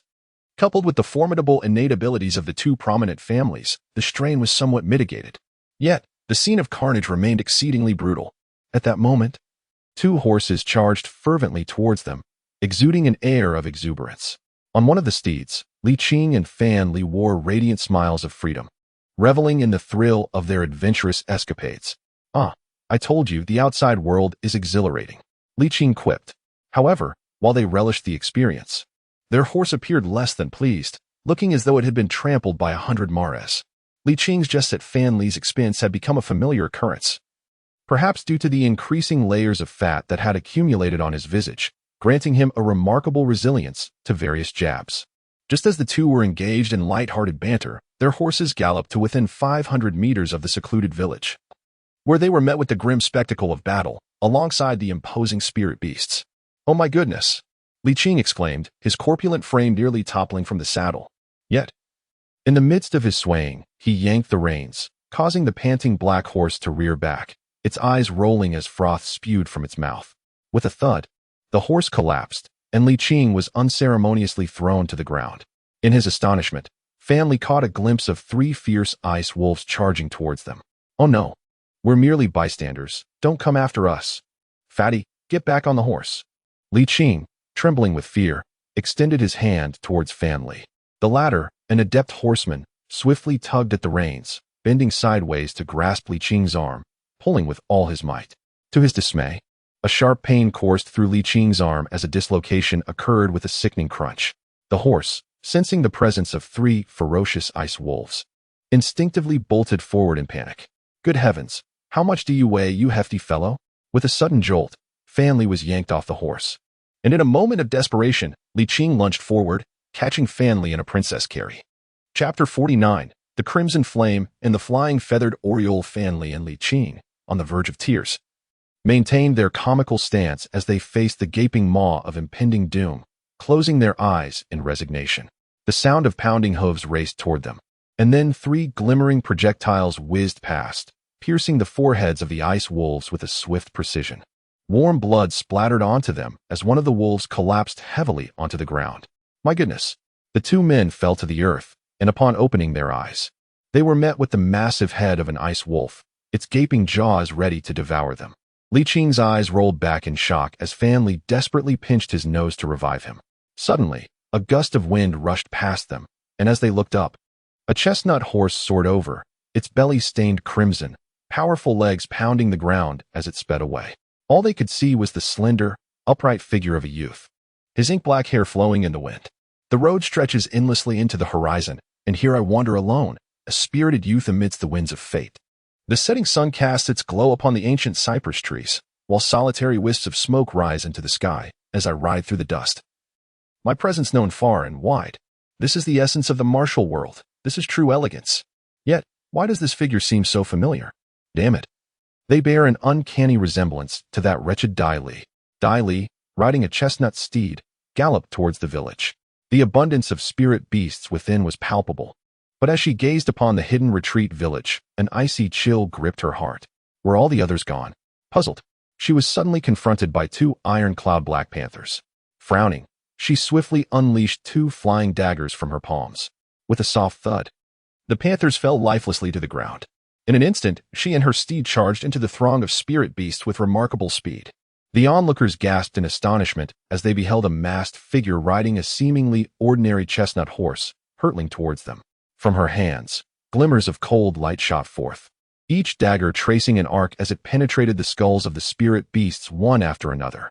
The daggers changed direction with astonishing swiftness, embodying an immense force. Swift, ruthless, and precise, combined with their ability to alter trajectory, they were undoubtedly formidable instruments of death. One solitary dagger was capable of simultaneously slaying 2 low-tier ice wolves. Even the proud Li Chongqing and Fan Xiao, known for their lofty airs, cast several glances at Dai Li, though they were too preoccupied with the relentless onslaught of spirit beasts to be distracted. Slay them. The more one kills, the greater the fortune amassed. Dai Li rode into the village, provoking astonishment among the townsfolk. Had she not come to eradicate the spirit beasts? As she entered, the hooves of her steed trampled the charred earth, and Dai Li maintained a composed demeanor, her mask seemingly growing colder still. The reddish-brown steed arrived at the heart of the village, and Dai Li furrowed her brow, deep in thought. It seemed that only the intervention of a formidable force could have triggered such a devastating attack. This very spot was the epicenter of the explosion, with the earth itself rent asunder. Consequently, the power exhibited ebbed from ferocity to weakness, explaining the extensive damage to the houses, an affliction beyond the capabilities of an ordinary qi refinement practitioner. However, Lin Buffan's strength was formidable. It remained uncertain whether he had managed to escape with Lin Jiluo. As for the other villagers, Dai Li had already lost hope. For common folk, life was as ephemeral as chaff. The once warm smiles had faded into the annals of the past. Even if discomfort lingered in her heart, she had to concede that this was the harsh reality. Increasing numbers of spirit beasts surged down from the mountains, even invading the village. With a disdainful curl of her lip, Dai Li prepared to dismount. Suddenly, a piercing cry of a bird echoed across the sky, resembling an arrow slicing through the clear expanse. The spirit beasts appeared to be struck by an unseen fear, abruptly halting their assault. The onlookers lifted their gazes to the bright blue sky adorned with fluffy white clouds, where a fiery red silhouette rapidly approached, growing larger and clearer with each passing moment. At the third cry of the bird, the crowd finally discerned the crimson figure. It was the Flamewing Oriole. With the arrival of the Flamewing Oriole, the cacophony of hooves echoed through the mountain pass, heralding the approach of Dai Yang and his companions, Fu Lin, Shui Biaoyang, and Wu Kong. A voice softly called out a name, while others chose to remain silent.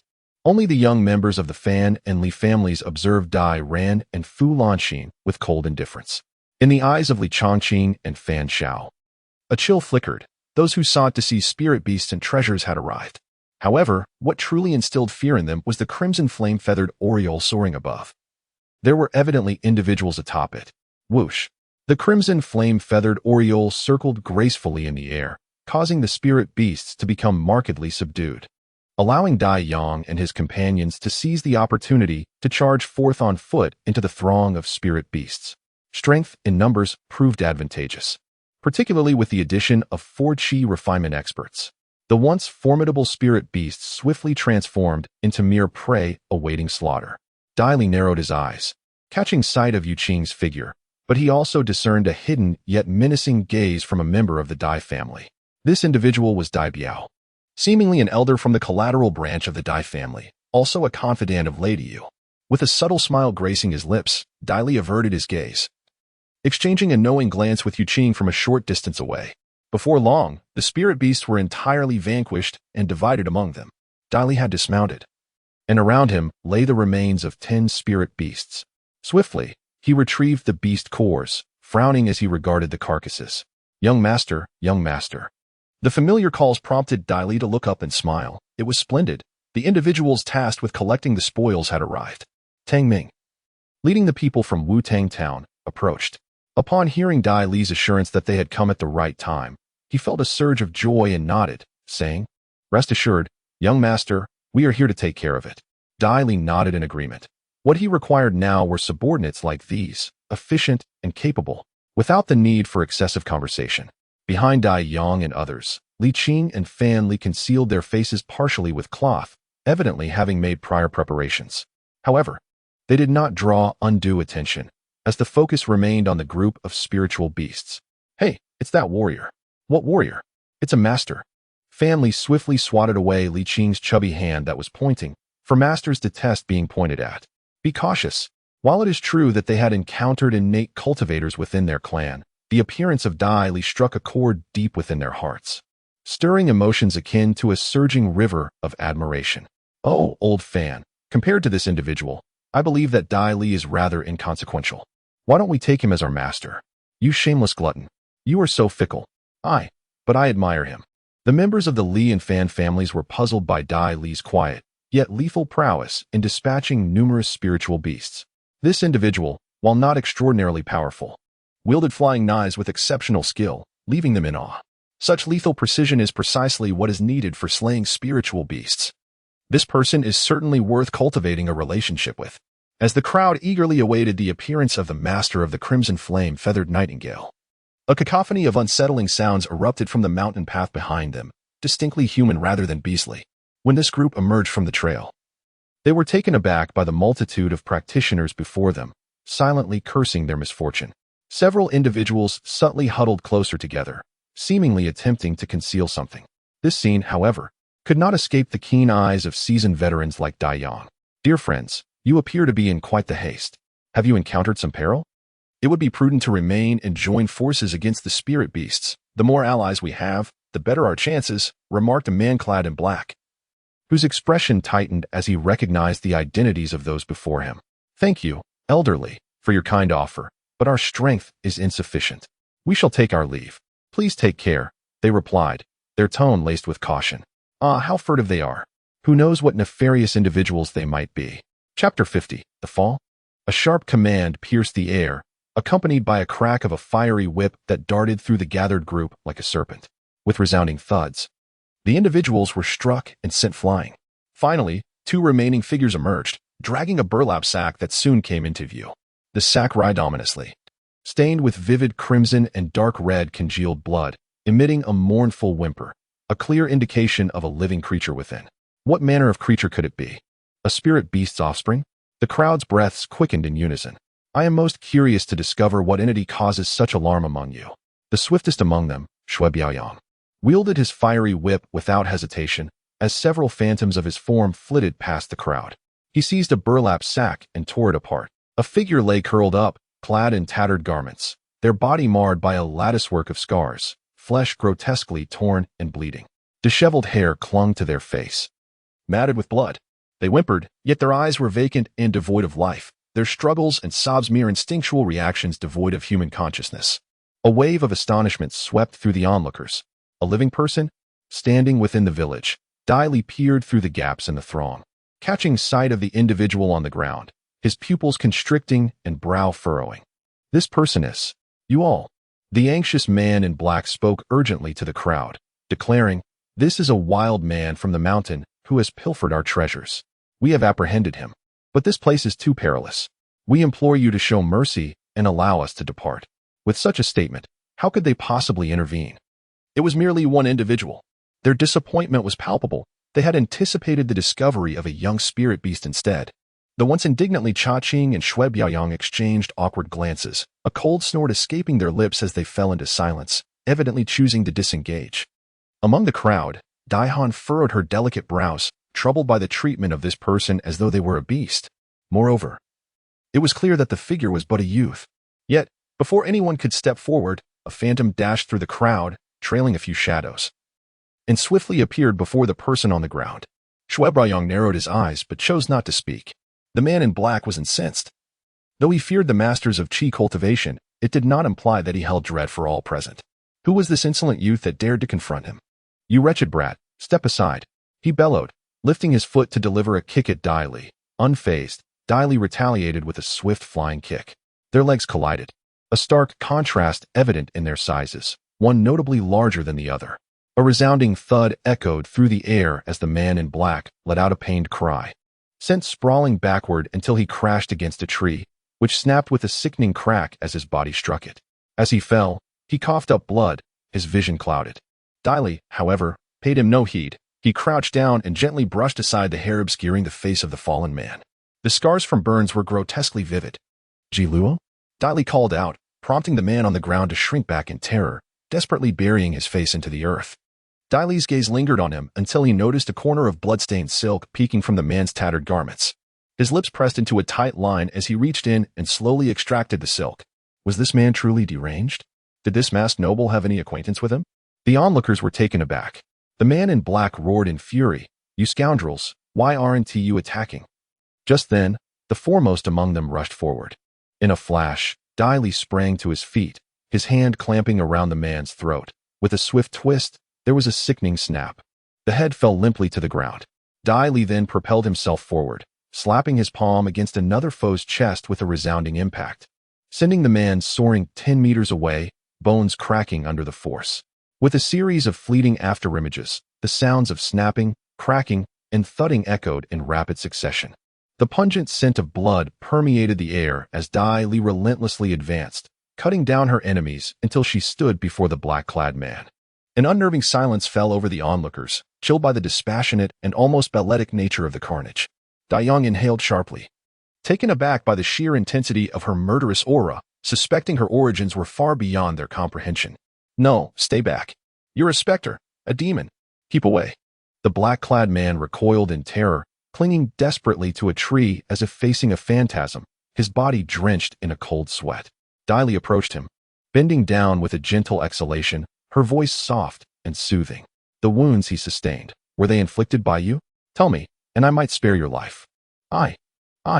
Dai Li, her back to the crowd, concealed her mask and eyes from their view.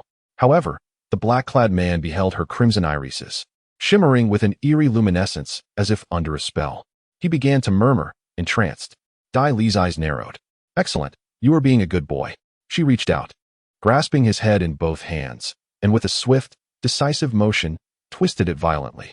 The sickening crack resonated through the air. Dai Ran, Dai Yunbao, Fu Lanqing, and even Gu Qiu felt a chill run down their spines. Who was this person? A veritable butcher. The Li and Fan families also boast their share of prodigious talents, such as Li Yang and Fan Yun. However, they too were taken aback by the scene before them, their mouths agape in shock. As Dai Li straightened up and turned around, she once again beheld the tragic sight of Lin Ji Luo. Taking a deep breath, she gestured towards Tang Ming.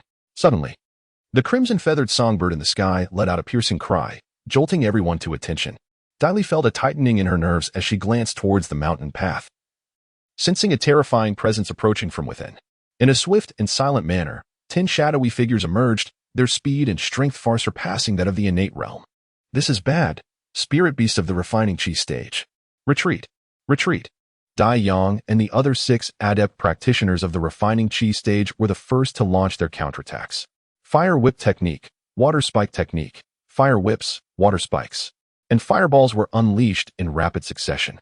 Yet, those spirit beasts exhibited formidable speed and power, either evading the attacks or retaliating by spewing fireballs and golden projectiles, each strike landing with a resounding crash.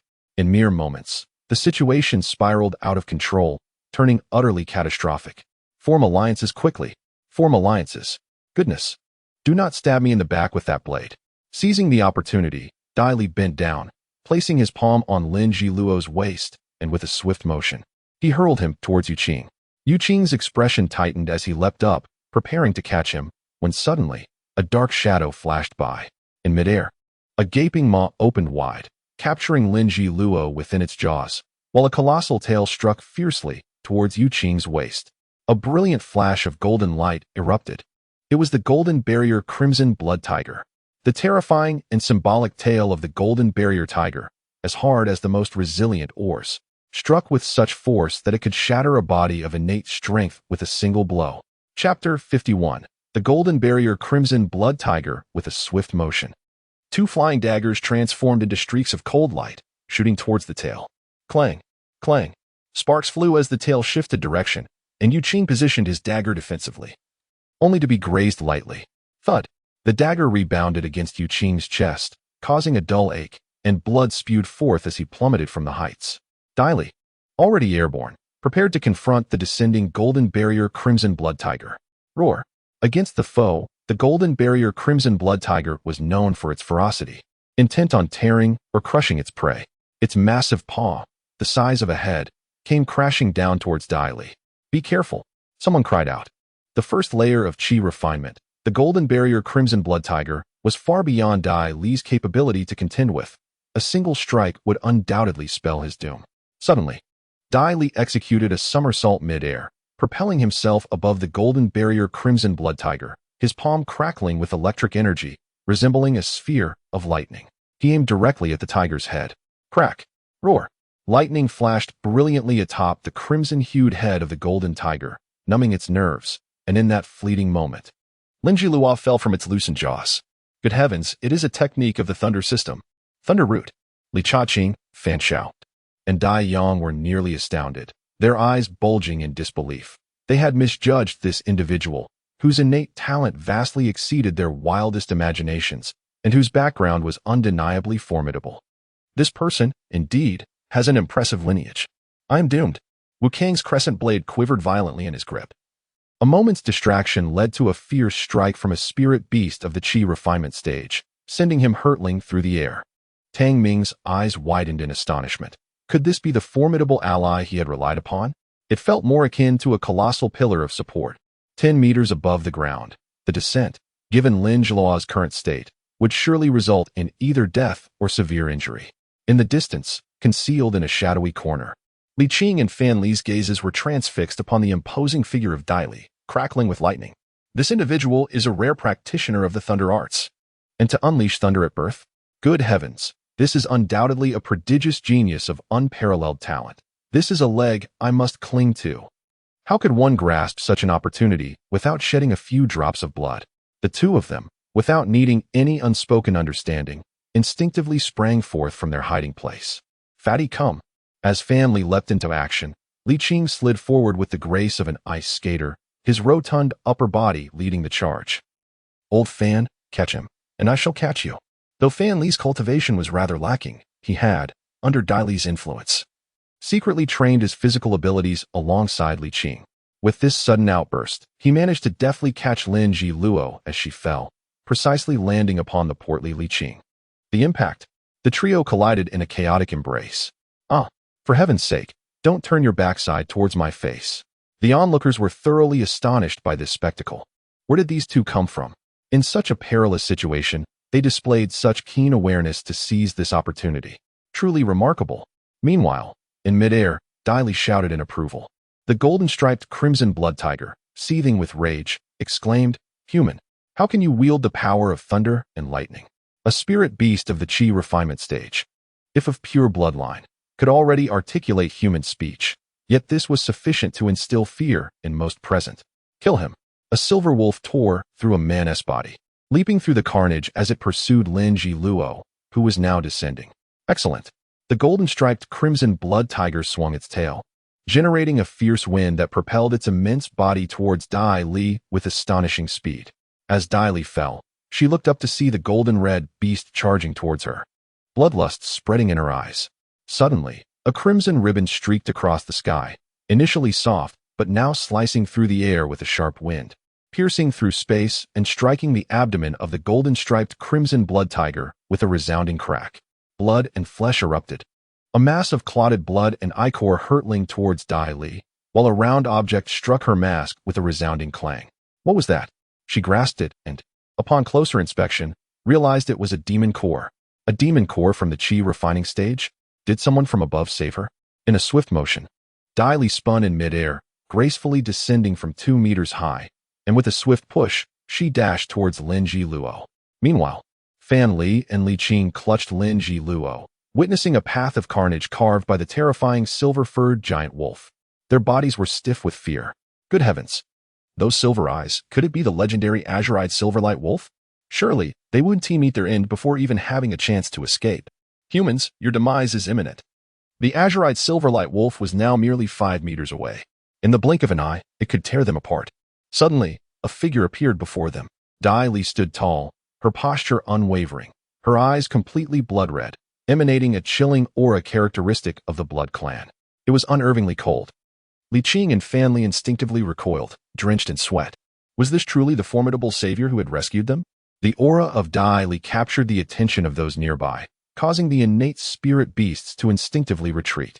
The silver-eyed wolf halted its advance, crouching low, its claws digging into the ground, leaving behind a series of deep scratches. Its cold, wolfish eyes glowed with an eerie green light as it emitted a deep, guttural growl.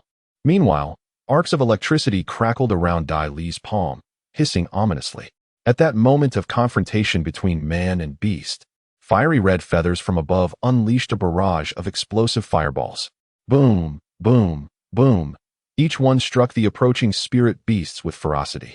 The air was thick with smoke and the acrid scent of charred flesh, mingled with the roars that reverberated across the expansive area. The silver-eyed wolf glanced at the lifeless body of the golden-striped crimson blood tiger on the ground and, with gritted teeth, vowed revenge against the humans. It swiftly turned and darted into the forest, followed by the other spirit beasts, each fleeing into the depths of the woods. Once they had departed, Dai Li exhaled deeply. Rolling his eyes, after all, it was not he who had slain the tiger. In the village, at the mountain pass, blood was splattered everywhere, and corpses lay strewn about. With an estimated death toll exceeding 100, the villagers appeared somewhat fatigued, having been on edge for far too long. However, they were soon enveloped by overwhelming joy upon realizing the number of spirit beast corpses far outnumbered those of humans. After all, they were alive, were they not? Although the Dai family and the other 3 prominent families had suffered significant losses, the bounty was equally substantial as they swiftly began to harvest the remains of the spirit beasts. Yet, among the younger generation, including Dai Ran, Dai Yinbao, and Dai Han, 3 out of a dozen had perished, leaving the survivors in a daze. The slaughter was utterly terrifying. They had narrowly escaped death. Yet, some engaged in the killing of innate spirit beasts, standing against those in the Qi refinement stage. Dai Yang turned to the 3, feeling a sense of relief. They had survived and were not rendered unconscious by fear, which was already a source of satisfaction. He then glanced at Dai Ran, who had performed admirably this time, and Han Er, who had also shown commendable bravery. Chapter 52, Red Sleeves, Old Friends. This was the first moment he truly recognized his own insignificance.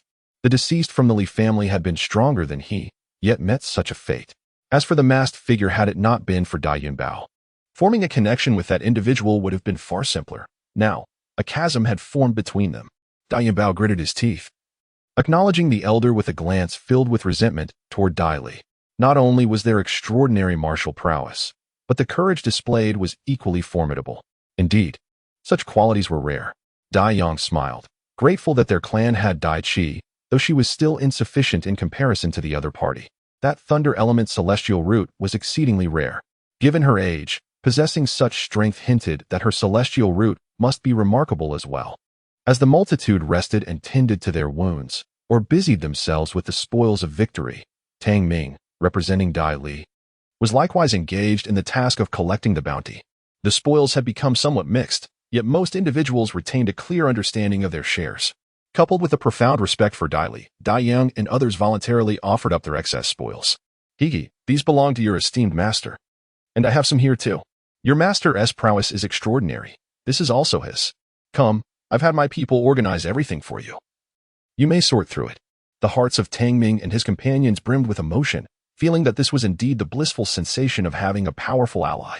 In terms of strength, only one among them was innate, a local of the town, yet he was treated with great honor by the 4 prominent families.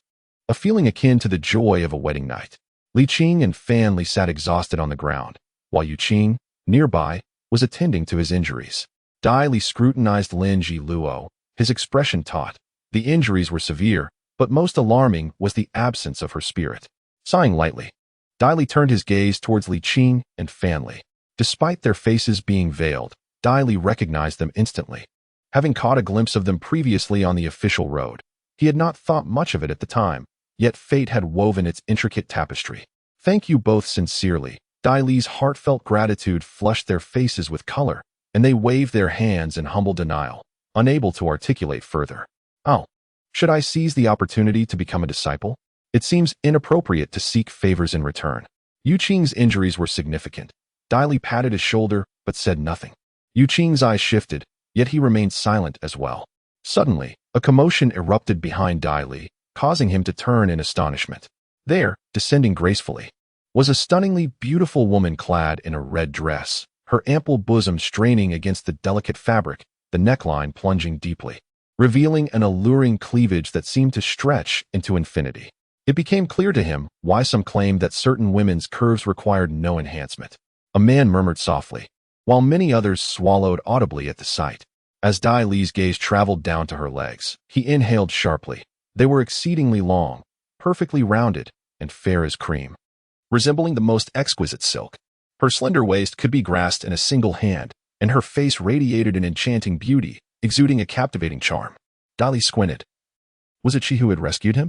However, as the red-clad beauty turned slightly, a young girl behind her caught his eye, causing a change in expression. In comparison to the woman in red, she appeared remarkably youthful, yet her looks were exceptional, possessing a pure allure that hinted at burgeoning seduction. She walked gracefully alongside the red-dressed woman, drawing closer. It was her. Dai Li instinctively glanced toward Fu Lin and the others. Indeed, they were all visibly stunned, particularly Fu Lanqin and Fu Hai, who exclaimed in disbelief, Fu Ling. She was merely a side-branch disciple with modest cultivation talent. Yet their familiarity stemmed from Fu Ling's commendable beauty, which made her a notable figure in the Fu family. Many within the direct line considered taking her as a concubine. For being a side branch, her bloodline posed no conflict. In this world, marriages between side and direct branches of prominent families are permissible. When news of her supposed demise had circulated, they had mourned her loss for a time. Dai Yang and his companions, unaware of the stranger's origins, refrained from approaching hastily. Yet, deep within, they harbored a profound apprehension, suspecting that this individual possessed at least a high level of qi refinement. However, their lack of familiarity did not imply that Shui Biaoyong was similarly uninformed. After a moment of astonishment, he swiftly donned a respectful demeanor, leading the equally reserved Gu Qiu forward. With a cupped fist and a bow, he greeted. I am Shui Biaoyong, honored to meet Elder Hongxiu. But may I ask who this is? Shui Biaoyong, being astute, quickly discerned the significance of Fu Ling riding alongside Hongxiu, realizing her status was undoubtedly elevated. Thus, he deliberately posed the question, anticipating that Hongxiu would introduce her identity. After all, individuals from the immortal sect are known to appreciate grandeur, are they not, Elder? The crowd gasped, their expressions tightening with respect and trepidation. The immortal sect was immensely powerful, a pillar of the great Xia kingdom. Hongxiu nodded steadily, her lips parting to release a melody as delicate as a flute. I have come to Falling Star City for leisure, and by chance, I have discovered a remarkable talent. This is Fu Ling, originally from your Falling Star City. It would be wise for you to recognize her, lest you inadvertently offend her in the future. Such a commanding and proud demeanor sent a shiver through the hearts of the onlookers. However, none dared to voice dissent, though the expressions among the four great families varied. Dai Yang shook his head with a wry smile. Fu Ling, the girl who was taken away by Nguan Yuxiang? I had thought it was a stroke of misfortune. Yet it seems it was serendipity. In comparison, my own Dai Li truly deserves the title of misfortune. Fu Lin, brimming with joy, hurried forward, her smile radiating warmth as she waved at Fu Ling. Xiao Ling, you are alive. How splendid. Our family is overjoyed for you. Turning to Hongxiu, he clasped his fists in gratitude, expressing his heartfelt thanks for her timely intervention, declaring it a blessing for the Fu family. He earnestly invited her to visit the Fu residence for a humble drink as a token of appreciation. After speaking, he cast a glance at Dai Li, remarking on the exceptional talents found in the Thunderbolt Immortal Root and Falling Star City, lamenting that Dai Li was not a woman. Dai Li, with a gentle smile, expressed his own regret and conveyed his gratitude for the life-saving assistance from the elder. Hongxiu shook her head and glanced at Fu Ling, revealing that it was the girl who insisted on saving him, though she could not fathom the reason. Fu Ling, feeling somewhat uncomfortable, bit her lip and explained that she merely perceived a resemblance to a dear friend, adding that the said friend was more handsome. Such indifferent and casual remarks would surely provoke any man who heard them. Dai Li was momentarily taken aback before breaking into a smile, thanking that esteemed individual.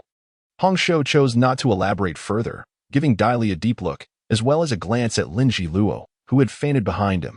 Her eyes were inscrutable, lost in thought. With a sudden leap, she ascended onto the crimson flame-feathered bird, prompting Fu Ling to furrow her brows at Dai Li for a moment before she too leaped aboard. With a chirp, the three of them soared into the sky, entering the depths of Chaoyang Mountain. It seemed that Hongxiu had indeed uncovered something significant, otherwise, she would not venture into the forest. Chapter 53. Then let it be death. Fu Lin's expression darkened as he observed Fu Ling's demeanor, knowing well that she would never aid the Fu family. Their familial ties, while existent, were of little value, Better to be absent than present. Nonetheless, they could serve as a facade to intimidate others, providing a modicum of protection. At the very least, the Li and Fan families, despite their biting remarks, could not conceal their evident envy. It is indeed a pity that this opportunity has slipped away. On the crimson-feathered bird, Hong Xiu cast a glance at Fu Ling and coldly remarked, "You, my dear girl, have mastered the most formidable heart of charm technique of our Siam sect. That young man possesses a rare lightning elemental root, and his vital energy is both abundant and stable. He is a rare furnace, capable of assisting you in breaking through to the Qi refinement stage. I have paved the way for you. Why do you hesitate to act?" Fu Ling lowered her head, murmuring, "Master, other men may suffice, but he bears an uncanny resemblance to the one who saved me." Resemblance? Hong Xiu's exquisite eyes narrowed slightly as she replied icily, "Our Siam sect is a sect of demonic arts, sworn enemies of the celestial sections. Our cultivation physique and techniques dictate that we must regard men solely as furnaces, devoid of emotion and attachment. Should you continue to dwell on that boy, I will promptly seek the Dai family and eliminate him." A sect of demonic arts? If Fu Ling and the others were to learn of Hong Xiu's origins, they would likely be terrified. It is not that the demonic path is their enemy. In this present age, celestial and demonic forces are evenly matched. With a multitude of demonic cultivators, their influence often surpassing that of celestial practitioners. Why is this so? Because they are ruthless and merciless, evoking fear in others. Do not be deceived by Hong Xiu's delicate visage and crimson lips. The number of men she has dispatched exceeds 100. The Siam sect excels in bringing men to the brink of life and death, imparting both the gift of life and the agony of demise in myriad forms. Fu Ling's face suddenly turned pale, and she trembled as she spoke. "Master, I am merely remembering her kindness in saving me. You know well that I have endured neglect in the Fu family all my life, which is why I wish to repay her. Today serves as a token of gratitude. And there shall be no second chance. I hope you keep your word." Hong Xiu cast her a sidelong glance, her lips pressed tightly together, her eyes shimmering with a mysterious light. At the foot of the mountain, dusk had already fallen. Those who had intended to ascend earlier were forced to halt, never anticipating the series of attacks by the spirit beasts. Hundreds of people spent the night together, the area still brightly lit. However, many were filled with unease, especially with the continuous roars echoing from the mountain. Tang Ming now regarded Dai Li as a revered ancestor, while Linji Luo was akin to a cherished little ancestor. This individual was covered in wounds, exceedingly filthy, and reeking terribly. Tang Ming took the initiative to assist him in cleaning up, but alas, he resisted fiercely like a wild wolf, causing shock to Li Qing, Fan Li, and Yu Qing, who stood nearby. Li Qing blinked, remarking that those scoundrels must have done something to little brother Luo. Otherwise, why would he be so terrified, as if we intended to harm him? Beside him, Fan Li, her brow furrowed, pinched Li Qing's waist, gesturing with a nod for him to look at Dai Li. At that moment, Dai Li stood with her arms crossed, her back to them, gazing in the direction of Chaoyang Mountain. Yu Qing gently stroked his handsome eyebrows, suddenly turning to the two beside him, indifferently inquiring, "Why do you two always conceal your faces? Are you so unsightly?" Li Qing, ever the familiar one, immediately sidled closer, cautiously saying, "Brother Yu Qing, well, we truly cannot show our faces. We'll explain in detail another day." Yu Qing raised an eyebrow, remaining silent. "Young Master Lin, you, alas, if you don't clean your wounds, they will fester. Just wipe it, just clean it, and it will be fine." Young Master Lin. Before he could finish speaking, a gust of wind swept by, and Dai Li had already seized Lin Jilua, dragging him with her, flashing several times to the water pool 100 meters away. With a swift kick to Lin Jilua's leg, she forced his upper body down, and with a splash, he was submerged in the water. Ugh! Lin Jilua struggled, his hands tightly gripping Dai Li's palms, scratching frantically, water splashing everywhere. Everyone was stunned, and the Dai family members in the distance were equally dumbfounded. Heavens, aren't these two friends? Why are they acting like enemies? So ruthless. With a splash, Lin Jilua's head was pulled above the water's surface. The icy chill of the water rendered his cheeks pale. However, Dai Li's expression remained frigid, her voice sharp as ice shards. "So what if your father and neighbors have perished? If you are so cowardly, why not join them in death? Is your pitiful survival of any significance?" Lin Jilua's pupils constricted, his eyes widened in terror as he stared at Dai Li, as if confronting a demon. Even Li Qing and the others shrank back in fear. Leaning close to Lin Jilua's ear, Dai Li spoke slowly, "Since you have survived, You must have but one objective, revenge. If you cannot achieve it, then you might as well perish. Releasing her grip, Lin Zhua's upper body crashed back into the water, splashing Dai Li, who was now drenched, with water weeds tangling around her feet, creating a rather disheveled appearance. Yet, her icy mask concealed all emotion, leaving only a stark, unyielding cruelty. Abandoning Lin Zhua, Dai Li moved past the crowd, casually remarking, "Let him clean himself. Do not concern yourselves with him." Tang Ming fell silent, nodding vigorously, while Li Qing and Fan Li felt a chill creeping up their spines. Yu Qing cast a sidelong glance at her, her eyes narrowing slightly before she turned to follow. Watching Yu Qing and Dai Li walk away, Fan Li blinked in contemplation and tugged at Li Qing's sleeve. "What are you afraid of, fatty? It is only by following such a person that we may find a future. If they were truly benevolent, they would surely meet a swift demise. Besides, she may not be as she appears." Li Qing paused briefly, then nodded vigorously. In the realm of cultivation, despite their foolishness akin to that of swine, the two possessed an innate talent for discerning subtle cues and understanding the nuances of human behavior. Initially, they were merely startled. In the distance, Daihan cradled a bowl filled with fragrant, steaming soup, though her hands trembled as she thought of the elder. How could that person be so cruel? She had previously considered him to be quite benevolent. Daiyang gently patted her head and sighed. How can one survive without a touch of ruthlessness? At the edge of the grassland, Dai Li turned and asked, "Why do you follow me?" It was then that she noticed Yu Qing presenting her with a silk handkerchief and a porcelain vial. "Take a look at your own hand. This item may prove useful," he suggested. Dai Li raised her right hand to inspect it, revealing several gruesome scratches, the skin torn and bloodied. Suddenly, she chuckled softly, acknowledging the strength behind those marks. She accepted the handkerchief and vial, smiling at him as she said, "Thank you." Yu Qing observed her for a moment, shook his head, and ultimately chose silence, turning away with an air of indifference. Chapter 54.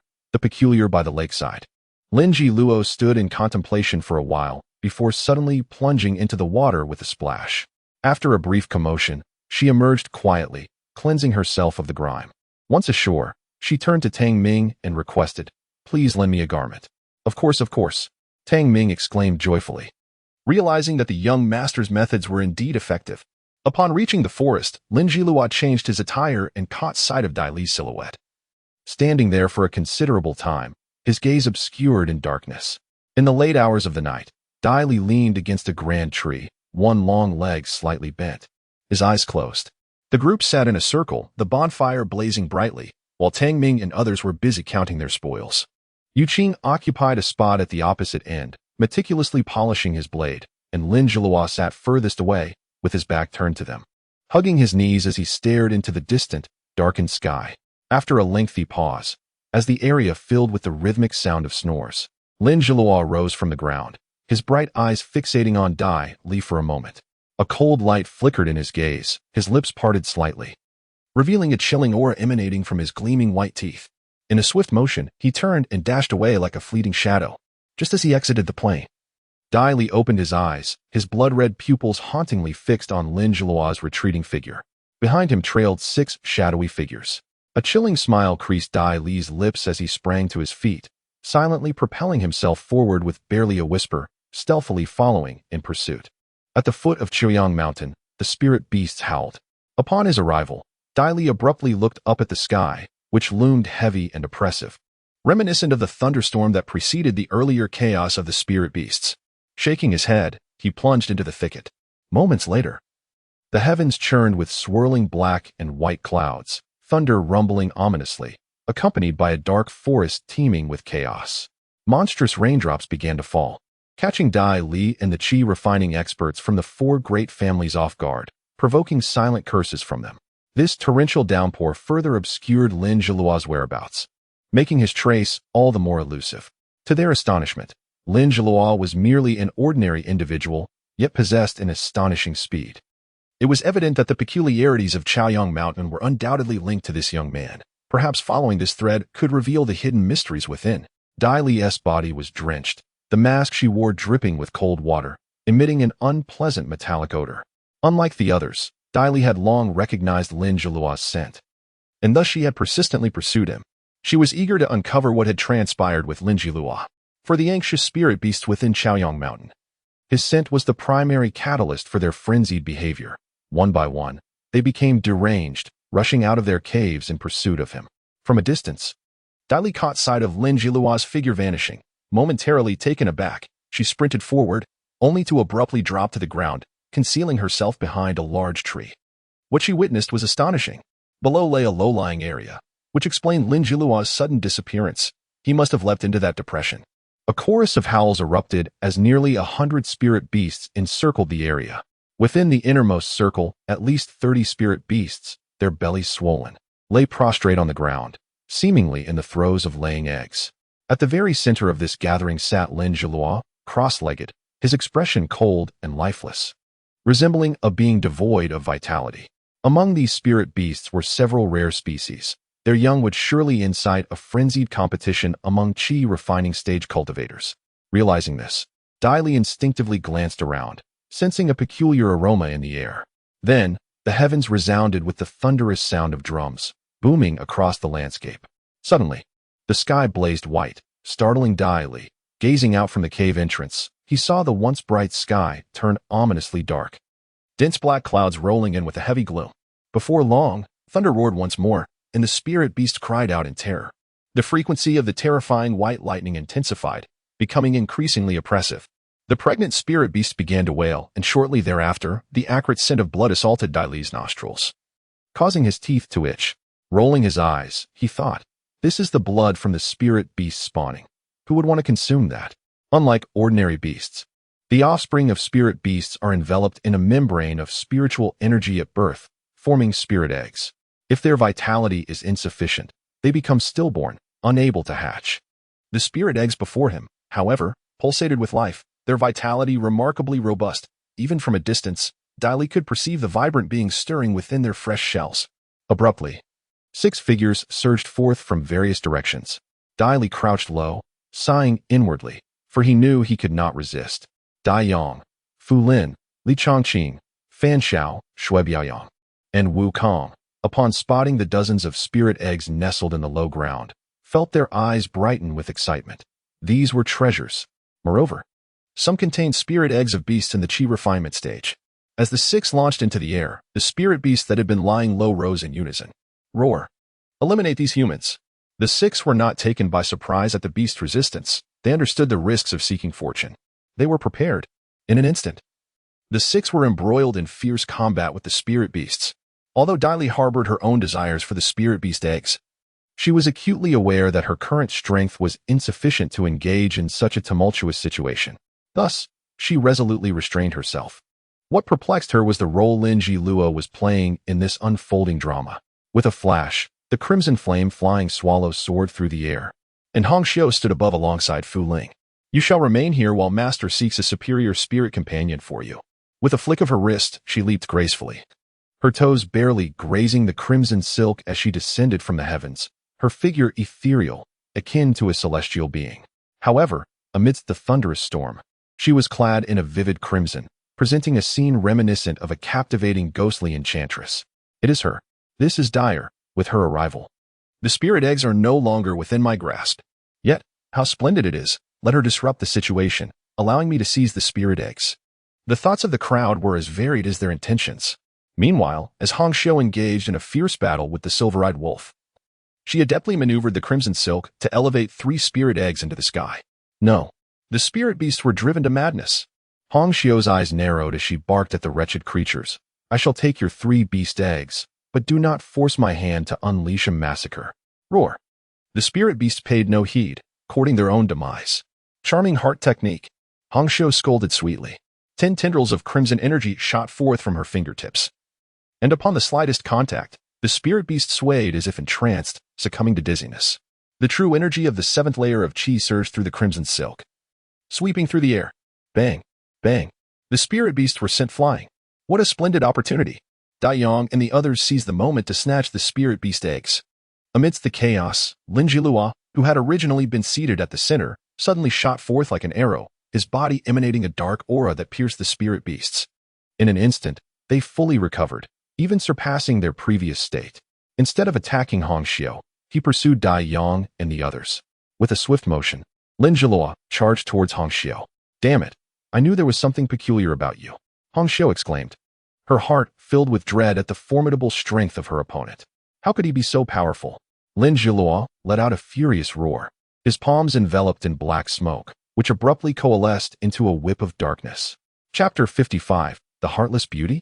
Boom. Hong Xiu was slammed against a massive tree, spitting out blood. As she saw the feral Lin Zhiluo prepare to strike again, panic surged within her, prompting her to flee towards Dai Li. Previously, she had observed the movements of these individuals from the sky, particularly Dai Li, who was well within her grasp. The moment was opportune.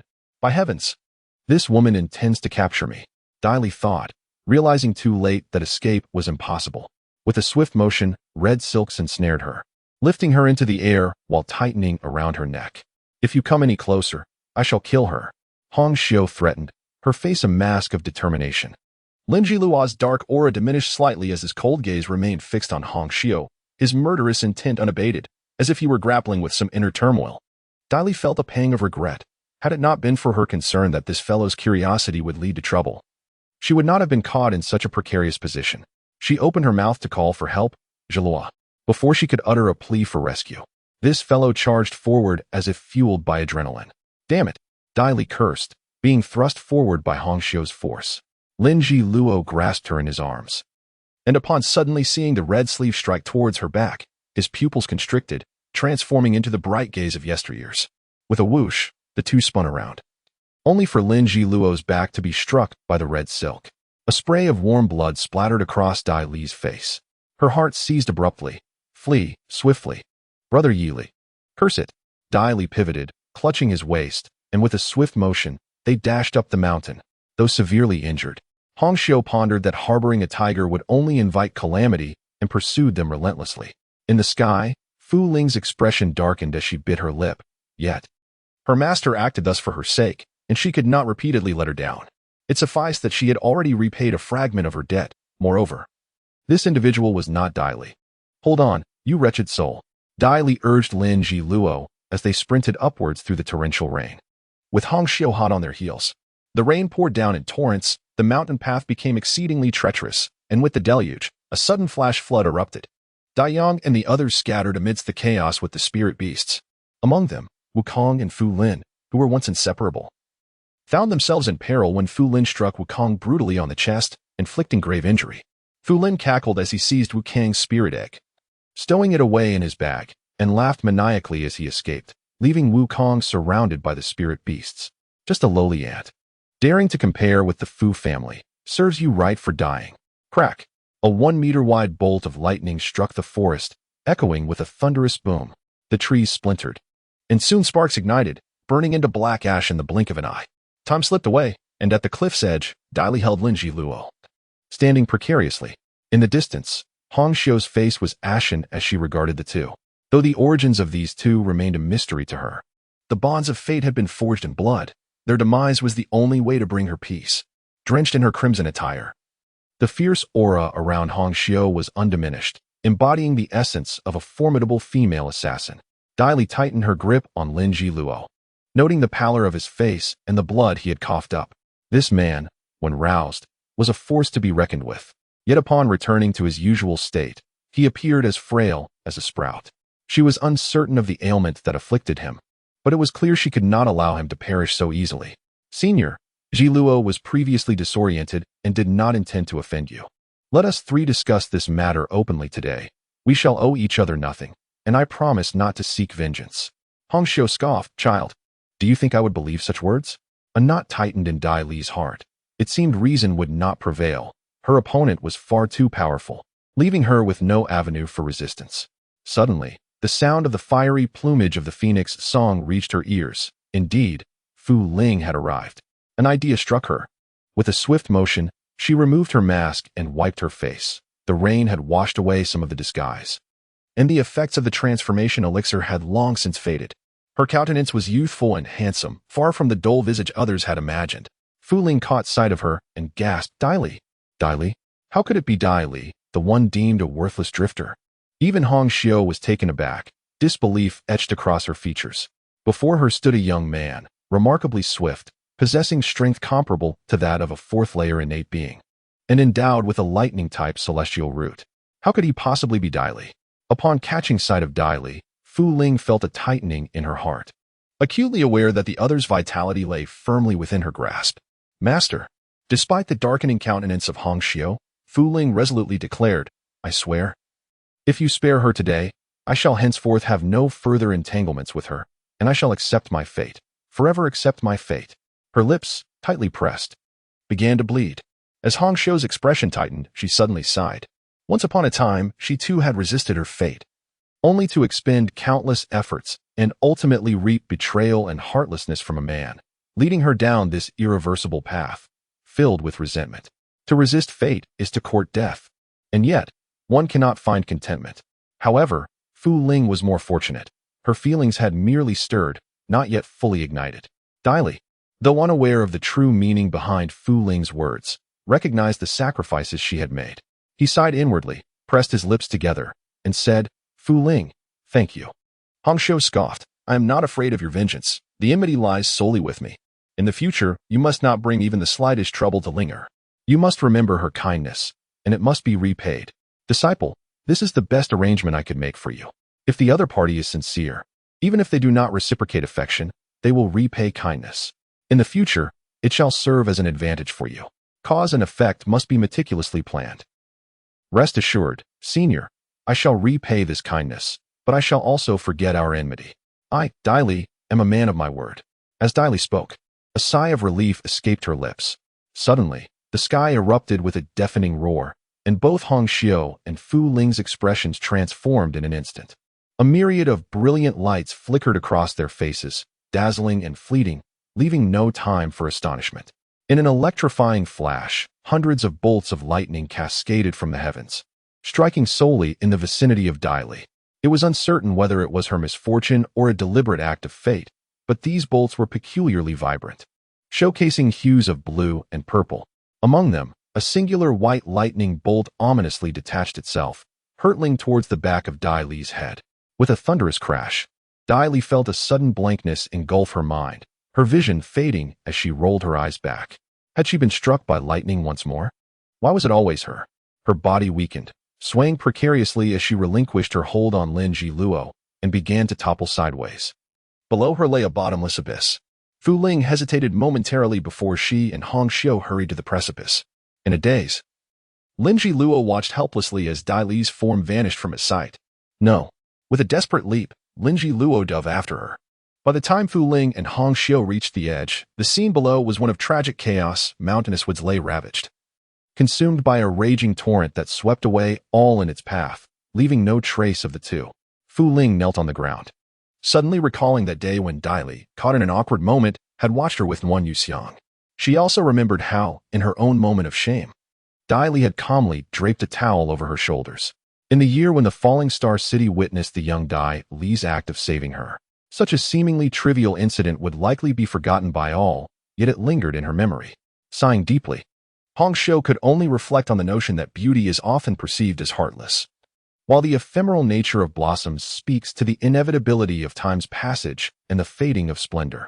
Chapter 56. Dai Biao muttering to herself. Dai Li finally resigned to her fate. At least it was preferable to beholding the lifeless body of her counterpart. With a swift motion, she vanished into the dense forest.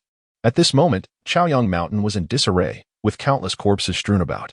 The spiritual beast seemed to have vanished without a trace overnight, leaving behind a multitude of cultivators who had come to scavenge, among them notable figures from the four great families. Dai Yang smiled warmly, his eyes brimming with delight, for he had successfully acquired a spiritual egg, its grade still a mystery to him. However, even if it were of innate quality, it would sufficiently compensate for all his gains this time. Observing the youthful faces of Dai Han and the others, Dai Yang sighed. The life and death crisis they had faced the previous night was beyond the comprehension of these young juniors. As for that masked gentleman, his fate remained unknown. Perhaps he had already fallen to Hong Xiu's blade. Where is Dai Biao? The elder said he would search for you while also looking for the corpses of the spiritual beasts. He left earlier, came the reply. Humph, that reckless lad. Very well. Let us descend the mountain and await his return. We cannot linger here any longer. Like Dai Yang, the other families swiftly made their way down the mountain, and soon, Chaoyang Mountain returned to its former desolation. At that moment, Yuqing and his companions scattered in search of Dai Li. For the coincidence of Dai Li's disappearance coinciding with that of the 6 individuals was too striking. Without hesitation, Yu Qing decisively led his group towards Chaoyang Mountain. Tang Ming, a perceptive individual, recognized Yu Qing's formidable prowess and the trust placed in him by Dai Li, thus willingly followed his lead, enlisting others to exert their utmost efforts. To everyone's astonishment, the 2 reclusive figures, Li Qing and Fan Li, also joined their ranks. "Oh, I am utterly exhausted. I can scarcely climb any further." "Are you climbing? It is clearly I who am pulling you. Do not casually bully the stout." Suddenly, Yu Qing halted in his tracks. His gaze fixed upon a towering tree ahead, his hand subtly tightening around the hilt of the long knife at his waist. In a flash, a shadow leaped from behind the tree, hurtling towards him. Bang! In an instant, Yu Qing was violently propelled backward, crashing into a leaning tree, blood spilling from his mouth. Li Qing and the others were taken aback, their eyes widening in shock as they recognized the figure before them. "How could it be you? You are a member of the Dai family."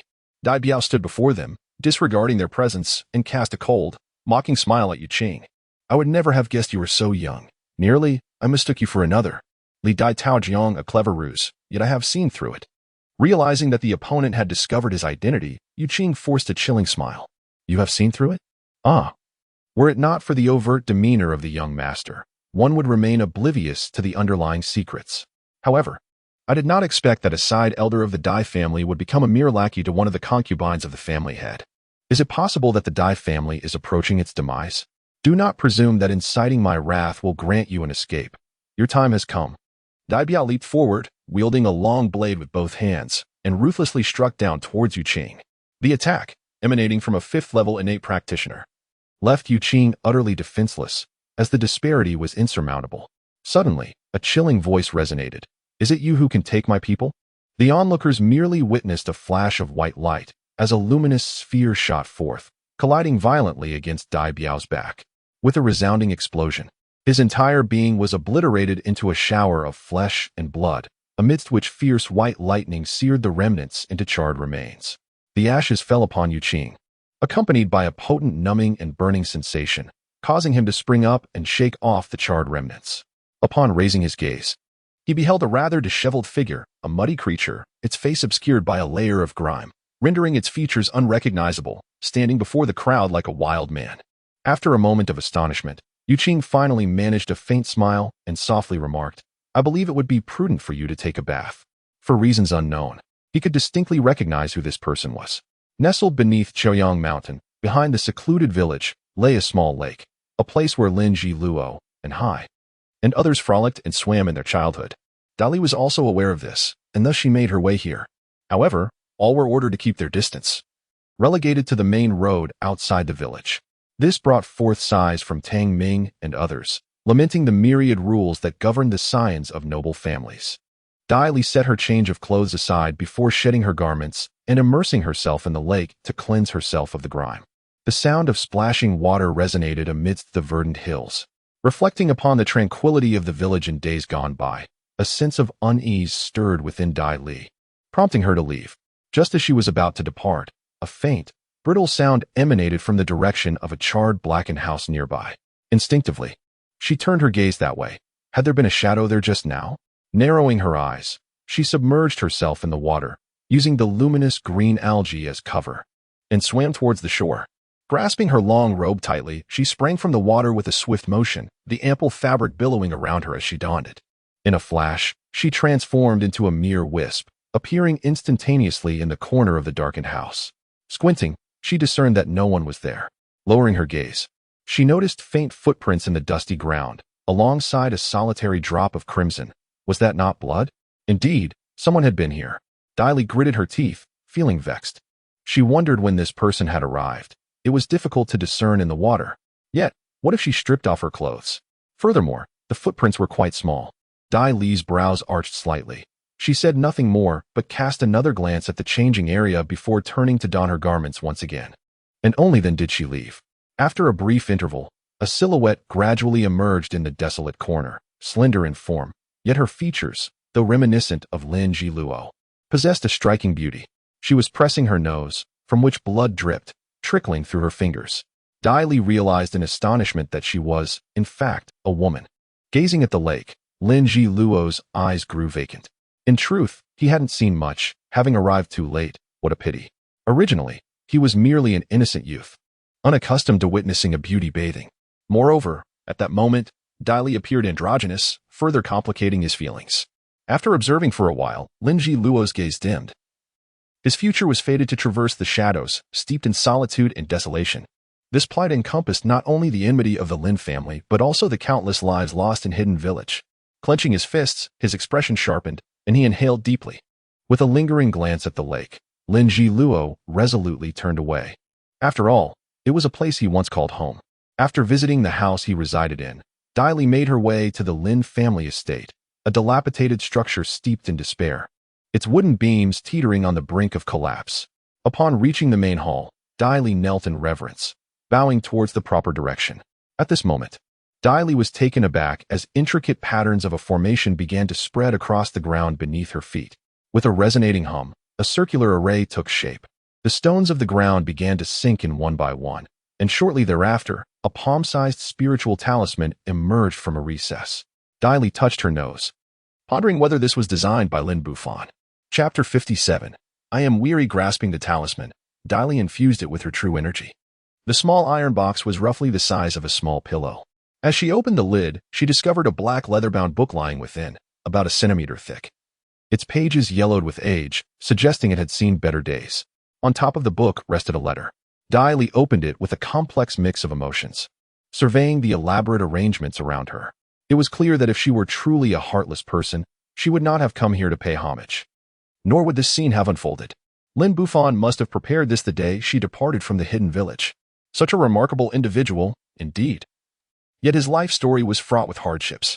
Still, I do not even know where he is, and moreover, why he would entrust something to me. Dai Li chuckled self-deprecatingly as she tucked the iron box away.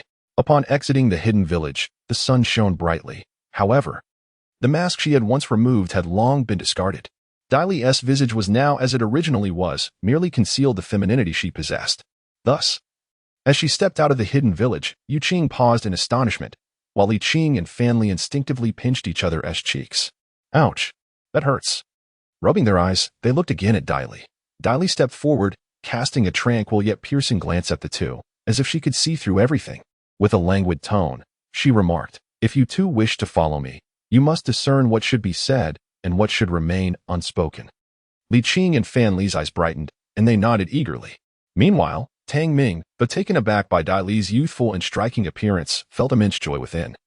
As it was clear her lineage was extraordinary. No, it was not merely her family, but her own singular prowess that sufficed. The Tang family remained silent, dutifully trailing behind, while Yu Qing walked alongside Dai Li, his expression inscrutable. After a moment, he spoke in a voice only they could hear. "So, you are Dai Li. That explains everything. It was the worthless Dai Li who was pursued before, but this person before me." The thought made Yu Qing both amused and bemused. The four families had already departed. Yu Qing seemed to clarify this, and upon hearing his words, Dai Li glanced at him and nodded slightly. With a swift motion, she mounted her horse, pulling the reins with urgency, for when one seizes what others covet, one must flee swiftly. However, this place no longer served her purpose. It was time to depart. Though the clan competition was still some time away, this environment no longer fostered her growth. "Let us go." A row of swift steeds surged forth. Upon returning to the Tang family, Dai Li quickly briefed Tang Ming and the others on a few matters, which could be summarized in 4 words: to Falling Star City. Subsequently, Dai Li, Yu Qing, Li Qing, and family set off towards Falling Star City, with Yu Qing donning his mask once more, while Li Qing and Fan Li removed the rather childish face coverings they had been wearing. In the bustling city of Falling Star, as Dai Li passed by the bustling horse market, he tossed 10 silver ingots to the horse vendor with a hearty laugh, reveling in the moment. For instance, as he dismounted, the guards, though surprised by his presence, refrained from casting a glance his way. With a slight pout, Dai Li sauntered into the estate.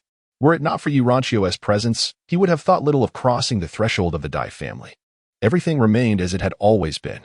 However, as Dai Li walked along the tranquil path and stood beneath the shade of the banana tree, he heard the faint murmur of conversation emanating from the main hall. With a sudden alertness, he ascended the steps and peered inside. There sat Dai Bakong in resplendent attire at the head of the table, Yu Ranchio beside him, and a delicate, captivating woman seated at Dai Bokong's right hand. She too was adorned in an exquisite gown, embellished with intricate floral patterns, vibrant and alluring. A striking juxtaposition of two worlds. This woman was Lady Yu. And to Dai Li's astonishment, Dai Bokong had brought her to meet Yuranqiu. In that fleeting moment, Dai Li's gaze swept across the expressions of the three. Lady Yu exuded an enchanting grace, her eyes shimmering. Dai Bokong offered a subtle smile, while Yuranqiu maintained a serene countenance, silent and composed. Taking a deep breath, Dai Li reined in his emotions, regarding the trio with a measured demeanor. It was Dai Bokong who first noticed him. His brows furrowed momentarily before relaxing, only to furrow again as he sternly called out, "Unfilial son, why do you not come in?" Dai Li remained unmoved, directing his gaze towards Yuranqiu. She lifted her eyes to meet his, her expression cool yet radiant, reminiscent of a plum blossom in full bloom. The undeniable charm of that moment softened the tension in Dai Bokong's demeanor, rendering him utterly captivated. Upon witnessing this, Madame Yu lowered her gaze, a fleeting glimmer of jealousy crossing her features. "Ali, please come in." With that, Dai Li offered a faint smile and stepped forward. Not even glancing at Dai Bokong, she approached Yuranqiu, bending down to embrace her gently. Surprised, Yuranqiu heard her affectionately say, "Mother, I missed you." This sentiment rang true. Despite Dai Li's cold demeanor, there existed someone she genuinely cared for, and that was Yuranqiu. However, Dai Li's fluctuating attitude caused Dai Bokong's expression to shift dramatically. He cast a deep look at Dai Li, suppressing his embarrassment, clearing his throat. He was about to speak when, "I'm tired, you may leave." The words that Dai Bokong had intended to utter abruptly ceased, leaving Madame Yu's carefully crafted thoughts unvoiced. With her head bowed, Dai Li's lips curled into a smile, musing, "It seems my old mother is not one to be trifled with. Go on, what a splendid phrase." Finally, unable to remain, Dai Bokong hastily dragged Madame Yu away, his strides quickening. Chapter 58. Could it be that you were not a man either? Once the two had departed, Dai Li relaxed her body and settled into a nearby seat. Lazily, she picked up an apple from the fruit platter and, upon lifting her gaze, was taken aback by the sight of a maid standing by the column. "Is that little Yu?" Dressed in simple white attire with long black hair. Her youthful roundness had faded, and her figure had elongated considerably, seemingly reaching about 1.60 meters. She appeared strikingly graceful. Xiao Yu was filled with delight upon seeing Dai Li, especially since he recognized her. She curtsied gracefully, her eyes shimmering with joy as she chirped, "It is I. Young Master Li. You have quite the keen eye. I thought you might not recognize me. Yet, you have not changed much, save for a bit of height. Why? Have you not grown up at all? Are you feeling cold? It's rather chilly. Xiao Yu, go prepare some warm food." Yuranqiu gently suggested as she caressed Dai Li's face. Xiao Yu hurried off, elated, while Dai Li touched his own face, assessing that the temperature was tolerable. If he were of the blood clan, well, perhaps the cold wind had merely given him a moment's respite. Dai Li cast a disdainful glance at the spot where Dai Bokong had previously sat, his voice laced with indifference as he remarked, "But mother, what are those two doing here? Is it for New Year's greetings? It seems rather early for that." Dai Li's tone was decidedly unimpressive, lacking respect for Dai Bokong. Nevertheless, Yuranqiu merely smiled softly, affectionately ruffling Dai Li's hair as she advised, "Do not concern yourself with others. Focus on your own well-being. As for those two, I am uncertain of their intentions. I did not pay much attention. Since they are here, let them sit for a while." Dai Li turned to Yuranqiu, momentarily taken aback, once again feeling the strength of his mother. Previously, when she had embraced Yuranqiu and displayed tender affection, it had been merely to spite Dai Bokong. However, he failed to realize that she had maintained that demeanor all along, without reverting to her former self. However, soon, Dai Li withdrew into contemplation, a playful smile gracing her lips as she murmured to herself, "Perhaps this is not so bad after all." Having left home, she seemed to have undergone significant changes. Xiao Yu approached her from behind, offering a cup of warm tea to comfort her stomach, and remarked, "Madam misses the young master. Why not allow her to stay?" Yuranqiu turned slightly to stroke Xiao Yu's head, gently responding, "In a place like this, it is only natural that she would not wish to linger. If she dislikes it, why should she remain? Yet, I ultimately made the wrong choice. Had I known this beforehand." Though her appearance had transformed, the girl's lively and innocent nature remained intact, albeit with a newfound ability to conceal it. Naturally, this had also eased many hearts. In the midst of a bustling noon, the streets were alive with vendors. Upon seeing Dai Li, they were taken aback. Yet none dared to approach, for at that moment, the countenance of the young master seemed less than amiable. Dai Li lifted her gaze towards her, flashing a smile as she jested, "Don't get too close, or others might say you're an old cow munching on tender grass."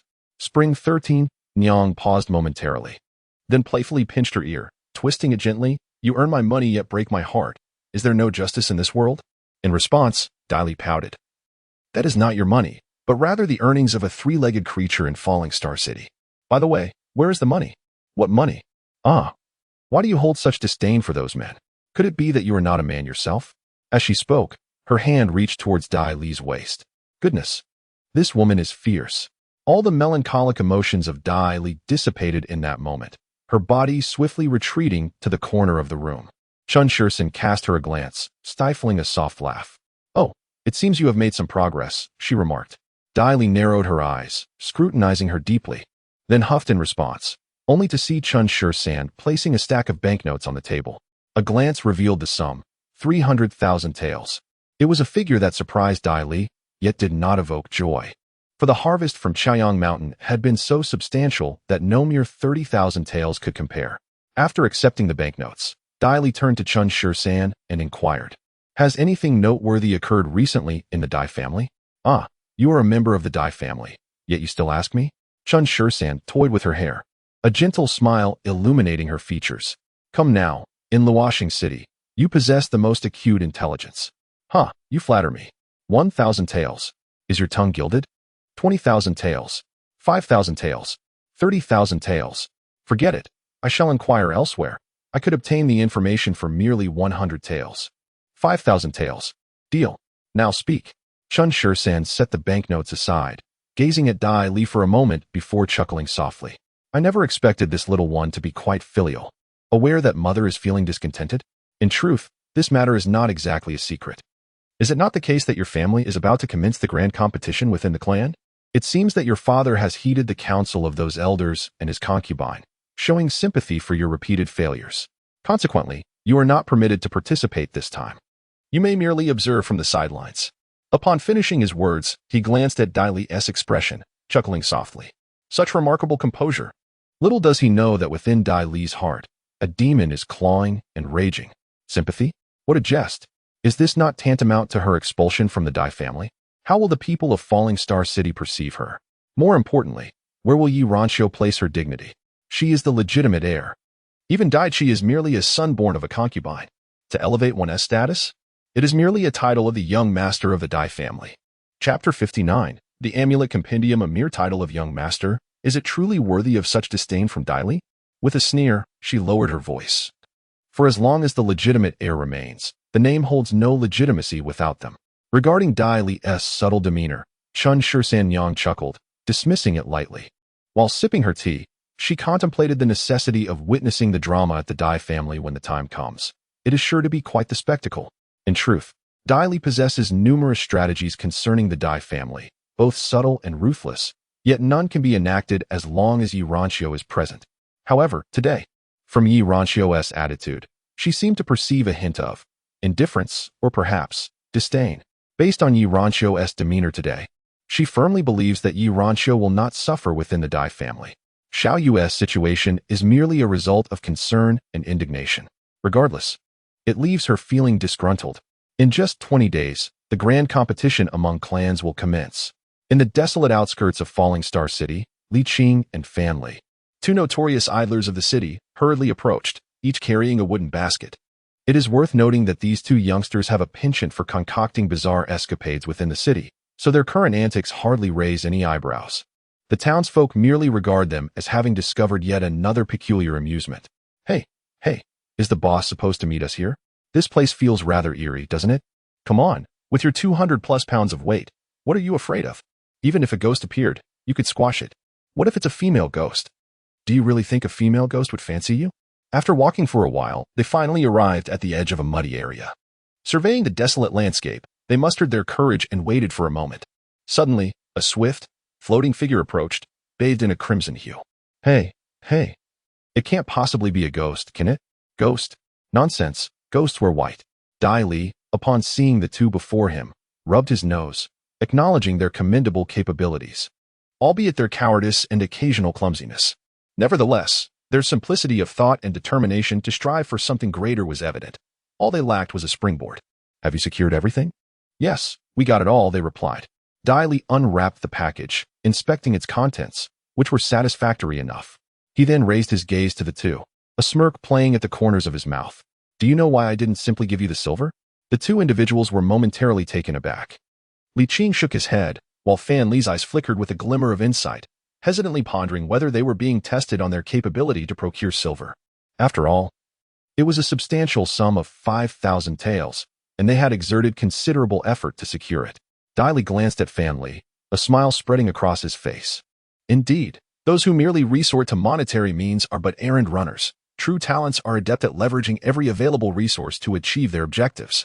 At the very least, you have demonstrated to me that you possess a modicum of capability. The two felt a sense of relief, initially fearing that their endeavor might have been in vain. Just then, Dai Li's form flickered, as he gently pinched the shoulders of both men. Moments later, he stroked his chin and remarked, "Fan Li, your constitution is rather frail. Lacking sufficient vitality, even body refinement would be challenging for you. As for Li Qing, you have an excess of flesh. I could barely discern your bones and meridians." He produced 2 small porcelain vials, containing a liquid that was a mixture of the essence and a drop of blood from Zhuowei. She had tested it on some beasts and found no adverse reactions, albeit with heightened emotions and significant transformations in constitution, which should facilitate the cultivation paths of both men. "I shall take this," he continued, "and here are 20,000 taels. You must learn to utilize it for your personal growth. This is your initial reward. Should you prove your worth in the future, I will ensure that you gain even greater abilities." With that, Zhuowei departed. To speak candidly, they were unlike Dai Li. He possessed fortuitous encounters and the bloodline of a noble lineage, rendering him incapable of being deemed a failure. In contrast, these two were bound by fate.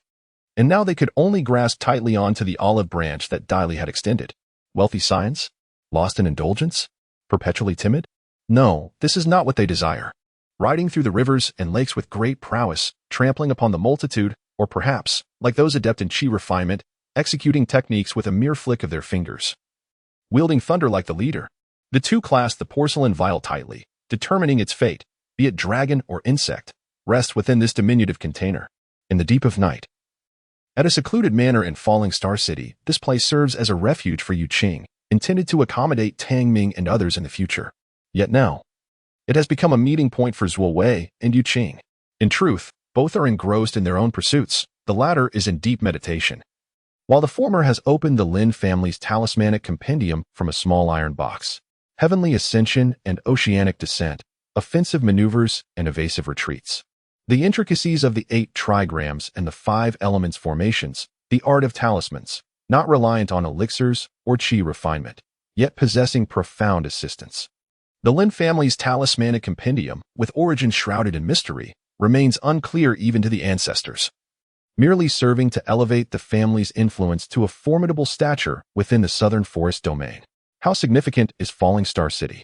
Merely one of the 36 cities within the Great Xia, and relatively small at that, surrounded by the formidable powers of the Great Zhao and Great Zhou, with the mighty Qin Empire lurking nearby.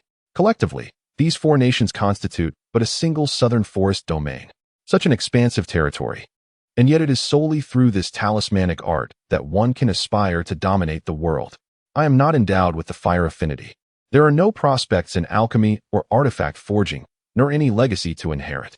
This talismanic art, while seemingly lesser than the former 2 mainstream practices, possesses its own formidable strength. Moreover, my affinity lies with the thunder element, a unique attribute. The offensive and paralysis talismans I forge will undoubtedly be highly sought after. Weighing everything carefully, Dai Li was undeterred by the thought of wasting her time and efforts on this talismanic scripture, thus solidifying her resolve. Moments later, after thoroughly examining the contents of the scripture, she tucked it away securely. The table was cluttered with an array of peculiar tools, brushes, ink, paper, and inkstones, alongside small dishes filled with various powders. The paper itself was not ordinary. Rectangular and roughly the size of a palm, it emanated a subtle aura of spiritual energy. The brush, too, was distinct. This spirit paper, spirit brush, and crushed medicinal powder were procured by Yu Qing from the treasure pavilion in Falling Star City for the hefty sum of 20,000 taels. Meanwhile, Li Qing and his companion had only managed to acquire a collection of miscellaneous tools. Mastering a craft truly comes at a steep price. Outside the study, upon overhearing Dai Li's murmured complaint, Yu Qing couldn't help but smirk, glancing at the moonlight streaming through the open door. For the first time, he found the moonlight to be particularly radiant, feeling that perhaps being under the care of such a seemingly heartless yet affectionate master was not so bad after all.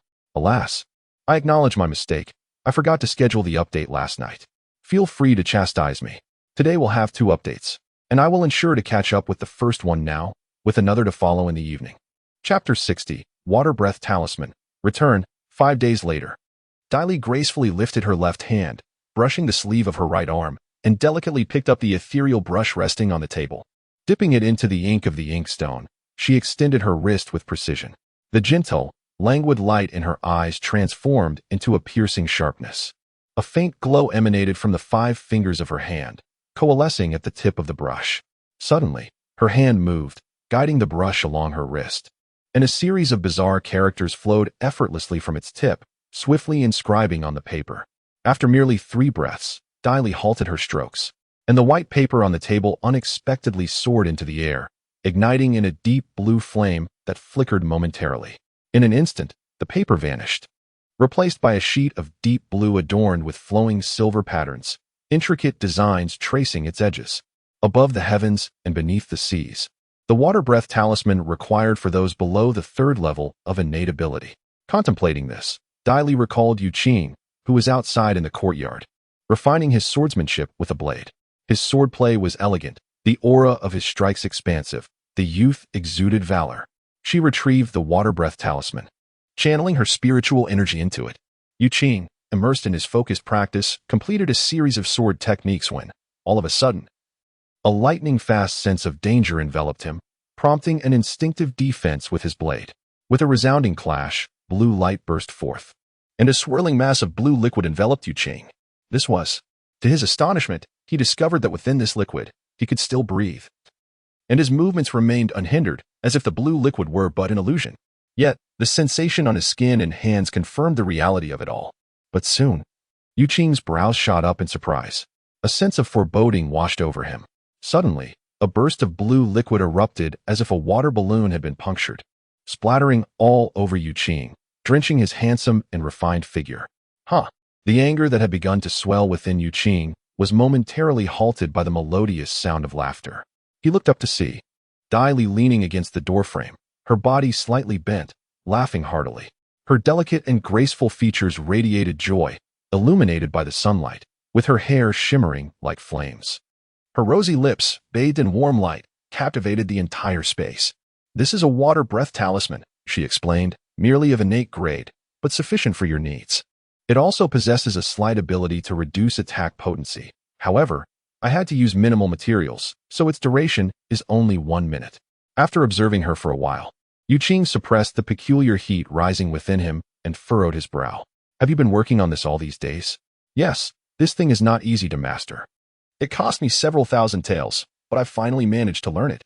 Dai Li, in her buoyant mood, displayed less of her usual gloom and indifference, embodying the youthful exuberance befitting her age. "And it's only for a minute. What is there to be so proud of?" Yu Qing scoffed, though internally he was astonished that she had taken to practicing talismans. It had only been a short time since they had started. And glancing at the nearly 15-year-old youth before him, he couldn't help but feel a twinge of discomfort, realizing he needed to exert himself even more. Upon arriving in the bustling city of Falling Star, Tang Ming and his companions were filled with aspirations as they beheld the city's vibrancy. The excitement reflected in the eyes of the younger members of their families further solidified their resolve. They must cling to this grand tree of opportunity. With ample accommodations at hand, Tang Ming swiftly set about his tasks. Guided by Dai Li's insights and strategies, they began to establish a foothold in Falling Star City. Behind the scenes, he diligently assisted Dai Li in gathering resources and facilitating operations, ensuring a steady influx of spiritual blood worth hundreds of thousands of taels into Dai Li's hands.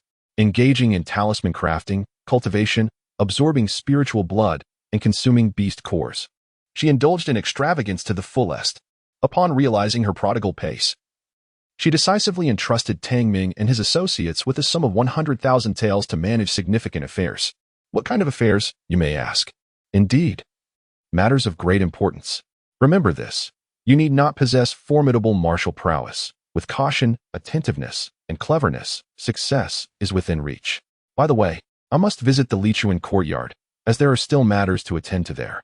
Yu Qing instinctively raised an eyebrow, aware of certain rumors, and could not help but smirk, though he concluded that the reality was far less dire than the tale suggested. Enduring humiliation and burdens, that must be the true essence of Dai Li. Unfazed by Yu Qing's curiosity, Dai Li issued a series of commands, with even Yu Qing relegated to the role of errand runner. As time flowed by, the most vibrant days in Falling Star City quietly approached. A grand competition is on the horizon, a collaboration with the other three families for a four-clan tournament. How intriguing. Upon hearing this, Dai Li responded with a nonchalant smile. Yi Ranxiu, refraining from further comment, gently stroked her head and said in a warm voice, "The grand competition is about to begin. There's no need to take it too seriously. Rest at home for a few days."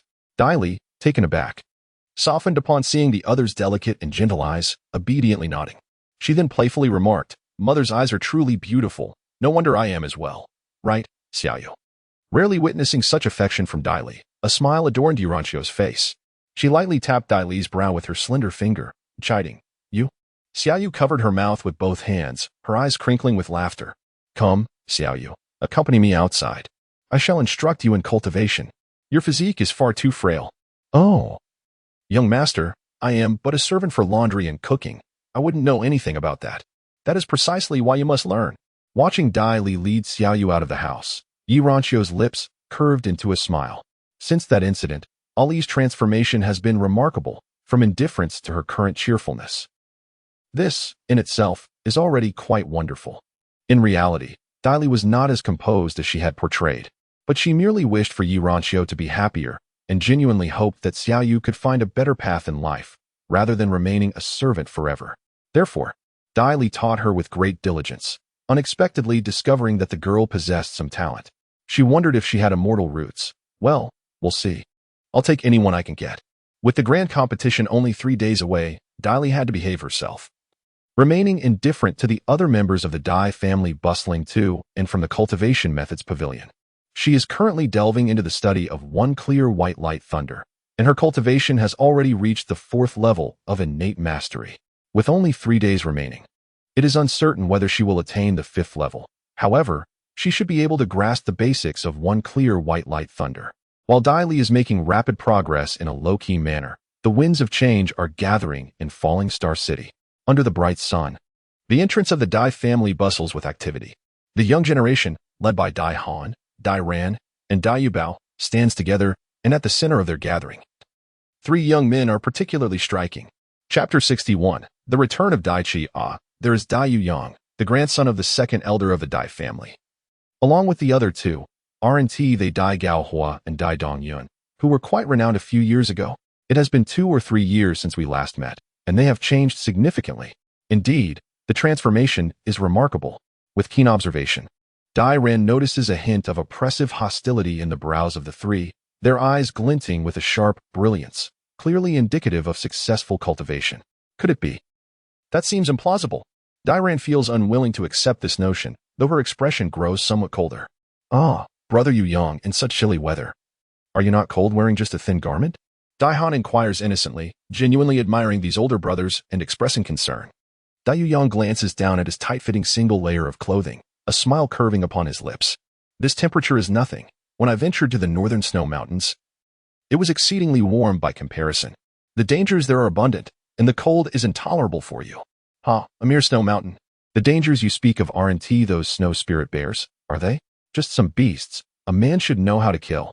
Dai Gaohua, now 17, is a year older than Dai Yuyang and Dai Dongyun. His features have matured, losing their youthful softness, and a palpable intensity emanates from his brows, instilling both admiration and a hint of trepidation in Dai Yuyang. Engaging in external training invariably yields greater progress. However, should you excel in the coming year, you too may embark on your own journey of cultivation. It is advisable to seek a mentor akin to mine, who guided me through numerous realms. allowing me to grasp the vastness of this world beyond the confines of Falling Star City. Dai Dongyun chuckled to himself, his hands clasped behind his back, exuding an air of pride and confidence that was quite intriguing. His final words ignited a spark of anticipation and envy among the others. It is worth noting that Dai Dongyun's mentor is a master at the pinnacle of the 7th layer of Qi refinement, who recognized his potential early on and took him on various adventures, garnering the envy of many within the Dai family. Dai Ran and the other youths felt a weight in their hearts. It was evident that these three had made astonishing advancements over the years. At that moment, a group led by Dai Bakong emerged from the Dai family estate, with Dai Yang among them, and to their astonishment, Dai Li was also present. The entire family had gathered. Dai Han and the others were taken aback, especially Dai Yuyang and his companions, whose faces brightened with joy. Could it be that they had come to retrieve them? Their delight was so apparent that even passers-by on the street began to speculate, laughing and chatting animatedly. However, the three soon felt a cloud of discontent. How flattering indeed! Surely they have come to retrieve your son. Merely a branch of the family, yet he bears such pride. The three were left feeling humiliated, unable to voice their frustrations. They understood that Dai Qi possessed remarkable talent, yet they reasoned that given his youth, he could not possibly surpass them. When the day of the grand competition arrives, they are determined to show him what true prowess looks like. Compared to Dai Ran and his companions, the three individuals exhibited a profound demeanor, exchanging a few pleasantries before settling into a tranquil silence, devoid of any dissatisfaction. However, the crowd instinctively turned their gaze towards Dai Li, who stood beside the stone lion, appearing pitiful and forlorn. Dai Yuyang could not help but smirk derisively. With such a firstborn son, it was no surprise. Dai Han observed Dai Li with curiosity. Her family had forbidden her from interacting with this elder brother. Yet she had always harbored a fondness for him since childhood. Alas, though innocent, she was not naive. After all, young Master Qi would undoubtedly be pleased to see you. Sister-in-law, Dai Li, unable to practice martial arts, could only immerse herself in literature and, yes, visit the Lichun courtyard. Surely, her elder brother must have someone to rely on, which is a positive aspect, is it not, brother? Dai Yun, who grinned broadly, casting a gaze full of mirth towards Madame Yu, devoid of any previous animosity. Dai Bakong furrowed his brow, instinctively glancing at Dai Li leaning against the stone pillar, feeling as though her countenance had grown increasingly enchanting, particularly her pair of eyes, which inexplicably sent a chill down his spine. Madam, how dare she display such audacity? What position did her mother truly occupy in private? Yet, it was not the right moment. A decisive strike was necessary. Otherwise, it would only invite turmoil from Yi Ranxio's side. They must wait until the day of the grand competition, when she would make the vast Falling Star City quake in astonishment. She would bestow the utmost honor upon Yi Ranxio. With her eyes dimmed, Dai Li concealed all emotions. Seeing Dai Li's lack of reaction, the crowd, initially enthusiastic, exchanged a few words, but soon found the conversation rather dull. Dai Bakong, however, wore an expression of unease and remained silent. Dai Ying intended to intervene, but, considering Dai Qi, chose to remain silent as well. Dai Li perceived Dai Bakong's hesitation, but ultimately opted to align with the Dai family and Dai Qi, curling his lips into a faint smile while deliberately ignoring the man.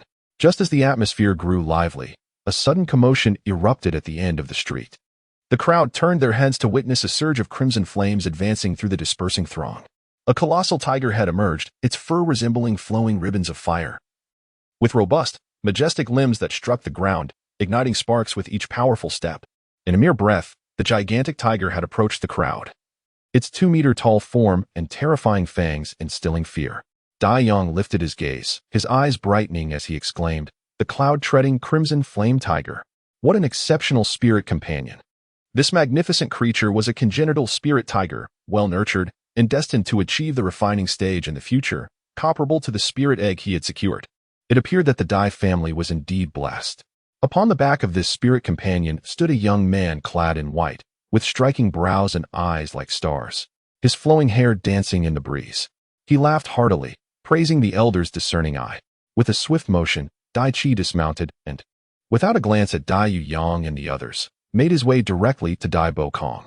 As I contemplated the tedium of this scene and considered departing, Lady Yu suddenly grasped Dai Qi's hand and approached Dai Li, exclaiming with a smile, "You, young man, have indeed made some progress. However, your brother is currently in a rather poor state. Previously, that wicked sorceress, Muan Yuxiang, has adversely affected his health, and his condition has only worsened. You must diligently guide him in his cultivation. Strengthening his body is essential. In the future, if you can leave behind a son and a daughter, it would provide your Aunt Yu with some comfort in her old age. Dai Li narrowed his eyes. The members of the Dai family turned their gazes towards them, with Dai Yang frowning, sensing that this was becoming excessive. Yu Ranxiu, as he found himself at a loss for words and glanced toward Dai Bakong just as Dai Bakong was about to speak. He abruptly met Dai Li's gaze, and, in an instant, he choked on his words. I, Dai Qi, have never had such a brother. I would not want to be shamed by this. Chapter 62. The elegant white-clad Yi Ziqing. Suddenly, the crowd in the street became agitated. While Dai Yunbao and the other disciples laughed with disdain, pride, and contempt, Dai Han covered her mouth, observing Dai Li. She suddenly felt that the actions of the Dai family were rather excessive. Dai Han innocently interjected, causing the atmosphere to shift dramatically downward. However, out of nowhere, a voice, cold and indifferent, drifted through the air. A son born to a concubine also dares to act so insolently before the legitimate heirs. It seems that the life in the sect has indeed benefited you greatly. However, Elder, I recall that the 35th clause of the clan rules mentions this, does it not? If we do not impose strict punishment now, will they not dare to defile the ancestral tablet of the Dai family in the future? Tilting her head, she gazed calmly at Dai Yang, her expression inscrutable, eliciting a frown from him. How could Dai Li appear so? Dai Qi's countenance suddenly darkened. He despised at most when others spoke of his origins. For years, the Dai family had regarded him as the young master, and he had never endured such humiliation. Especially not from this worthless individual before him. Others were equally taken aback, having never witnessed Dai Li's piercing demeanor. Then, she calmly remarked, "Wait until you become the champion of the Four Clans tournament and establish your rightful place as the young master before you dare utter such words to me." The Four Clans tournament, the young master. Flames ignited in Dai Qi's eyes as he enunciated each word with intensity. By that time, it will be more than just words. Dai Li. Dai Bakong's expression shifted as he sternly interjected, "Enough. What are you saying? You are brothers." Brothers? Dai Li scoffed, turning her face away, her brows furrowing in disdain. Suddenly, a massive shadow loomed over the ground, and a sharp cry from a bird drew everyone's gaze skyward. The cloud-treading scarlet flame tiger lay prostrate, and upon seeing this, Dai Qi frowned in displeasure. Who approaches? With a whoosh, a colossal bird spread its wings. Measuring 10 meters across, its size 5 times that of the cloud-treading scarlet flame tiger, it landed in the street, dominating the space and causing the onlookers to retreat in astonishment. Its azure feathers glistened, adorned with a golden crown and an elegant tail, exuding an air of majesty and nobility.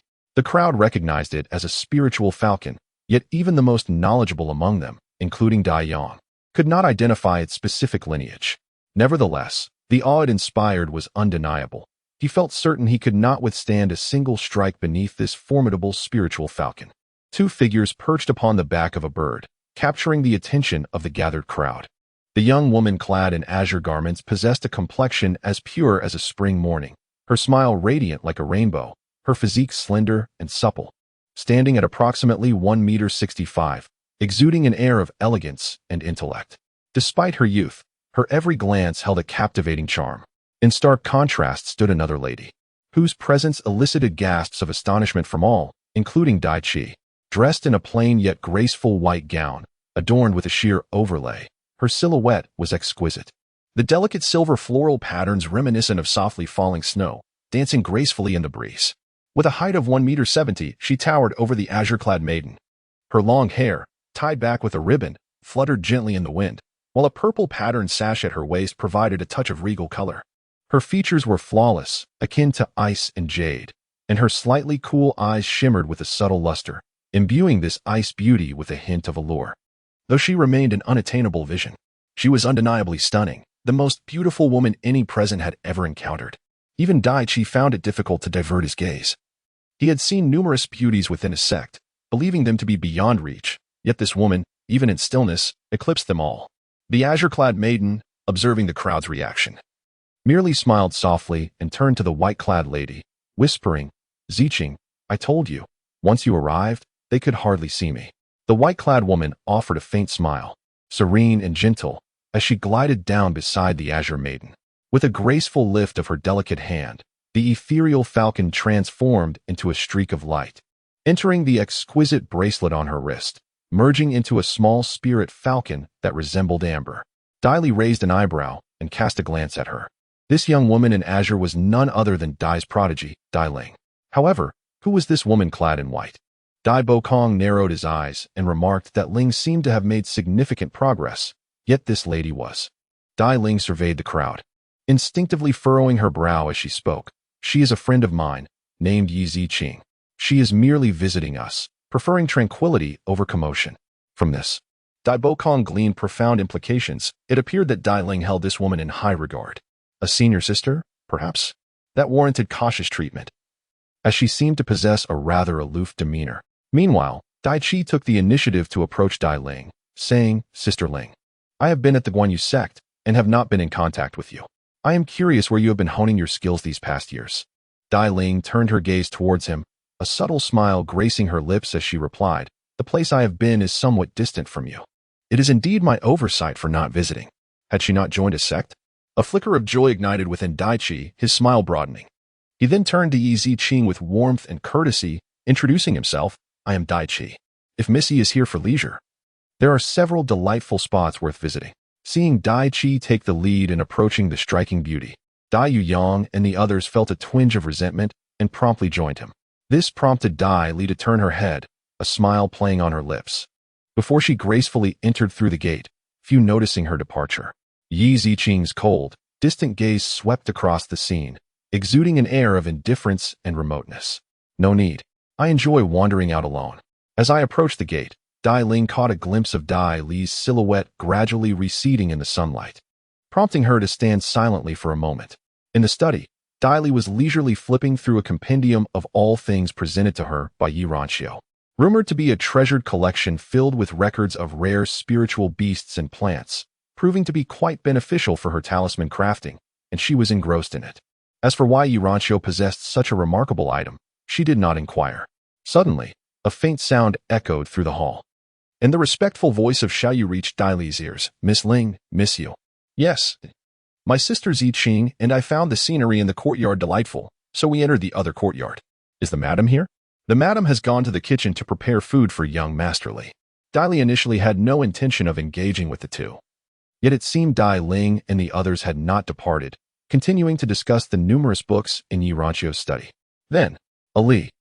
Seeing Dai Li, who was leaning against the chair engrossed in her book, Dai Ling paused for a moment before remarking, You still love reading so much. Is this person familiar to the former Dai Li? She seems quite close to Yi Ranxiu. Dai Li's memories of the past had begun to fade, rendering her somewhat unfamiliar with Dai Ling, perhaps even reluctant to meet her. This has been revised tonight, adding the previously omitted parts. Everyone, please keep up. Chapter 63. The day has finally arrived. Please show your support. If you have some free time, would you like to read? Dai Li, holding her book, stood up, intending to vacate the space for them. Upon witnessing Dai Li's demeanor, Yi Ziqing felt a slight astonishment. She lowered her gaze, her eyes narrowing as they fell upon the book before her. Yi Ranxiu, upon observing the two individuals in the study, was momentarily taken aback. Auntie, Dai Ling exclaimed, captivated by the beauty and grace of the woman before him. Yet, he did not forget to introduce Yi Ziqing, saying, This is my friend Yi Ziqing. She has a fondness for the orchids in your garden. Yi Ziqing stepped forward, gazing at the elegant woman and softly uttering, Auntie, greetings. Yi Ranxiu regarded the two for a brief moment, her expression softening. After they departed the courtyard and walked along the path, Yi Ziqing gently inquired, Is this woman the wife of Dai Bokong? Dai Ling looked at Yi Ziqing in surprise, wondering why she would take an interest in the affairs of the Dai family. How could you possibly marry into our family? He pondered aloud, Even I find it peculiar, not to mention Dai Li. He paused, a bitter smile crossing his lips. Our family. The matters concerning Dai Li were not particularly secretive, yet upon hearing some past events recounted by Dai Ling, Yi Ziqing turned her face slightly, concealing her emotions, as if she were not overly concerned. That very night, a delicate butterfly emerged from a guest house, akin to a celestial being transformed by the moonlight, gradually merging into the night sky. For 3 consecutive days, Dai Li remained engrossed in his cultivation while secretly contemplating the affairs of the Dai family. Dai Qi, the favored son of heaven, Lady Yu? Had it not been for the gift from Chun Shi Sanyang, I would have remained oblivious to the events of the past. Reflecting on Chun Shur-san-yang's letter, Dai Li felt an opportune moment, her delicate fingers caressing the few thin sheets of paper, her smile appearing particularly enchanting beneath the warm glow of the lanterns. Meanwhile, outside the eastern side of Falling Star City, a band of flying riders traversed the silver moon and shimmering stars, swiftly approaching under the night sky. Within the elegant pavilions of the Chinsung sect, Chu Xiuling perused the confidential reports submitted by his subordinates, narrowing his eyes in contemplation. The four clans' grand competition? Dai Chi, the chosen ones of heaven? How unfortunate for Dai Li. Should I go witness the spectacle? Contemplating his current cultivation level, a glint of cold light flashed in Chu Xiuling's eyes. Were it not for a brush with death, his talents would not have flourished, allowing him to leap through the dragon gate. It seems he owes a considerable debt of gratitude to that ambiguous individual. Seeing you in such dire straits yet not seeking my assistance, are you self-assured or merely prideful? After a moment's thought, Chu Xiuling ignited a flame at his fingertips, incinerating the fragile secret paper. The crackling sound of firecrackers echoed, accompanied by the rhythmic beating of drums, permeating the tranquil courtyard. Startled, Dai Li sprang up, pressing her fingers against her brow, and as she opened her eyes, clarity enveloped her. At long last, this day has arrived. Gazing into the bronze mirror, admiring her strikingly beautiful features that blurred the lines of gender, Dai Li gently touched the ear stud adorning her ear. It seemed to be exerting an undeniable influence.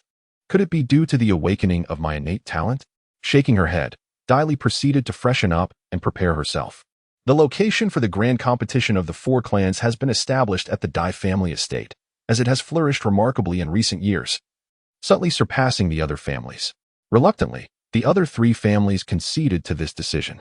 Consequently, 3 days prior, the Dai family adorned their premises with festive decorations, and over 200 servants were tirelessly occupied with preparations. Today, their busyness reached a peak. The stewards, accompanied by several elders, stood at the entrance to welcome esteemed guests. As Gu Qiu entered the Dai family gates alongside Shui Biaoyang, he was entranced by the opulence before him, momentarily lost in reverie. Coming from humble beginnings, he had a limited worldview, yet this first encounter awakened within him a burgeoning ambition and motivation, which did not go unnoticed by Shui Biaoyang. You insisted on accompanying me to the Dai family. Please refrain from causing any disturbances, as their reputation holds considerable weight. There is more than one Dai Yang, only I. Your master can contend with them, he whispered discreetly. Soon, Gu Qiu and Shui Biaoyang were ushered to a distinguished seating area by a servant. Master, the prodigies of this grand competition are merely those from the Dai family, particularly Dai Ran and his peers.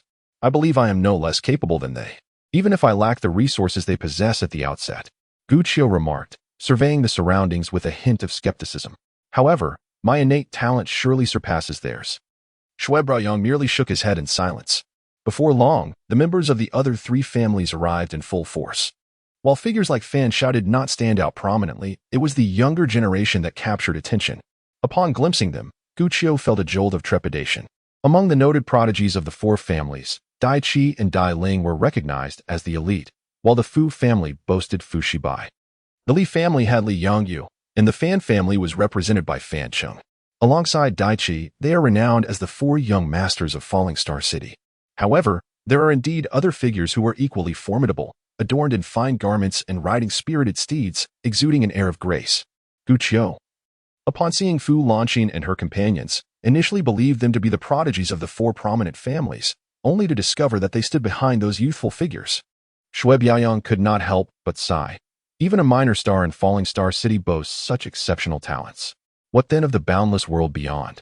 Alas, my disciple, I am but a mere grain of dust in this vast universe. At that moment, Dai Qi assisted Lady Yu from the main hall, gracefully descending the steps, accompanied by Dai Yuyang and others, appearing every bit the matriarch, exuding an aura of authority. Under the sun, the proud and elegant Lady Yu, with her head held high, gazed at Dai Bakong and the distinguished figures of Falling Star City in the distance, taking a deep breath to present her most regal demeanor. Brother Dai, your wife is truly extraordinary, remarked Li Shuang with a warm smile, his expression radiating genuine delight. His elongated eyes shimmered with a peculiar light, particularly focused on Lady Yu and Dai Qi. Lady Yu delicately adjusted her embroidered handkerchief to partially conceal her face, overwhelmed by a sense of shyness. Dai Qi, it has been quite some time since we last met. Upon hearing her words, Daichi lifted his gaze to meet the sight of Fushibai. Clad in white, a dashing young gentleman, riding with an effortless elegance. Meanwhile, Li Yongyu, with his robust features, though merely 17, emanated a sense of composure, while Fan, slightly older at 18, appeared the most mature among them, not striking in appearance but possessing a commanding presence. In the youthful generation, the youngest, Daichi, possesses a striking sharpness, exuding an implicit pride as if breaking through the earth. "Brother Dai, your son is indeed remarkable. Today, let us witness his prowess," he chuckled. "Your son is no less impressive. Come, please take your seat." As the adults streamed towards the elevated positions, the younger disciples, led by Li Yongyu and others, made their way to the contest arena. As they passed by Daichi, Fushibai, with his fair complexion, smiled and remarked, "Today's battle will surely see Brother Daichi claim the title of the illegitimate son and ascend to the throne of the young master." Daichi, taken aback by Fushibai's mention of the term illegitimate son, replied coolly, "You need not concern yourself. Once I secure first place in the four-clan competition, all will be revealed." Fushibai scoffed coldly, casting a disdainful glance at Madame Yu, his contemptuous smile fading into silence as he turned away. Fan Sheng and the others exchanged no words, their eyes brimming with indomitable fighting spirit. Meanwhile, Dai Yuyang and his companions were directly overlooked, a stark reminder of the disparities in status. The expressions of Dai Yuyang and his companions varied, yet they all clenched their fists tightly. The people within Falling Star City had gathered in similar fashion, affluent merchants and influential figures, alongside scattered cultivators and high-ranking innate warriors, took their seats. The atmosphere, filled with vigor, inspired a sense of respect and admiration among the younger generation. Within the venue, the 4 large seating areas were filled to capacity, bustling with a lively energy. Suddenly, a collective gasp reverberated through the crowd, reminiscent of a searing iron plunged into cold water. Yi Ziqing and Dai Ling stood at a corner, where Dai Ling, still clad in her azure garb, turned to gaze at Yi Ziqing, her expression subtly altered. Today, she found Yi Ziqing to be somewhat peculiar, feeling a remoteness and an icy indifference emanating from her, as if a profound chill had taken root within. Yet, she refrained from inquiring, for she genuinely cherished their friendship. Abruptly, Yi Ziqing lifted her gaze towards her, her cold demeanor cloaked in warmth yet tinged with superficiality, softly murmuring, "Xiaoling, I have a foreboding that your Dai family will lose much after today." Dai Ling was momentarily taken aback, her eyes drifting past Yi Ziqing to the figure approaching at the end of the path, a flicker of light igniting within them before dimming once more. She slowly lowered her gaze, her expression growing desolate, and whispered, "If that is the case, then it is fate." The sound of boots striking the moss-covered stone echoed as Dai Li turned her head to observe the individuals seated calmly nearby, her eyes landing on Dai Bo Kong, who stood beside the captivating Madame Yu, her smile radiant and enchanting. At that moment, the commotion instigated by Yi Ziqing was entirely frozen by the presence of Dai Li in her crimson robe. The vibrant red of her attire outshone the sun, her profound, dark eyes rendering everything immobile, akin to an unfathomable icy pool. The coldness in her gaze was piercing, causing many women present to instinctively touch their faces in response. Her pallid complexion contrasted sharply with her crimson lips, exuding an air of nobility, as if she were a precious blood jade encased in frost. Spring Shursen leaned against her chair, her delicate fingers lightly brushing her lips, curving into a bewitching smile as she sighed, a young man riding lightly on the dust, gently gracing the brow of the beauty, indeed captivating the city. "Huh, it seems only I can recognize this exquisite gem. The others are blind." Suddenly, Dai Bo Kong and Dai Yang felt a chill run through them as they gazed at Spring Shursen, who was unmistakably the former enchanting madam. How could they sense any murderous intent? Was it the guards surrounding her? With expressionless faces, their postures as straight as pines, and eyes sharp as eagles, they caused even Dai Yang to feel a cold dread. Increasingly convinced that this woman was anything but ordinary. "By heavens, have you ever heard of a brothel madam possessing such terrifying guards?" Dai Li remarked, as he and Dai Chi exchanged mocking, disdainful glances with the other members of the 4 clans. In the last row, the contempt on Fan Li and Li Qing's faces was particularly pronounced, yet their target was not Dai Li. As Dai Li passed by Dai Chi, the latter's voice, neither too high nor too low, reached her ears. "Dai Li, I will make you understand that you are unworthy of being a member of the Dai family, let alone the status of the legitimate eldest son." When Dai Li approached Li Qing and his companion, Their expressions ignited with fervor, as if they had found their long-lost comrades, eager to leap forward and embrace Dai Li, even to worship at her feet. However, the icy aura radiating from Dai Li rendered them anxious, compelling them to silently revere her from afar. Dai Li lifted her gaze to see Yuli standing by the railing of the seating area, along with Tang Ming and others, and she offered a subtle, silent smile. In the seating area, Tang Ming's eyes sparkled with fervor, although Dai Li had already revealed her true identity. His initial shock and disappointment had only deepened his admiration for her. Having been engaged in commerce for many years, he often enjoys evaluating people and things with a discerning eye. In his view, Dai Li represents an exquisite piece of uncut jade, radiant with potential, which the Dai family has foolishly overlooked.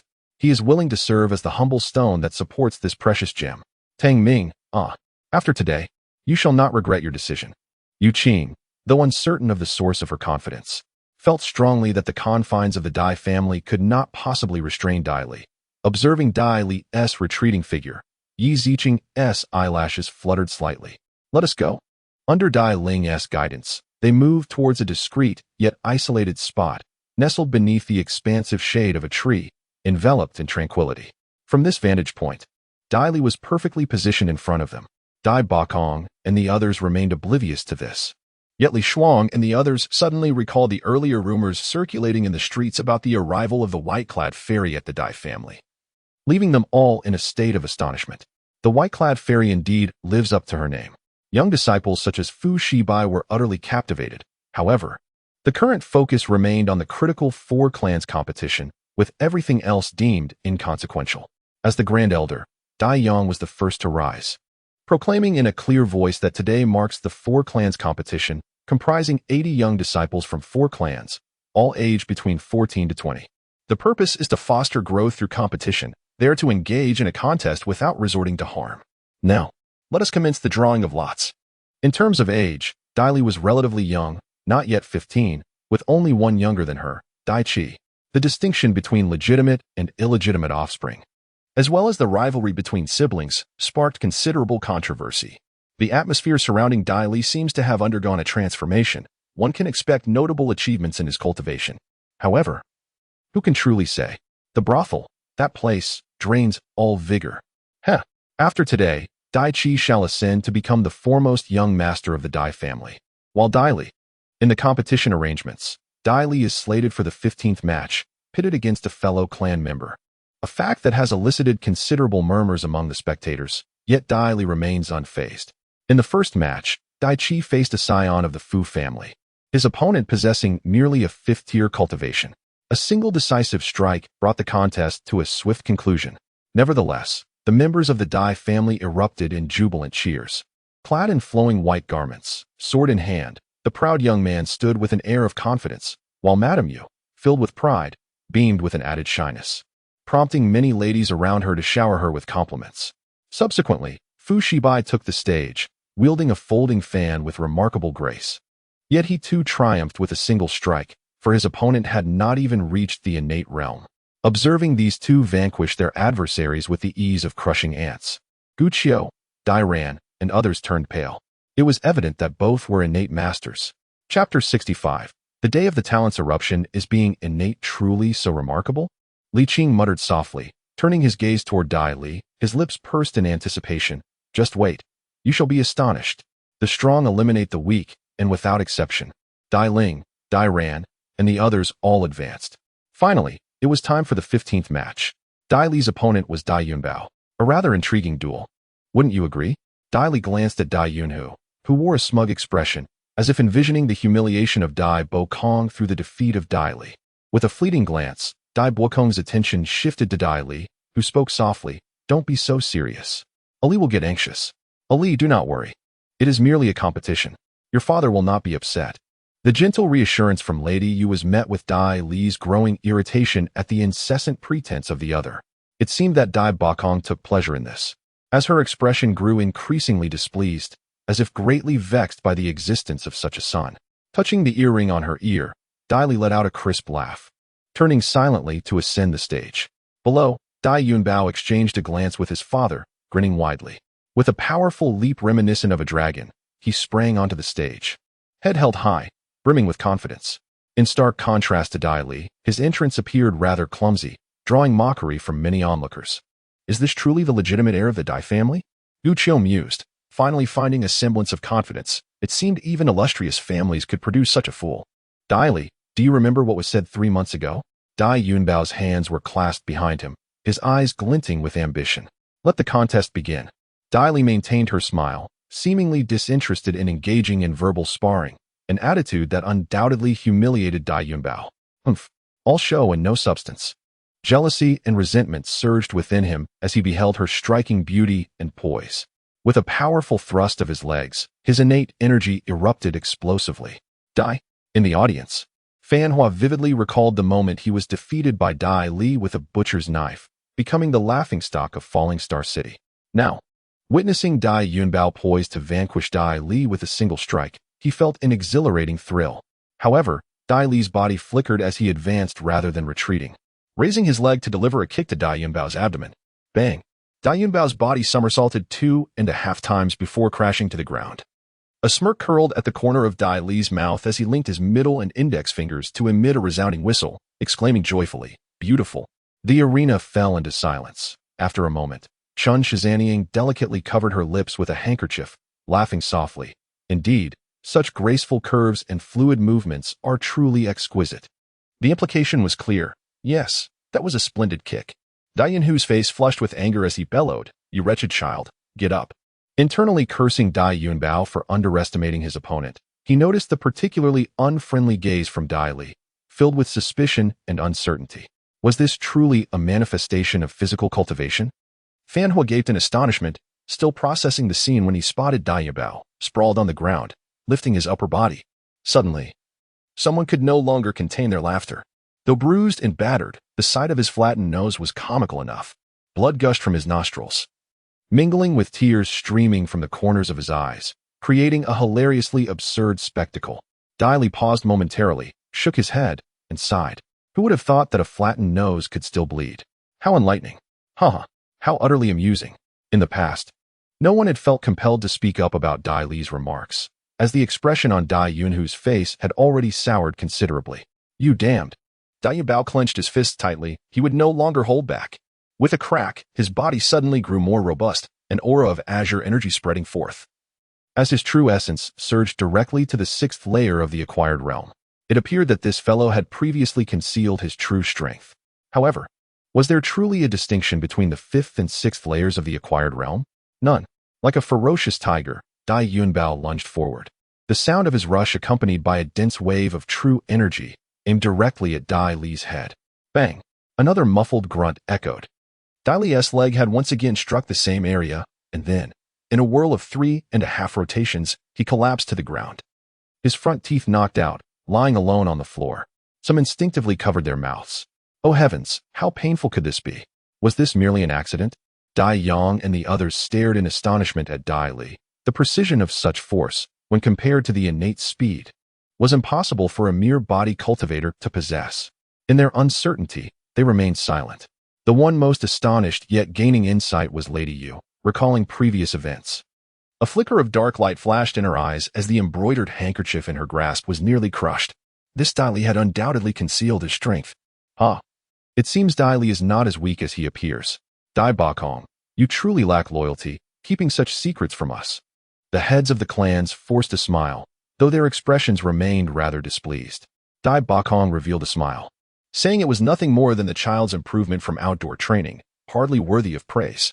For some reason, Dai Li sensed that Dai Bakong's smile was forced. The Dai family steward rushed forward to carry away the unconscious Dai Yunbao, while Dai Li had already left a wisp of thunder energy in the latter's body, ready to detonate it if necessary. Stepping down from the stage, few of the Dai family disciples dared to look at her with mockery. After all, they were all weaker than Dai Yunbao. Even Dai Yuyang and the others had put away their contempt. Only Dai Qi remained unchanged. Dai Ling was slightly surprised, but quickly returned to normal, a premonition emerging in her heart. She subconsciously looked at Yi Ziqing, whose beautiful and ethereal profile remained captivating. But she was gazing wistfully in one direction, completely ignoring the commotion in the arena. That direction was the residence of Yu Ranqiu. When it was Li Qing's turn, he puffed out his belly and stepped forward amidst the jeers of others. As he passed Dai Li, he heard a faint sentence, "Make them regret it."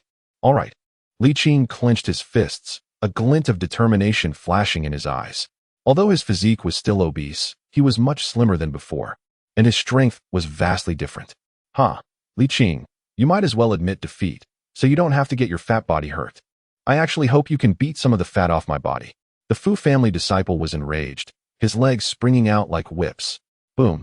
He infused his palms with true energy, took a big step, grabbed the opponent's leg, pulled, and then slammed his palm fiercely into the opponent's chest. Boom. The crowd gasped in astonishment as someone soared into the air. Members of the Li family, as well as those within the city of Falling Star, were left with their mouths agape. The fifth layer of the acquired realm? Could it be true? Indeed, it was the fifth layer of the acquired realm. By consuming Dai Li's blood, the individual had undergone a transformation in their meridian constitution, accumulating strength that surged forth like a tempest. The two, fervently replenishing their treasures, experienced a meteoric rise in cultivation, surpassing even Dai Li's earlier training, though the quality was undeniably inferior. With a single swift motion, a leg was raised, and the true chi of the sixth layer of the acquired realm immobilized the opponent. Li Qing twisted the flesh of his face, muttering, "What a peculiar fellow." Silence enveloped the venue until someone chuckled lightly. Could it be that today marked the day of the Talentless awakening? Chapter 66. Disappointment. Dai Li lifted her gaze, beholding Fu Shibai, who wore a charming smile. The day of the Talentless awakening, she mused, a rather fitting title. With the first round completed, 40 individuals emerged victorious. The second round commenced. In Dai Li's second battle, she faced an opponent of comparable strength to Dai Yunbao, swiftly resolving the encounter with a single kick, revealing not a trace of true chi, solidifying her identity as a physical cultivator. Within the Dai family, Dai Han's prowess was commendable, having also ascended to the sixth layer of the acquired realm. Coincidentally, her opponent was not particularly formidable, allowing her to qualify as well. The two sisters, Dai Han and Dai Ling, both advanced together, eliciting a broader smile from Dai Yang. However, Li Qing and Fan Li also progressed, causing many self-proclaimed geniuses to feel a pang of despair. How could these two once ridiculed individuals have made it to the third round?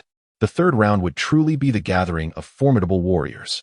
Included are Dai Li, Dai Qi, Dai Ling, Dai Yuyang, Dai Gaohua, Dai Dongyun, Dai Han, Fu Shibai, Fu Lanxin, Fu Hai, Li Yangyu, Fan Sheng, and a total of 20 individuals.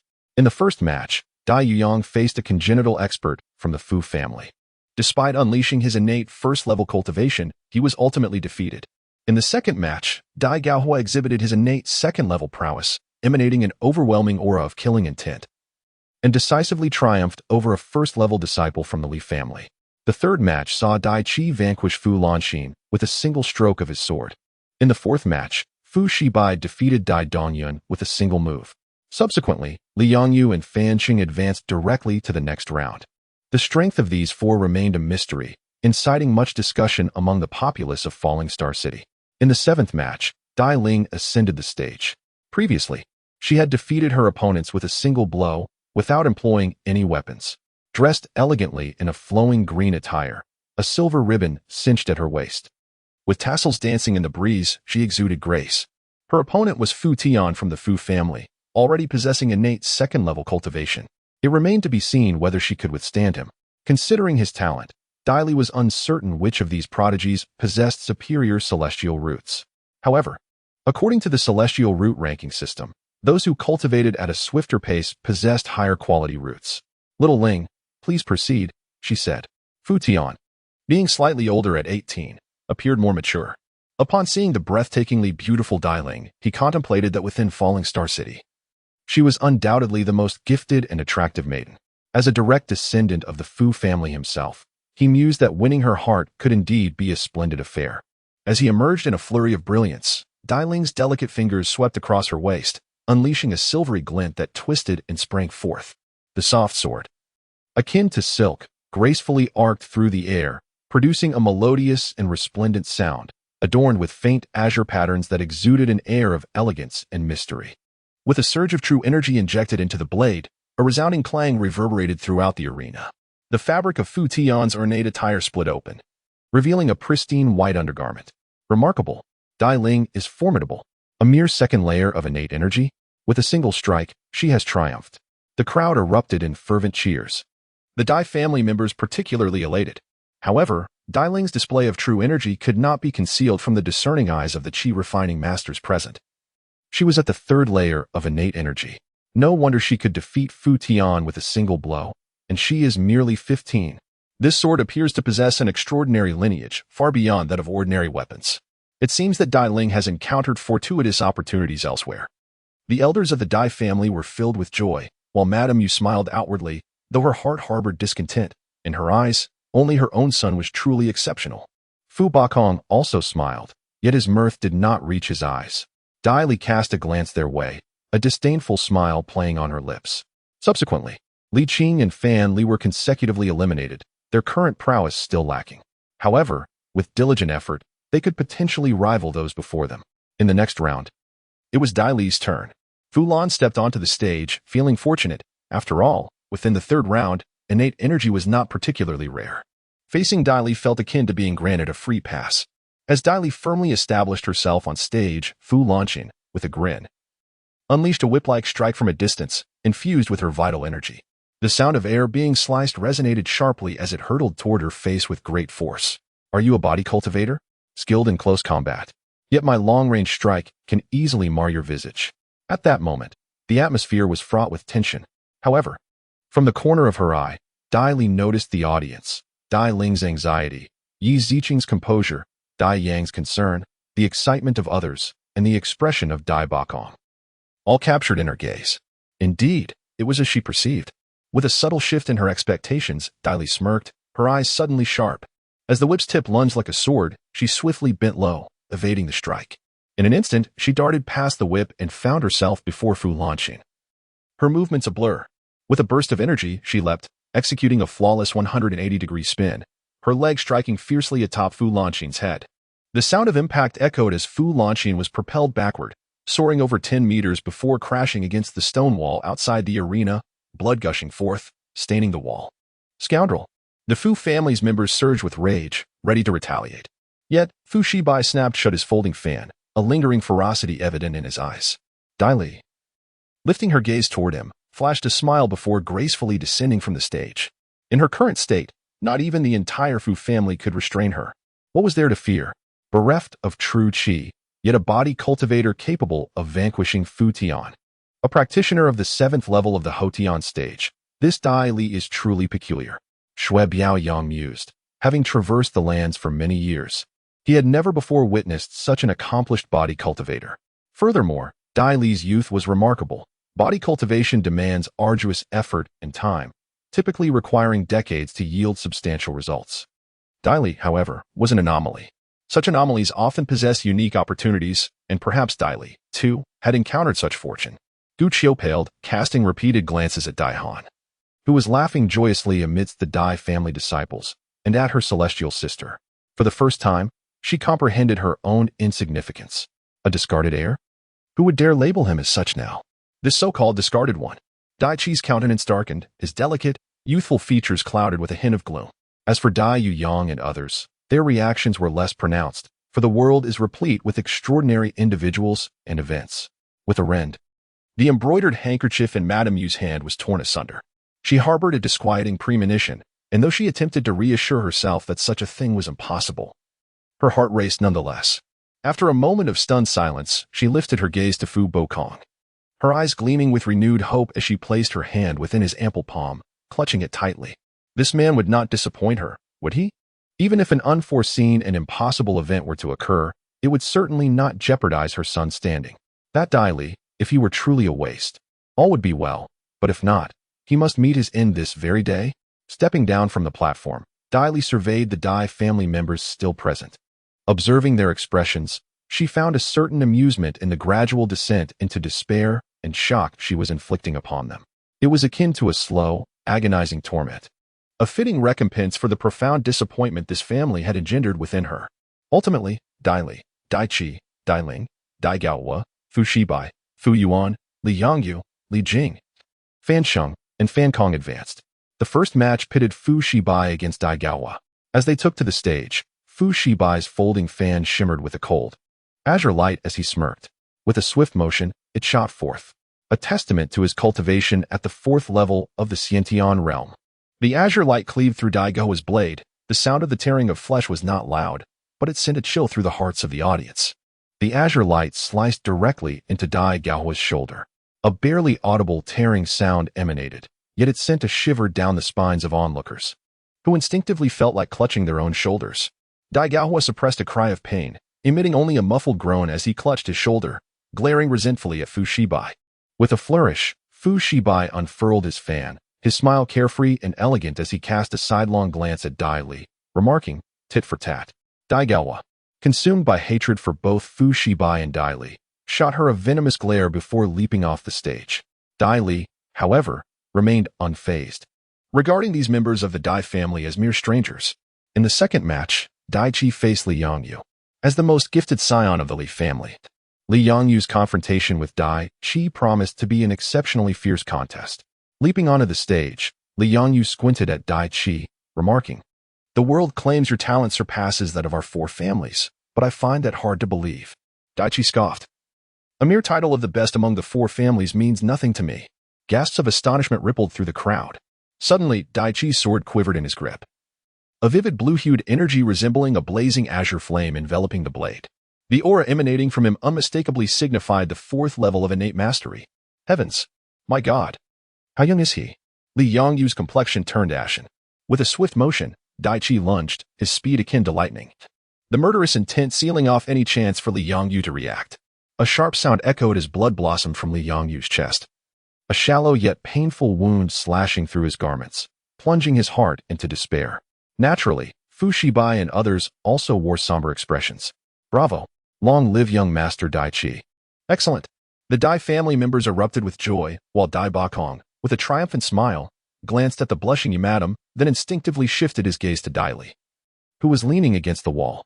For a moment, he was taken aback. Was Dai Li also smiling? The fourth level of innate mastery, Dai Ling murmured, casting a glance at Dai Li, sighing inwardly. Despite everything, she still believed Dai Li to be the better of the two. Dai Qi's temperament and character were sorely lacking. He was merely a faade of a refined gentleman. The innate cultivation of the fourth tier is nearly universally acknowledged as champion, eliciting a tide of fervent cheers, admiration, and appreciation that surged forth like a relentless wave. Dai Qi's lips curled into a smile as he squinted at Dai Li, eagerly anticipating the sight of his panic and despair. Yet, to his surprise, he was met with a beaming smile instead. This fellow certainly feigns mystery. Once you truly encounter me, you will comprehend my prowess. Dai Qi's gaze slightly lowered, and the intent to kill grew heavier. In the third match, Dai Ling faced Li Jing, emerging victorious. The fourth match featured Fan Qing against Fu Yuan, and Fan Qing triumphed. In the fifth match, Dai Li confronted Fan Kong. Dai Li had heard of this individual, as Fan Li had mentioned him a few times. He seemed to be a rather decent fellow. The youth before him possessed a broad and honest visage, with a robust physique, and his every movement exuded a certain shyness. Yet, when he unleashed his attack, it was a tempest of innate second-tier true energy. It was evident that Dai Li was destined to lose. Dai Yunhu clenched his fists in silence, wishing fervently for Fan Kong to deliver a single blow that would vanquish Dai Li, a sentiment echoed by many within the Dai family. Why was this? It was not due to Dai Li's poor character. On the contrary, he had consistently demonstrated commendable behavior throughout his life, never bullying the weak or flaunting his superiority. However, misfortune had plagued him as he had previously been considered a worthless fool, when some grew accustomed to deriding a simpleton, only to suddenly witness that simpleton achieve the highest honors, both in literary and martial pursuits. The resulting shock was profound. Jealousy and resentment soon followed. Moreover, for many years, Madam, you had subtly shaped the family's perception of Dai Li, never regarding her as a member of the Dai clan. As an outsider endowed with such strength, how could they possibly accept it? Fan Kong's fist shot straight towards Dai Li, embodying the ancestral of the Fan family. Veins bulged, and true energy coalesced into a formidable force, delivering a blow that possessed the strength of 10 oxen, capable of shattering stone. Yet Dai Li raised his delicate, pale hand, palm open, standing resolutely before the oncoming fist. With a resounding thud, the blue energy reverberated, echoing like crashing waves, while Fan Kong's fist could not advance even a fraction. How is this possible? The ability to parry the fueled by innate energy at the third level, with bare hands. Was this person a monster? Fan Li lay flat, his expression one of bewilderment. He was aware of Dai Li's prowess, Yet how could it be this formidable? Tang Ming trembled. Heaven help us. The young master hasn't even unleashed his true energy yet. What is his actual strength? Resolutely, he pledged unwavering loyalty. As for this Dai Li, Dai Yang remained unfazed, merely casting a glance towards the side courtyard, sighing softly. Shall we continue? Dai Li inquired gently. With a smile, Dai Li glanced at him, scoffing. Had it not been for your prior kindness towards a certain youth, you would be on par with those two ahead. Bo Kong. Madam, you grasped Dai Bo Kong's sleeve, exhaling softly, while Dai Bo Kong took a deep breath, his gaze towards Dai Li enigmatic and inscrutable. How could this child have transformed so drastically? Dai Qi, Dai Ling, Dai Li, Fu Shibai, and Fan Qing emerged as the 5 finalists. While the defeated Li Yangyu approached his father, his face etched with despondency and despair. Li Shuang cast a glance at him, his demeanor exuding a refined gentleness as he smiled and remarked, It's no matter, merely a battle. Henceforth, diligent cultivation shall suffice. Li Yangyu was momentarily taken aback, yet he brushed aside his disappointment, feeling an oddity within. Why did it seem as though his father was in high spirits? Among the 5, one must inevitably remain idle. The one left out was Dai Ling. Do you not find it regrettable? Nonetheless, congratulations are in order. You may revel in your triumph a little longer. Yet, the ultimate outcome shall remain unchanged. A body cultivator devoid of true energy is akin to a mere stone. With sufficient strength, she can be crushed. After drawing lots, Dai Qi approached Dai Li, his tone icy and malevolent, though he spoke with a smile. Their exchange lasted but a fleeting moment, yet others overheard fragments. Casting peculiar glances at Dai Li, seemingly pondering whether she was courting her own demise. Chapter 68. Is this a nightmare? As a vampire, Dai Li's empathy is not abundant. In fact, she harbors a rather vindictive disposition. Even those possessing the same bloodline as her could be deemed expendable. Having reached the top 5, it was unexpected that Dai Li could enter this echelon. I feel as though I am ensnared in a daydream. Is this truly a nightmare? That waste could actually. The disciples of Falling Star City wore expressions akin to constipation. They had previously tormented Dai Li without restraint. And should she hold a grudge, the consequences would be dire. Contemplating this, they could hardly contain their desire for Dai Li to be utterly annihilated by Dai Qi and his ilk in the forthcoming matches. In the first match, Dai Qi faced Fan Qing. Fan Qing sighed, lamenting his misfortune. How was it that the substitute Qi had not encountered Dai Li? Instead, he found himself facing the former. It was not his intention to bolster another's confidence, for he was acutely aware that the inherently 4th-tier Dai Qi would not be matched against him, as he himself possessed merely the prowess of a 3rd tier. Alas, dear brother Fan Qing, exercise caution. I harbor a lingering suspicion that this Dai Qi is not a person of good character. Raising an eyebrow, Fan Qing looked at Fan Kong with surprise. This lad, possessing an innocent disposition and a close bond with him, was someone he trusted. Yet, the source of such words puzzled him. Fan Kong scratched his head and cast a glance at the distant Dai Li, grinning broadly as he remarked, I simply believe that brother Dai Li is a splendid individual, while Dai Qi, having usurped his father, is excessively proud. How could he possibly be a good person? Fan Qing paused, momentarily taken aback, but he nodded thoughtfully. Although Dai Qi was young, his relentless pressure on his own brother was evident. Being a child of lesser birth, he was likely to harbor resentment towards those of legitimate descent, fostering an inherent animosity. Perhaps, reflecting on the earlier gaze Dai Qi had cast upon him and Fu Shibai, he resolved to remain vigilant. As Dai Qi ascended the stage, the crowd erupted in cheers, and even members of rival families could not help but express their admiration for such a prodigious talent. Fan Sheng, the foremost genius of the Fan family, felt a wave of unease wash over him as Dai Qi caressed the hilt of his sword. Raising his eyes to meet Fan Qing's with a disdainful smile that briefly flickered across his handsome face. Overrated, Fan Qing thought warily, already assuming a defensive stance. His hands clenched like a tiger's paw, enveloped in a mist of azure and white energy, resembling a formidable azure-white tiger poised to pounce upon its prey. The pinnacle of the Fan family's Fuhu Quan lies in the unity of man and tiger. Undoubtedly, Fan Qing has achieved this state. Exhaling a breath as resonant as a tiger's roar, reverberating through the heavens, Dai Qi lunges forth with formidable spirit energy, transforming into a colossal tiger claw descending with great force. With a slight bend at the waist, Dai Qi grips his sword and exclaims fiercely, merely a trivial skill. As he unsheathes his sword with a metallic clash, a black gleam flashes forth. In an instant, the condensing tiger claw is torn asunder, while the sword's tip relentlessly targets Fan Cheng's chest. Yet, Fan Cheng, as if possessing foresight, leaps back swiftly, disregarding the risks, and leaps off the stage. The sound of his palm striking the ground dissipates the fierce momentum of the tiger. Rising to his feet, Fan Cheng gazes at Dai Chi with a mix of fear and lingering dread, while Dai Chi, standing atop the 3-meter-high platform, looks down upon him with a scornful smile. Ah, luck is on your side. Luck? Placing a cold hand upon his chest, Fan Cheng's heartbeats surge like a tidal wave. Had he not been on guard, he would have either been rendered powerless or met with certain death. This Dai Chi is indeed a malevolent wolf. The Fan family members collectively hold their breath, casting hostile glances towards the Dai family. Fan Yu's expression fluctuates between anger and vigilance as he watches Dai Chi. This young man truly incites murderous thoughts.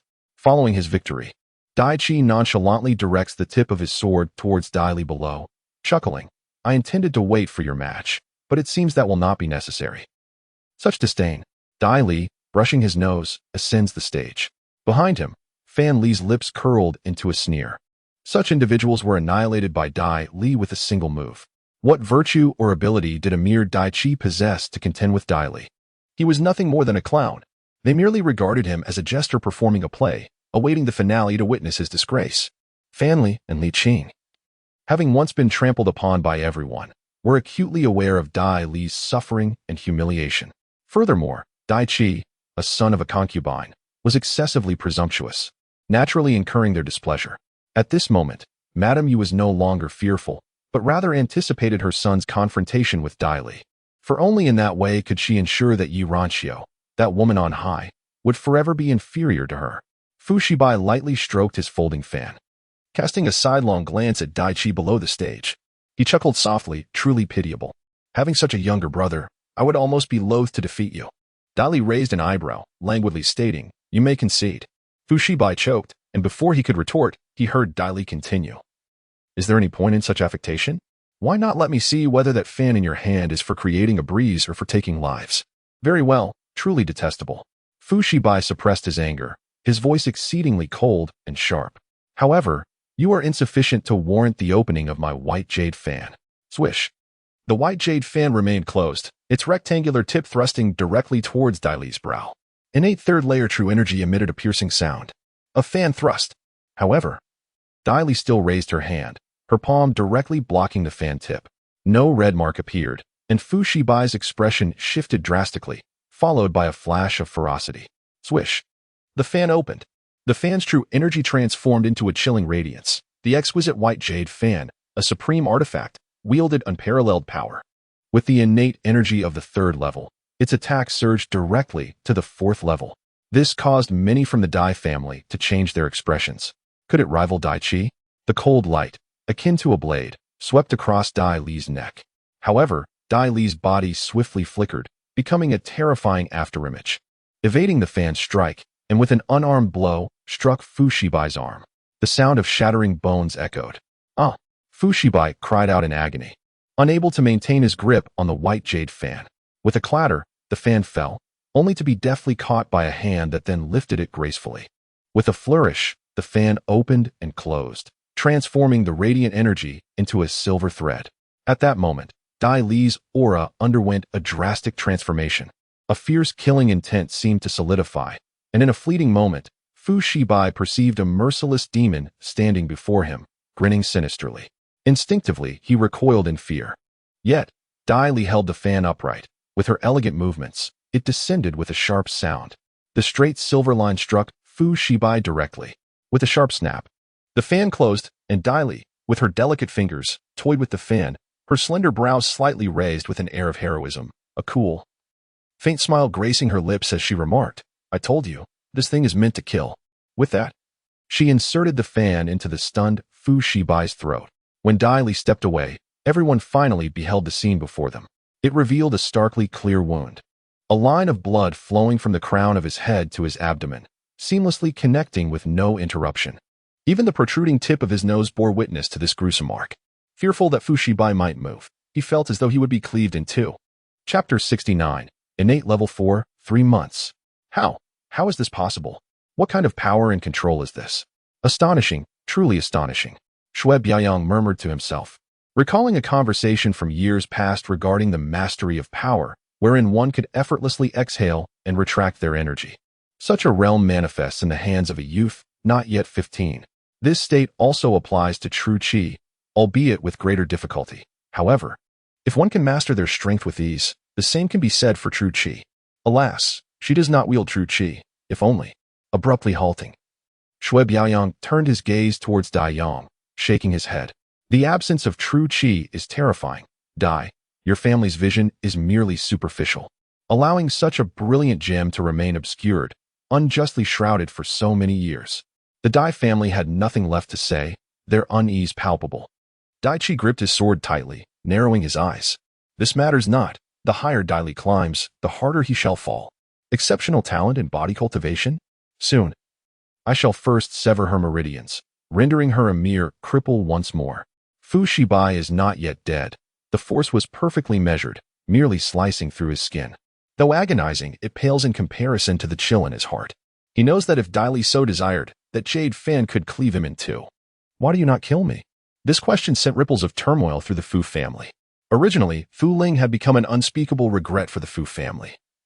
Yet it was brought back to light by Dai Li, particularly after she had defeated Fu Shibai. It felt as though a slap had been followed by a sprinkling of salt, and she was expected to express gratitude. Dai Li, disregarding the blood streaming down Fu Shibai's face, descended the steps slowly. As she passed by Dai Chi, she murmured, "The game has only just begun." Dai Ling touched her own arms, realizing they were icy cold. The current Dai Li was inscrutable and intimidating, a presence that instilled both fear and distance. How could such a fine person like Dai Li have transformed into this? Yi Ziqing furrowed her brow, casting a glance at Dai Bakong and the others in the distance, where a faint, cold light flickered ominously. 3 individuals, draw lots. Each drew their lot, and Dai Ling was taken aback, frowning at the words before her. She was to face Dai Li in battle. Dai Li also frowned, for she was reluctant to engage with this girl. It was evident that within the Dai family, she and Dai Han were the only two who posed no real threat to Dai Li. A reciprocation of kindness and grievances was a principle she still adhered to. Who would have thought that we would be pitted against each other? On the stage, Dai Ling raised her azure robe slightly, her hair flowing like wisps of cotton, imbued with a sense of melancholy. With a slight purse of her lips, Dai Li furrowed her brow and stated that she had no desire to delve into the causality of events that had already transpired. A look of comprehension dawned on Dai Ling's face, followed by a subtle, knowing smile. "The former you would never have been so indifferent," she remarked. "Indifference?" Dai Li echoed, her voice tinged with a hint of resignation. "A person's character is shaped by their environment. If I am perceived as callous, then I can hardly be held solely responsible." As she spoke, her gaze swept across the Dai family members gathered below the platform. It was a look that seemed to carry an ominous premonition, causing a palpable surge of unease among them. Dai Bo clenched his fists, his eyes burning with a fierce, almost malevolent intensity as he glared at Dai Li. "Very well," he spat out. "Dai Ling, defeat her. This wretch is unworthy of being one of us." "Indeed, she is unworthy." The chorus of angry shouts erupted from the assembled Dai family members, their faces contorted with rage. The onlookers from Falling Star City were taken aback, utterly astonished by the sheer animosity the Dai family harbored towards Dai Li. Chun Shizaniang tapped lightly on the table, a sly smile playing on her lips. How long can such a family possibly endure? She mused. "I am truly eager to see." "Mistress, shall we intervene?" A guard whispered from behind. "No. Let events unfold as they may," Chun Shizaniang replied. "Someone will undoubtedly take care of it." With that, she turned her gaze towards the heavens, where white clouds drifted lazily across the azure sky, an image of serene beauty. On the platform, Dai Li remained unmoved, while Dai Ling frowned in disgust. Abruptly, she turned and descended the steps, drawing gasps of astonishment from the crowd.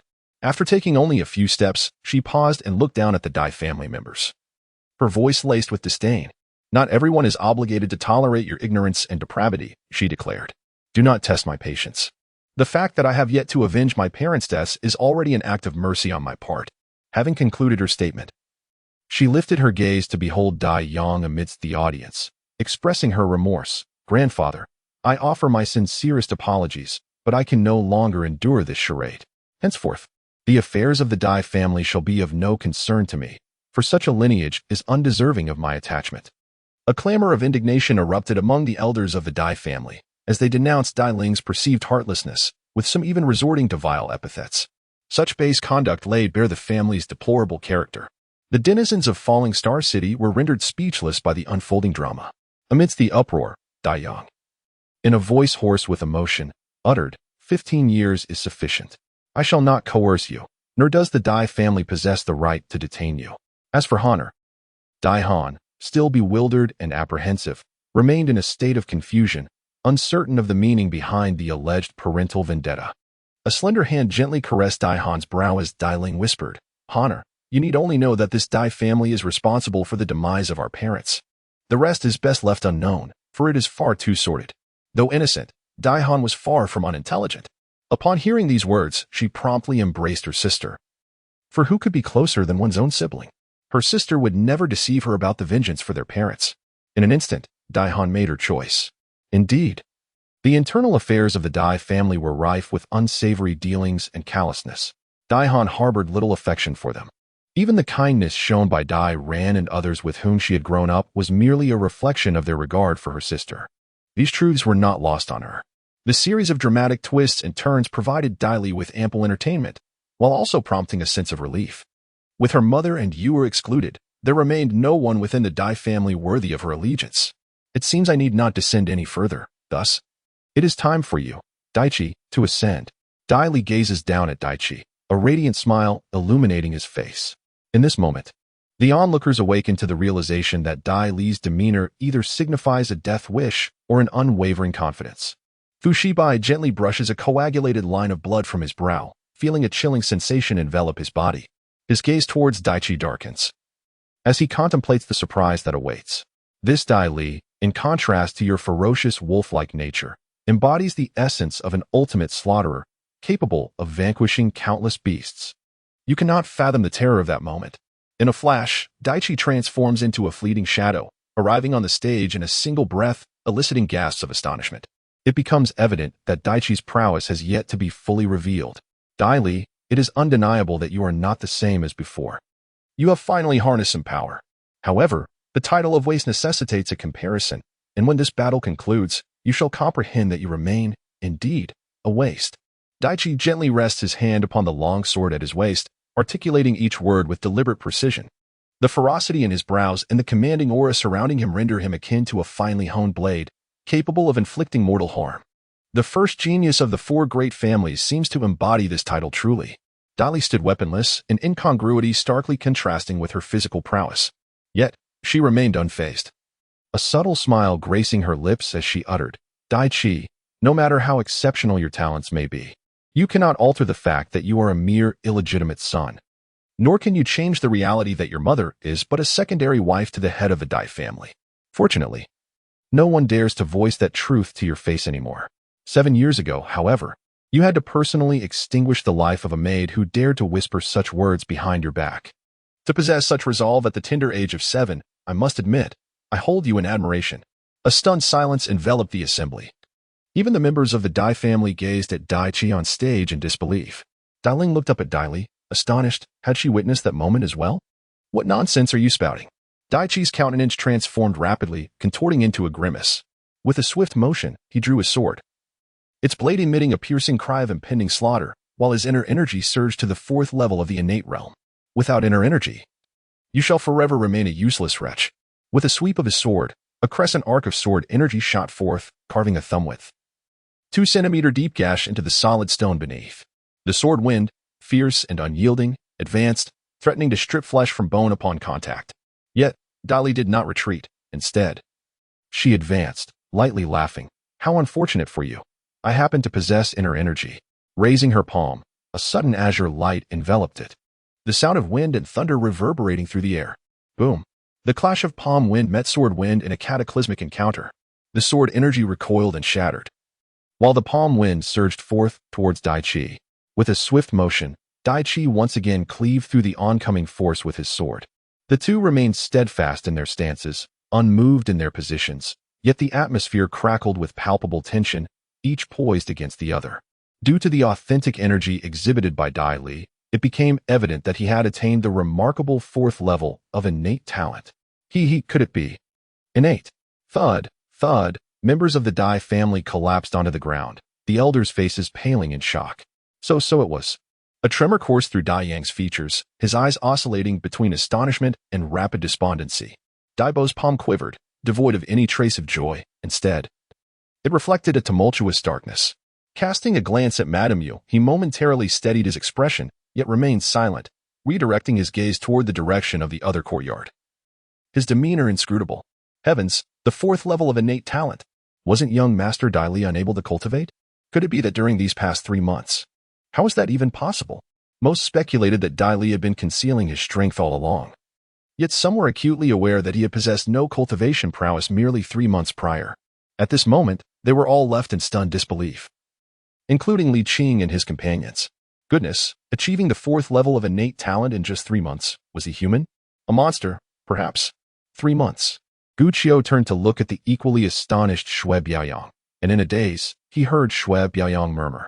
When I broke through to the fourth level of innate talent, it took me 25 years versus 3 months. The stark contrast between genius and mediocrity was laid bare. Chapter 70. Are you comfortable now? Have you become accomplished? Fan Li shouted hoarsely to the Dai family disciples. Hey, did you not know that Dai Li has actually reached the fourth level of innate talent? Li Qing grinned widely, his hands forming a large trumpet shape. Surely they are unaware. Just look at their scornful and shameless expressions. Oh dear, isn't their heart bleeding? 3 months. And only at the fourth level of innate ability. What is Dai Qi worth? After consuming so many treasures, he has merely reached the fourth level.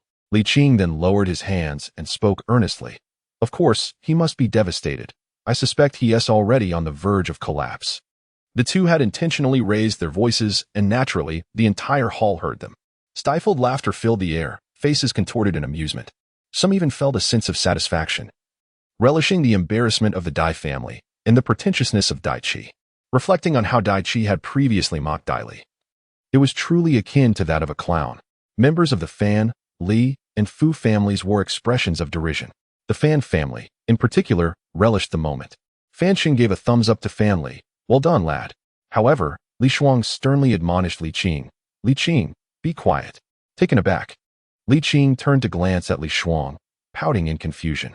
Shouldn't you be pleased that I'm mocking the Dai family? On stage, Dai Qi was initially alarmed, struggling to believe the situation. Then, a wave of discomfort washed over him. Dai Li had actually managed to cultivate? No, he could still render Dai Li a waste. That would be even better, making her fall even harder. At the fourth level of innate ability, it seemed luck was on his side with the acquisition of pills and treasures. However, he would still be defeated. Suddenly, a greenish-white aura enveloped Dai Qi, and abruptly, his true energy surged threefold. With a resounding crash, tables shattered, teacups splintered, and numerous individuals toppled from their chairs. At the fifth level of innate mastery, Dai Bo Kong revealed a smile, for Qi Air had astonishingly reached this level at merely 14 years of age. Such exceptional talent, not only in Falling Star City, but also in the surrounding regions, places him among the elite. The Dai family is destined for greatness.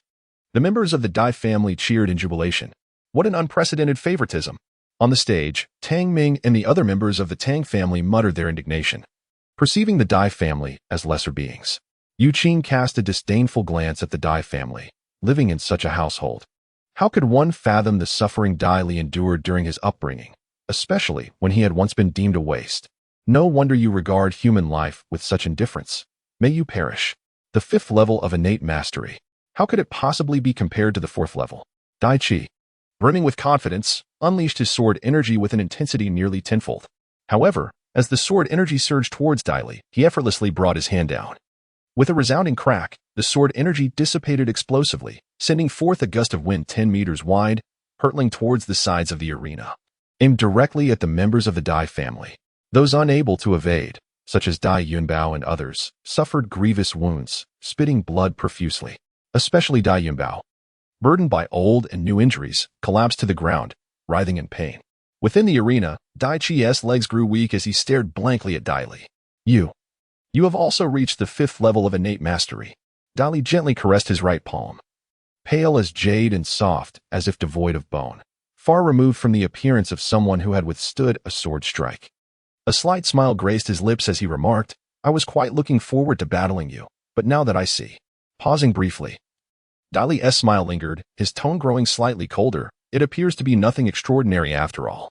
Such is the fate. Proud as Dai Chi is, he has been subjected to ridicule by Dai Li, the most despised and lowly member of the Dai family. Ah, do not revel in your triumph. I shall slay you.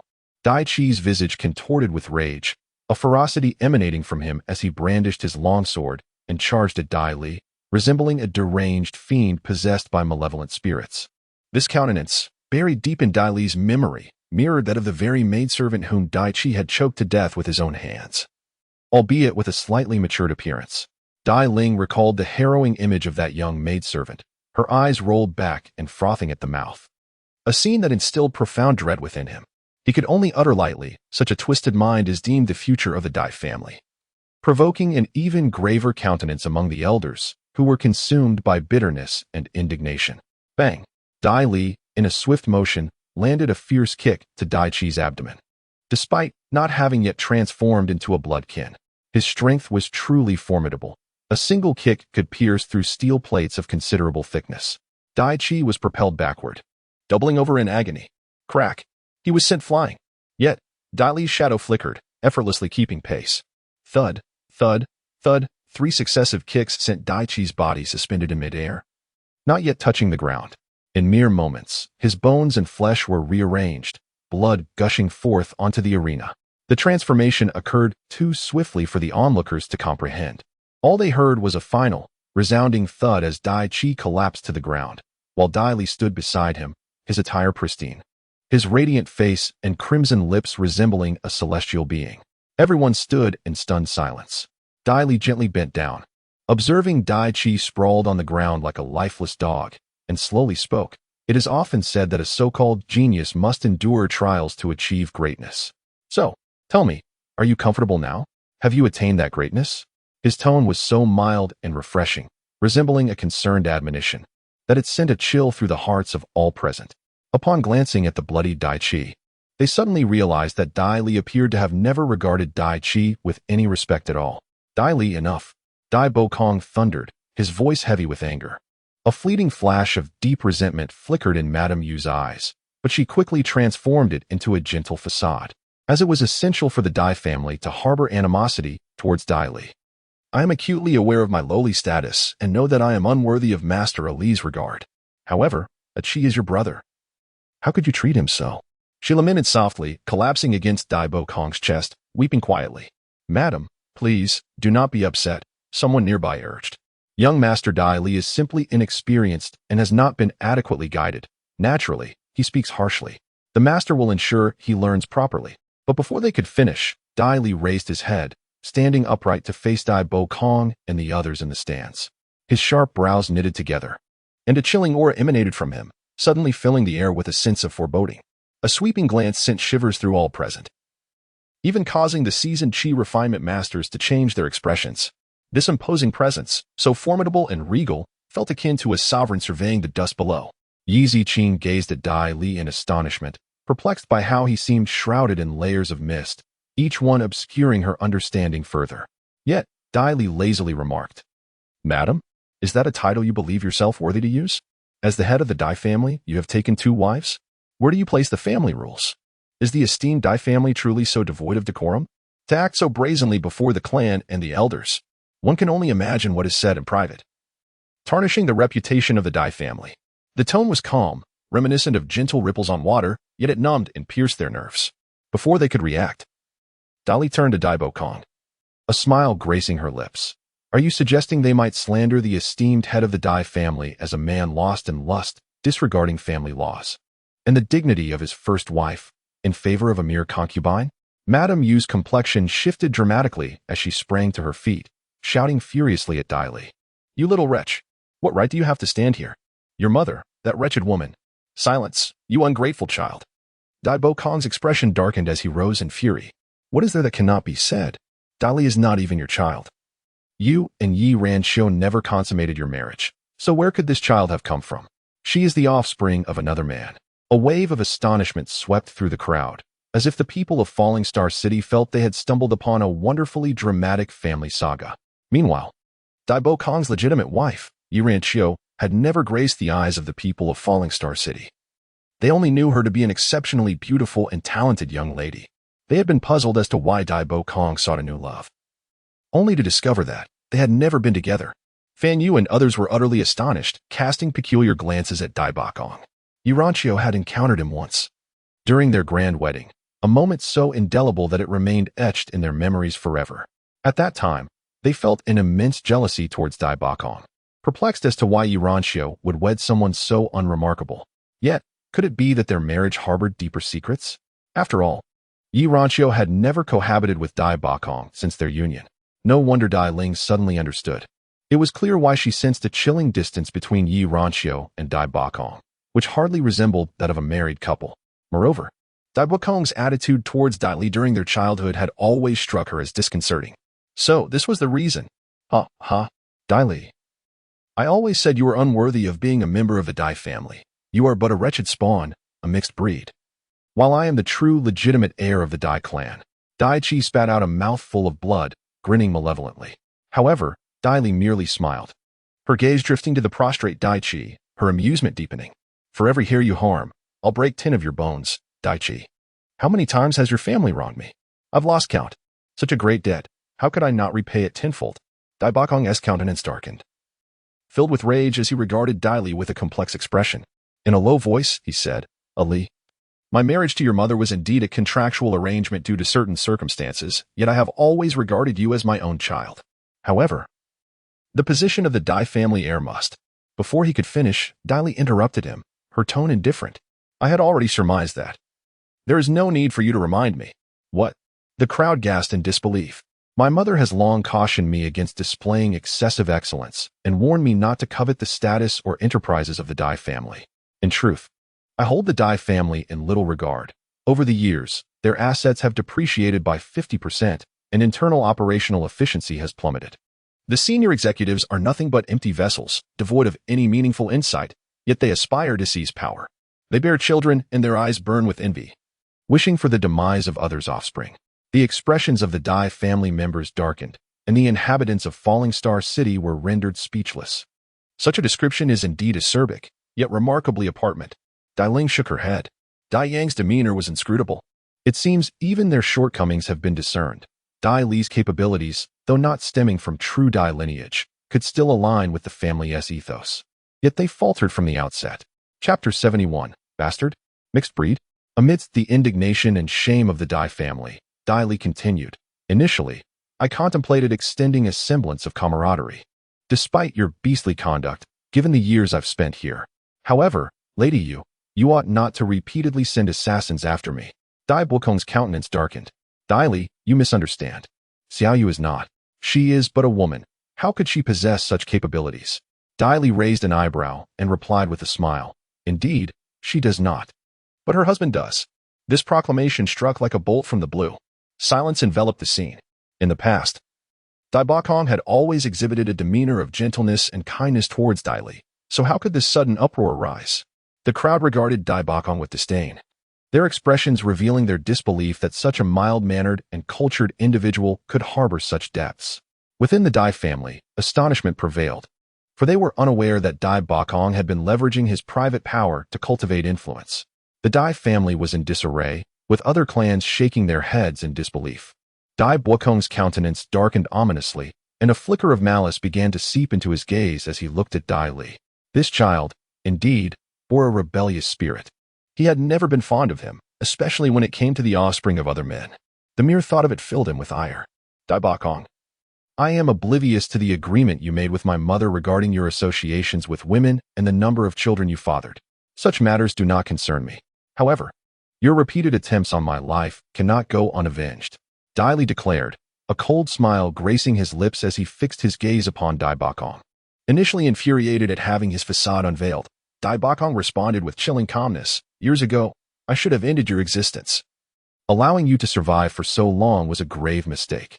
But now, your treachery has manifested, and our family can no longer harbor you. Dai Yang was taken aback, recalling their previous visit to the warm fragrance of jade, realizing that Dai Bokong's amiable demeanor had merely been a guise.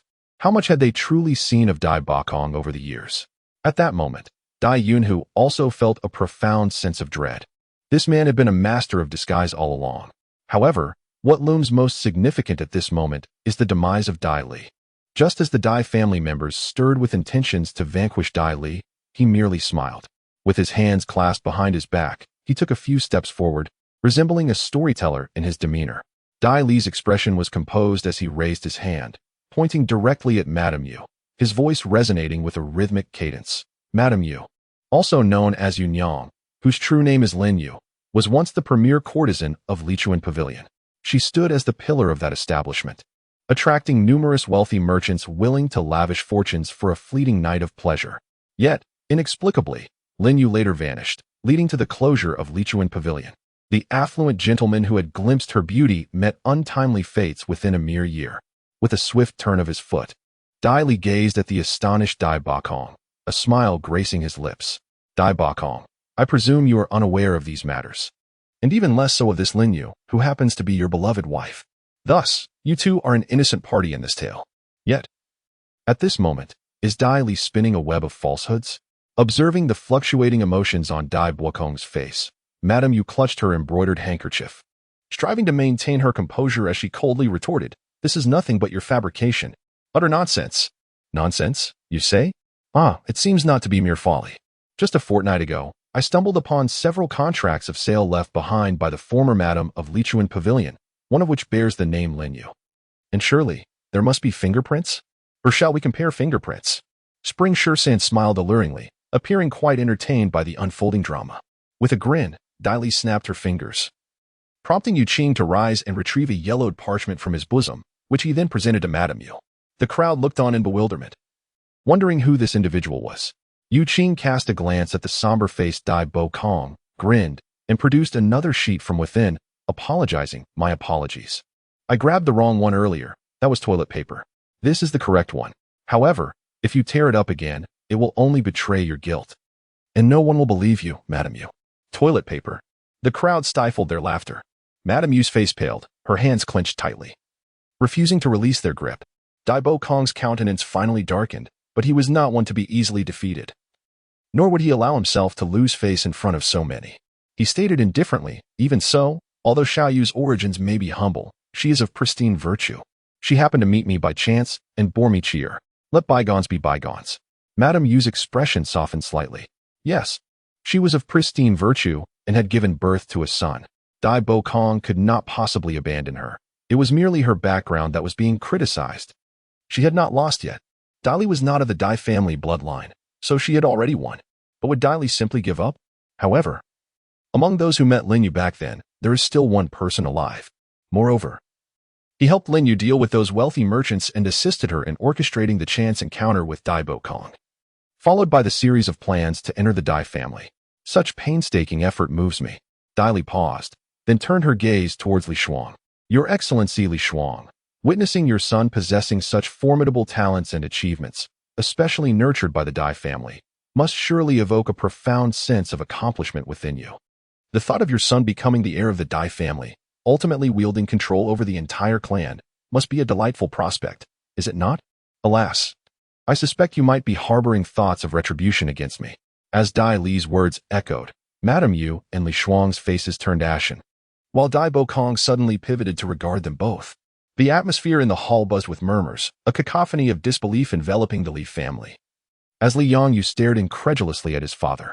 Below the stage, Li Qing grasped the flesh of his face, exclaiming, "Heavens, is that fellow truly of our Li blood?" At that moment, he found himself admiring his family head's prowess.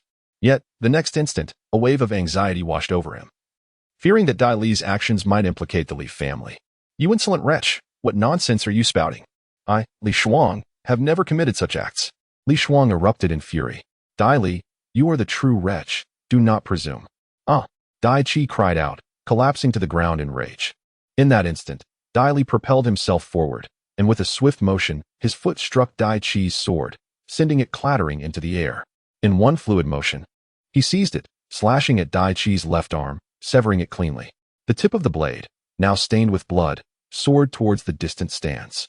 As Li Shuang, Madame Yu, and Dai Bakong stood in stunned silence, the severed limb landed before Li Shuang with a resounding thud, blood splattering into his wine cup.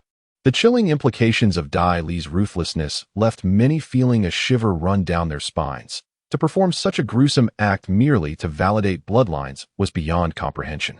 Moreover, how remarkable your talent is, yet you have rendered his hand useless. The Dai family turned their gazes towards Li Shuang, noticing his pale countenance and trembling hands. Witnessing the grief of his severed limb, they suddenly comprehended the gravity of the situation. Good heavens, is he not your son, that he should display such a demeanor? Conduct a blood test, De Jong said coldly, his expression devoid of emotion. The Dai family would never nurture the offspring of the Li family, particularly when the other harbors ulterior motives. Meanwhile, Dai Bokong, with a darkened visage, grasped the chin of Madame Yu, softly inquiring, "Tell me, whose child is he? Do not deceive me, otherwise, after the blood test." At this moment, Dai Bokong exhibited none of his previous timidity and honesty. His demeanor was ominously foreboding. I. Madame Yu trembled violently, beads of cold sweat forming on her forehead. Her lips quivering as she suddenly pushed Dai Bokong away and dashed towards Li Shuang. The truth had been unveiled. After the blood test, the reality would inevitably come to light. She had to escape to a safe place, a secure sanctuary. In her frantic state, Madame Yu rushed towards Li Shuang, extending her hand while desperately calling, "Li Shuang, save me." With this exclamation, the blood test was rendered unnecessary. Li Shuang stared blankly, never anticipating that the day's events would unfold in such a manner. As he faced the approaching Madame Yu, a cold glint flickered in his eyes, reflecting his disdain for the incompetent woman whose actions only served to thwart their plans. He raised his hand, a gust of force sweeping through the air. Boom! Madame Yu's head exploded. Lying on the arena, Dai Chi, pale from his severed arm, instantly contorted his face in anguish, shouting for his mother. In response to such an outcome, Dai Li remained expressionless. Her dwindling compassion would never be squandered on her adversaries. Such an indulgence was far too extravagant. Yet, Dai Li let out a sigh, pondering that if Yi Ranqiu were to discover this, she might hold it against her. After all, the actions taken were indeed rather ruthless. But she had not lifted a finger. All of this was merely the consequence of their own actions. Dai Bokong swayed slightly. The so-called idyllic scene of a harmonious family of three resembled the ghastly visage of a demon, repugnant and cruel enough to provoke nausea. The son he had tenderly cradled in his palm turned out to be another's child, despite his efforts to eliminate every potential threat. He had even gone so far as to act against her own offspring. Chapter 72, Reversal. Ultimately, the Yellow Sparrow? He raised his gaze towards the jade-like youth standing on the arena, braving the wind, and momentarily lost himself in thought. If only Yi Ranqiu were willing to accept him. Even if the child was not his own, he would. Yet, there were no ifs. The Dai family had already gathered, advancing towards the Li family. The Li family, devoid of compassion, had inflicted upon the Dai family an immense humiliation that could not be overlooked. How could they simply let it go? Especially after losing such a prodigy as Dai Li for the sake of a bastard? Yes, it was precisely because of Dai Chi that they had wronged Dai Li. It was all due to Dai Chi, Lady Yu, and Li Shuang. Oh, the thoughts of the Dai family are rather peculiar. Li Shuang shook off the blood that had splattered on her hands, her previously furious expression fading into a faint smile. Although the developments had taken an unexpected turn, the outcome remained unchanged. Let us take action. With a sudden flourish, Dai Yunhu and several elders leapt into action against those nearby. In the Fan household, several individuals brazenly assaulted their own kin, and the same was true for the Fu family. Outside the arena square of the Dai family, shadows darted forth, brandishing curved blades and long swords, their bodies akin to leopards, exuding a menacing aura as they charged towards the stands. Oh heavens! Flee at once! The wealthy merchants within the city were utterly terrified, scrambling for safety or cowering on the ground, yet the assassins' targets were not them, but rather the members of the four families. Li Shuang raised his hand, proclaiming loudly, "Those who align with the Li family shall live. Those who oppose shall perish." As for the unrelated, they need not concern themselves. This was undoubtedly directed at Shui Biaoyang and Chun Shizaniang among others. Shui Biaoyang patted the pale-faced Gu Qiu on the shoulder, sighing, "It appears we have witnessed enough drama for today. I never anticipated it would escalate to this extent. Given the display from the Li family's assassins, it seems the other three families may face total annihilation. The Li family is poised to dominate Luoxing City." In the stands, Chun Shizaniang idly tapped her lips, appearing somewhat drowsy as if she wished to yawn. while the surrounding guards remained as steadfast as mountains, showing no concern for the assassins passing by them. The scattered cultivators merely observed as bystanders. Dai Ling shielded Dai Han, sighing as she contemplated the potential demise of the Dai family. Although she harbored a deep-seated hatred for them, she had never envisioned such a fate. Yet, upon the arrival of that day, she felt nothing but indifference. The horrific memories of her parents' tragic deaths still vivid in her mind. "Sister," Dai Han whimpered, shrinking in fear, unable to bear the sights before her. The sounds of slaughter echoing in her ears. "Do not be afraid," Dai Ling comforted her younger sister as they retreated, glancing towards Dai Yang. "Dai Yang has already been attacked. The Li family has surprisingly produced 5 formidable experts in the qi refinement stage. Li Shuang, your ambitions truly know no bounds." "Damn it, that scoundrel." On the platform, a flicker of delight passed through Dai Qi's eyes as he stood beside Zhuo Wei. If the Li family succeeds, his status will undoubtedly rise. For he is the son of Li Shuang. "Do you feel elated?" The cold, indifferent inquiry from Liang Bo stirred Dai Qi's heart, but it quickly froze. He intended to bide his time. Soon, the experts from the Li family would surely kill Dai Li. No, they would keep her alive, tormenting her in countless ways, making her wish for death. Dai Qi gasped weakly, lifting his gaze towards Dai Li. "Dai Li, you surely never anticipated things would unfold this way." Dai Li raised an eyebrow, a slight smile gracing her lips as she responded nonchalantly. "Indeed, it is somewhat unexpected. Your dear father has proven to be quite resourceful." Observing Dai Li's calm demeanor, Dai Qi was momentarily taken aback. How could this person show no fear, nor attempt to flee? Yet, there are even more surprises awaiting you.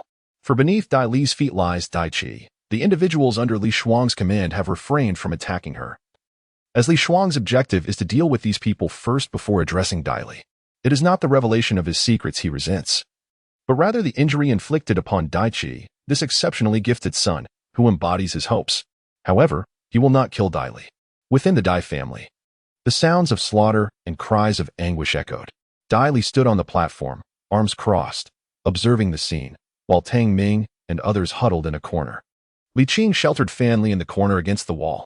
Being a member of the Li family, those assassins regarded the two insignificant figures with indifference. However, Li Qing's complexion turned pallid. Despite the Li family's rising fortunes, his humble origins and prior animosity towards Dai Qi rendered him unwelcome. Thus, he felt no joy. For Fan Li's survival was paramount. He was his sole friend. Li Qing's portly frame pressed Fan Li against the wall, drawing little attention from others. Meanwhile, members of the Dai family met their fates. Some perished, others were wounded, captured, or surrendered. Within mere moments, the dust began to settle. Dai Ling, Dai Han, and the composed Yi Ziqing remained seated, while the other loose cultivators showed no inclination to move. Dai Li stood resolutely upon the arena. They all seemed to be mere spectators, awaiting the conclusion of the performance. Yet, Dai Yang and other adept cultivators congregated with Dai Bakong, standing defiantly against the formidable cadre of Li family assassins. Li Shuang stood on the platform, hands clasped behind his back, as a gentle breeze tousled his hair. Though his temples bore the marks of age, they lent him an air of distinction. It was undeniable that all had underestimated Li Shuang, just as they had underestimated Dai Bakong. According to Dai Li, Dai Bakong was merely posturing, revealing his foolishness, while Li Shuang's display exuded genuine prowess. The dominance of Falling Star City seemed all but assured. Clutching the bleeding wound in his abdomen, Dai Bakong forced a bitter smile, his face ashen. "Li Shuang, we've underestimated you, grievously." Fan Yu and the others gnashed their teeth in a mixture of resentment and despair. Underestimated was an understatement. He was practically unrecognizable. Among the 4 families, the Li family was the weakest. Li Shuang chuckled, a rich, resonant sound. "Dai Bakong, you were too arrogant. You always believed yourself superior. In truth, I've always been baffled by what Yurancio saw in you. You are utterly insignificant." "You," Dai Bakong retorted with a cold snort. "Even so, she is my wife." "Wife?" That was before. Recalling the fleeting glimpse of Yi Ranxio from over a decade prior, a dark shadow in Li Shuang's eyes cleared, replaced by a glint of elation. Soon, all 4 families would revere him, and Yi Ranxio, the woman who had haunted his dreams for so many years, would be his. As for Dai Li, Li Shuang turned towards Dai Li on the platform, his expression softening. "Dai Li, or rather, I find the name Li Li more pleasing. Only Yi Ranxio could have given birth to such an exceptional son. And you greatly resemble your mother." "Li Li? What a ridiculous name." Li Shuang's demeanor, however, astonished everyone. Could it be that this fellow, the Dai family, Dai Bakong, they are unworthy of your mother? And you should have been my child. So exceptional, his looks, bearing, talent, and temperament. He was undeniably destined for greatness. To have him under the Li family's control, who knew the heights to which they could ascend. Li Shuang comprehended the profound implications of the situation all too well. Dai Li was rendered speechless, as were Li Qing and Fan Li. While the Dai family appeared as if struck by lightning, once considered insignificant, they now found themselves subjected to such treatment by Li Shuang.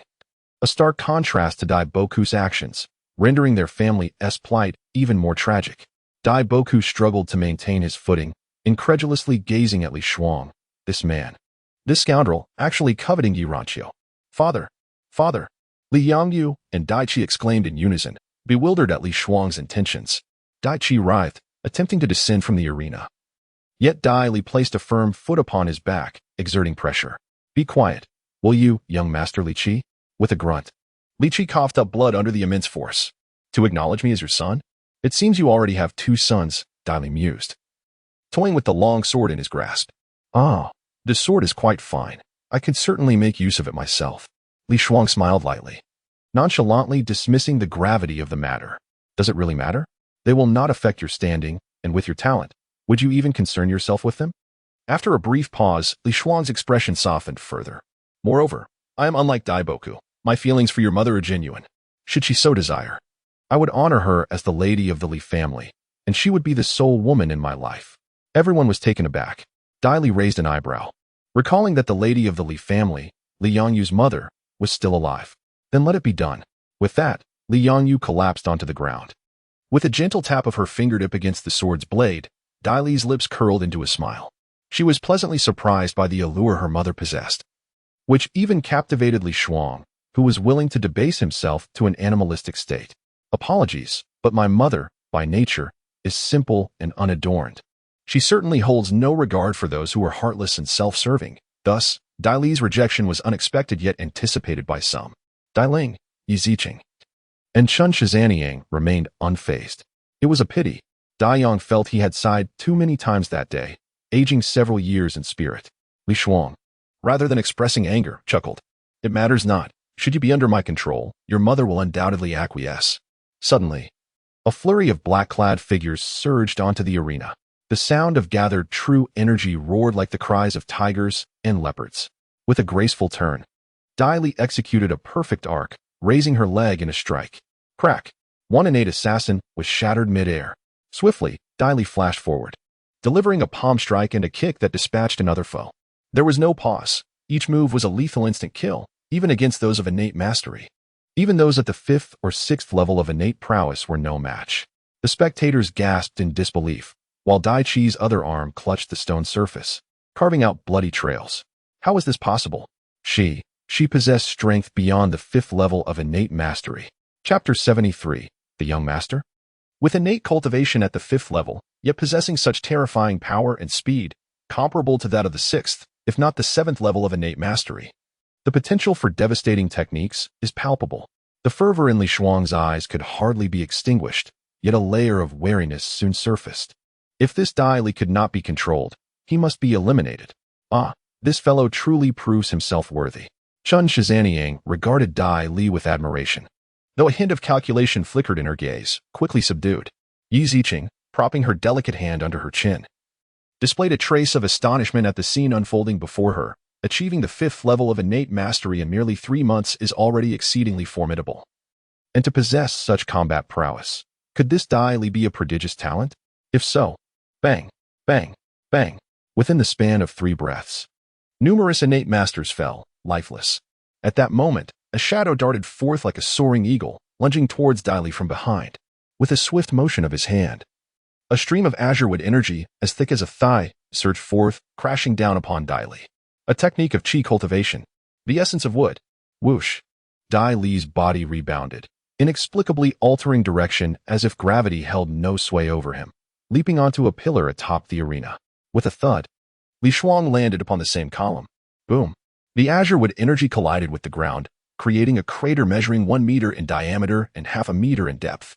Azure energy ignited upon Li Shuang's hands, embodying the spirit of wood, dense and resilient. Although its offensive strength may not be the mightiest, its endurance is unparalleled. At any moment, Li Shuang could unleash wood-based techniques with the azure energy at her disposal. To his astonishment, Li Shuang realized that the speed of his opponent was far beyond his expectations, presenting a formidable challenge. A sense of threat loomed over him, causing his initial plans to crumble gradually, and the intent to kill intensified. You flatter me. With so many Qi refinement masters among you, if my speed is not sufficient, how will I escape? Understanding Dai Li's implication, a fierce glint flashed in Li Shuang's eyes. He must not allow Dai Li to flee, for the consequences would be dire. You are far too stubborn. It seems you can no longer be my son. What a pity. As he spoke, Li Shuang's hands transformed the azure wood energy into thick, powerful vines, giant vines. With a swish, they shot forth from all directions. As robust as arms, their tips resembling fine threads capable of piercing bone like steel needles. The speed was astonishing. In the blink of an eye, they were upon Dai Li. Just as Dai Li prepared to counterattack, a sudden rush of wind surged behind him. A melodious voice reprimanded him, and in an instant, several beams of sword light erupted, deflecting the advancing vines. Subsequently, a figure grasped his arm. Hurry! Dai Li turned his head to find a delicate and refined face. Long hair flowing, her eyes reflecting a hint of alarm. This girl was Dai Ling. The sword energy she had just unleashed contained the essence of innate true energy at the 6th level. Remarkably, this girl was currently the most accomplished young disciple among the 4 families, and she was only slightly older than Dai Li, merely 15 years of age. They alighted gracefully upon the earth. Instantly, the air was rent by the sound of rapid propulsion from behind. Reflexively, Dai Ling moved to shove Dai Li aside.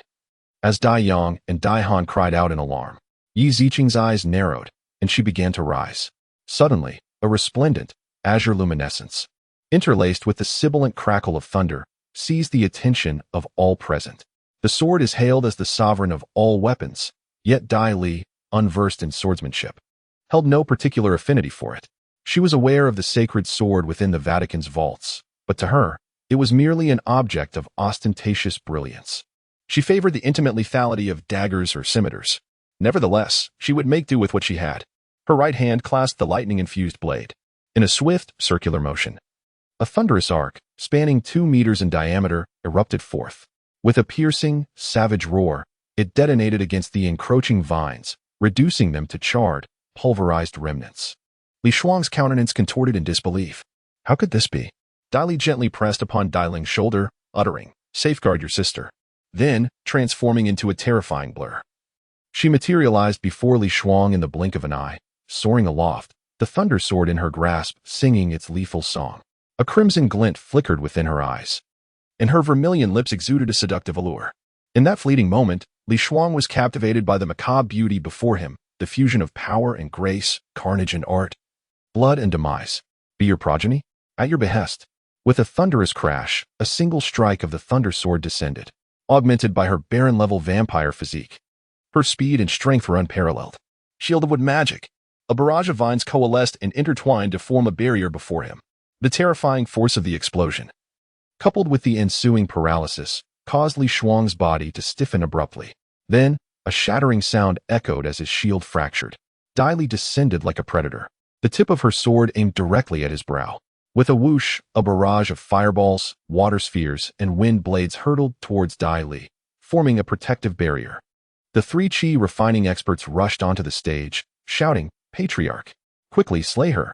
Li Shuang, no longer composed, now wore a mask of savage intent, tinged with panic. Dai Li was a cultivator with the rare lightning-based immortal root, and even more astonishingly, she was able to attack and kill a Qi refining cultivator while only at the 5th level of the innate stage. Such formidable power demanded she be eliminated. The other 3 shared his dread and encircled her, joining Li Shuang to form a quartet of Qi refining experts. "Ha, excellent!" Dai Li exclaimed, her delight evident. As a member of the Blood Clan, she reveled in combat, for they were inherently killers. What was there to fear? On the stage, 5 experts with Qi refining combat prowess engaged in a frenzied assault.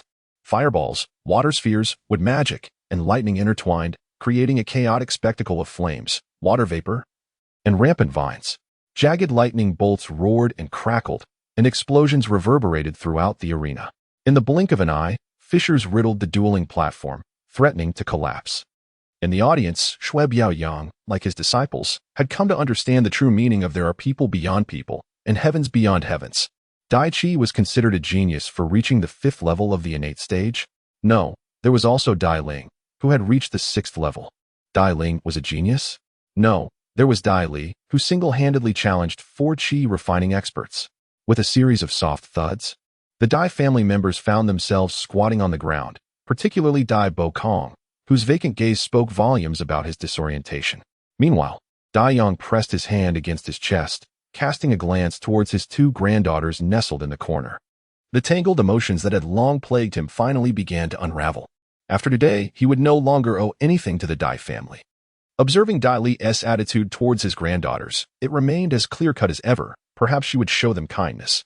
Contemplating this, a smile graced Dai Yang's lips. They were trapped. The masters of the Qi refinement stage either lay dead or incapacitated, while the Li family still had a multitude standing guard alongside the 2 Qi refinement experts. At this moment, members of the Fan and Fu families found themselves ensnared. Paralyzed by fear, yet they watched intently the fierce combat unfolding in the arena. Would Dai Li emerge victorious? It seemed improbable, facing 4 Qi refinement practitioners. Dai Li, it would be wise to surrender. Young one, yield to the Li family, and we shall honor you as our young master. As the battle intensified, Li Shuang and his companions grew increasingly alarmed, realizing that Dai Li was becoming more formidable, seemingly acclimatizing to the rhythm of battle. Indeed, Dai Li had little exposure to the sorcery of this world. She needed to adapt her previous combat techniques. The relentless assault from 5 Qi refinement cultivators was significantly honing her instinct for battle. My apologies, but rather than the title of young master, I would prefer to reap your lives. A faint smile curled upon Dai Li's lips, her eyes gleaming with a fierce light. Suddenly, with a swift motion, she raised her left hand, an eerie energy coalescing around her. Thunder Law, 1st level white thunder.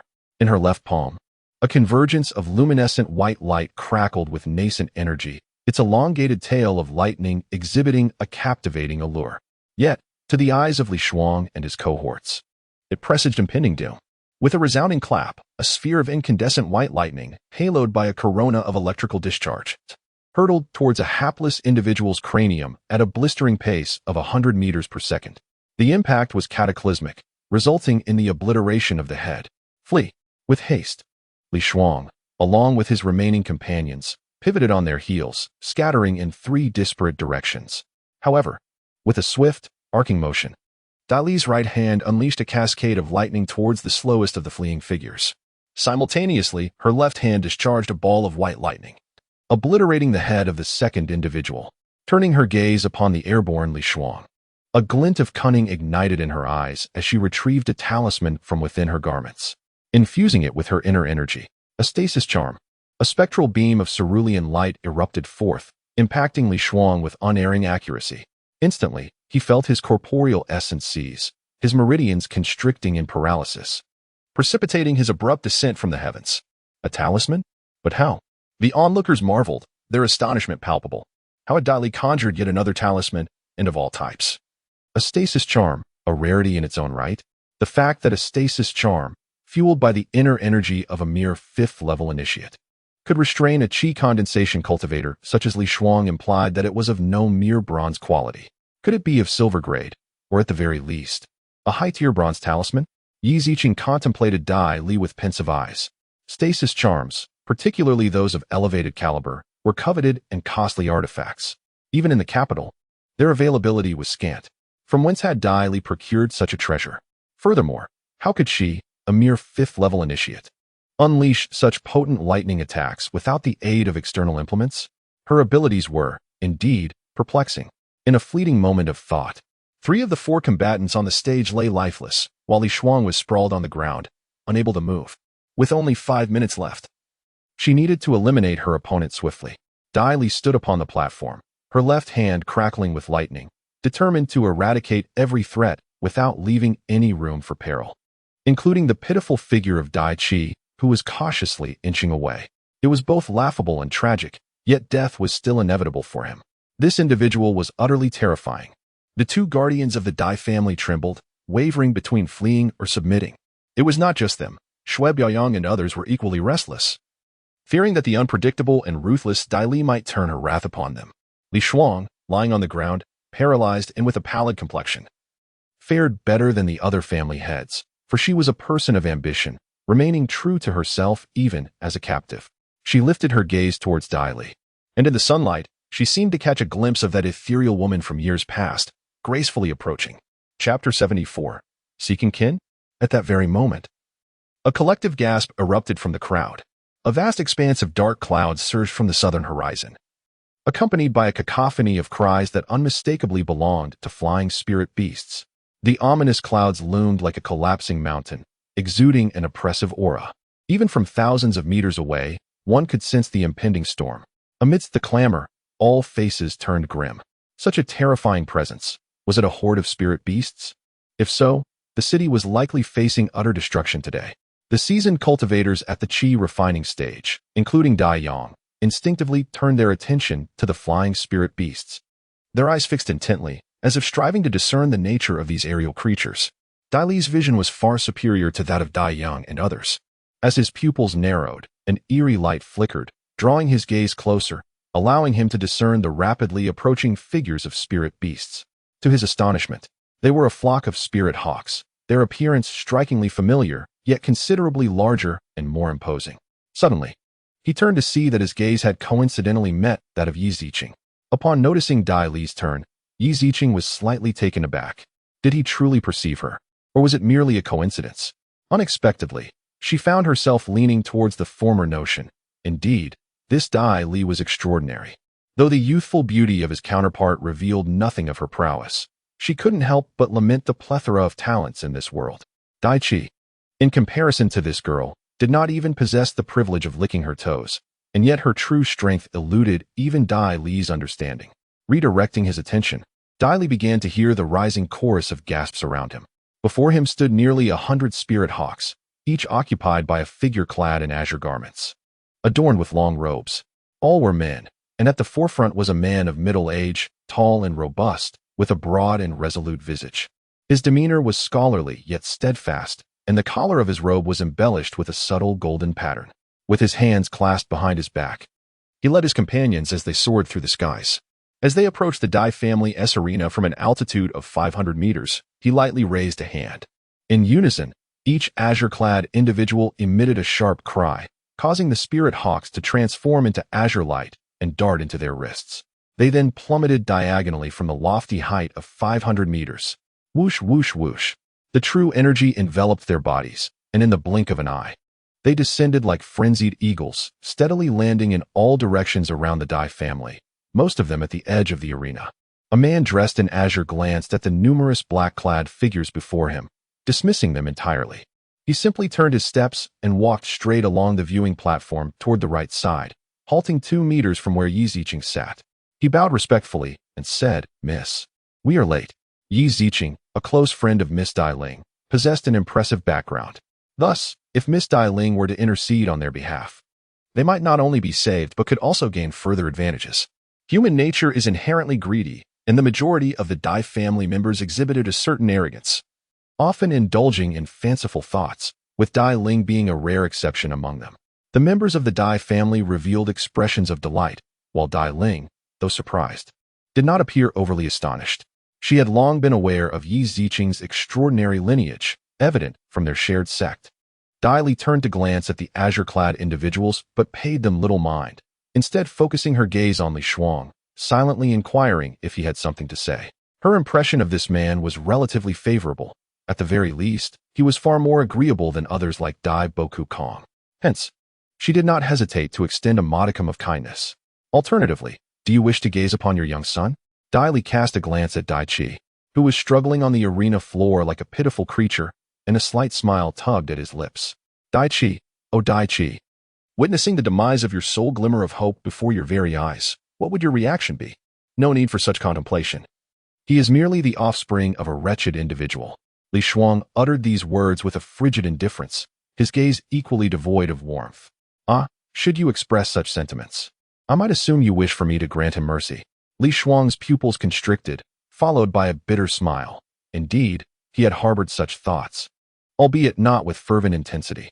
This Dai Li is truly formidable. In truth, Dai Li seemed preoccupied, his attention diverted from Li Shuang. For the composed gentleman before him appeared to have ties to the Dai family. If that were the case, then the dynamics of today's scenario would require a complete re-evaluation. Standing before Dai Bo Kong, the composed gentleman possessed eyes of profound depth, not entirely black, but rather a captivating shade of aquamarine, exuding a unique allure. His gaze was serene, yet condescending, akin to observing an insignificant insect. This demeanor left Dai Bo Kong and his companions feeling utterly exposed and diminutive in the presence of such a formidable figure. "Are you Dai Bo Kong?" The pallor of Dai Bo Kong's lips betrayed his trepidation as he nodded. "Yes, that is I." Could he be an old acquaintance of the Dai family? A friend of the ancestors? It seemed unlikely. Or perhaps he had merely come seeking Yi Ziqing. His father, Yi Ziqing, stepped forward and offered a slight nod to the composed gentleman before pausing to speak. "Indeed, my aunt is here. She has a son, and that son is..." "Aunt?" Dai Bo Kong felt a shudder course through his very soul at the mention of the name. "Yi? Yi?" The composed man turned his head and met Dai Li's gaze. After a brief moment of eye contact, his expression softened, revealing a sense of kinship. Indeed, he was truly reminiscent of her younger sister's son. Just this realization made Dai Li instantly aware of the man's identity, her uncle? How astonishing! A relative-seeking connection had come. She had never heard Yi Ranqiu speak of her family, nor had she ever been in contact with them, so Dai Li maintained a composed demeanor, merely raising an eyebrow. However, upon learning the visitor's identity, the Dai family erupted in excitement. He was family. Yi Ranqiu's lineage was unexpectedly significant. How wonderful! Dai Yong, observing the expressions of those around him, couldn't help but mockingly chuckle. Good heavens, for all these years, what kind of family had he been toiling for? Even dragging his own son's family into it? Could the Dai family be on the verge of a turnaround? Others were utterly perplexed. They found the affairs of the Dai family to be excessively melodramatic, feeling particularly sympathetic for Yi Ranqiu and her son, who had been bullied by this pack of wolves for so long. Dai Bo Kong, attempting to ease the atmosphere, believed that Yi Ranqiu would not be so heartless, and thus the Dai family still had hope. He spoke softly. "So it turns out you are the elder brother." "Elder brother?" The composed man's eyes suddenly turned sharp as he glanced at Dai Bo Kong, his sleeve sweeping through the air with force. Crack!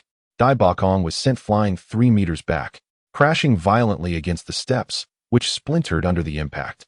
The sound of his bones cracking echoed, and blood gushed forth. Dai Bo Kong's breath weakened significantly as he looked at the composed man with a mixture of fear and resentment. Everyone was left in shock. The composed gentleman waved his sleeve and remarked indifferently, "What a remarkable person my sister is. To be willing to unite with you is already a tremendous favor. Even if there exists an agreement between us, she remains the daughter of the Yi family. She is Yi Ranqiu. And you, a mere nobody, dare to subject her to humiliation and treat her son so disdainfully. The Dai family, a trivial entity, is not even worthy of her deference. What right do you have to call me elder brother?" Dai Bo Kong's expression shifted dramatically, while the members of the Dai family turned ashen, collapsing to the ground. Yi Ziqing's demeanor remained unchanged as she turned to Dai Li, gently smiling and asking, "Aren't you coming up?" Dai Li rubbed his nose, hearing the cracked laughter of Li Shuang from the ground. "Ah, so that's it. I always wondered how Dai Bo Kong, such a waste, could be worthy of Yi Ranqiu. Indeed, he is unworthy. What a pity, Dai Bo Kong. You cast aside a pearl, yet regard a scornful wretch as a treasure. How amusing." His face bore a strange grin that sent shivers down many spines. Suddenly, with a sharp crack, Li Shuang's laughter was abruptly silenced. The crowd turned to see that Dai Li had twisted his neck. Dai Chi's expression changed, only to be replaced by a twisted smile. "I truly regret not having eliminated you when we were younger. With all those opportunities, how did you manage to survive?" Dai Li smiled faintly. "Do you know why you failed?" Dai Chi was taken aback. "You cannot kill me. I am." Before he could finish, his head exploded into ashes. The arena fell into silence, with only the composed gentleman and Yi Ziqing's eyes shimmering with brilliance. "You are called Dai Li?"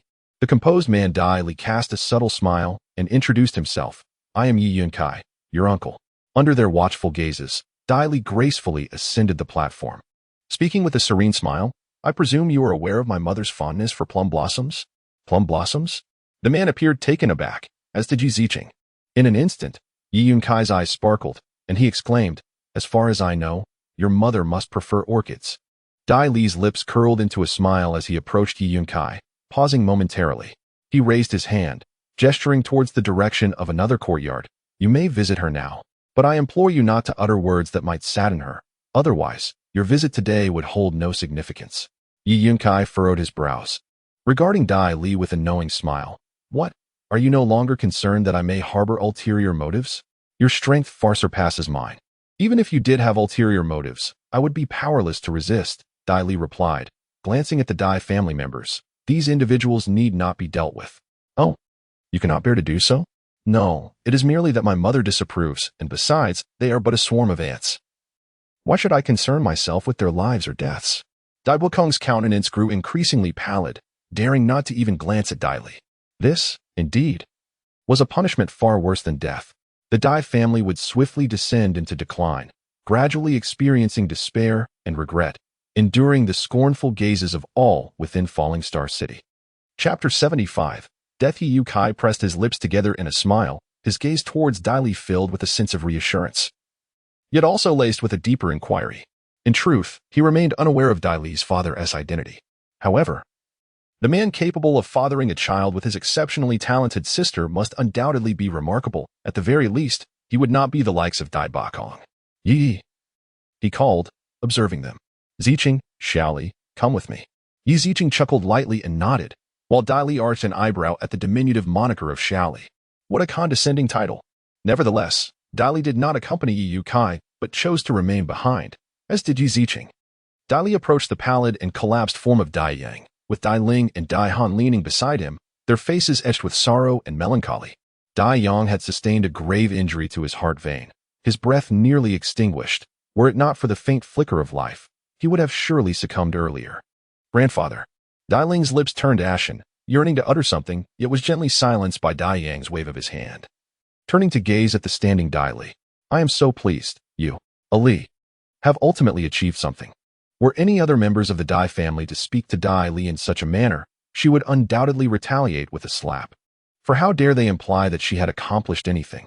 However, the individual before her was Dai Yang, the only elder from the Dai family who had ever shown her concern. In the past, she expressed her gratitude for his protection, for had it not been for him, Dai Chi would have already brought about her demise, Dai Li softly articulated. Dai Yang shook his head, his parched lips trembling slightly. It was also due to your mother. Now I comprehend that our Dai family truly does not deserve you and your mother. What a pity. Mother? Yu Rancho? Dai Li was momentarily taken aback, but recalling Yu Rancho's unparalleled wisdom, she soon found solace. Perhaps Yu Rancho's only regret was Dai Li's previous inability to cultivate. Dai Yang's withered hand trembled as he gently caressed the heads of both individuals, his expression serene, yet he could not endure much longer. His breath suddenly quickened, and with a fierce grip, he seized Dai Li's hand. His voice was hoarse, yet words eluded him. Dai Li noticed the dark blood surging from his throat, his complexion turning ashen. Dai Ling and Dai Han were already inconsolable in their tears.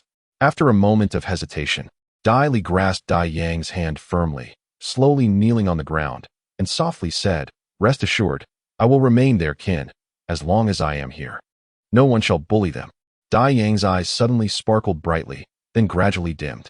The strength in his hands waned, growing frail and desiccated, while the curve of his lips formed an arc that would become eternal.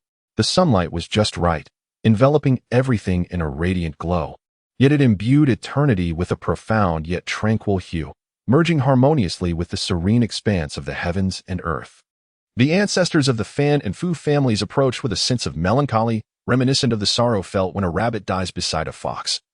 Bowing respectfully to Dai Yang, the younger generation and the wandering cultivators shared this sentiment, yet the Dai family remained engulfed in their own isolation and trepidation.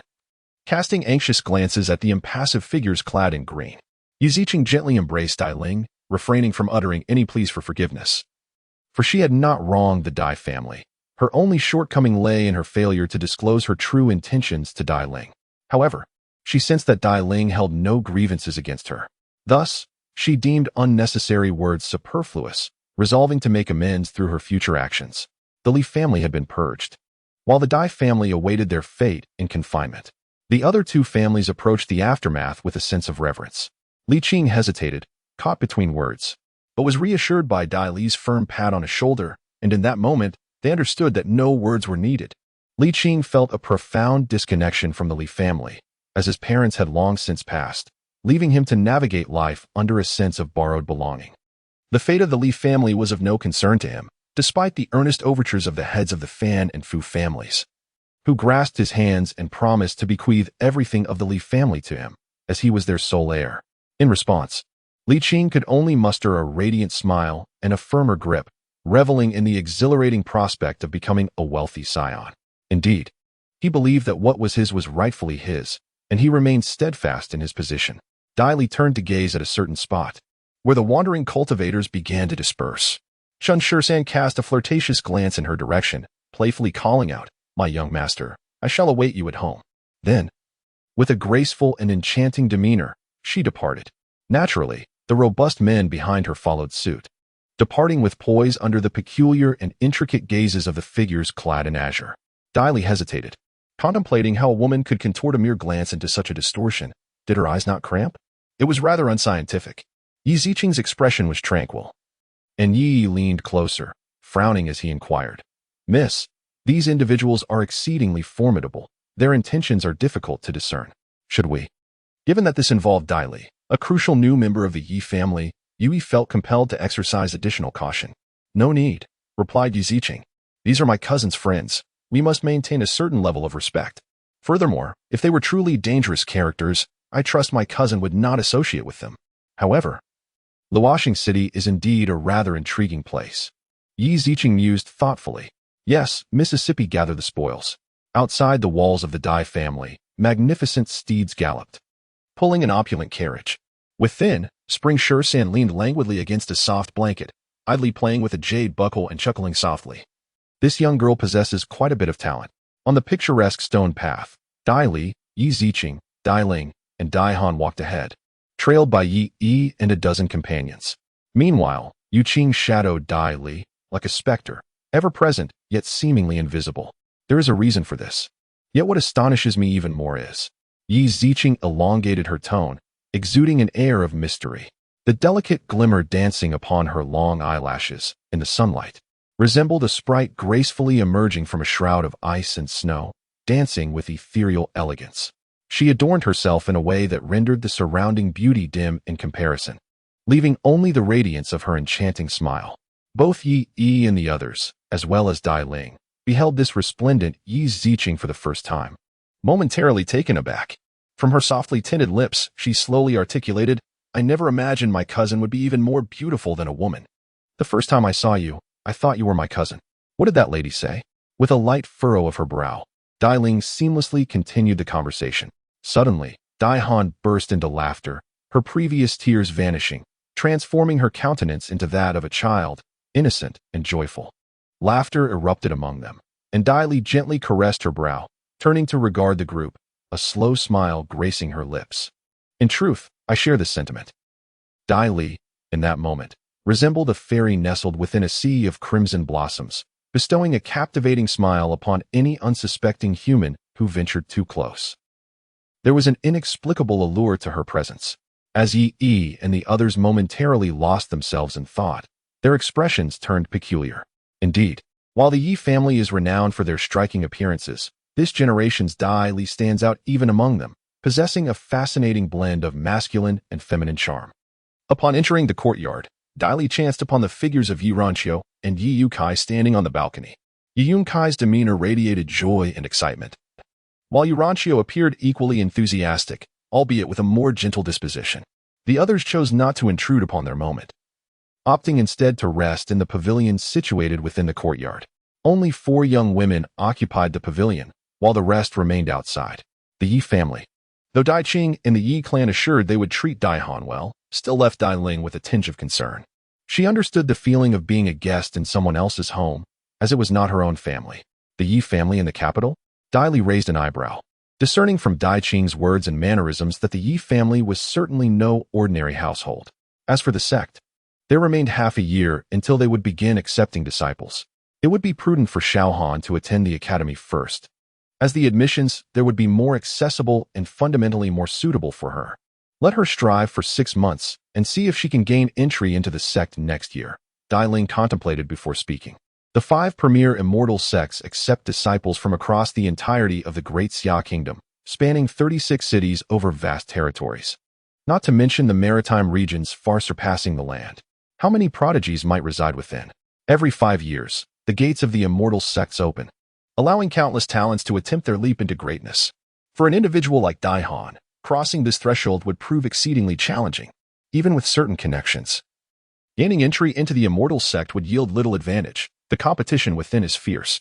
Without genuine merit, entry becomes merely an illusion, a fragile bubble that shatters upon the slightest pressure. Thus, the dialogue between the two held a stark sense of realism. In the Great Xia Kingdom, many of the younger generation cultivate within academies, accumulating a certain amount of capital before competing through rigorous assessments to enter the celestial sections. It is akin to the college entrance examination, where countless individuals traverse a narrow bridge. Dai Ling, which sect do you belong to? Dai Li casually inquired.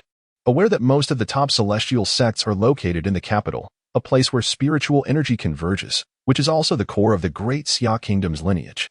This implies that the majority of the nation's formidable figures and young prodigies reside in that locale. Chapter 76. Establishing one's own faction undoubtedly concerned that Dai Li might incur the wrath of the spirit sect. Dai Ling also cautioned her against entering that sect in the future. After all, in her eyes, Dai Li's talents were unmistakably destined for a celestial sect, even if the grand opening for disciple selection had not yet arrived. Shanqing sect? Isn't that the same place as Chu Xiling? Dai Li first noted this, while Yu Ziqing nonchalantly remarked, they would not. Dai Ling was taken aback, realizing her oversight. How could she forget that Dai Li belonged to the Yi family? Emir Daiqi held no significant standing within the spirit sect, incapable of comparing with the Yi family. The capital was a place Dai Li was bound to visit.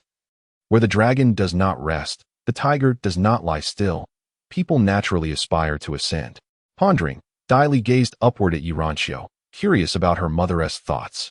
In truth, Dai Li felt a sense of joy at the arrival of her relatives from the Yi family, at least with Yi Ranqiu around. She would not be utterly alone. Yet, her happiness was tempered, for despite the formidable reputation of the Yi family, her identity as a vampire predisposed her to prefer a life devoid of the complexities of an extensive family network. As the adage goes, a daughter who marries is like water thrown away. Affluent families are often rife with discord, and many are waiting to witness Yi Ranqiu's embarrassment, ready to mock her and her daughter for living under someone else's roof. Dai Li has a profound understanding of human nature, enabling her to view these relatives with detachment. Although she holds Yi Ziqing and Yi Yukai in favorable regard. Evidently, Yi Ziqing discerned Dai Li's attitude, refraining from immediately addressing her as cousin. She is not one to force affection where it is not reciprocated and is aware of Dai Li's reservations. All of this hinges on Yi Ranqiu's stance. Time passed swiftly, and soon Yi Ranqiu and Yi Yukai descended. Yi Ranqiu remained composed, while Yi Yukai appeared melancholic, seemingly not having achieved his desired outcome. Yi Ranqiu will not go to the Yi family. Yi Ziqing was taken aback by this decision. Doesn't her aunt realize that joining the Yi family would be the best option for Dai Li? Dai Li is unaware of the Yi family's intricacies, but her aunt is not. The Yi family can provide Dai Li with far more support than the insignificant Dai family ever could. Then, you surely don't intend to remain in a place like the Dai family. Yi Yunkai frowned. Dai Li was taken aback, then smiled, looking at Yi Yunkai and Yi Ziqing, and declared, with me, mother has a home. I myself can establish a clan. Establish a clan. Yi Yunkai and Yi Ziqing were startled, gazing at Dai Li's youthful face. Somewhat dazed, this young teenager, not yet 15, claims to be able to establish a clan on their own? Yi Ranqiu chuckled lightly, tapping Dai Li on the head. Who told you to establish a family? I merely suggested that you could arrange a place for mother to reside.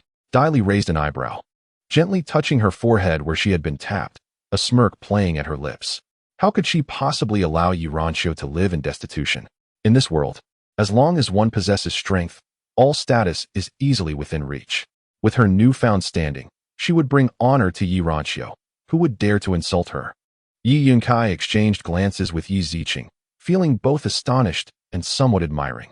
After all, resisting the temptations of the Yi family and choosing to forge one's own path requires extraordinary courage and resolve. It was a rare sight to witness the usually commanding and high-ranking Yi Yunkai displaying such a playful demeanor, causing the others, including Yi, to instinctively avert their gaze, as if to say, we saw nothing. Establishing an independent household?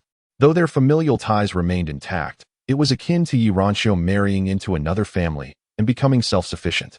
Dai Li regarded him with a nod. Although they had resolved not to return to the Yi family, Dai Li and her mother were destined to part ways. Yuranxia would inevitably visit her parents at the Yi residence, accompanying Yi Yukai and the others along the way. As for Dai Li, she would remain behind to attend to certain matters and to lay a solid foundation. To follow along without anything to her name would only invite ridicule. Her inherent pride forbade such humility. Privately, Yi Yunkai and Yi Ziqing held Dai Li's decision in high esteem.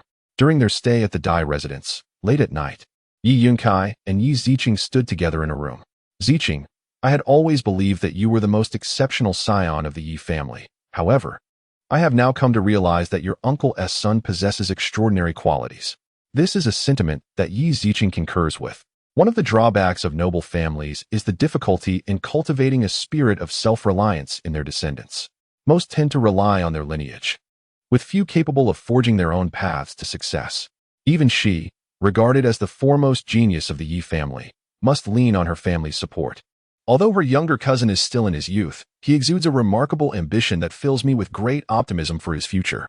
While it is often said that talent should not be the focus of discussion, both are acutely aware that the most crucial aspect lies in one's innate capacity for cultivation.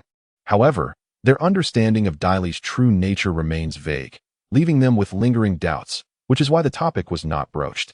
Absent the affectionate and earnest demeanor she displayed towards her sister during the day, at this moment, Yi Yunkai's eyes revealed a dominant aura befitting one of high status. She is eager to discern whether Dai Li can indeed fulfill his vow and establish a prosperous legacy. The father and daughter exchanged a glance, their eyes sparkling with a shared confidence and calm smile. The following day, the Dai Li family members resumed their daily lives, while Dai Li and Yuranxio had unknowingly departed for the Li residence. Naturally, Yi Yunkai and the others accompanied them, for every aspect of the Dai Li family filled them with disdain. After their departure, Dai Bakong stood before the expansive main house, appearing somewhat dejected, which only accentuated the desolation of the courtyard and the listless demeanor of the clan members. He let out a deep sigh, as if expending the last vestige of his strength. Protected by Dai Yang at the time, Dai Yuyang and the others had survived. At this moment, they were all aware that their families were in decline. While disheartened and dejected, they also felt regret for the past. A plethora of complex emotions that lingered even after they left the Dai family and continued their adventures. As for the Li family, Li Qing personally welcomed Dai Li and the others into the Li family as if they were ancestors, proclaiming, "My leader, I told you, this place is yours. No one can take it away." Dai Li raised an eyebrow and retorted, "What would I do with this dilapidated place? I won't be staying long. I'll just use it as a temporary residence." Her disdain was palpable. However, the heads of the Fu and Fan families stood respectfully to the side, their expressions unchanged. The young man before them was no longer the good-for-nothing Dai Li, but a super genius capable of annihilating 5 Qi refinement cultivators and a descendant of a powerful family. Neither his own resources nor his background were something they could contend with. A mighty dragon cannot suppress a local snake? What a joke. A dragon could destroy the snake's nest with a flick of its tail. It was merely a matter of whether or not it chose to do so. Dai Ling and Dai Han now had a close relationship with Yuranxio, like a mother and daughters. In fact, Yuranxio privately treated the 2 girls as her own daughters, and Xiaoyu had also come along as she wished. When Dai Li arrived at the Li family, she, along with Li Qing, Fan Li, Tang Ming, Yu Qing, and others, inventoried the spoils of war, which consisted of the Li family's wealth and the assets sent by the Fan and Fu families in gratitude for being rescued. In total, they amounted to nearly 20 million taels of silver, not to mention elixirs and land deeds. 20 million taels of silver. Li Qing and Fan Li's eyes gleamed with avarice, while Tang Ming's legs trembled uncontrollably. Dai Li glanced at the substantial stack of silver notes, collecting a significant portion into one of the spoils, the earthy-hued bag of holding. Weighing the bag in his hand, he grimaced and muttered, utterly unsightly. Bang, bang. The others stood in a state of shock. Yu Qing toyed with a gleaming piece of gold and remarked, "How small is Falling Star City? The bag of holding is hardly remarkable. Once you reach the capital, if fate permits, consider acquiring a finer storage bracelet or perhaps a belt. Why not a storage ring? It is said to be an essential piece of equipment for the most formidable masters." Li Qing stared blankly, seemingly envisioning a certain superhero in flamboyant attire. Chapter 77, on storage equipment. A storage ring? Yu Qing's nerves twitched as she exhaled sharply. That item would cost around 100,000 low-grade spirit stones, equivalent to 1 billion taels. Li Qing nearly fainted at the revelation, while Fan Li blinked in disbelief and inquired, "Is there no other possibility? Perhaps something a bit more affordable? 1 billion.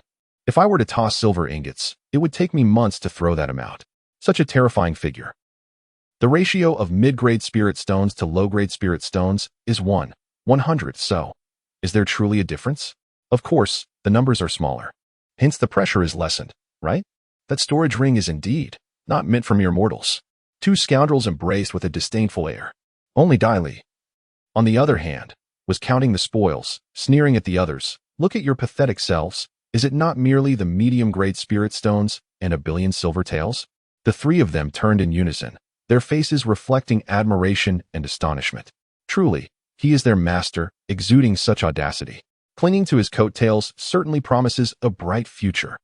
Who could have predicted that Dai Li would immediately start calculating, muttering, "The Li family in Falling Star City alone possesses 20 million taels.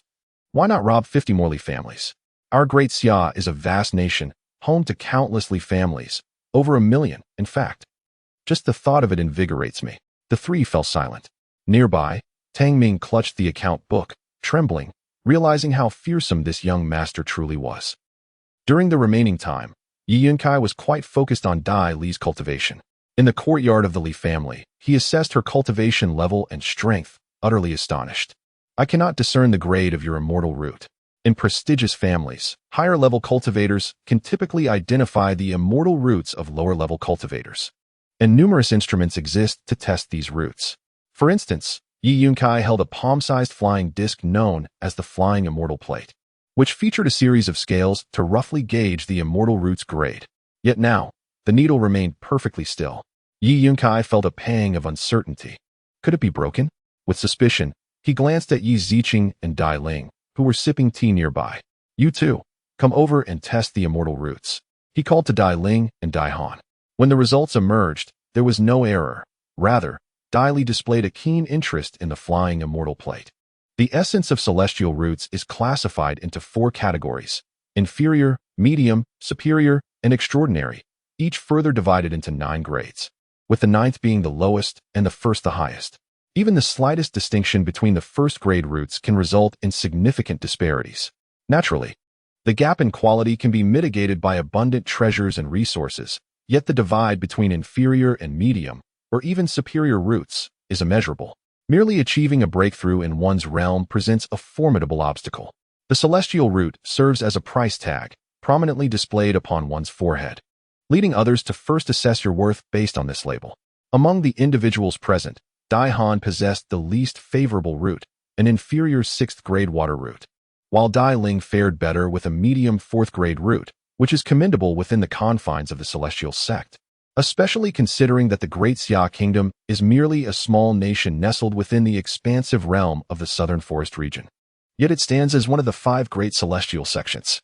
Medium celestial roots are prioritized for significant cultivation, let alone a 4th-grade root. However, possessing a poor celestial root does not preclude one from achieving greatness. The world is vast, and treasures are countless, while resources to enhance celestial roots are rare. They do exist, and numerous fortuitous encounters abound.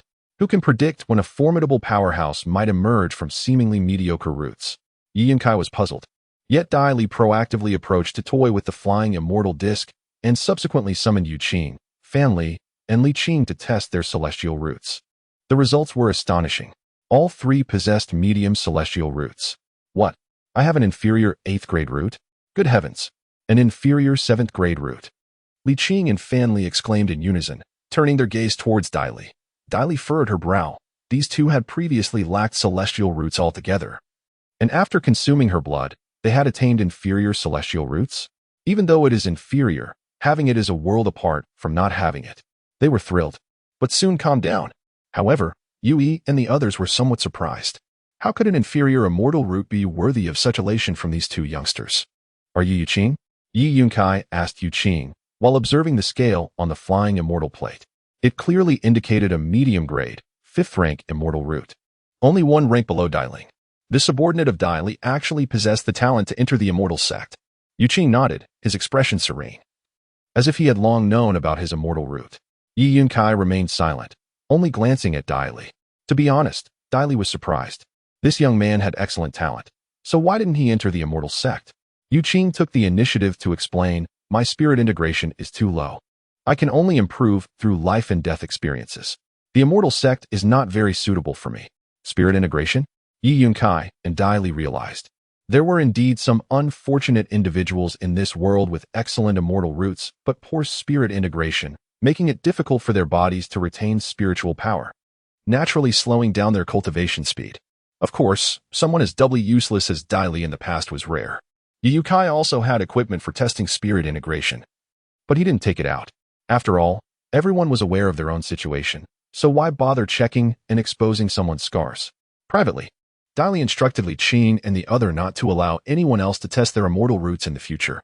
Fortunately, these two were unaware that they had consumed Dai Li's blood, and due to the bond formed by the blood, they were extremely loyal to Dai Li, which was something Dai Li hadn't anticipated. My immortal root can't be measured?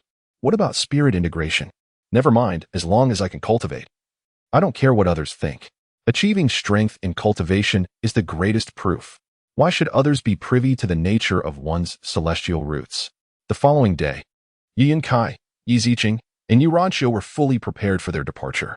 Dai Li stood before the enormous avian creature, its eyes akin to glowing lanterns. Beside her, Yi Ziqing chuckled softly, remarking, this is a cyan falcon, capable of traversing 100,000 miles in a single day. It is a remarkable aerial mount. I presumed it to be your spiritual pet. Not quite a spiritual pet. The cyan falcon is not particularly formidable in terms of attack. Our spiritual pets are more aligned with our individual celestial root attributes and cultivation techniques. It is unlikely that we would all possess cyan falcons. Dai Li raised her eyebrows, musing on the grandeur of a prominent clan. The cyan falcon already possessed the might of the chi refining stage, yet it was deemed insufficiently powerful in attack. Compared to the envious gazes of the Dai family members, the disparity between the unrefined and the affluent was evident. As Yi Yunkai prepared to leave, he patted Dai Li on the shoulder, a gesture he had grown fond of lately, claiming it evoked a sense of avuncular affection. Ollie, strive diligently. We shall await you in the capital. When it was Yi Ziqing's turn, she extended her fair wrist, and a radiant light emanated from her right palm, revealing an exquisite bracelet. At first glance, it resembled a violet-silver intertwined ring with flowing patterns, a rich shade of purple, adorned with delicate silver threads spiraling in graceful curves, bearing faint, antique patterns, a fusion of resplendence and antiquity. Dai Li turned to Yi Ziqing, inquiring, this is a storage ring. Consider it a gift from me. Your cousin, Yi Ziqing said with a gentle smile. Dai Li tilted her head, glancing at Yi Yunkai, who was conversing with Yi Ranqiu 30 meters away. The corners of her thin lips curved upward, exuding a captivating blend of allure and self-assurance. Yi Ziqing's gaze softened and sparkled slightly as she smiled and said, I knew I couldn't conceal it from you. Her father is anxiously afraid that you might refuse, and entrusted me to act as a decoy. Dai Li laughed decisively. Oh, truly, uncle need not go to such lengths. Generally speaking, when good things come knocking, I would never turn them away. As she spoke, her eyes gleamed brightly at the sight of the bracelet in Yi Ziqing's palm. Yi Ziqing suddenly recalled the adorable young creatures raised at home, their eyes glinting with the same yearning when they spotted delicious meat bones, pitiful yet glimmering with anticipation. Oh, is that a dog? She hurriedly handed the bracelet to Dai Li, saying, this is a purple-ringed silver bracelet, classified as a silver-grade storage artifact. As for the capacity, you may ascertain it after you recognize it with your blood. Dai Li accepted the bracelet without further ado and pricked her finger to let a drop of blood fall into it. With a concentrated thought, the bracelet promptly resized itself appropriately. As she emptied her mind, she suddenly sensed the attached space within. Upon estimation, it was approximately 100 cubic meters, remarkably larger than those Sumera bags, nearly 100 times indeed. What a splendid treasure, truly worthy of its silver-grade status. Yi Ziqing observed Dai Li's delicate, snow-white wrist, as pure as jade, adorned with a ring of purple, which was quite captivating. She couldn't help but inwardly muse that her cousin possessed an androgynous charm. Yet his demeanor was filled with vigor and ambition, leaving one to ponder how many women and men he might enchant in the future. The thought of those uniquely temperamental individuals in the capital who favored male companionship made Yi Ziqing furrow her brow. After a brief pause, he teasingly gazed at Dai Li, saying, I increasingly believe that if you were my cousin, you would undoubtedly be a beauty that could topple kingdoms. This bracelet suits you well, doesn't it? Such a lovely piece is hardly masculine. Dai Li's lips curled into a smile, while Yi Ziqing experienced a moment of inner turmoil, realizing once again that her cousin was no ordinary individual. By the way, how much would something like this cost if purchased? Yi Ziqing inquired, her brow slightly furrowed. It's hard to say. It really depends on the market and location. In terms of value, it would likely be around 20,000 low-grade spirit stones. It's not particularly remarkable, and considering your level of strength, wearing a superior storage bracelet would only invite others to plot against you. Generally, those in the Qi refinement stage would only wear bronze-level magical artifacts. What expression is that? Dai Li's face conveyed a look of great conflict. Suddenly, he felt as if his hands were weighed down, akin to carrying several tons of pork. The disparity between storage rings and storage bracelets seemed considerable. The former appeared to cost around 100,000 low-grade spirit stones. The difference between 20,000 and 100,000 left her wondering just how vast the difference in storage capacity could be. Chapter 78. Let us head to the capital. You were referring to the bronze level, correct? The storage ring serves as a symbol of status, with even the most basic bronze level offering a capacity of thousands of cubic meters, often accompanied by additional capabilities such as offensive and defensive attributes. Priced at a minimum of 100,000 low-grade spirit stones, this is generally a modest estimate. Dai Li caressed the bracelet on her wrist, her eyes devoid of the disappointment or insecurity that Yi Ziqing might have anticipated. Instead, they shimmered with a fervent ambition. A storage ring? Surely. It will one day adorn my finger. Yi Ranqiu said nothing to Dai Li, merely adjusting her collar and playfully pinching her cheek. The bond of deep affection flowing between them. Xiaoyu observed from the side, feeling a twinge of reluctance. Young master, remember to cultivate diligently over there. Yes. You are still young. Do not be swayed by those men, for most of them are not honorable. Many men present rolled their eyes. Young master, though you may be young, you are still a man. Do not confuse your standing. Those who were meant to depart boarded the azure falcon, the sound of the wind rising, their garments fluttering. Dai Ling and Dai Han stood beside Yi Ranqiu, waving down at Dai Li, with slightly reddened eyes. Dai Ling recalled Dai Li's earlier words and pressed her lips together. Now, go over there and fulfill your duties as a child, second sister Ling. Initially, this was quite touching, but the latter part left Dai Ling momentarily speechless. Second sister Ling? Aren't you younger than me? And what sort of title is that? However, Dai Ling's gaze remained fixed on Dai Li, her heart aflame as she held Dai Han closely, silently vowing, consider yourself the leader. We are all here in the capital, awaiting your command. Dai Li stood in the expansive square, observing the vanishing black dots, gently rubbing her brow as she murmured, the capital of Great Xia. She meticulously organized her belongings, ensuring that everything sellable was sold, while also gathering intelligence about the capital and the route they had traversed thus far. With a flurry of decisive commands, Dai Li left Li Qing and the others momentarily bewildered. What? Are we leaving again? Particularly taken aback was Tang Ming, who realized that they had only just settled in Falling Star City. How could they depart before fully exploring its territory? Yet, Dai Li only offered them her back in a single remark. Falling Star City has lost its allure. Let us proceed to the capital, armed with talismans. Wealth acquisition would be effortless, and moreover, Dai Li believed that the grandeur of a stage could indeed confine an individual's potential. A diminutive stage would inevitably lead to stumbling, while a more expansive arena would allow her to dance as she pleased, be it the Swan Lake or the folk dance. She had no intention of lingering in obscurity. Fame must be seized promptly.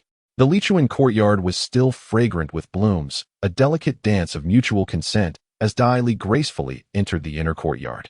At that moment, Spring Shursan was reclining on a swing, exuding charm and elegance. Dai Li held a deep admiration for a woman capable of transforming a swing into a luxurious bed, one that could also be disassembled and used as a carriage, all while retaining the whimsical essence of its gentle swaying. Upon taking a seat on the stone bench before her, Dai Li spoke plainly. Thank you for everything, but I must take my leave now. Chun Shursan Young slightly adjusted her posture, playing with her hair, and chuckled softly. I expected you would offer me a considerable sum as a token of gratitude or farewell. Dai Li, taken aback, squinted as he scrutinized her for a moment before responding. Do you truly think I would be someone to barter our genuine feelings with money? Chun Shursan Young found herself at a loss for words. Rising from the bed, she stepped forward and remarked, to Kyoto, then. That place holds great promise. She paused, and added with a smile, "Yet, it is also a place that devours without mercy." Dai Li merely shrugged in response. With a decisive motion, Chun Shursin Yang placed a hefty stack of silver notes upon the table. "This is the remaining dividend. Since you are about to depart, we must settle everything. Otherwise, I cannot fathom how you might speak of me on your journey." Dai Li raised an eyebrow, casting a glance her way, and sighed softly. "Although you, my dear old woman, are both aged in particular, and rather lecherous, you remain my only friend. No, I should say, aside from my mother. You are the finest aunt I could wish for. I am grateful to you. Thus, take this money to purchase some cosmetics to rejuvenate yourself, lest when I return triumphantly, I find myself addressing you as grandmother." Upon hearing these words, Chun Shursin Yang smiled sweetly and replied with a playful grin, "Oh dear, why speak so charmingly? It makes me want to beat you senseless and bury you in the backyard, so we might meet daily." This character. Chun Shursin Yang chuckled lightly, yet soon her smile faded as a man unexpectedly appeared behind her, presenting a piece of intelligence. "The Yi family of Kyoto. Still somewhat influential, however, I doubt this fellow relies on them." The paper was consumed by emerald flames on her slender fingers, turning to ash in the blink of an eye. "Has the other group already been dealt with?" "Yes." "Then, eliminate those from the Dai family as well. Their presence irks me." Meanwhile, at the Qing zone, Chu Xiuling stared in astonishment at the intelligence in his hands. "Have all our dispatch personnel perished?" "Yes, young master." A somber expression crossed Chu Xiuling's face. Had it not been for the recent disturbances caused by certain individuals in the courtyard, he would have already ventured to Falling Star City. However, all the spies under his command have perished, though they were not a significant force. Their demise undoubtedly instilled a sense of crisis within him. "Young master, should we investigate?" Although Dai Li had shown him kindness, clinging to it relentlessly was not a viable course of action. It would be prudent to set it aside for now. Luan liquidated his assets and packed his belongings with remarkable efficiency, while Li Qing, along with Tang Ming and others, swiftly organized their possessions. They soon gathered outside the 8-Li pavilion. There were not many, only 50 carefully selected individuals. However, as they awaited their arrival, they were met with disappointment. Dai Li did not come. After a while, Yu Qing strolled in with a piece of paper in hand. Her orders directed their group to proceed to Kyoto independently, as per the arrangements from above. Each person was to fulfill their respective roles, with the 3 of them designated as managers. Li Qing, Fan Li, and Tang Ming stared at the densely packed text on the paper, dumbfounded. Particularly, the last line sent a jolt through their very souls. "Wealth and resources pale in comparison to talent, for talent can generate wealth and resources. If the 3 of you excel, utilize the silver I provide you to accomplish these tasks." For each milestone reached, Yu Qing would grant them a talisman, the nature of which would reveal itself through diligence. Regardless of their astonishment, Yu Qing, feeling the weight of the sumi bag against her chest, narrowed her eyes. The cleansing and enhancement talismans, rare and even unheard of for their extraordinary talents, had been mastered by her. However, recalling the small vial personally given to her by Dai Li, her passion ignited even further. At this moment, Dai Li stood within a dense forest, situated on the path from Falling Star City towards the capital. Beneath her feet lay the corpse of a spirit beast, its life essence completely drained, and she had consumed its beast core entirely. With her hands spread wide, she examined a map, tracing a winding route that connected several renowned mountains and the Spirit Beast mountain range, including some peculiar locations teeming with spirit beasts of the Qi refinement and even foundation establishment stages. Yet, these were precisely the places Dai Li longed to explore. Engaging in the hunt for spirit beasts while honing her skills seemed ideal, a balance between relaxation and exertion. However, the crafting of talismans was equally essential, as it formed the foundation upon which she could establish her foothold in the world of cultivation. As the map faded from view, she touched her purple ring and silver bracelet, gazing into the distance. Falling Star City was but a small settlement, its spiritual energy thin, with the mightiest spirit beasts barely reaching the Qi refinement stage. 3 days later, upon stepping beyond the borders of Falling Star City, traversing another modest town, she entered the region of Hantai City, one of the medium-sized cities within the Great Xia Kingdom, where she immediately sensed a tenfold increase in spiritual energy density. At that moment, she nestled within a cave hidden in the mountains. Due to her bloodline, her meridian's resilience, and the adaptability of her spiritual energy vortex surpassed that of others. Even while riding, without the need to sit cross-legged in meditation, she continued to absorb the spiritual energy permeating the heavens and earth. Now, she was enveloped by 3 layers of luminous patterns, and the surrounding spiritual energy seemed to be irresistibly drawn towards her form. These 3 layers of radiant patterns were the spirit-gathering talismans of bronze grade, capable of merely enhancing the absorption rate of spiritual energy by 1 layer. However, Dai Li, being affluent, had chosen to employ 3 talismans simultaneously, each lasting an hour, thus exhausting 9 talismans nearly every day. The remarkable results of her cultivation were indeed staggering. One could easily discern the gathered milky white spiritual energy. A crisp sound resonated from Dai Li's soul. In just 3 days, merely 3 days, she had managed to ascend to the 6th layer of the innate realm. Yet, if only her ability to forge talismans were stronger, allowing her to create silver-grade talismans. How splendid that would be. If other talisman masters were to learn of Dai Li's aspirations, they would likely choke on their own blood. She had only been practicing for a little over 10 days and had already mastered the crafting of 4 types of talismans, achieving an impressive success rate of 80%. All at the bronze level, an extraordinary talent indeed. However, Dai Li, with no one to compare herself against, mistakenly believed this to be normal, even feeling somewhat self-deprecating about her mediocre talents. Thus, it is said, comparison among individuals can lead to despair. Chapter 79, Iron Cold City. The sea goddess sacrifice. Rising to her feet, she stretched her limbs.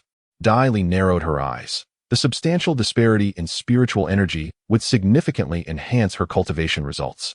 Coupled with the continuous refining of her physique using the precious spirit-washing talismans over the past few days, alongside the assistance of the spirit-gathering talismans, her rate of spiritual energy absorption was already formidable, so this did not astonish her too much. Throughout this journey, what brought her the greatest joy was that her bloodline had reached the pinnacle of the Baron level, with only 1 step remaining to break through to the Viscount level. Regarding the pure white light lightning, which consists of 3 tiers, she had only mastered the first tier during the 4 Clans tournament. This allowed her to obliterate a Chi refining stage 1 cultivator despite possessing only 5/10 of the innate stage cultivation. Now that she has delved into the 2nd tier, coupled with other enhancements, it is estimated that eliminating a Chi refining stage 3 cultivator would pose no significant challenge.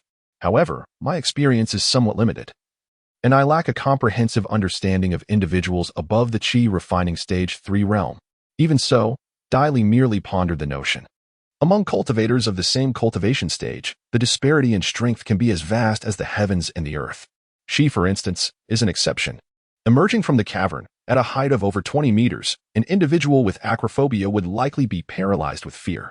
Dai Li promptly tapped her foot, and with a swift motion, her body gracefully descended in a parabolic arc, landing firmly on the ground. Subsequently, in a blur of afterimages, she vanished into the dense forest. Despite it being winter, nearing the end of the year, the climate in Falling Star City remained relatively mild, with verdant trees and blossoming flowers still visible. However, the climate in Cold Iron City was frigid. On the 3rd day of Dai Li's arrival in Cold Iron City, a heavy snowfall commenced. This infernal weather, even with bare fur armor underneath, I'm still shivering from the cold. A burly man grumbled, glancing enviously to the side. I truly envy that crimson-clad young master. High cultivation is indeed advantageous. They are impervious to the cold. The accompanying guard followed his gaze, observing Dai Li, who was riding alone along the edge of the highway 10 meters away. Dressed in nothing but a thin red robe, she appeared remarkably unique. The world lay enveloped in a blanket of white, while the majority of the crowd donned garments of gray, white, or black cloaks. Yet, amidst them stood she, resplendent in a striking crimson attire, so delicate that one could scarcely discern its weight with a mere touch, complementing her exquisite visage and ruby lips. Her beauty was undeniably remarkable, earning her the clandestine title of the young master in red among the group. However, she was not one of their own, but merely traversing the same path. In hushed tones, they speculated that the young master possessed innate prowess. Within the confines of Hantai City, there were indeed a few youths under 20 who had attained such a level, yet the young master appeared rather too youthful. Perhaps not even 16. It was evident, for she lacked the telltale Adam's apple characteristic of young warriors, who typically mature more rapidly due to their training. As the group indulged in gossip surrounding the young master in red, alas, I lament my lost past, as willows sway gently in the breeze. Today, I ponder amidst the swirling rain and snow. Those who know me perceive my heart's sorrow, while those unaware question my desires.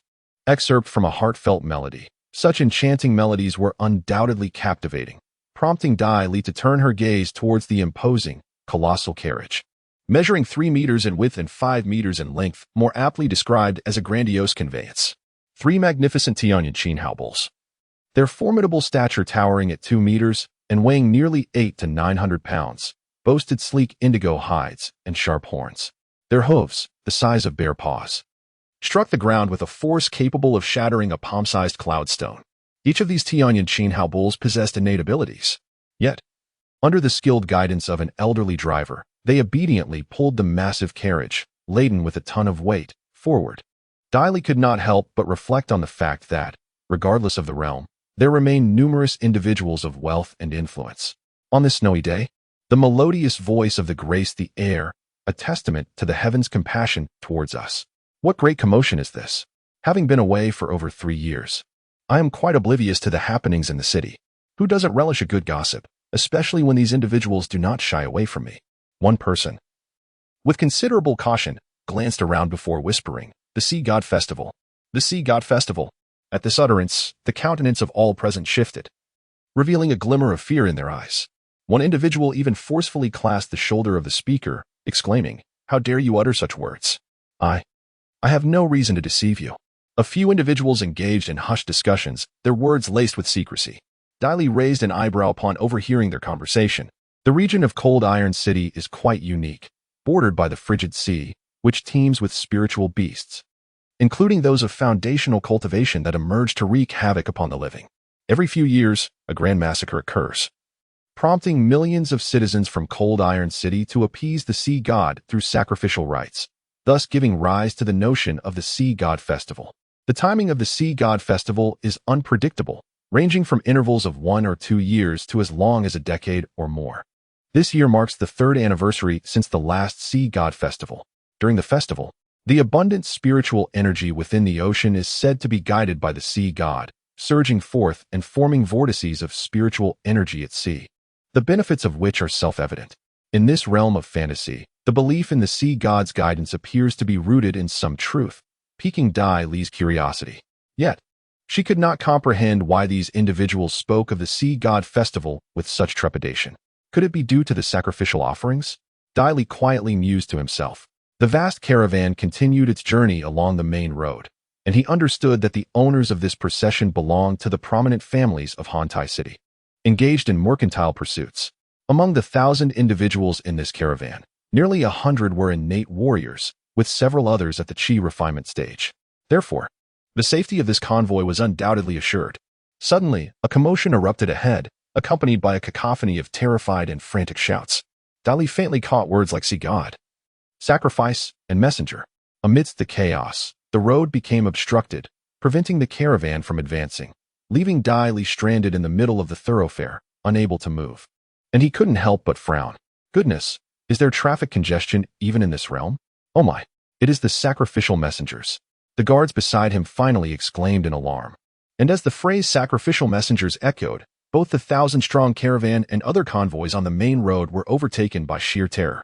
Confused, Dai Li furrowed his brow, noticing that several solitary riders, both young men and women, had turned pale and were hastily retreating, pulling on the reins of their horses. Yet, some individuals remained remarkably composed, even watching with intrigue as those fleeing in panic. Could it be? A flicker of insight illuminated Dai Li's eyes.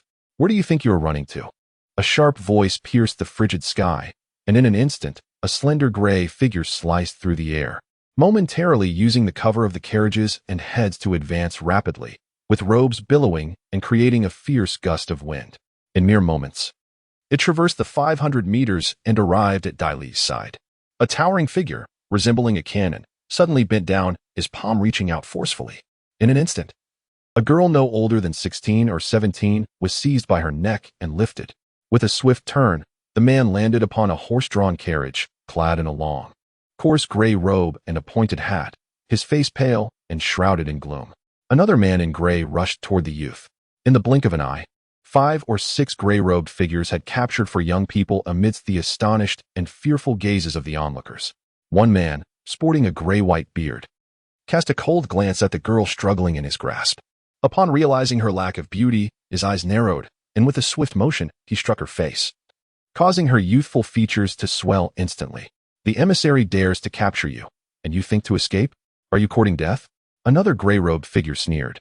Is she still a maiden? If not, we caught her for nothing. He then glanced at the boy in his grip, snorting derisively. As he pressed down on the boy's arm, the latter's expression changed abruptly, and he berated, at such a tender age, you've already lost your innocence. No wonder your cultivation is merely at the 6th level. You deserve this fate. With a resounding slap, the boy was sent flying, propelled by the innate power of the 7th level, landing 30 meters away into the frigid waters of a lake. The boy floundered for a moment, then disappeared, leaving the majority of the crowd in stunned silence. While Diley tilted his head, his expression inscrutable. The man cloaked in gray, referred to as the leader, stood atop a carriage and proclaimed in a commanding voice, everyone listen closely, stand still, and comply. We shall take a few pure souls, both male and female, and it will be advantageous for you to cooperate. Should you refuse? The implications of his threat hung heavily in the air, rendering the crowd motionless. Nearby, over 20 other figures cloaked in gray descended, positioning themselves atop numerous carriages while surveying the hundreds present. The composed men and women, unperturbed, spoke up before the gray-cloaked individuals approached, declaring their lineage. I am the 3rd son of the Lin family. I am the 2nd daughter of the Yi family. Each announcing their prestigious houses, all renowned in the Cold Iron City. Their garments bore the insignia of their clans, prompting the gray-cloaked figures to dismiss them, clearly uninterested in apprehending these individuals. Some of the gray figures leapt down from their carriages, exhibiting a crude brutality as they flung aside the fabric curtains to inspect for young boys and girls within. This action incited gasps of fear from the startled youths. Despite having laid eyes on Diley, the gray-robed men regarded her with indifference, mistakenly perceiving her as a member of a prominent family due to her exceptional demeanor, and thus deemed her unworthy of their attention. Diley, in turn, chose to ignore them, her gaze drawn instead to the desolate scenery beyond. The world around her was bleak. To be swayed by emotions would be an exercise in futility. She was, by nature, a person of cold disposition,